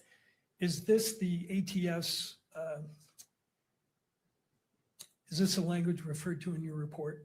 It is, yes. The written policy of the Department of Justice concerning uniform language for testimony and reports for the forensic firearm tool mark discipline pattern examination? It is, yes. I move that into evidence. This is, what is the title of this exhibit? Your Honor, this would be Carner 11. All right, and what level of publication are you requesting, Mr. Bird? Both public and admittance into evidence. To the state? No objection. All right, Carner 11 is admitted into evidence and may be published on screens and captured by the camera. Thank you. And you can publish that?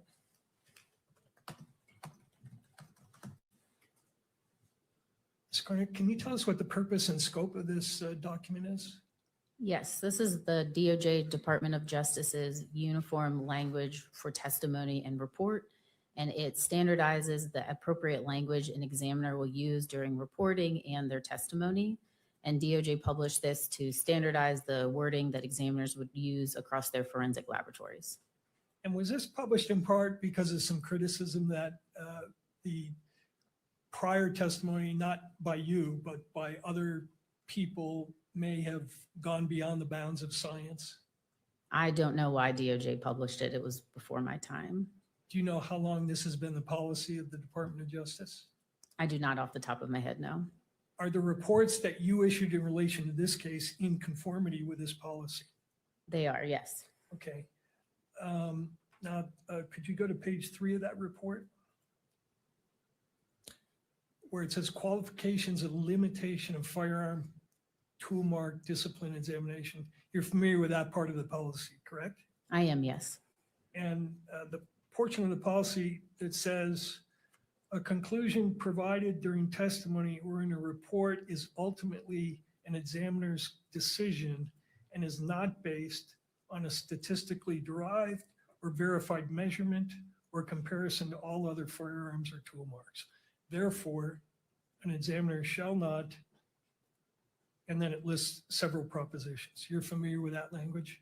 I am, yes. And it says that an examiner shall not assert that a source identification or a source exclusion conclusion is based on uniqueness of an item of evidence. Your report is not meant to imply something contrary to what's stated here, is it? No, it's not meant to contract. You're not asserting that a source identification is based on the uniqueness of an item of evidence. No, I am not. And the reason you're not doing that is because you haven't examined all possible items of evidence that could be relevant to your comparisons, correct? I have not looked at every firearm that's been manufactured in the world, nor have I looked at every tool that's been manufactured in the world. That's correct. Okay. The second portion of that says an examiner shall not use the term individualize or individualization when describing a source conclusion. Did you abide by that policy in this case? I did, yes. And you're not expressing an opinion here that the comparisons that you made are individualized to a particular weapon or a particular cartridge case, correct? My conclusion for one of the exhibits identifies the cartridge case as being fired in the firearm. Mhm. But that's all it says, yes. Right, but you're not asserting that that's an individualized identification in the sense that's being used in this policy, are you? No, I am not. Okay, and then the third part of that says that an examiner shall not assert that two tool marks originated from the same source to the exclusion of all other sources. You're not expressing that opinion either, are you? I am not, no. It says an examiner shall not assert that examinations conducted in the forensic firearms tool mark discipline are infallible. You're not asserting that. I am not, no. You're not asserting that. It says the examiner shall not assert that there is a zero error rate. You're not Correct. making that assertion. No. Okay.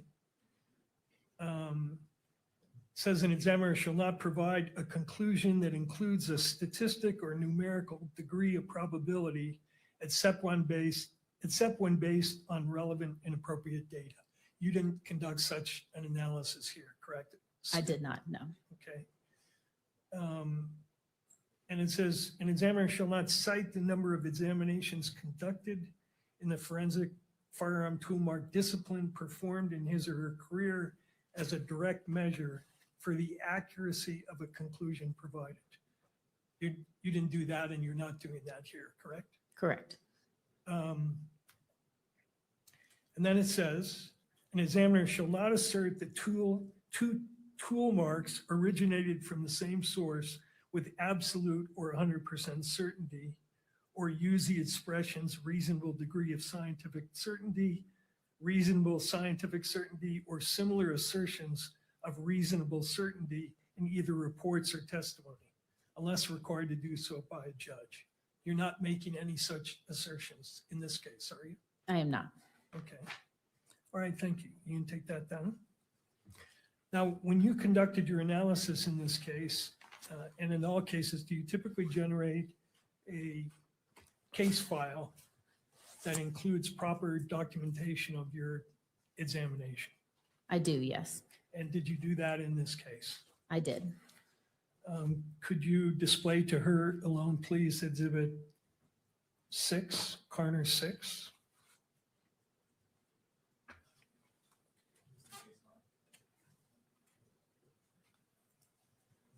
Case file. Yes. Do you see what's displayed there? I do, yes. It's a 47-page. Is this your case file? It is, yes. Did you rely on the documents and photographs that are documented here in writing the report that the state introduced into evidence here? How so? Before you wrote your report, did you photograph items that you were looking at, take other notes, and then use that work product to form the opinions you reached that are documented in the report? The notes are mostly used for initial documentation and evaluation, and then yes, supplement to the conclusions that I make. It's all a representative image of what my conclusions are going to be. So part of it is going into the conclusion statement and then just showing proof of those conclusions. Right, and your standard operating procedure requires that you document in your case file the basis for your opinions, correct? Yes. I'd move Carner 6 into evidence. To the state. Is this the 47-page document? Yes.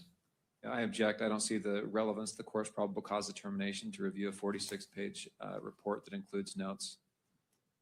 Would you like to respond, Mr. Burke? Yes, Your Honor. This is the basis and documentation of the conclusions reached in the expert's brief report, which expresses her ultimate conclusion, but does not contain any of the reasoning for that conclusion. So it's important for the court, I think, to understand why and how she reached the conclusions that she did. All right. Anything further? No? Yes, just that without testimony about what the meaning of the notes is and so forth, it is more confusing than it is probative. So under a 403 analysis, I don't think it's admissible nor helpful to the court. All right.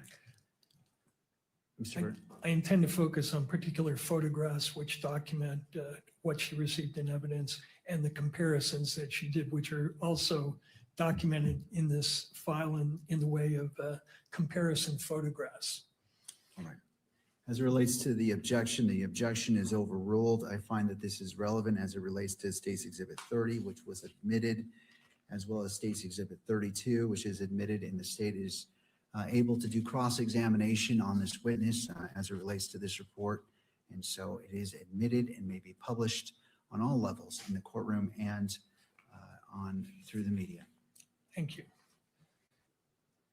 Ms. Carter, one of the items you were asked to look at was, as described in your report, 1 bullet jacket fragment and 4 lead fragments, correct? Yes.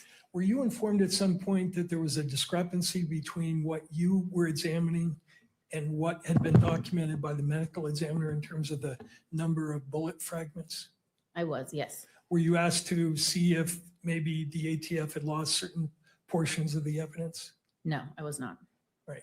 Do you think, and was it your understanding that there were originally 7 bullet fragments, but you ended up with 4? I was alerted that there was potentially 7 fragments from the medical examiner in a photo just a few months ago. Okay. You're clear, though, that when you got the evidence, it was in a sealed condition, correct? It was, yes. And when you opened, what was it, an envelope? A small individual manila envelope, yes. And did you take the contents of the envelope containing the bullet and take photographs of it? I did, yes. Okay. Could you display page 41 of 47, that exhibit?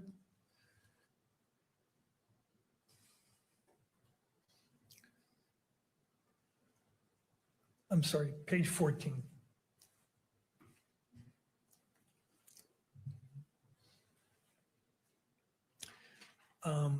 And tell us what's depicted here. Yes, this is a picture of the as received condition of Exhibit 6 in its entirety. That's the top picture. So you'll see Exhibit 6A all the way through 6E in descending order. And then the bottom 2 photos on the left is the Exhibit 6A bullet jacket fragment, and that is the view of the exterior. And then the photograph on the right is the Exhibit 6A bullet jacket fragment, and that's the view of the interior of it. Okay. Now, after you documented what the bullet and the fragments look like, did you do certain procedures on the larger bullet fragment? I did, yes. And what did you do? I cleaned the bullet jacket fragment, and I also peeled the petals back. If you think of a banana and peeling the skin away from the interior, it's almost like doing that. As you can see from the photo, the petals have been crumpled in on themselves. So in order for me to see the land and groove impressions, which holds those individual characteristics needed for a comparison, I have to do some maneuvering of those petals. And how do you do that? Do you use an instrument to peel back the portions that you want to look at? I use pliers. Okay. And after you did that procedure, did you then photograph the larger bullet fragment itself? I did, yes. Were the smaller fragments essentially not of any value to you in terms of doing comparisons? They were deemed unsuitable, which means there are no microscopic marks of value for comparison. Okay, but the larger fragment, after you did the process you just explained, you then photographed it again, correct? That is correct, yes. Could you display the next page of this exhibit, please? Tell us what we see here. This is 2 pictures of that 6A bullet jacket fragment after the examination preparation. So the top photo is going to be the interior of 6A, and then the bottom photo is the exterior of 6A. Now, after you took these photographs, did you proceed to do something to determine whether you had either class, individual, or subclass characteristics? Yes. Tell the court what that means. To start, when I do my initial examination of a bullet jacket fragment like this, I'm going to look at its class characteristics. Class characteristics are the least restrictive set of characteristics I use in my comparison process. And these are design features that are given to a large group of items that characterize them together. So for a bullet, you could think of the diameter of the bullet, the number of landing grooves, the direction of twist, and the type of rifling. So I would go through and look at the class characteristics of this bullet jacket fragment, which was 6 right conventional rifling. Then I'd move on to look at any subclass characteristics. And subclass characteristics are more restricted than class, but less than individual. And they are design features that can be put on an object during the manufacturing process, which is consistent among items that are made by a tool that's in a specific state of wear. So what I mean by that is it's going to be a subset of a larger group, which is why it's not used for identification or comparison purposes for the basis of a conclusion. But when you think of something that's made through a mold process, when that mold comes together, it creates a seam line, and that seam line is going to be represented on all the items that it makes. So that's why you can't use it for the identification process, because it's going to be on a lot of items, which is why it's a subset of the group. Then I move on and looking at the individual characteristics. And these are imperfections and irregularities that arise from the manufacturing process. And then there's also individual characteristics can arise from wear, use, and abuse of a tool. And these individual characteristics is what is going to be distinct to that tool, and that's why they're used for the identification process. So again, I did an examination of its class characteristics, looked for any subclass characteristics, and then looked to see if there was individual characteristics in the land and groove impressions sufficient enough of marks and values to do a comparison process. Now, once you have the class characteristics of a bullet, can you narrow the range of firearms that could have fired it just based on class characteristics? You can, yes. And is caliber a class characteristic or an individual or a subclass characteristic? It's going to be a class characteristic because a lot of firearms will have the same class, or excuse me, the same caliber. Did you measure the diameter of the bullet? I did, yes. And did you end up with a range where it could have been a certain range of length or diameter? I did, yes. And what was your reading? Can I refer to my notes, Yes, please? please.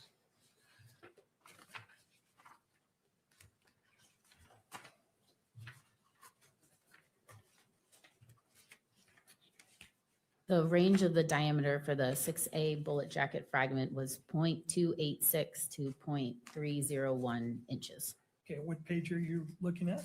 It's page 13. Okay. Now,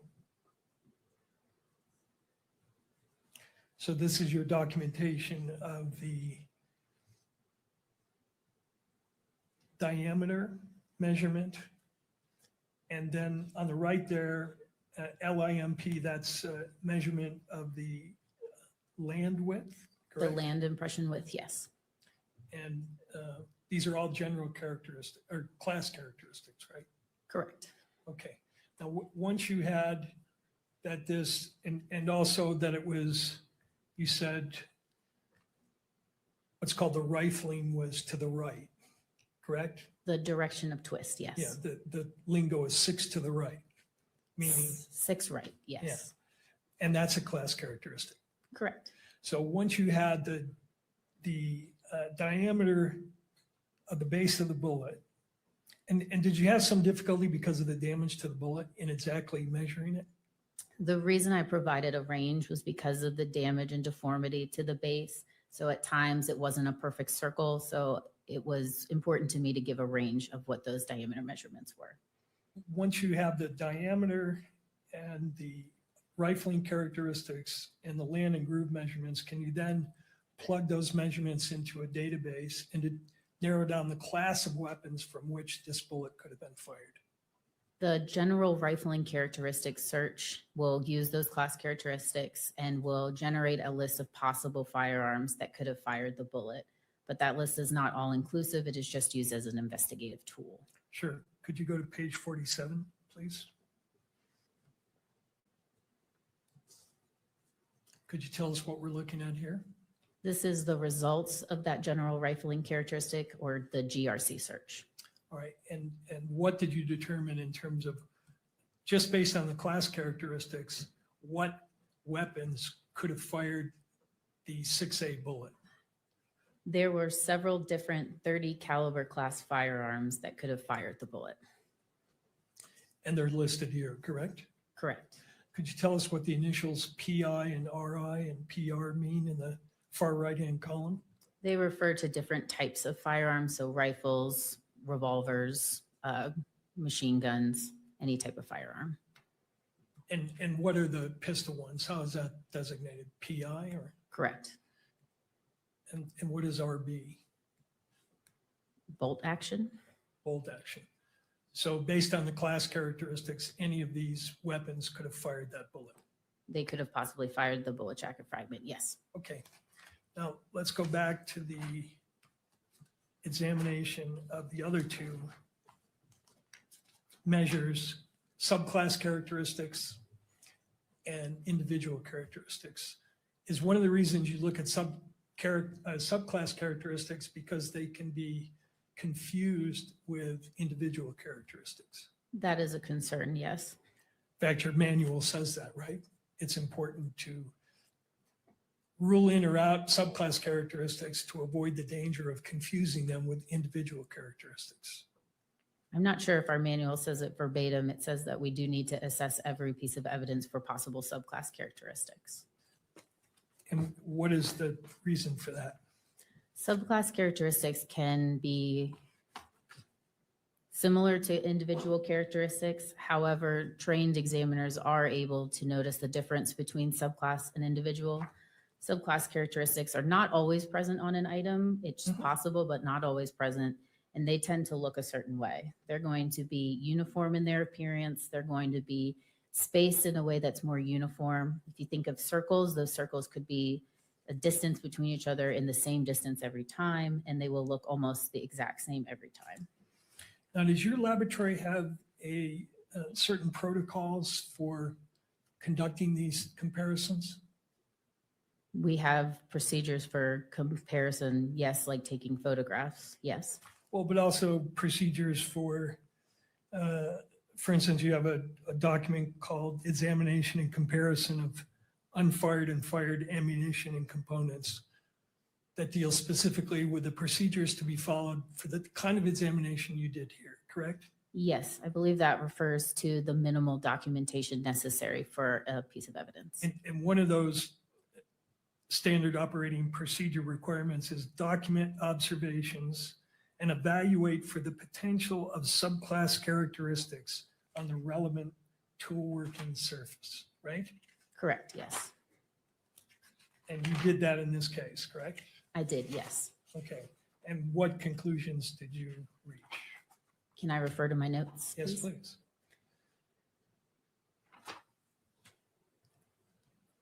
My subclass assessment that's on page 13 of my report states, stria observed in the land and groove impressions contain starts and stops, are not coarse, and vary in their height, width, depth, and spatial arrangement. No apparent subclass influence.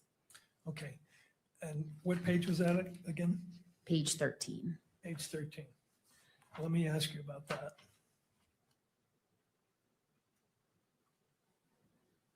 The striae observed are not coarse. I think I understand that. And vary in their height, width, depth, and spatial arrangement. Did you measure the height, width, depth of the land and groove impressions? The land and groove impression widths? Yes, I did. And how about the striae? That's different than the land and groove impression, right? Correct, yes. You didn't measure the height, width, and depth of those marks, correct? No, I did not. Okay. And your protocol says, does it not, due to their similarity to and potential confusion with individual characteristics, it is essential that the evidence be evaluated for the potential of subclass characteristics. It does, yes. That's the whole purpose of why you're doing that part of the exam, right? Correct, yes. And anywhere in your protocols, does it specify what you're looking for, or is it just up to you to decide what is and what is not a subclass characteristic? Subclass characteristics are a very large part of the training process to become a firearm and tool mark examiner. There are modules that are taught where you're trained to recognize what subclass characteristics look like, what manufacturing techniques might lend to more subclass characteristics. So I am trained to know what it looks like. Okay, and my question though was, does your standard operating procedure set out, here are the things you should be looking for?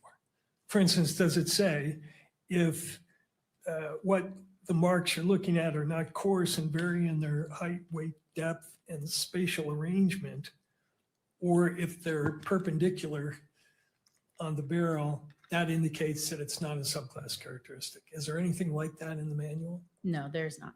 Okay. Did you inspect the interior of this barrel? I did, yes. And did you notice whether it had any debris or dust in it? I believe my notes state that debris and dust was observed in the inside of the barrel, yes. Okay, and could you further characterize what that was? Debris? I think it says dust, so I would say dust. What can cause dust to get inside of a barrel? A plethora of things. I'm not sure why something is ever in a barrel. Okay. So you determined here, you ruled out subclass characteristics, correct? Yes. Then the next part of the examination was determining whether you had any individual characteristics on the bullet, correct? Yes. And what did you conclude in that regard? That there were microscopic marks of value worthy of comparison, or yes, individual characteristics in the land and groove impressions. And does your standard operating procedure have any guidance in terms of how you go about determining that? No, I do not believe so. Okay. And then once you determine that you have items of value on the question bullet, do you then do something to produce test bullets? Yes, part of the comparison process when there is a firearm that we receive is to test fire it to make pristine samples to see if reproducible individual marks of value is on the bullet or the cartridge cases. How many test fires did you produce in this case? I made 3 sets, so 6 total. 6, is that your standard number of test fires? Our standard operating procedures state that you need at least 2. There is not a maximum number that we are allowed to do. It's the discretion of the examiner. Were you informed by other investigators working on the case that this particular weapon was manufactured in Germany in 1938? I was not, no. You did not review a report from an ATF agent who investigated that issue? No, I don't believe so, no. In doing your examinations, is it important to know something about the manufacturing process of the weapon? It is helpful to know how a barrel or any part of the firearm is manufactured, yes. And why is that? Certain manufacturing techniques will lend to that individual characteristics. So grinding is a method that is known to leave individual characteristics on a tool. So if an item that I receive, I can tell is finished or manufactured by grinding, it already gives me an indication that individual characteristics would be left from that tool to the tool mark. Now, once you have your 6 test fires, then you did some comparison between the test fires, right? That is correct, yes. And why do you do that? That establishes whether or not there are individual reproducible marks of value on the test fires. It's important to know that because if there's not reproducibility amongst the test fires, then there's a chance to say, oh, it's not going to reproduce on the evidence and I wouldn't have anything to compare it to. And have you had cases where you fired the 6 test fires and you don't get reproducible marks? Not that I can recall. And when you do your comparisons, just looking at the test fires, do you get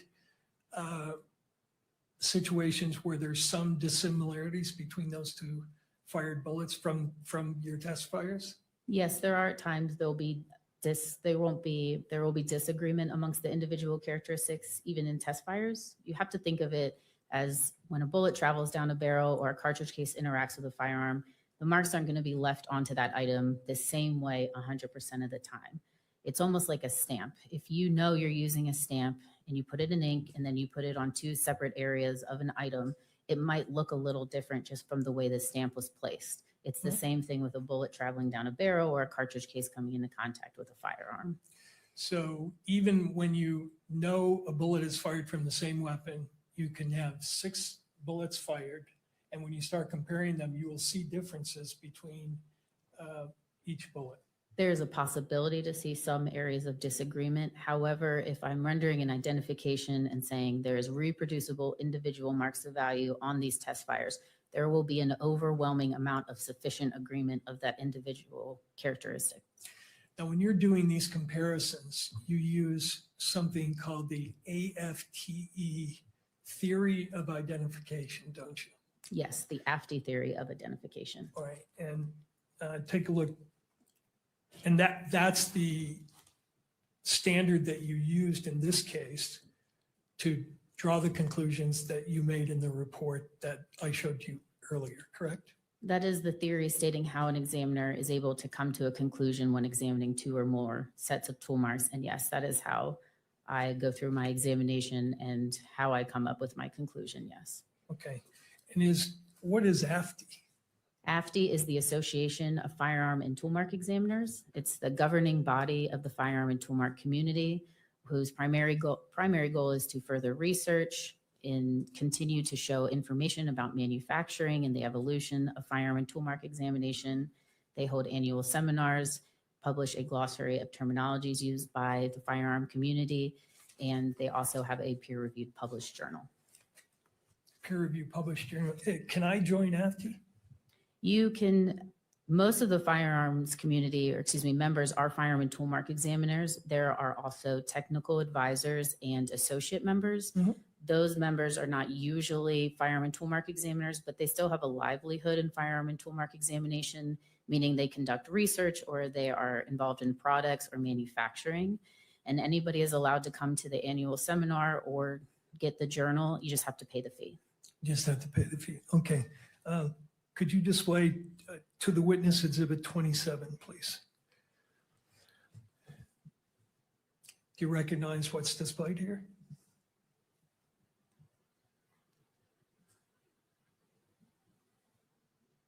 It appears to be the AFTE theory of identification, yes. All right, I move that into evidence, Your Honor. What is it? This is the standard that she used to make the comparisons in this case, correct? Would this be Carner 27 This would be Carner 27, Your Honor. to the state? Your Honor, if I may voir dire the witness on this exhibit, I've never seen it before, I don't think. All right, Sure. let's go ahead and do so, Mr. McBride.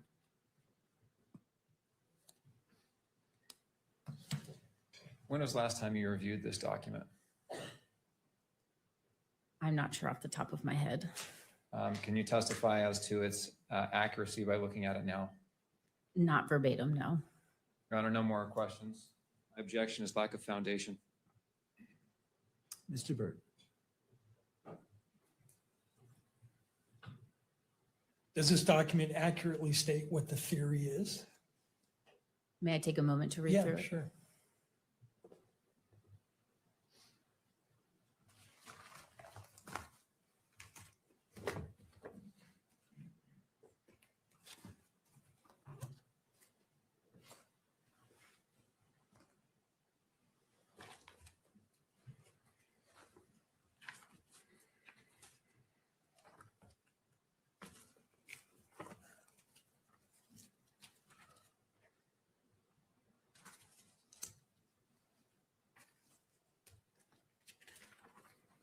I believe something, I think the first statement is different than what I can recall, but overall it is what the AFTE theory states. Okay. And your ATF protocol refers specifically to the AFTE theory of identification, does it not? It does, yes. Okay. So is there any difference between what's in 27 and what's in your manual? Again, I don't remember without looking at them side by side. Okay. Let me get that in front of you. Let's go to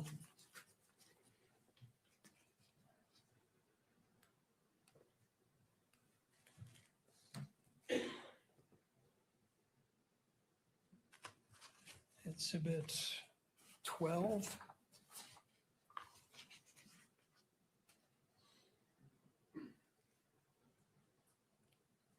And go to theory of identification and range of conclusions. Page 1 of 3. I don't have a Bates on it. Toward the end.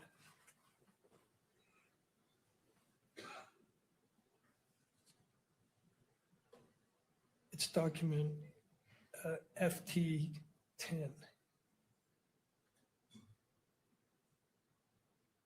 No, that's not it.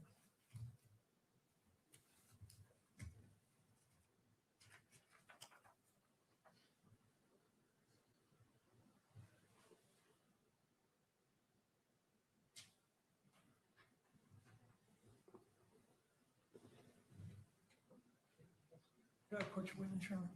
You may.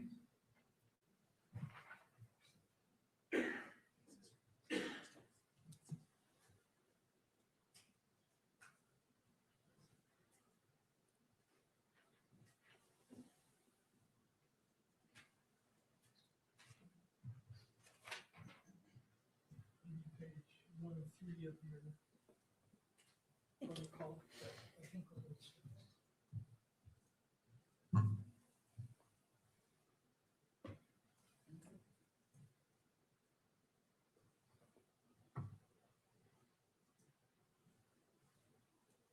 I recognize this as something that comes from our SOPs, yes. Okay. And it refers to the AFT theory of identification, right? It does, yes. Same theory that's displayed in 27? Yes. Okay, so I'd renew my offer on 27. Your Honor, the objection stands. Language matters. Without knowing what, if this language is identical to what she's trained on, that can make a big difference. Whether the word sufficient or adequate is used, these are scientific principles and we need to be precise in the language that's used. The witness cannot authenticate the exhibit that's been offered, so it should not be received into evidence. Mr. Burke. Goes to weight, not admissibility. You'd be free to question her about any differences, but I think she's laid a foundation that the theory is the same. So, All right.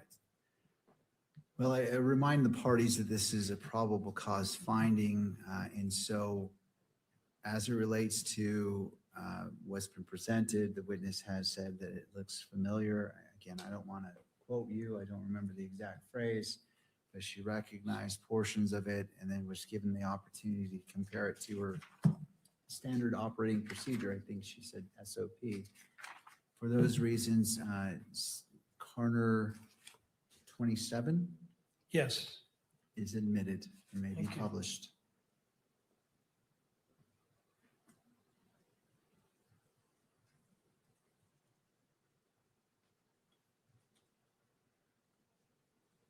Looking at the language of this, the second part of it, according to AFTI, says, currently the interpretation of individualization identification is subjective in nature. Do you agree with that? Yes.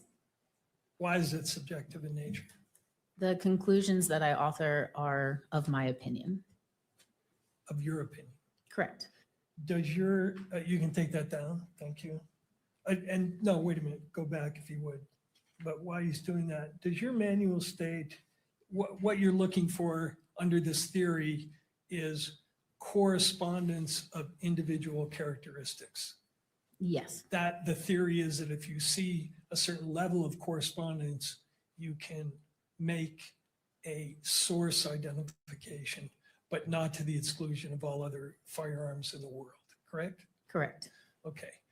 And the standard, at least as it's articulated here, is the theory as it pertains to the comparison enables opinions of common origin to be made when the unique surface contours of two tool marks are, quote, in sufficient agreement. And is a subjective part of that, the quoted part, sufficient agreement? The subjective part of the conclusion is saying, yes, it is my opinion that there is or is not sufficient agreement or sufficient disagreement amongst two or more tool marks. And what may constitute sufficient for you may be completely different from the next examiner. Fair? Yes and no. I would expect any trained, competent examiner to come to the same conclusion. So the threshold of sufficient agreement might be different from one examiner, but the conclusion I would expect to be the same.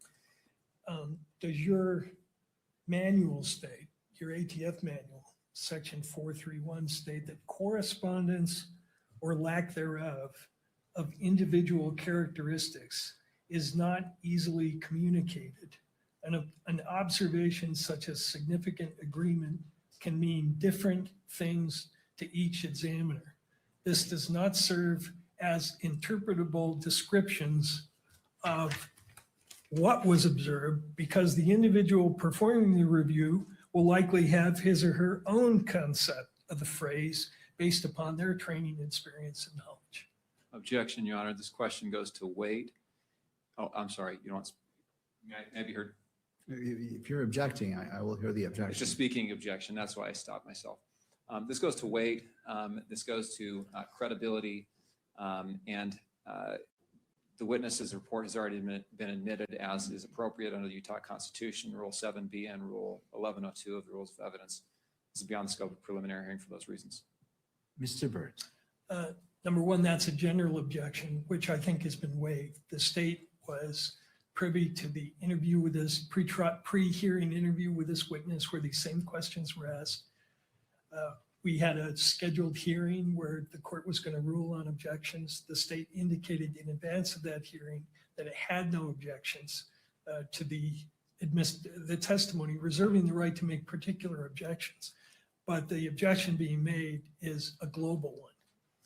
And it's relevant because the state offered, the evidence I'm offering here is relevant because the state offered through a hearsay declarant the meaning of this report that this examiner authored.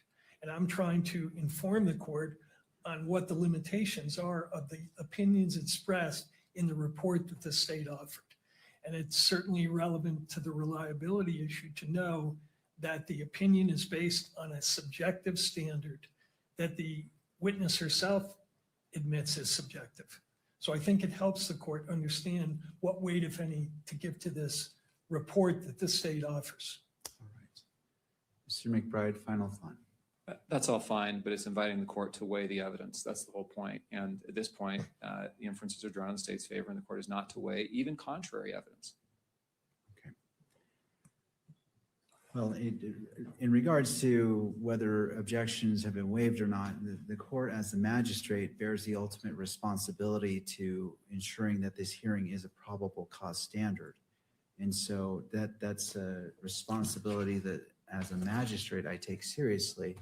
I understand the arguments from the parties.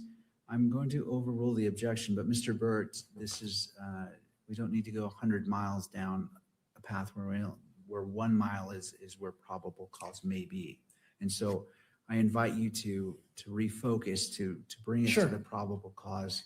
I'm not trying to limit what your theories or such, but I need to hold to probable cause. Absolutely, and I don't even need a quarter of a mile. This is my last question, and I'm going to move to another topic. Thank you, Mr. Burt. Is that what your manual states? I don't remember it verbatim, but it does sound accurate. Well, could you pull up Exhibit 12, page?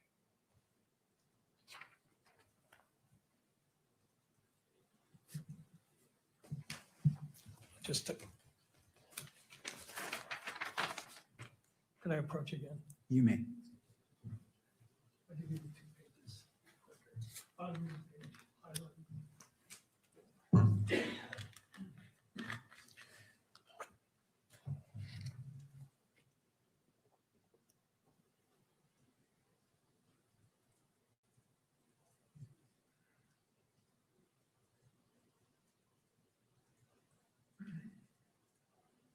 I see where you were reading from, yes. Do you see? Yes. Did I accurately read it? I believe so, yes. Thank you. Can I approach you? You may. Okay. Now let's return to the report, the People's or State 32. And if you would go to the second page, please.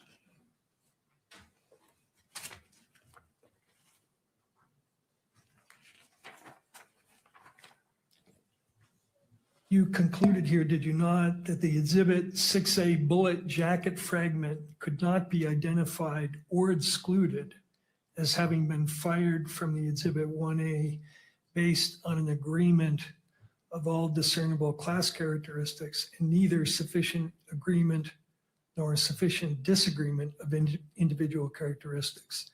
The result of the comparison was inconclusive. Yes. That was your ultimate conclusion, right? Yes.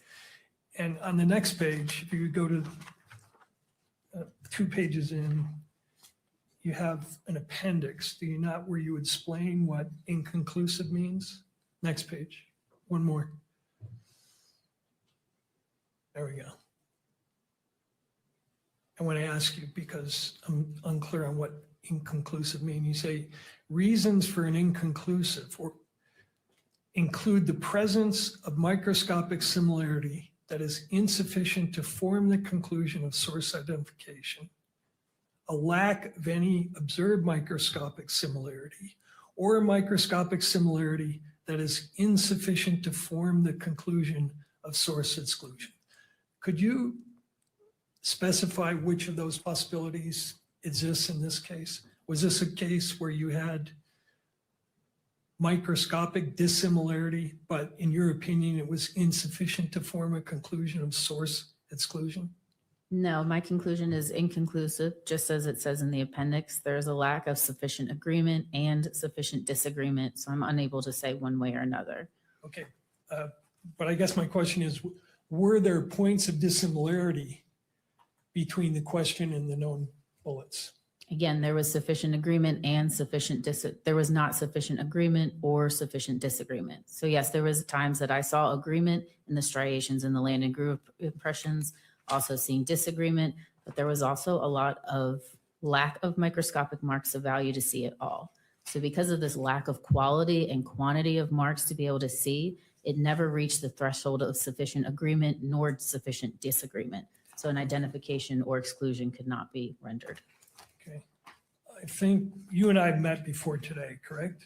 Yes. Where we talked about what that term inconclusive meant, correct? Yes.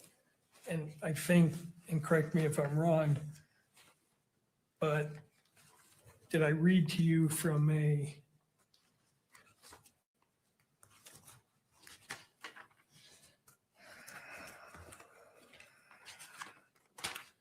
do you recall me asking you whether you agreed with this statement that an inconclusive conclusion indicates that the microscopic marks in question may or may not have originated from the same or known source? I do remember you asking, yes. And you agreed that that was a correct definition of what you concluded in this case, correct? Correct, yes. Okay. So I want to, if I could, return to 10, Exhibit 10. And in Exhibit 10, not 10, I'm sorry, your case file again. This is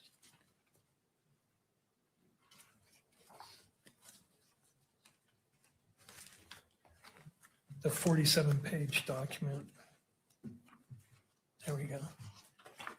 What's the tab? 6. Okay.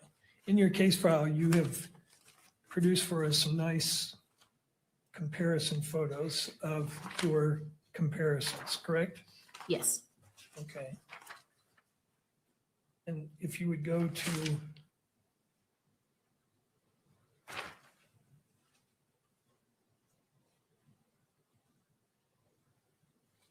page 37.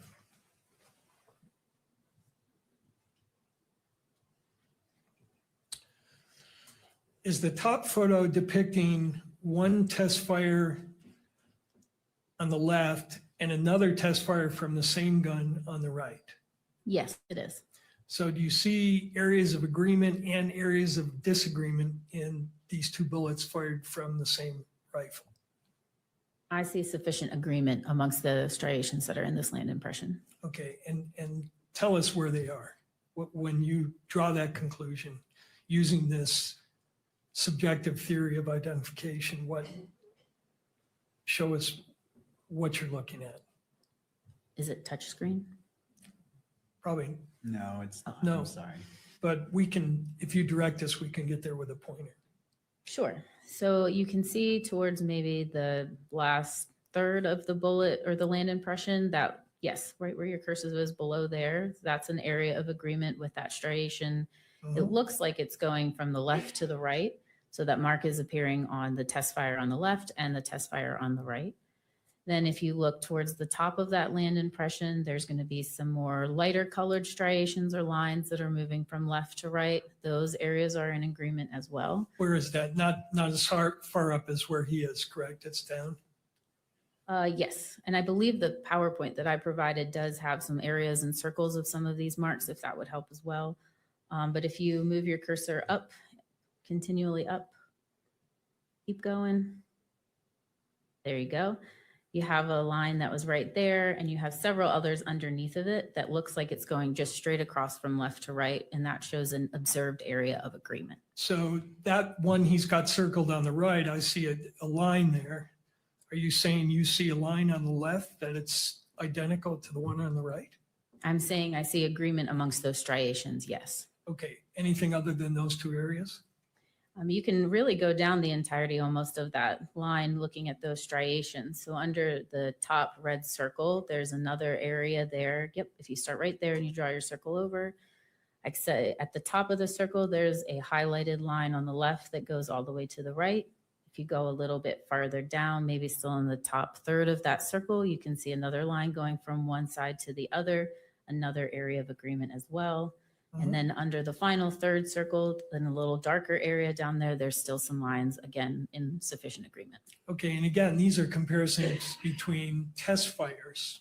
So you know the rifle that you're test firing fired these two bullets, right? Yes, and the purpose of those test fires is to ensure that though it was fired from the same firearm, you want to make sure that those individual characteristics are reproducing. All right, so go to the photo on the bottom of that page.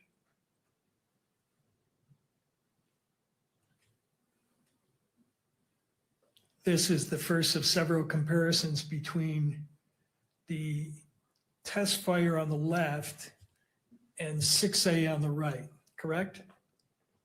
Yes. And what does the writing on the top mean? Blue index, GIMP? So that will be the first number there is the case number, the laboratory case number. Then next 1.11B is going to refer to the specific test fire that's on the picture. And then V versus 6A, so that's the evidence that's also pictured. GIMP stands for a groove impression. So I'm looking at a groove impression in this photo. Blue index means I'm specifically looking at the groove impression that I have put a blue indexing mark on so that I know where I am during the comparison process. Okay. 30X refers to the magnification that the photo was taken at. And then INC refers to inconclusive, the final conclusion.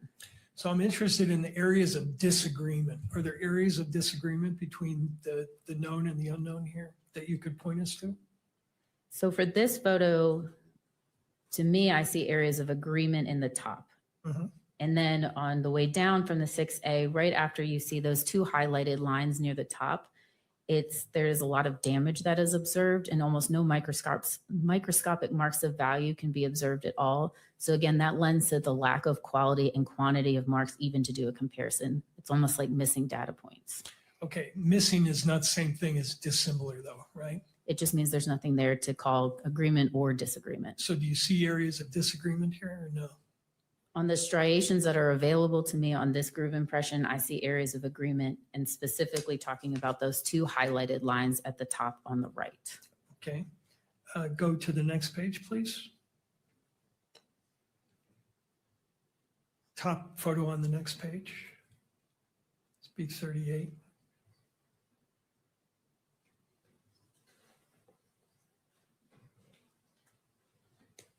You see areas of disagreement in this photo. So this is the same photograph that we looked at before, just at a different magnification. It's zoomed in a little bit more from 30 to 40X.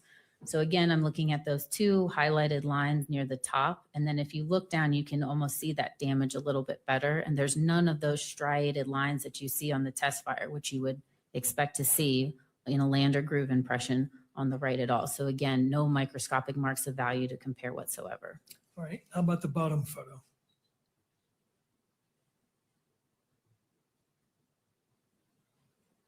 And again, the question, areas of disagreement.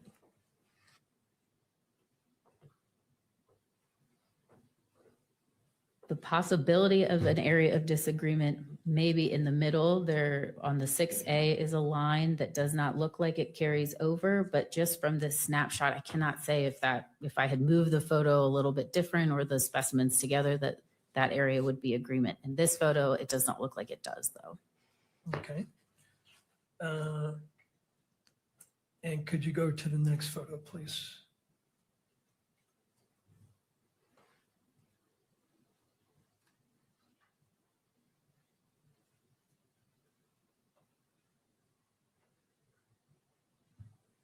Same question here, areas of disagreement. The way this photo was taken is highlighting more of the lack of microscopic marks of value. If I had pulled the specimen that's on the left, the test fire over, there might be some agreement that could be observed, but the way the photograph is now, you don't see the line on the right going all the way over. But again, this is just a snapshot of one particular area. Doesn't show areas of agreement or disagreement.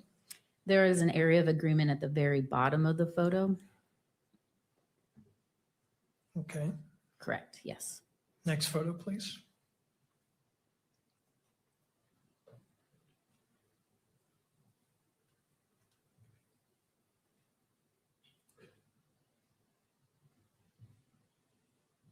How about this one? This is another zoomed in of the previous photo, focusing in on that bottom area of agreement. So we went from 30x to 40x and just highlighting one specific area, and this is showing you agreement. Next photo.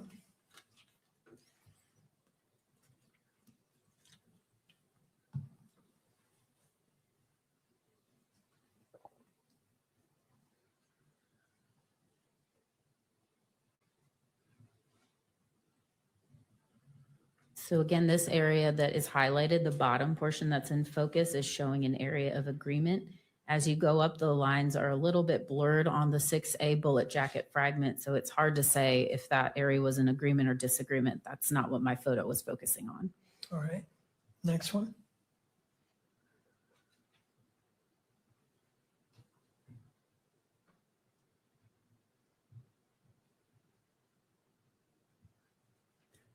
So again, this is going to show you part of the groove impression at the white index. On the top, you can see some striated lines, or excuse me, more of the middle of the photo. The top of the groove impression from the 6A, you see some lines that not appear to be on the right side either, but this photo is also trying to show the lack of microscopic marks at all towards the bottom of that groove impression. Okay. But there are in these photos areas of disagreement as well as areas of agreement, correct? In the photo that we just looked at, it could be possible areas of disagreement. Again, it's just one area that I'm looking at. It's hard to tell when you can't look at the entirety of the land in this moment. Now this, you can take that down, please.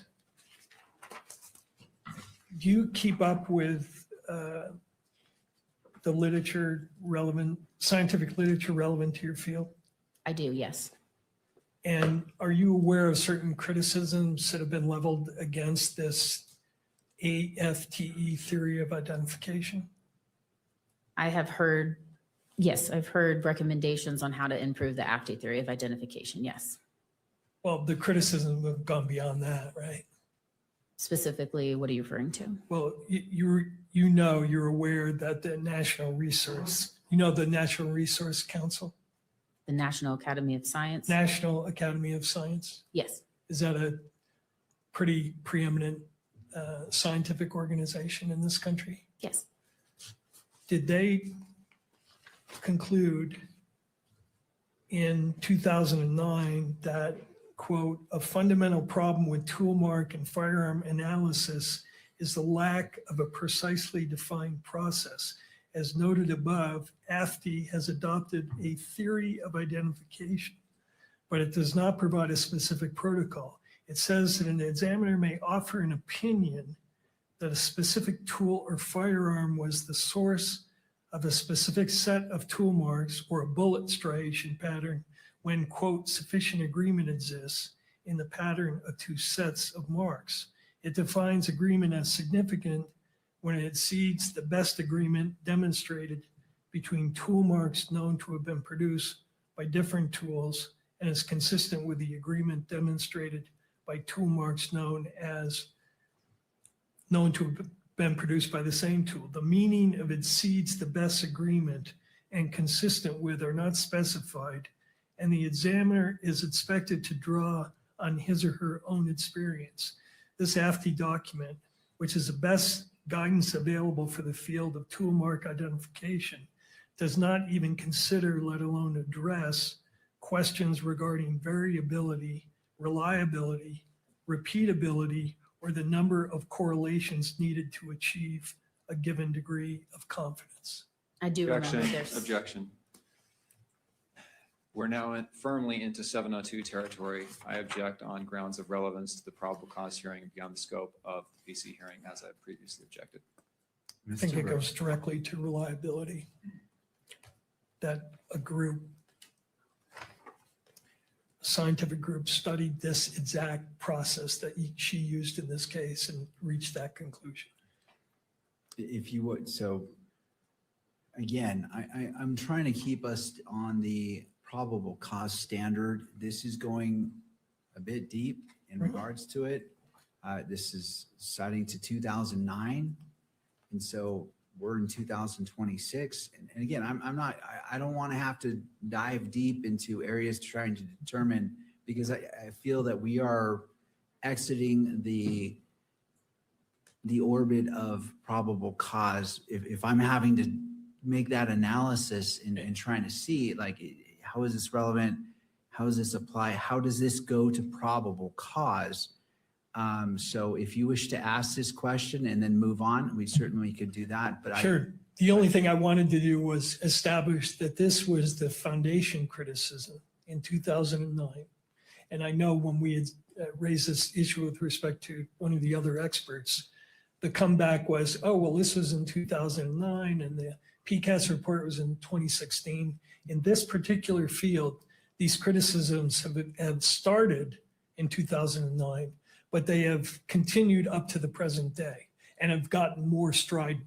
So I think that's the take home here, is that this is not some past criticism that has been set aside. This is a criticism that this expert is aware of and that has continued in the literature up to the present time.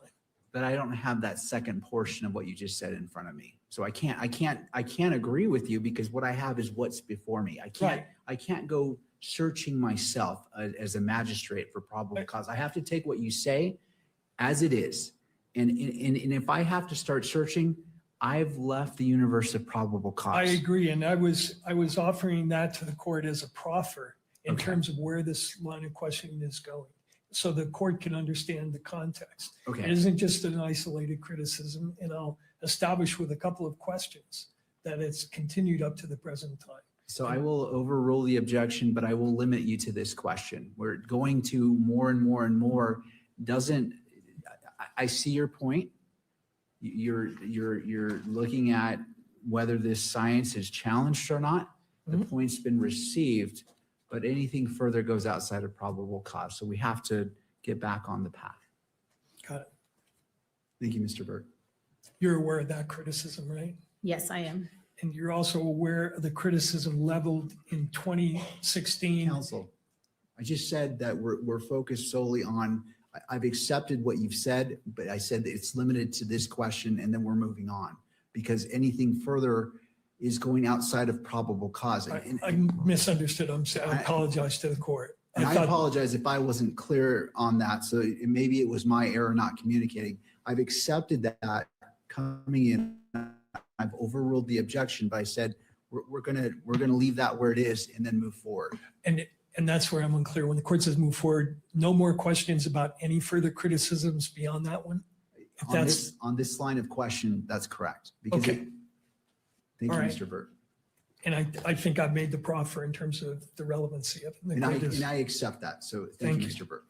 All right. Then the last area is in the years that you've been doing this testing, is it true that you've only taken one proficiency test that involves bullet comparisons?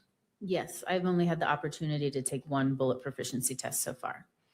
And is it true that that was in 2023? I don't remember the exact year, but that sounds correct, yes. Right. And is it true that that proficiency test involved a test where you had question bullets, and then you had two sets of bullets, one that was fired from one gun, not the suspect gun, and then a second gun that was fired from another gun? I don't remember the exact final ground truth answers that were there. No, I'm sorry, I don't remember. I think when you and I talked about this, you said you're aware of a controversy about that particular test, correct? I was aware, yes, of the results of the proficiency test, yes. That there was a very high error rate in that particular proficiency test, right? There was a higher error rate, yes. However, my answers were satisfactory along with the 5 other examiners at my specific laboratory that took it as well. Your conclusion in that case was, as in this case, that it was inconclusive, correct? Correct. Even though the correct answer was that the bullets did not come from the question, the two did not match, the known in the question should have been an elimination. The ground truth answer was yes, they were excluded. However, an inconclusive result in this comparison was extremely appropriate. The lack of quality and quantity of those individual characteristics never reached sufficient agreement, nor did it ever reach sufficient disagreement. So saying anything but inconclusive was not appropriate. I see. And can you have bullets fired from different weapons that can have individual characteristics that look pretty similar? There is occasions, yes, that tool marks that are made by 2 separate tools are similar, yes. Could you go, and this is my last area question, Exhibit 19, page 26.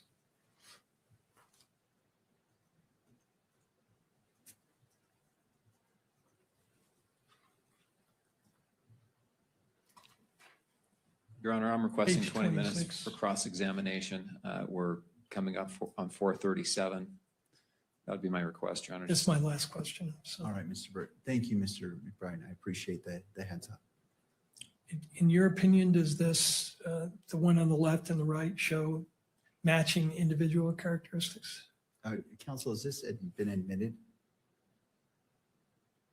Because I see it displayed. I just want to make sure, is this? It has not been admitted, and Okay. I'm asking this question and as a foundation for admitting it. Okay, that's fine. So I just, Yeah. it was on another screen. I wanted clarification. So it's not on any screens because it hasn't been admitted, but clearly it can be on her screen. Thank you. So only to the witness and counsel to the screens. Page, Exhibit 19, page 26.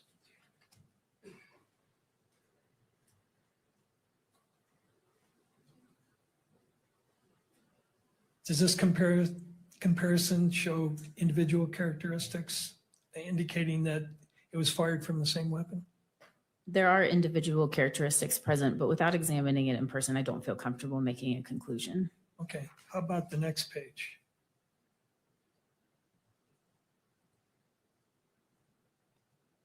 Watch, 27. How about that one?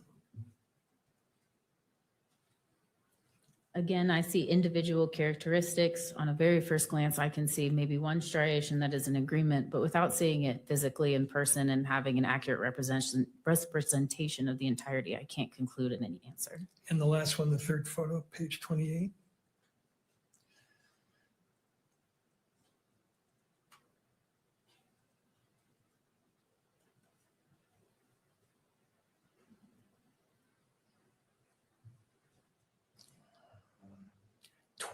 Page 28.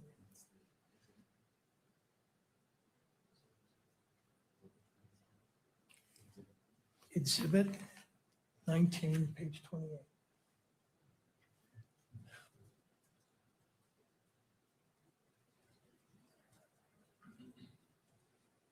Same question. I do see individual characteristics. I do see some areas of agreement without looking at it further. I wouldn't make a conclusion. It's a holistic approach when you're examining items. Would it surprise you if I told you that all three of those were fired from different weapons? Again, I don't know any context to these photos other than what you showed, so I don't feel comfortable saying one way or another. Thank you. All right. Mr. McBride.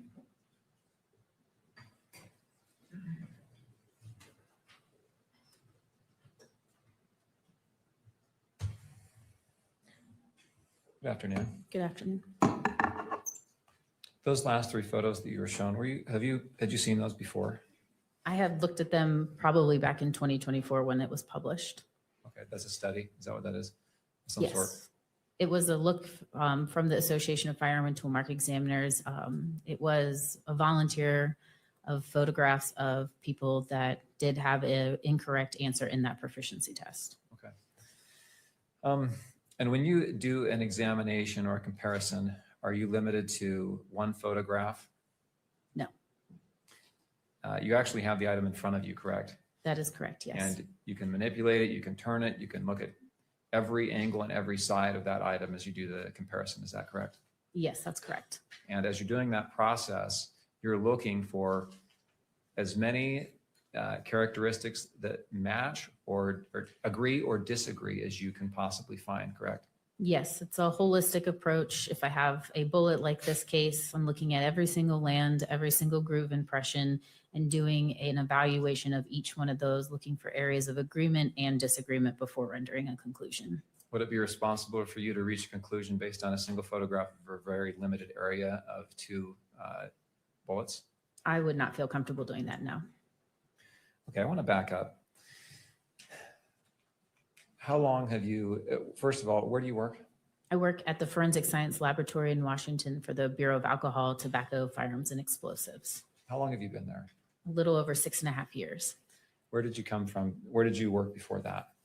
Prior to working for ATF, I was a latent fingerprint technician, recovering latent fingerprints from improvised explosive devices. And I also worked as a crime scene investigator in Winston-Salem, North Carolina, and Anne Arundel County, Maryland.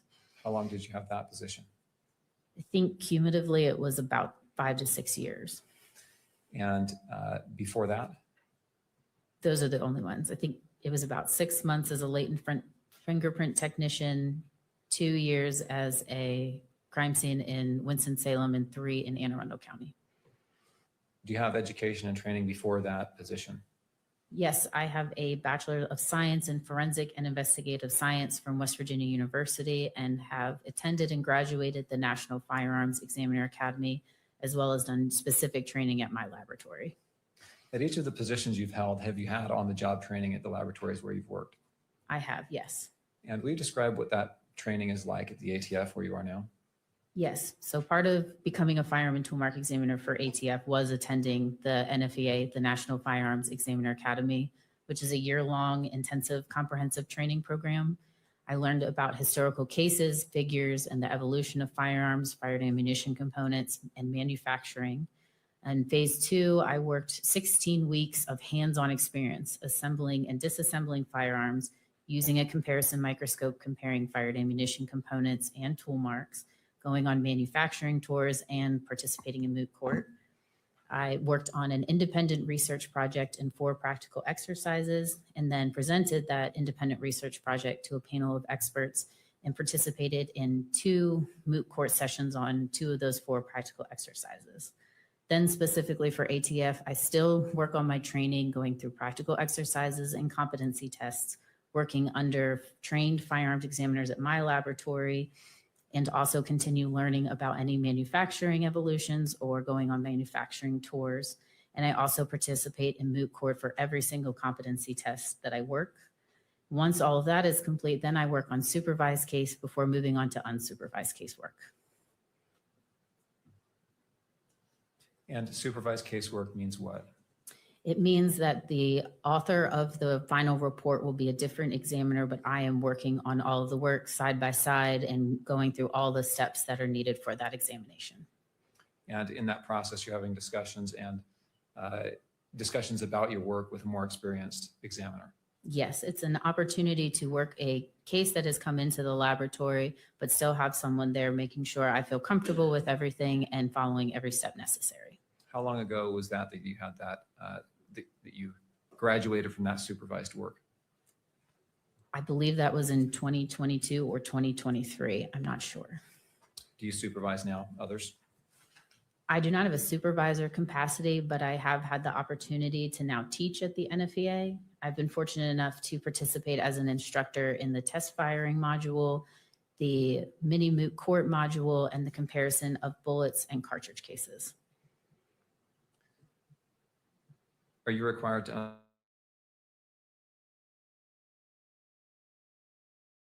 program? However, when the opportunity to go on AFTI's annual conferences and it allows it, I will go to those, as well as continually go to manufacturing tours.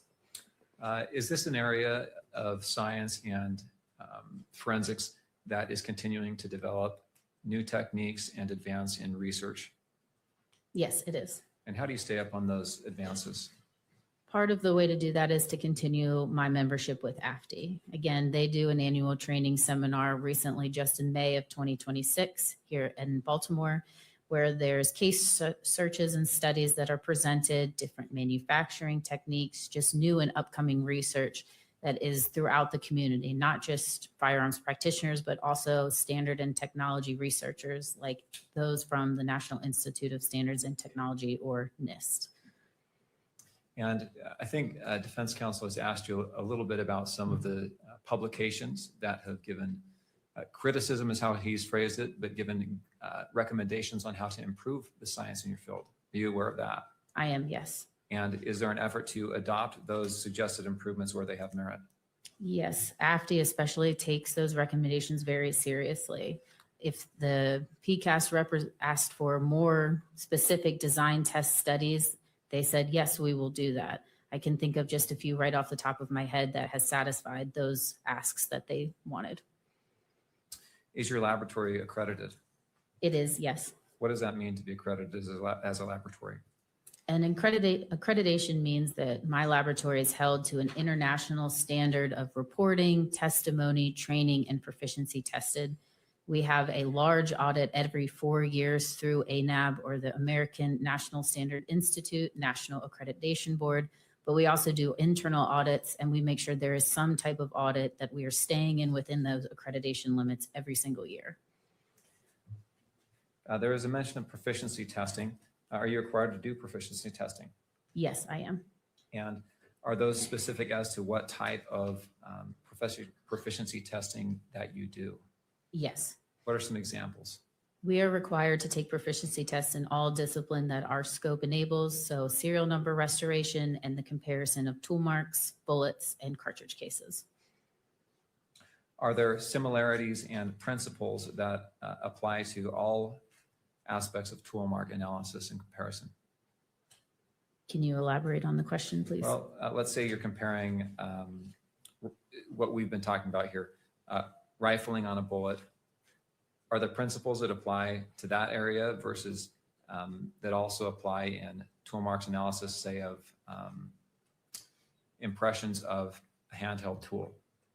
Yes, all of those comparisons are a product of a tool mark comparison. A firearm is nothing but a tool. So when you are talking about a cartridge case comparison, it's still looking at a tool and a tool mark. The tool in this case is the firearm. The tool mark is being left on a cartridge case or a bullet. I want to draw your attention to Plaintiff's Exhibit 32. Thank you.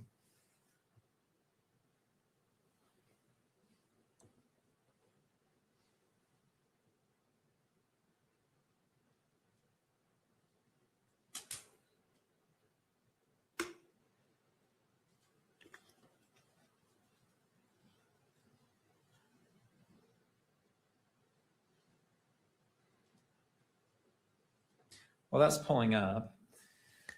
And this has been published, this has been approved for publication at all 3 levels already, so we can put that on the screens. Well, that's pulling up.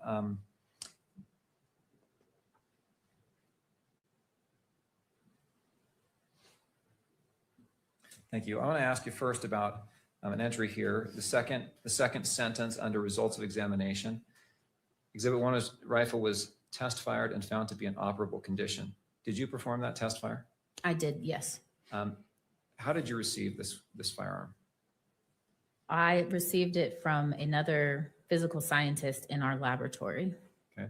And did it have a scope on it? Yes, it did. What did you do to determine if it was in operable condition?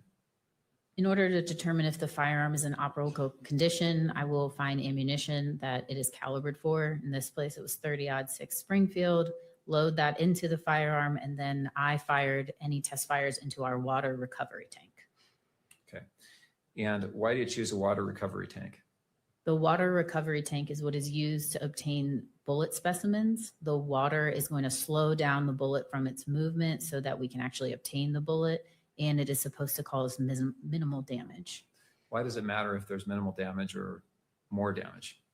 You would like minimal damage because that means that there's going to be less damage on the areas that you need to compare.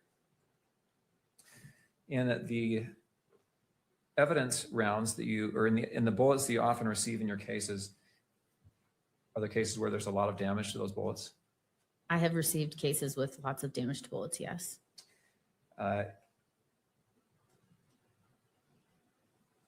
In this circumstance, Exhibit 1 rifle, this Mauser 98 30-06, was it an auto-loading rifle or a bolt action? This was a bolt action rifle.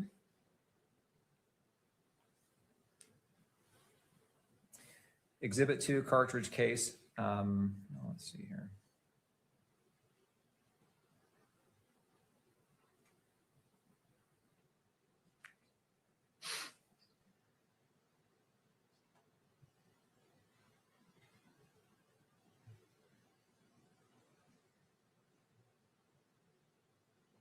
If you'll turn to page 2, and we've already read this line. I think defense counsel read this line to you, the Exhibit 6A paragraph there. The result of the comparison was inconclusive. Could further testing be done to try and see if there is any, if you come to a conclusion on this round? There was no further testing that I could do, no. Is there further testing that could be done in the field? There is the possibility of using a 3D system to visualize the individual characteristics on the bullet. Do you have the capability of doing that at your lab? My laboratory currently does not have that capability. Do you know if the FBI lab does have that capability? I believe they do.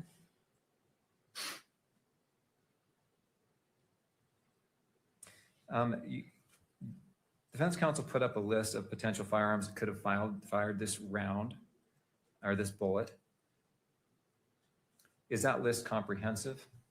It's not an all-inclusive list. And does it mean that this round, I'll leave it at that actually.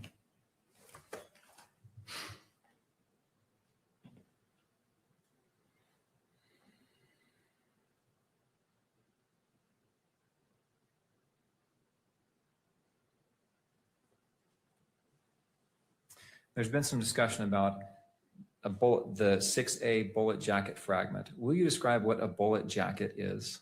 Yes, I do have a demonstrative. May I use that? Do you have that with you? Yes.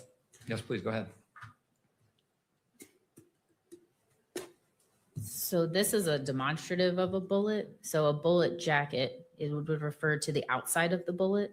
Inside the bullet would be the lead core. So when I'm referring to the jacket, it means that I've only received that outer portion. I did not receive any of the lead core intact with it. In this circumstance, you received a bullet jacket fragment. What does that mean that it's a fragment? Fragment means I don't have the entirety of that jacket. And can you testify as to why you don't have that entirety? No, I cannot. And it also, your report also says that there are 4 lead fragments. What is this? Why would you have lead fragments? So the lead fragments, the lead would be from the inside of the bullet, that core. Occasionally when the bullet reaches its final destination, it can split, and some of that core might be pulled off of the jacket and be found where it landed. And would you be able to gather information from those lead fragments that could identify them as coming from this particular firearm? Would you expect to be able to make that comparison?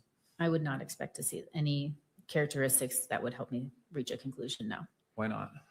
Because the lead core is on the inside of the bullet, the landing grooves are going to be imparted onto the jacket or the exterior. So when it's moving down the barrel, the inside is not coming into contact with rifling whatsoever.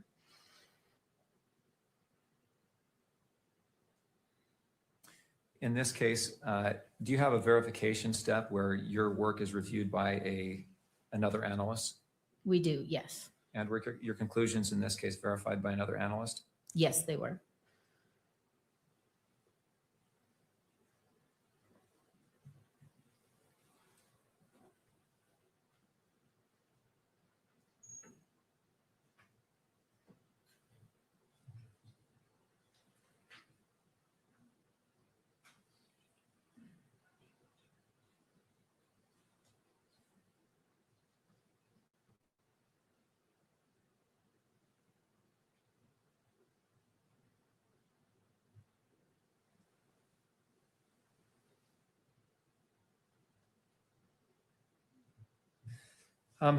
Is there a potential that the testing you do can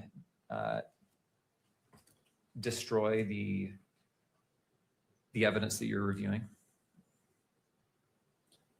What do you mean? Well, prevent it from being tested in the future. No, I would not expect anything that I've done to prohibit more examination in the future, no. But in general, you say you peeled back the petals, I think you said, of the bullet jacket because it was so crumpled. If that's, Yes, I think if anything that lends to a better comparison process. It is a very well-known practice amongst firearm and tool mark examiners. Without doing a examination like that in preparation, no one's able to see the marks that are needed for the comparison process. Okay. In reaching the conclusions that you did in this case, did you follow protocols and practices that are required by your position? I did, yes. Nothing else. Mr. Bird.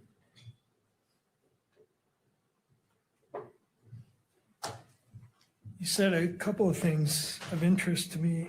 One was that your work is peer reviewed, right?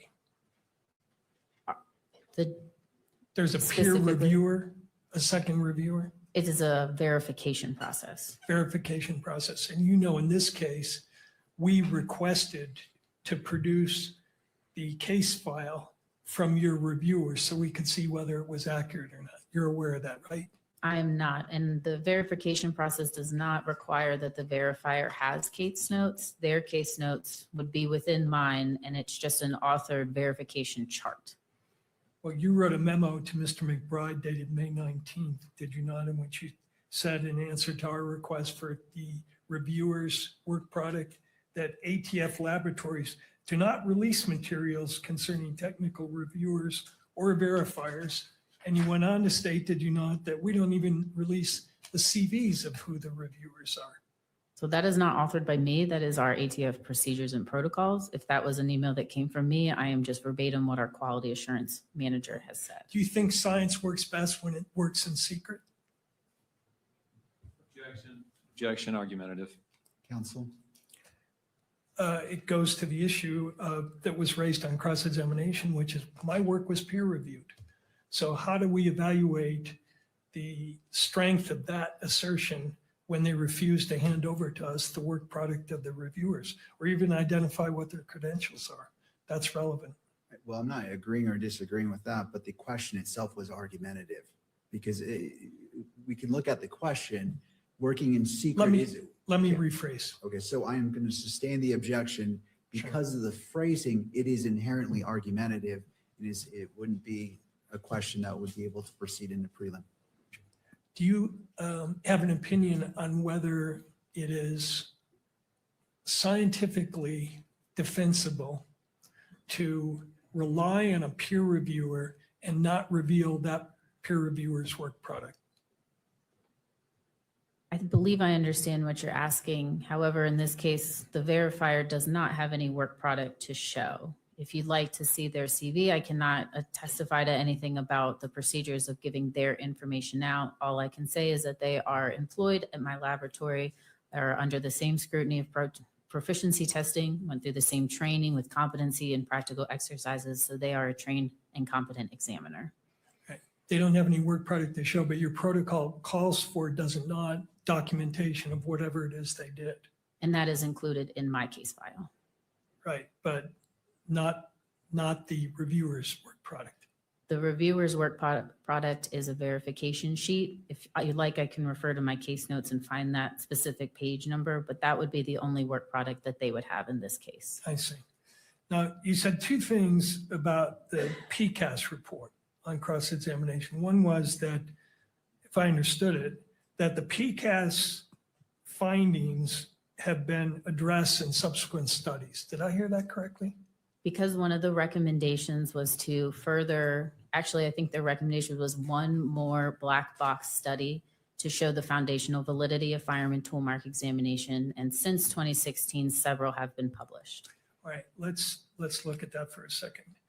First of all, they didn't recommend, they found, did they not? Quote, PCAS finds that firearms analysis currently falls short of the criteria for foundational validity because there is only a single appropriately designed study to measure validity and estimate reliability.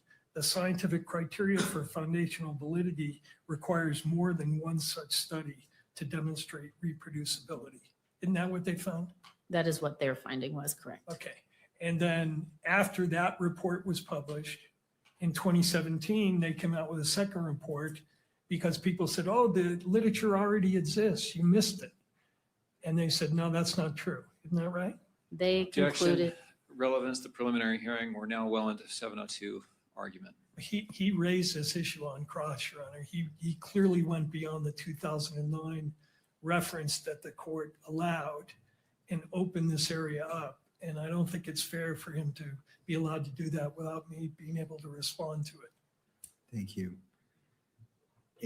On cross-examination, that door was opened by the state, and so I will allow limited questioning on recross or redirect, however we want to label this. So you may proceed. The objection is overruled. In 2017, they filed a second report responding to assertions by people in your profession and others that they had missed or the studies had already been done. Isn't that true? Yes, PCAS did a 2017 addendum to their 2016 report, reiterating that they believe that the only way to properly empirically test a science is through these black box studies, and that they would not take into consideration the numerous amount of work and validation studies done over decades that the firearms community has published. And a bunch of other studies were done, right? Correct. And in response to those additional studies, there have been continual criticisms of the methodologies of those studies. Isn't that fair? Yes. And you've read, for instance, well, first of all, you attended, I see, a webinar by the group that did some of the critiques. Remember that? Which webinar are you referring to? You attended a webinar, I believe, in 2023, Treatment of Inconclusive Results and Error Rates of Firearm Studies, webinar hosted by the Center for Statistics and Applications in Forensic Evidence, 2021. Correct, I did. According to, and that group has published a number of studies right up to 2026. For instance, their study in 2024 called Methodological Problems in Every Black Box Study of Forensic Firearm Comparisons, in which they concluded that the field still was not reliable despite the studies that you reference. Isn't that true? That is the author's opinion, correct. Right. And they're not the only ones. There have been other groups of statisticians who have published articles right up to 2026 saying that the studies that you referenced are unreliable, Yes. that their methodology of those studies is flawed and cannot be relied upon to support the science of toolmark comparison, correct? Yes, there has been studies to say that they believe there is flaws in the black box studies and stuff, but there has also been plenty of research done to say the opposite. And lastly, you mentioned that, or it was brought out that you have training and experience, right? Correct, yes. Do you agree with the conclusion stated in the section of the report, the PCAP report, that neither experience nor professional practices can substitute for foundational validity? Do you agree with that? I do, yes. You agree with the conclusion reached in the PCAP report that a forensic science discipline that has an error rate higher than 5% is not reliable? I don't know that I have opinion to that because I think it's a little on the broad side. I don't know what you would consider high as far as a percentage. Well, I'm referring to the statement at page 151 where they say methods with a high false positive rate are scientifically unreliable for making important judgments in court about the source of a sample. To be considered reliable, the false positive rate should certainly be less than 5%. And it may be appropriate that it be considerably lower depending on the intended application. I would agree with that statement. You would agree with that. And you also lastly reference your knowledge of the study by the AFTE of that proficiency, the one proficiency test which you have taken on bullet comparisons, correct? Correct. And the error rate in that particular study, proficiency test, was 20.4%, correct? Correct. For item 2, 18.2% for item 3, and 18.9% for item 5. I believe those were the results. However, I don't agree that proficiency tests are what are used for validation studies to show foundational validity. So if the error rates are high, then they shouldn't be relied upon to show invalidity, but they should be relied upon to establish that your experience means that your science is valid? Is that what you're saying? Foundational studies are looking at, just as PCAS said, those black box studies, different test design, all of which firearm and toolmark community has conducted. We've looked at cartridge cases, bullet, pristine samples, damaged samples, and different firearms. Proficiency test is looking at the accuracy of an examiner's results, not foundational validity. But you would agree that an error rate of 20% is unacceptable, would establish unreliability, correct? I would agree that those results need to be looked at to see where that error was coming from. Okay, thank you. Thank you. Anything further for this witness? And Mr. McBride, I'm going to limit you because your objection to going outside and going to 702, you open the door, but I've got to close that door to some point. So I will give you a limited number of questions. We need to come to a close. I understand that.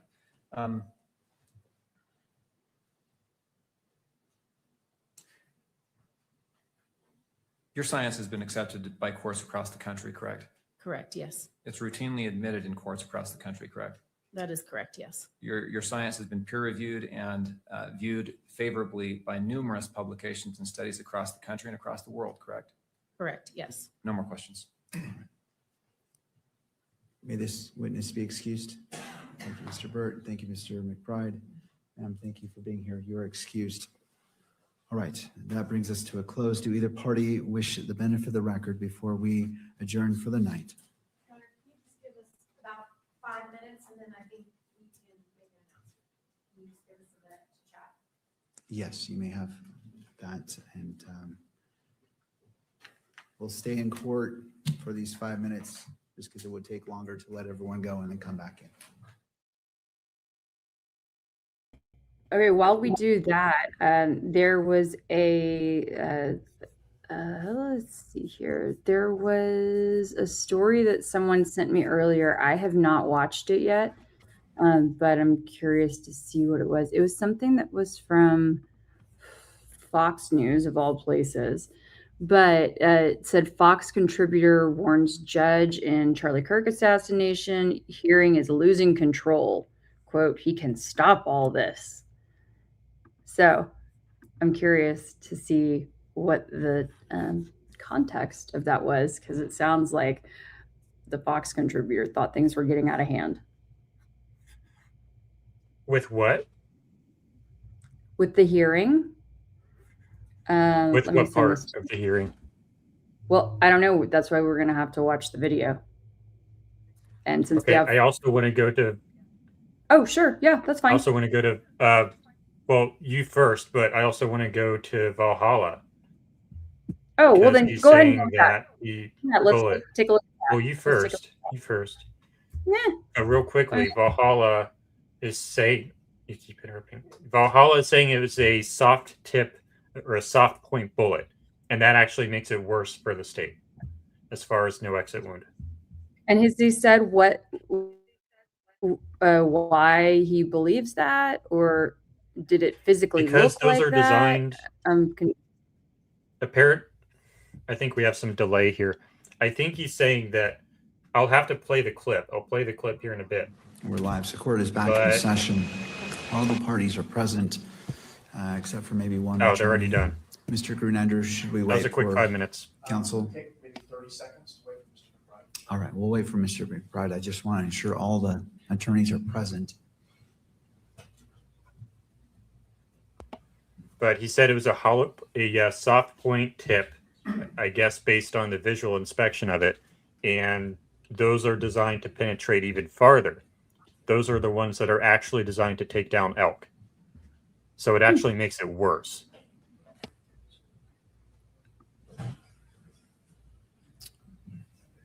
All right, I note the presence of all attorneys. Turning to Ms. Nestor.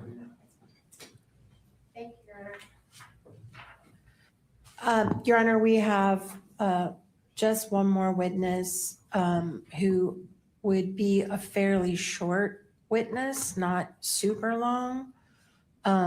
So I anticipate we will be done tomorrow, probably by lunch, I would think.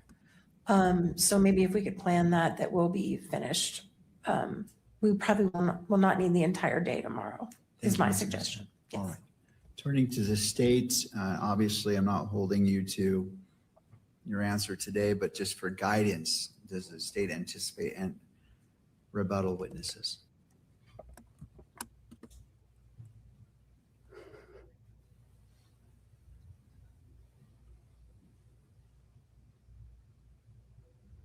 Judge, we don't anticipate any rebuttal evidence that needs to be presented to this hearing. So I think the question would be is, are we going to argue the bind over tomorrow? And the state would be prepared to argue bind over tomorrow. All right, well, I appreciate that. In regards to trying to budget time here, how much time does the state anticipate? Obviously, there's one more witness, so I'm not going to. If it's a short witness, Judge, I don't think it should take us the entire morning. But we would be prepared to argue tomorrow morning at the close of evidence or first thing in the afternoon. And how much time do you anticipate that argument being? Again, a rough estimate. I'm not holding you to the exact number. I'm just trying to see how close are we to the 5 o'clock, because I'm going to ask the defense the same question as well. It wouldn't come close to the 5 o'clock hour, Judge. For just you or for both? For argument? Yes. Both of us. Okay. All right. Well, I'll turn it. Thank you, Mr. If we have to argue 2 hours apiece for bind over, there's a problem. All right. Thank you. Say that. Thank you. To the defense, I'm just getting an estimate. I'm not holding you. I'm not going to time you to this, but just trying to see as it relates to 5 o'clock and for argument for bind over tomorrow afternoon. Understood, Your Honor. Our request, the defense request, is that we be allowed to submit briefing. There are some legal issues that we would like to brief for the court prior to the decision on the bind over. We're open to briefing, page limits, time limits, all of that, but we would like that opportunity because there are some legal complexities involved here. All right, and if, and I'm going to ask the state, but if the state, well, I'm not going to assume anything. Thank you. So I believe the state is going to object to that, Your Honor. So what I hear you saying is you wish to, well, I don't want to assume, what it seems like you're saying, I want to be clear, is you're waiving oral argument and just doing briefing. So generally, Your Honor, in cases with multiple counts that are pretty complex issues of law, I have asked for briefing and the opportunity for an argument. We can set time limits on that as well prior to bind over. I've done this in multiple other cases before courts in Utah. And that is my preference, to make sure we get the law right. And so how much time, if you're asking for argument, that in addition to briefing, I'm trying to get the total universe of what's in front of me. So I anticipate that I agree with Mr. Grunander that I don't think an argument would take more than a half day. Should take less than that, particularly if we're briefing issues beforehand. So I don't know, 2 hours for argument total. All right. Thank you, Ms. Visser. Turning back to the states, what is, you've heard from the defense. Again, Judge, the state would prefer to argue tomorrow. We think the court has all the evidence before it and could make a bind over decision after oral argument tomorrow. If the court decides that briefing is necessary, I believe the court reporter could have a transcript available as early as Monday of next week at an expedited, on an expedited request. With that said, each side would need, 2 weeks to, we're the moving party. We would prepare a motion in support of bind over. There would be a response and then a reply. So we're probably 6 weeks out before we can actually argue before bind over. We would rather not wait 6 weeks to argue bind over. That's why we would like to do it tomorrow. But that's the timeline we're probably looking at, is about 6 weeks and then 2 to 3 hours of argument. So are you requesting to move forward with oral argument tomorrow and in addition to briefing, or again, I'm just trying to see the whole universe that's before me. Good question, Judge. If the court wants briefing, I don't believe we would argue tomorrow. We would save that argument until the briefing is finished. All right. Thank you. And to defense, would you agree on the time frame for briefing as been proposed by Mr. Grunander to allow each side the appropriate time, taking into consideration a transcript which may or may not be needed by the parties? We are also okay with simultaneous briefing on this if the state prefers that. That wouldn't take 6 weeks if that's the concern, but we have no objection to the 6 weeks. All right. And does your client waive any speedy trial rights that may result as this request? I just want to make sure I'm addressing constitutional rights. Also going to be addressing from the victim representative. This goes squarely into the victim's rights to speedy disposition. So again, I'm just trying to take it, and I know we're late. I just want to cover all these bases. Yes, our client will waive his right, his speedy trial rights, so that we can properly brief the preliminary hearing issues. All right. To the state. If the court wants briefing, we would not like to do simultaneous briefing. We would like to start it out as the moving party. The defense would then respond. We would then have the opportunity to reply before oral argument. All right, and I'll invite Ms. Kirk's attorney if you wish to be heard. This goes squarely into the victim's rights as recognized in the Utah Constitution as well as Utah statute as it's what's before us. Your Honor, obviously we want swift justice for Charlie here. I think we obviously know the court needs to make sure they're balancing all interests here, but I think as soon as the matter could be bound over and this matter could be set for trial, that's what the Kirk family would like. But do you want to weigh in regards to briefing? Because it sounds like it's Your Honor, I'm hesitant to weigh in on briefing. I feel as if that is a decision which the court should decide whether or not it's necessary. And we're going to take no position on briefing. We asked for speed. This has been 10 months coming. We've heard a lot of evidence. To me, it seems rather overwhelming, but that's my opinion. Obviously, it doesn't matter. But so we just asked for it to move quickly. Thank you. All right. All right, having heard from the parties, I will go ahead and allow, well, I'm granting the request for briefing as it relates to probable cause to allow both parties to file the briefs. With defense, as you are the moving party requesting briefing, when would you like to submit your brief? Or to the state? Judge, because we have the burden, I believe it's appropriate for us to initiate the briefing. Okay. Because we're moving for the bind over, and then we would have an opportunity to reply. And that's okay. So let's start. Mr. Grunander, when can you have your brief filed? Just a moment, Judge. Thank you. And in going to defense, well, I'll follow up with you as well. Thank you.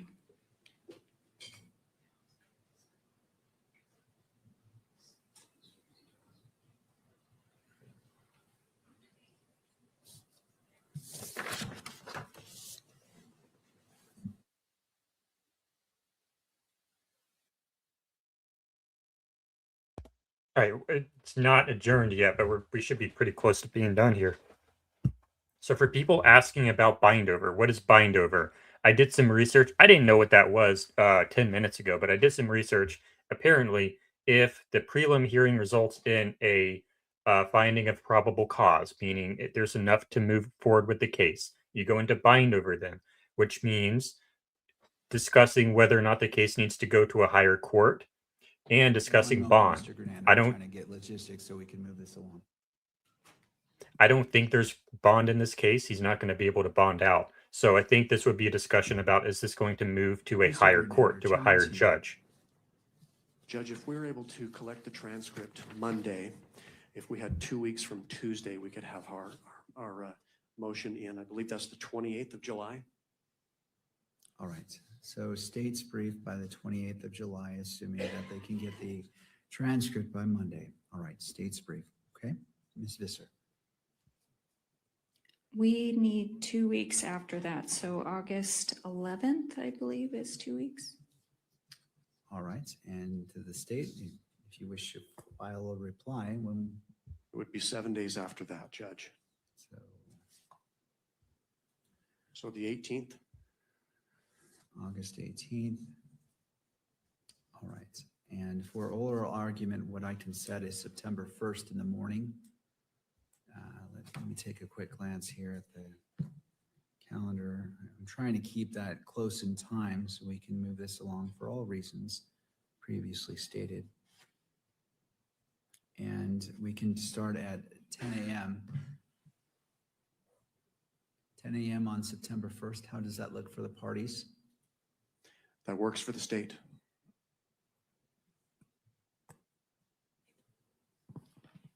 Your Honor, I'm going to be in trial that week, and I'd really like to be here for this argument. Is there any way we could just do it the next week? Well, the problem is I'm happy to look, but it is getting it would be very tricky. This is a fortunate opening. Got it. All right. Otherwise, we'll take it then. Okay. I appreciate you accommodating the court schedule. September 1st, in person. I see the defense nodding yes. Yes. Yes, please. All right. September 1st at 10 a.m. And it sounds like up to 2 hours per side. And then we can take it from there. Mr. Grunander. Judge, page limits. We spoke as a team, and our preference would be to limit at least the initial briefs on both sides to 30 pages, no longer than 30. Defense stipulates to that? I'd like to counter with 40. Okay. Well, this is not an auction, but what did you just counter 40 for? Submit it, Judge. And then we would ask for half of whatever Your Honor grants for the final reply. We'll set it at The judge proposed, state proposed limiting the written argument to 30 pages, and then Visser countered 40 pages for written argument. Parties agree. I was going to offer to round up to 18, but that's fine. We'll take the 18, Judge. All right, we will go with 18. So 35 pages for the initial filings, 18 response, and September 1st at 10 a.m. Anything further for this evening?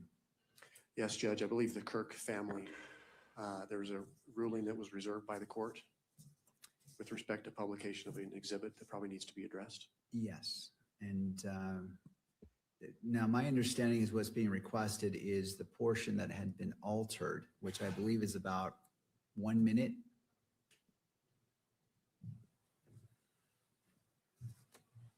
Your Honor, I believe it was enhanced in that it was like zooming in and circles that were put on it. We would ask for the entirety of that exhibit to be displayed in court. So I believe it was about 8 minutes, if I'm not mistaken. Don't hold me on the time. All right. Any final input on that? Thank you for reminding me from defense. Any final inputs? All right. What we can do is at the conclusion of defense's presentation of whatever witnesses they're going to do, we can address that. So the concern I heard was that the victim representative wanted to see what the court would consider before bind over decision is made, and that allots for that. So whether it happens right now, which the hour is late, or by right after the conclusion of evidence, that's going to help well before I consider bind over. So in the interest of justice and balancing that, I don't want to take away time. It sounds like we're going to be okay, but I always want to be cautious. But I will grant that request, and that will be played in open court. And we will watch the totality of, I believe it is State's Exhibit 12.1, which is 8, give or take 2 minutes. Your Honor, and just to clarify, it will not be televised, correct? It's only for people in the courtroom. That is correct. Because the request was made by the victim representative who is present in court, right? I will grant that request, and it will be played in the courtroom for all present to see, but not to be broadcast on TV. And we just would like a continuing objection for all the reasons we raised before, Your Honor. Thank you. I appreciate you making that record. I note the standing objection. That objection as it relates to this request is overruled, and that will be played at the conclusion of defense's presentation of evidence. And before the state, if they do have a rebuttal witness, please remind me so that I can address it, and that is taken care of. Thank you to the parties. I'm hesitant to ask this. Anything further? All right. Nothing further from the state. All right. Thank you all. I appreciate your hard work today. And that concludes court. We are in recess till 9 o'clock tomorrow morning. All right. We are done. So let's play this video. Guys, Kelly wanted real fast. one of the things. If we can get this to work real fast. Is this the video? I don't think it's going to play full screen for some reason. Guys, one of the things you see in a preliminary hearing is you get a sense of what the trial is going to be like. You get a little taste of the prosecution, the defense. And here, I think importantly, the judge, what Laura and Keli are saying suggests to me, is this guy going to be another Lance Ito? You might remember the judge from the O.J. Simpson trial. This might be ancient history for some of us. But this guy was so blinded by the glare of the publicity. He was so uncertain how to run the courtroom that the defense walked all over him when it came time for the trial and led to, I think, the most incredible acquittal despite all the evidence. Do you see that this judge is actually not managing the courtroom effectively, that he's letting the defense get away with these incredible claims that are now extending the hearing many, many days beyond what would be normal for a preliminary hearing? I do. And I also think that this judge at any point, John, he can say, finding of probable cause, right? He can stop all this. He can say, I've heard enough evidence. There's enough to move this case on to trial, and we don't need to be continuing along this path because I've heard what I need to hear at this juncture. But you're right, he does run the risk of becoming a Judge Ito. And what we are watching here is that he is not taking control. He's not taking control of the timing, of the scheduling, of the deadlines. Because remember, they have been litigating these issues for weeks now. And the fact that on the 11th hour, in the middle of this hearing, the defense files these objections that should have been dealt with weeks before this. Josh and I have been talking about this. We don't understand how yesterday the defense is allowed to now go into the most significant piece of evidence that we have all known is coming.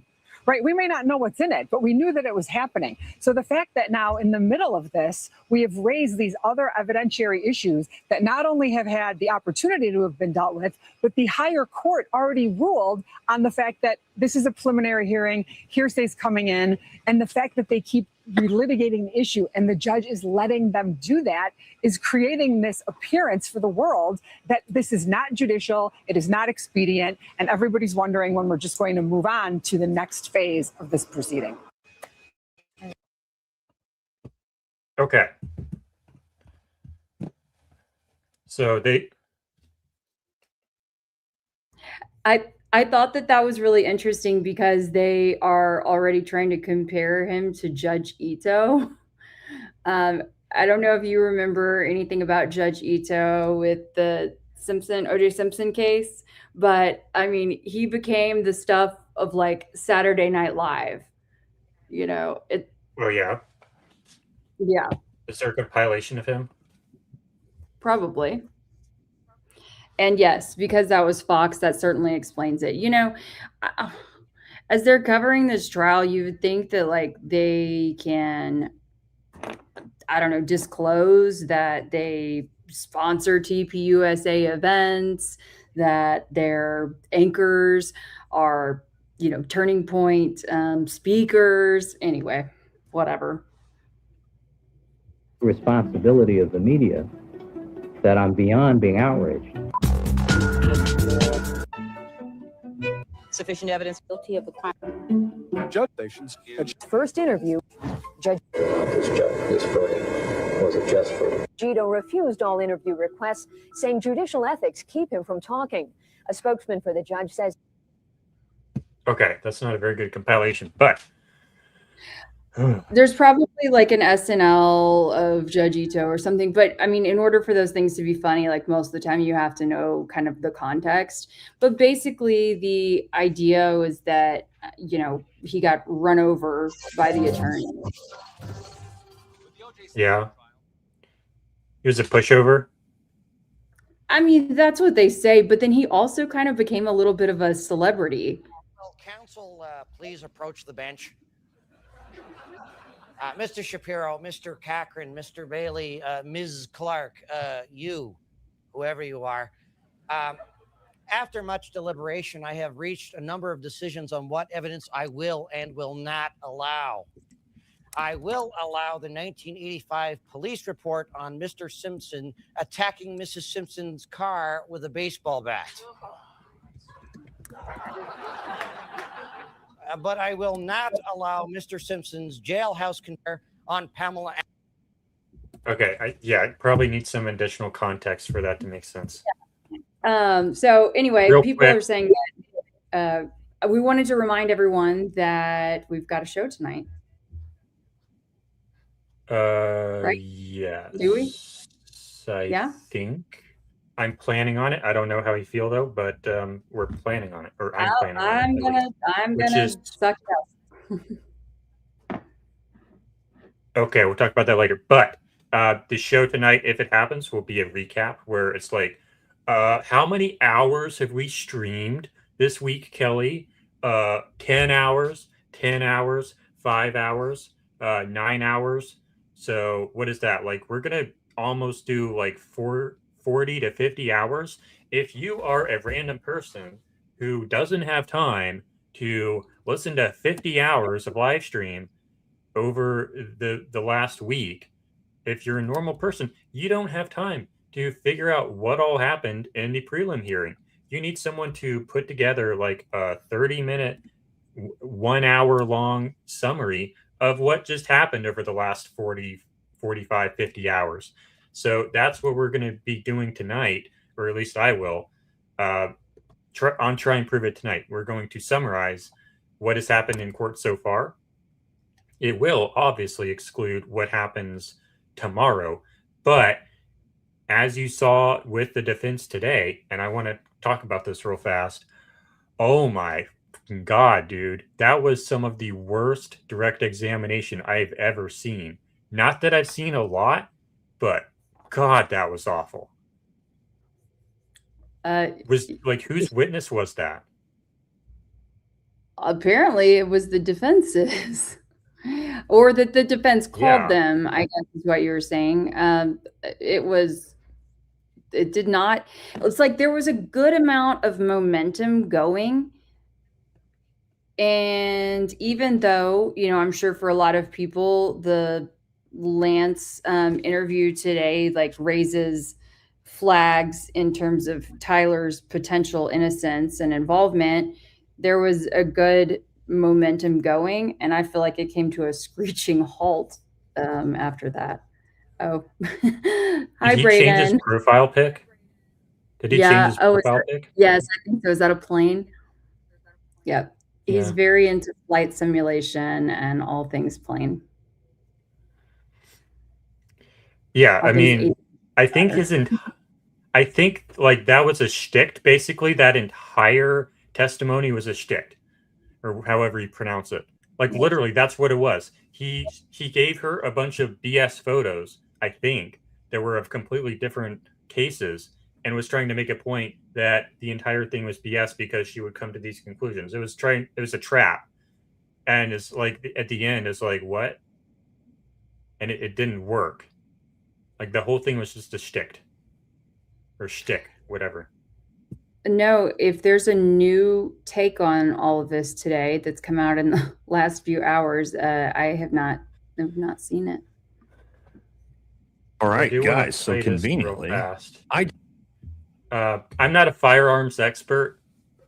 I've shot guns and rifles before, but I'm not by any means an expert. But Valhalla VFT is over on the Trigger Smart channel. I wanted to play this because they stream sniped us. I think it's only fair that we stream snipe them a little bit. Is that the right term? When you copy someone else's stream, there's probably a better term for that. But we're gonna play a snippet from them because they stream sniped us. So here we go. Just happened to have the exact 30-06 Springfield. They're actually 150 grain rounds at my house. Look at that. There they are. Now, looking back at this picture, I actually do think one of these rounds is a soft point round, and it looks like the other ones are FMJ rounds from what I'm looking at. But just so you guys understand, there's no difference here. And actually, if they're soft point rounds, this becomes even worse because soft point rounds are specifically designed for killing elk and moose, right? You guys want me to actually read you the description straight from the box of what these rounds are supposed to do? Here you go. They are designed for deep penetration and in controlled expansion up to twice the diameter, the expansion of the round, which means his head would have been blown off, than a typical round, right? Not only that, the height weight retention won't break up or separate for more effective stopping power. So these rounds are designed to not break up. We also know that Charlie had 5 or 6 fragments because the bullet broke up. And they are also designed to go through a moose. The soft points. Now, FMJs are typically not what you're going to hunt with. You can, but they're still designed. So these are designed to penetrate as far as possible and expand as big as possible to blow the biggest hole possible to make the most damage possible because you're trying to get through elk, moose, giant animals, right? Also, the way you can tell, and I'm not actually going to show the whole thing because who knows, but you can see the tips of these, right? The difference is, I don't know if you guys can see, one's round and it's got, see how the top is all brass and then the top of that one is lead. Soft points have lead tops. And they're actually designed to, again, expand and create massive damage as they blow through. So, this is the weapon and the rounds that Tyler used are specifically designed to kill moose and elk. So there we go. We know it's not some accelerator round. It's not some frangible round. It is basically the most powerful. So not the grain weight could be a little bit higher, but again, these are standard. This is what you're going to buy at Bass Pro Shop to go on a live big game with. So there you go, guys. Don't know how we're going to, even my buddies who are privy to, like, there is a possibility that it's low grain or like shitty ammunition, bad loads, reloads. It's not grandpa's old ammunition. It's not grandpa's reloaded ammunition. Those are brand new rounds straight out the box from Walmart. So thank you, Nate. That was okay. So some expert testimony on the bullets that we now know. Whoops. Gotta hate that. There we go. All right.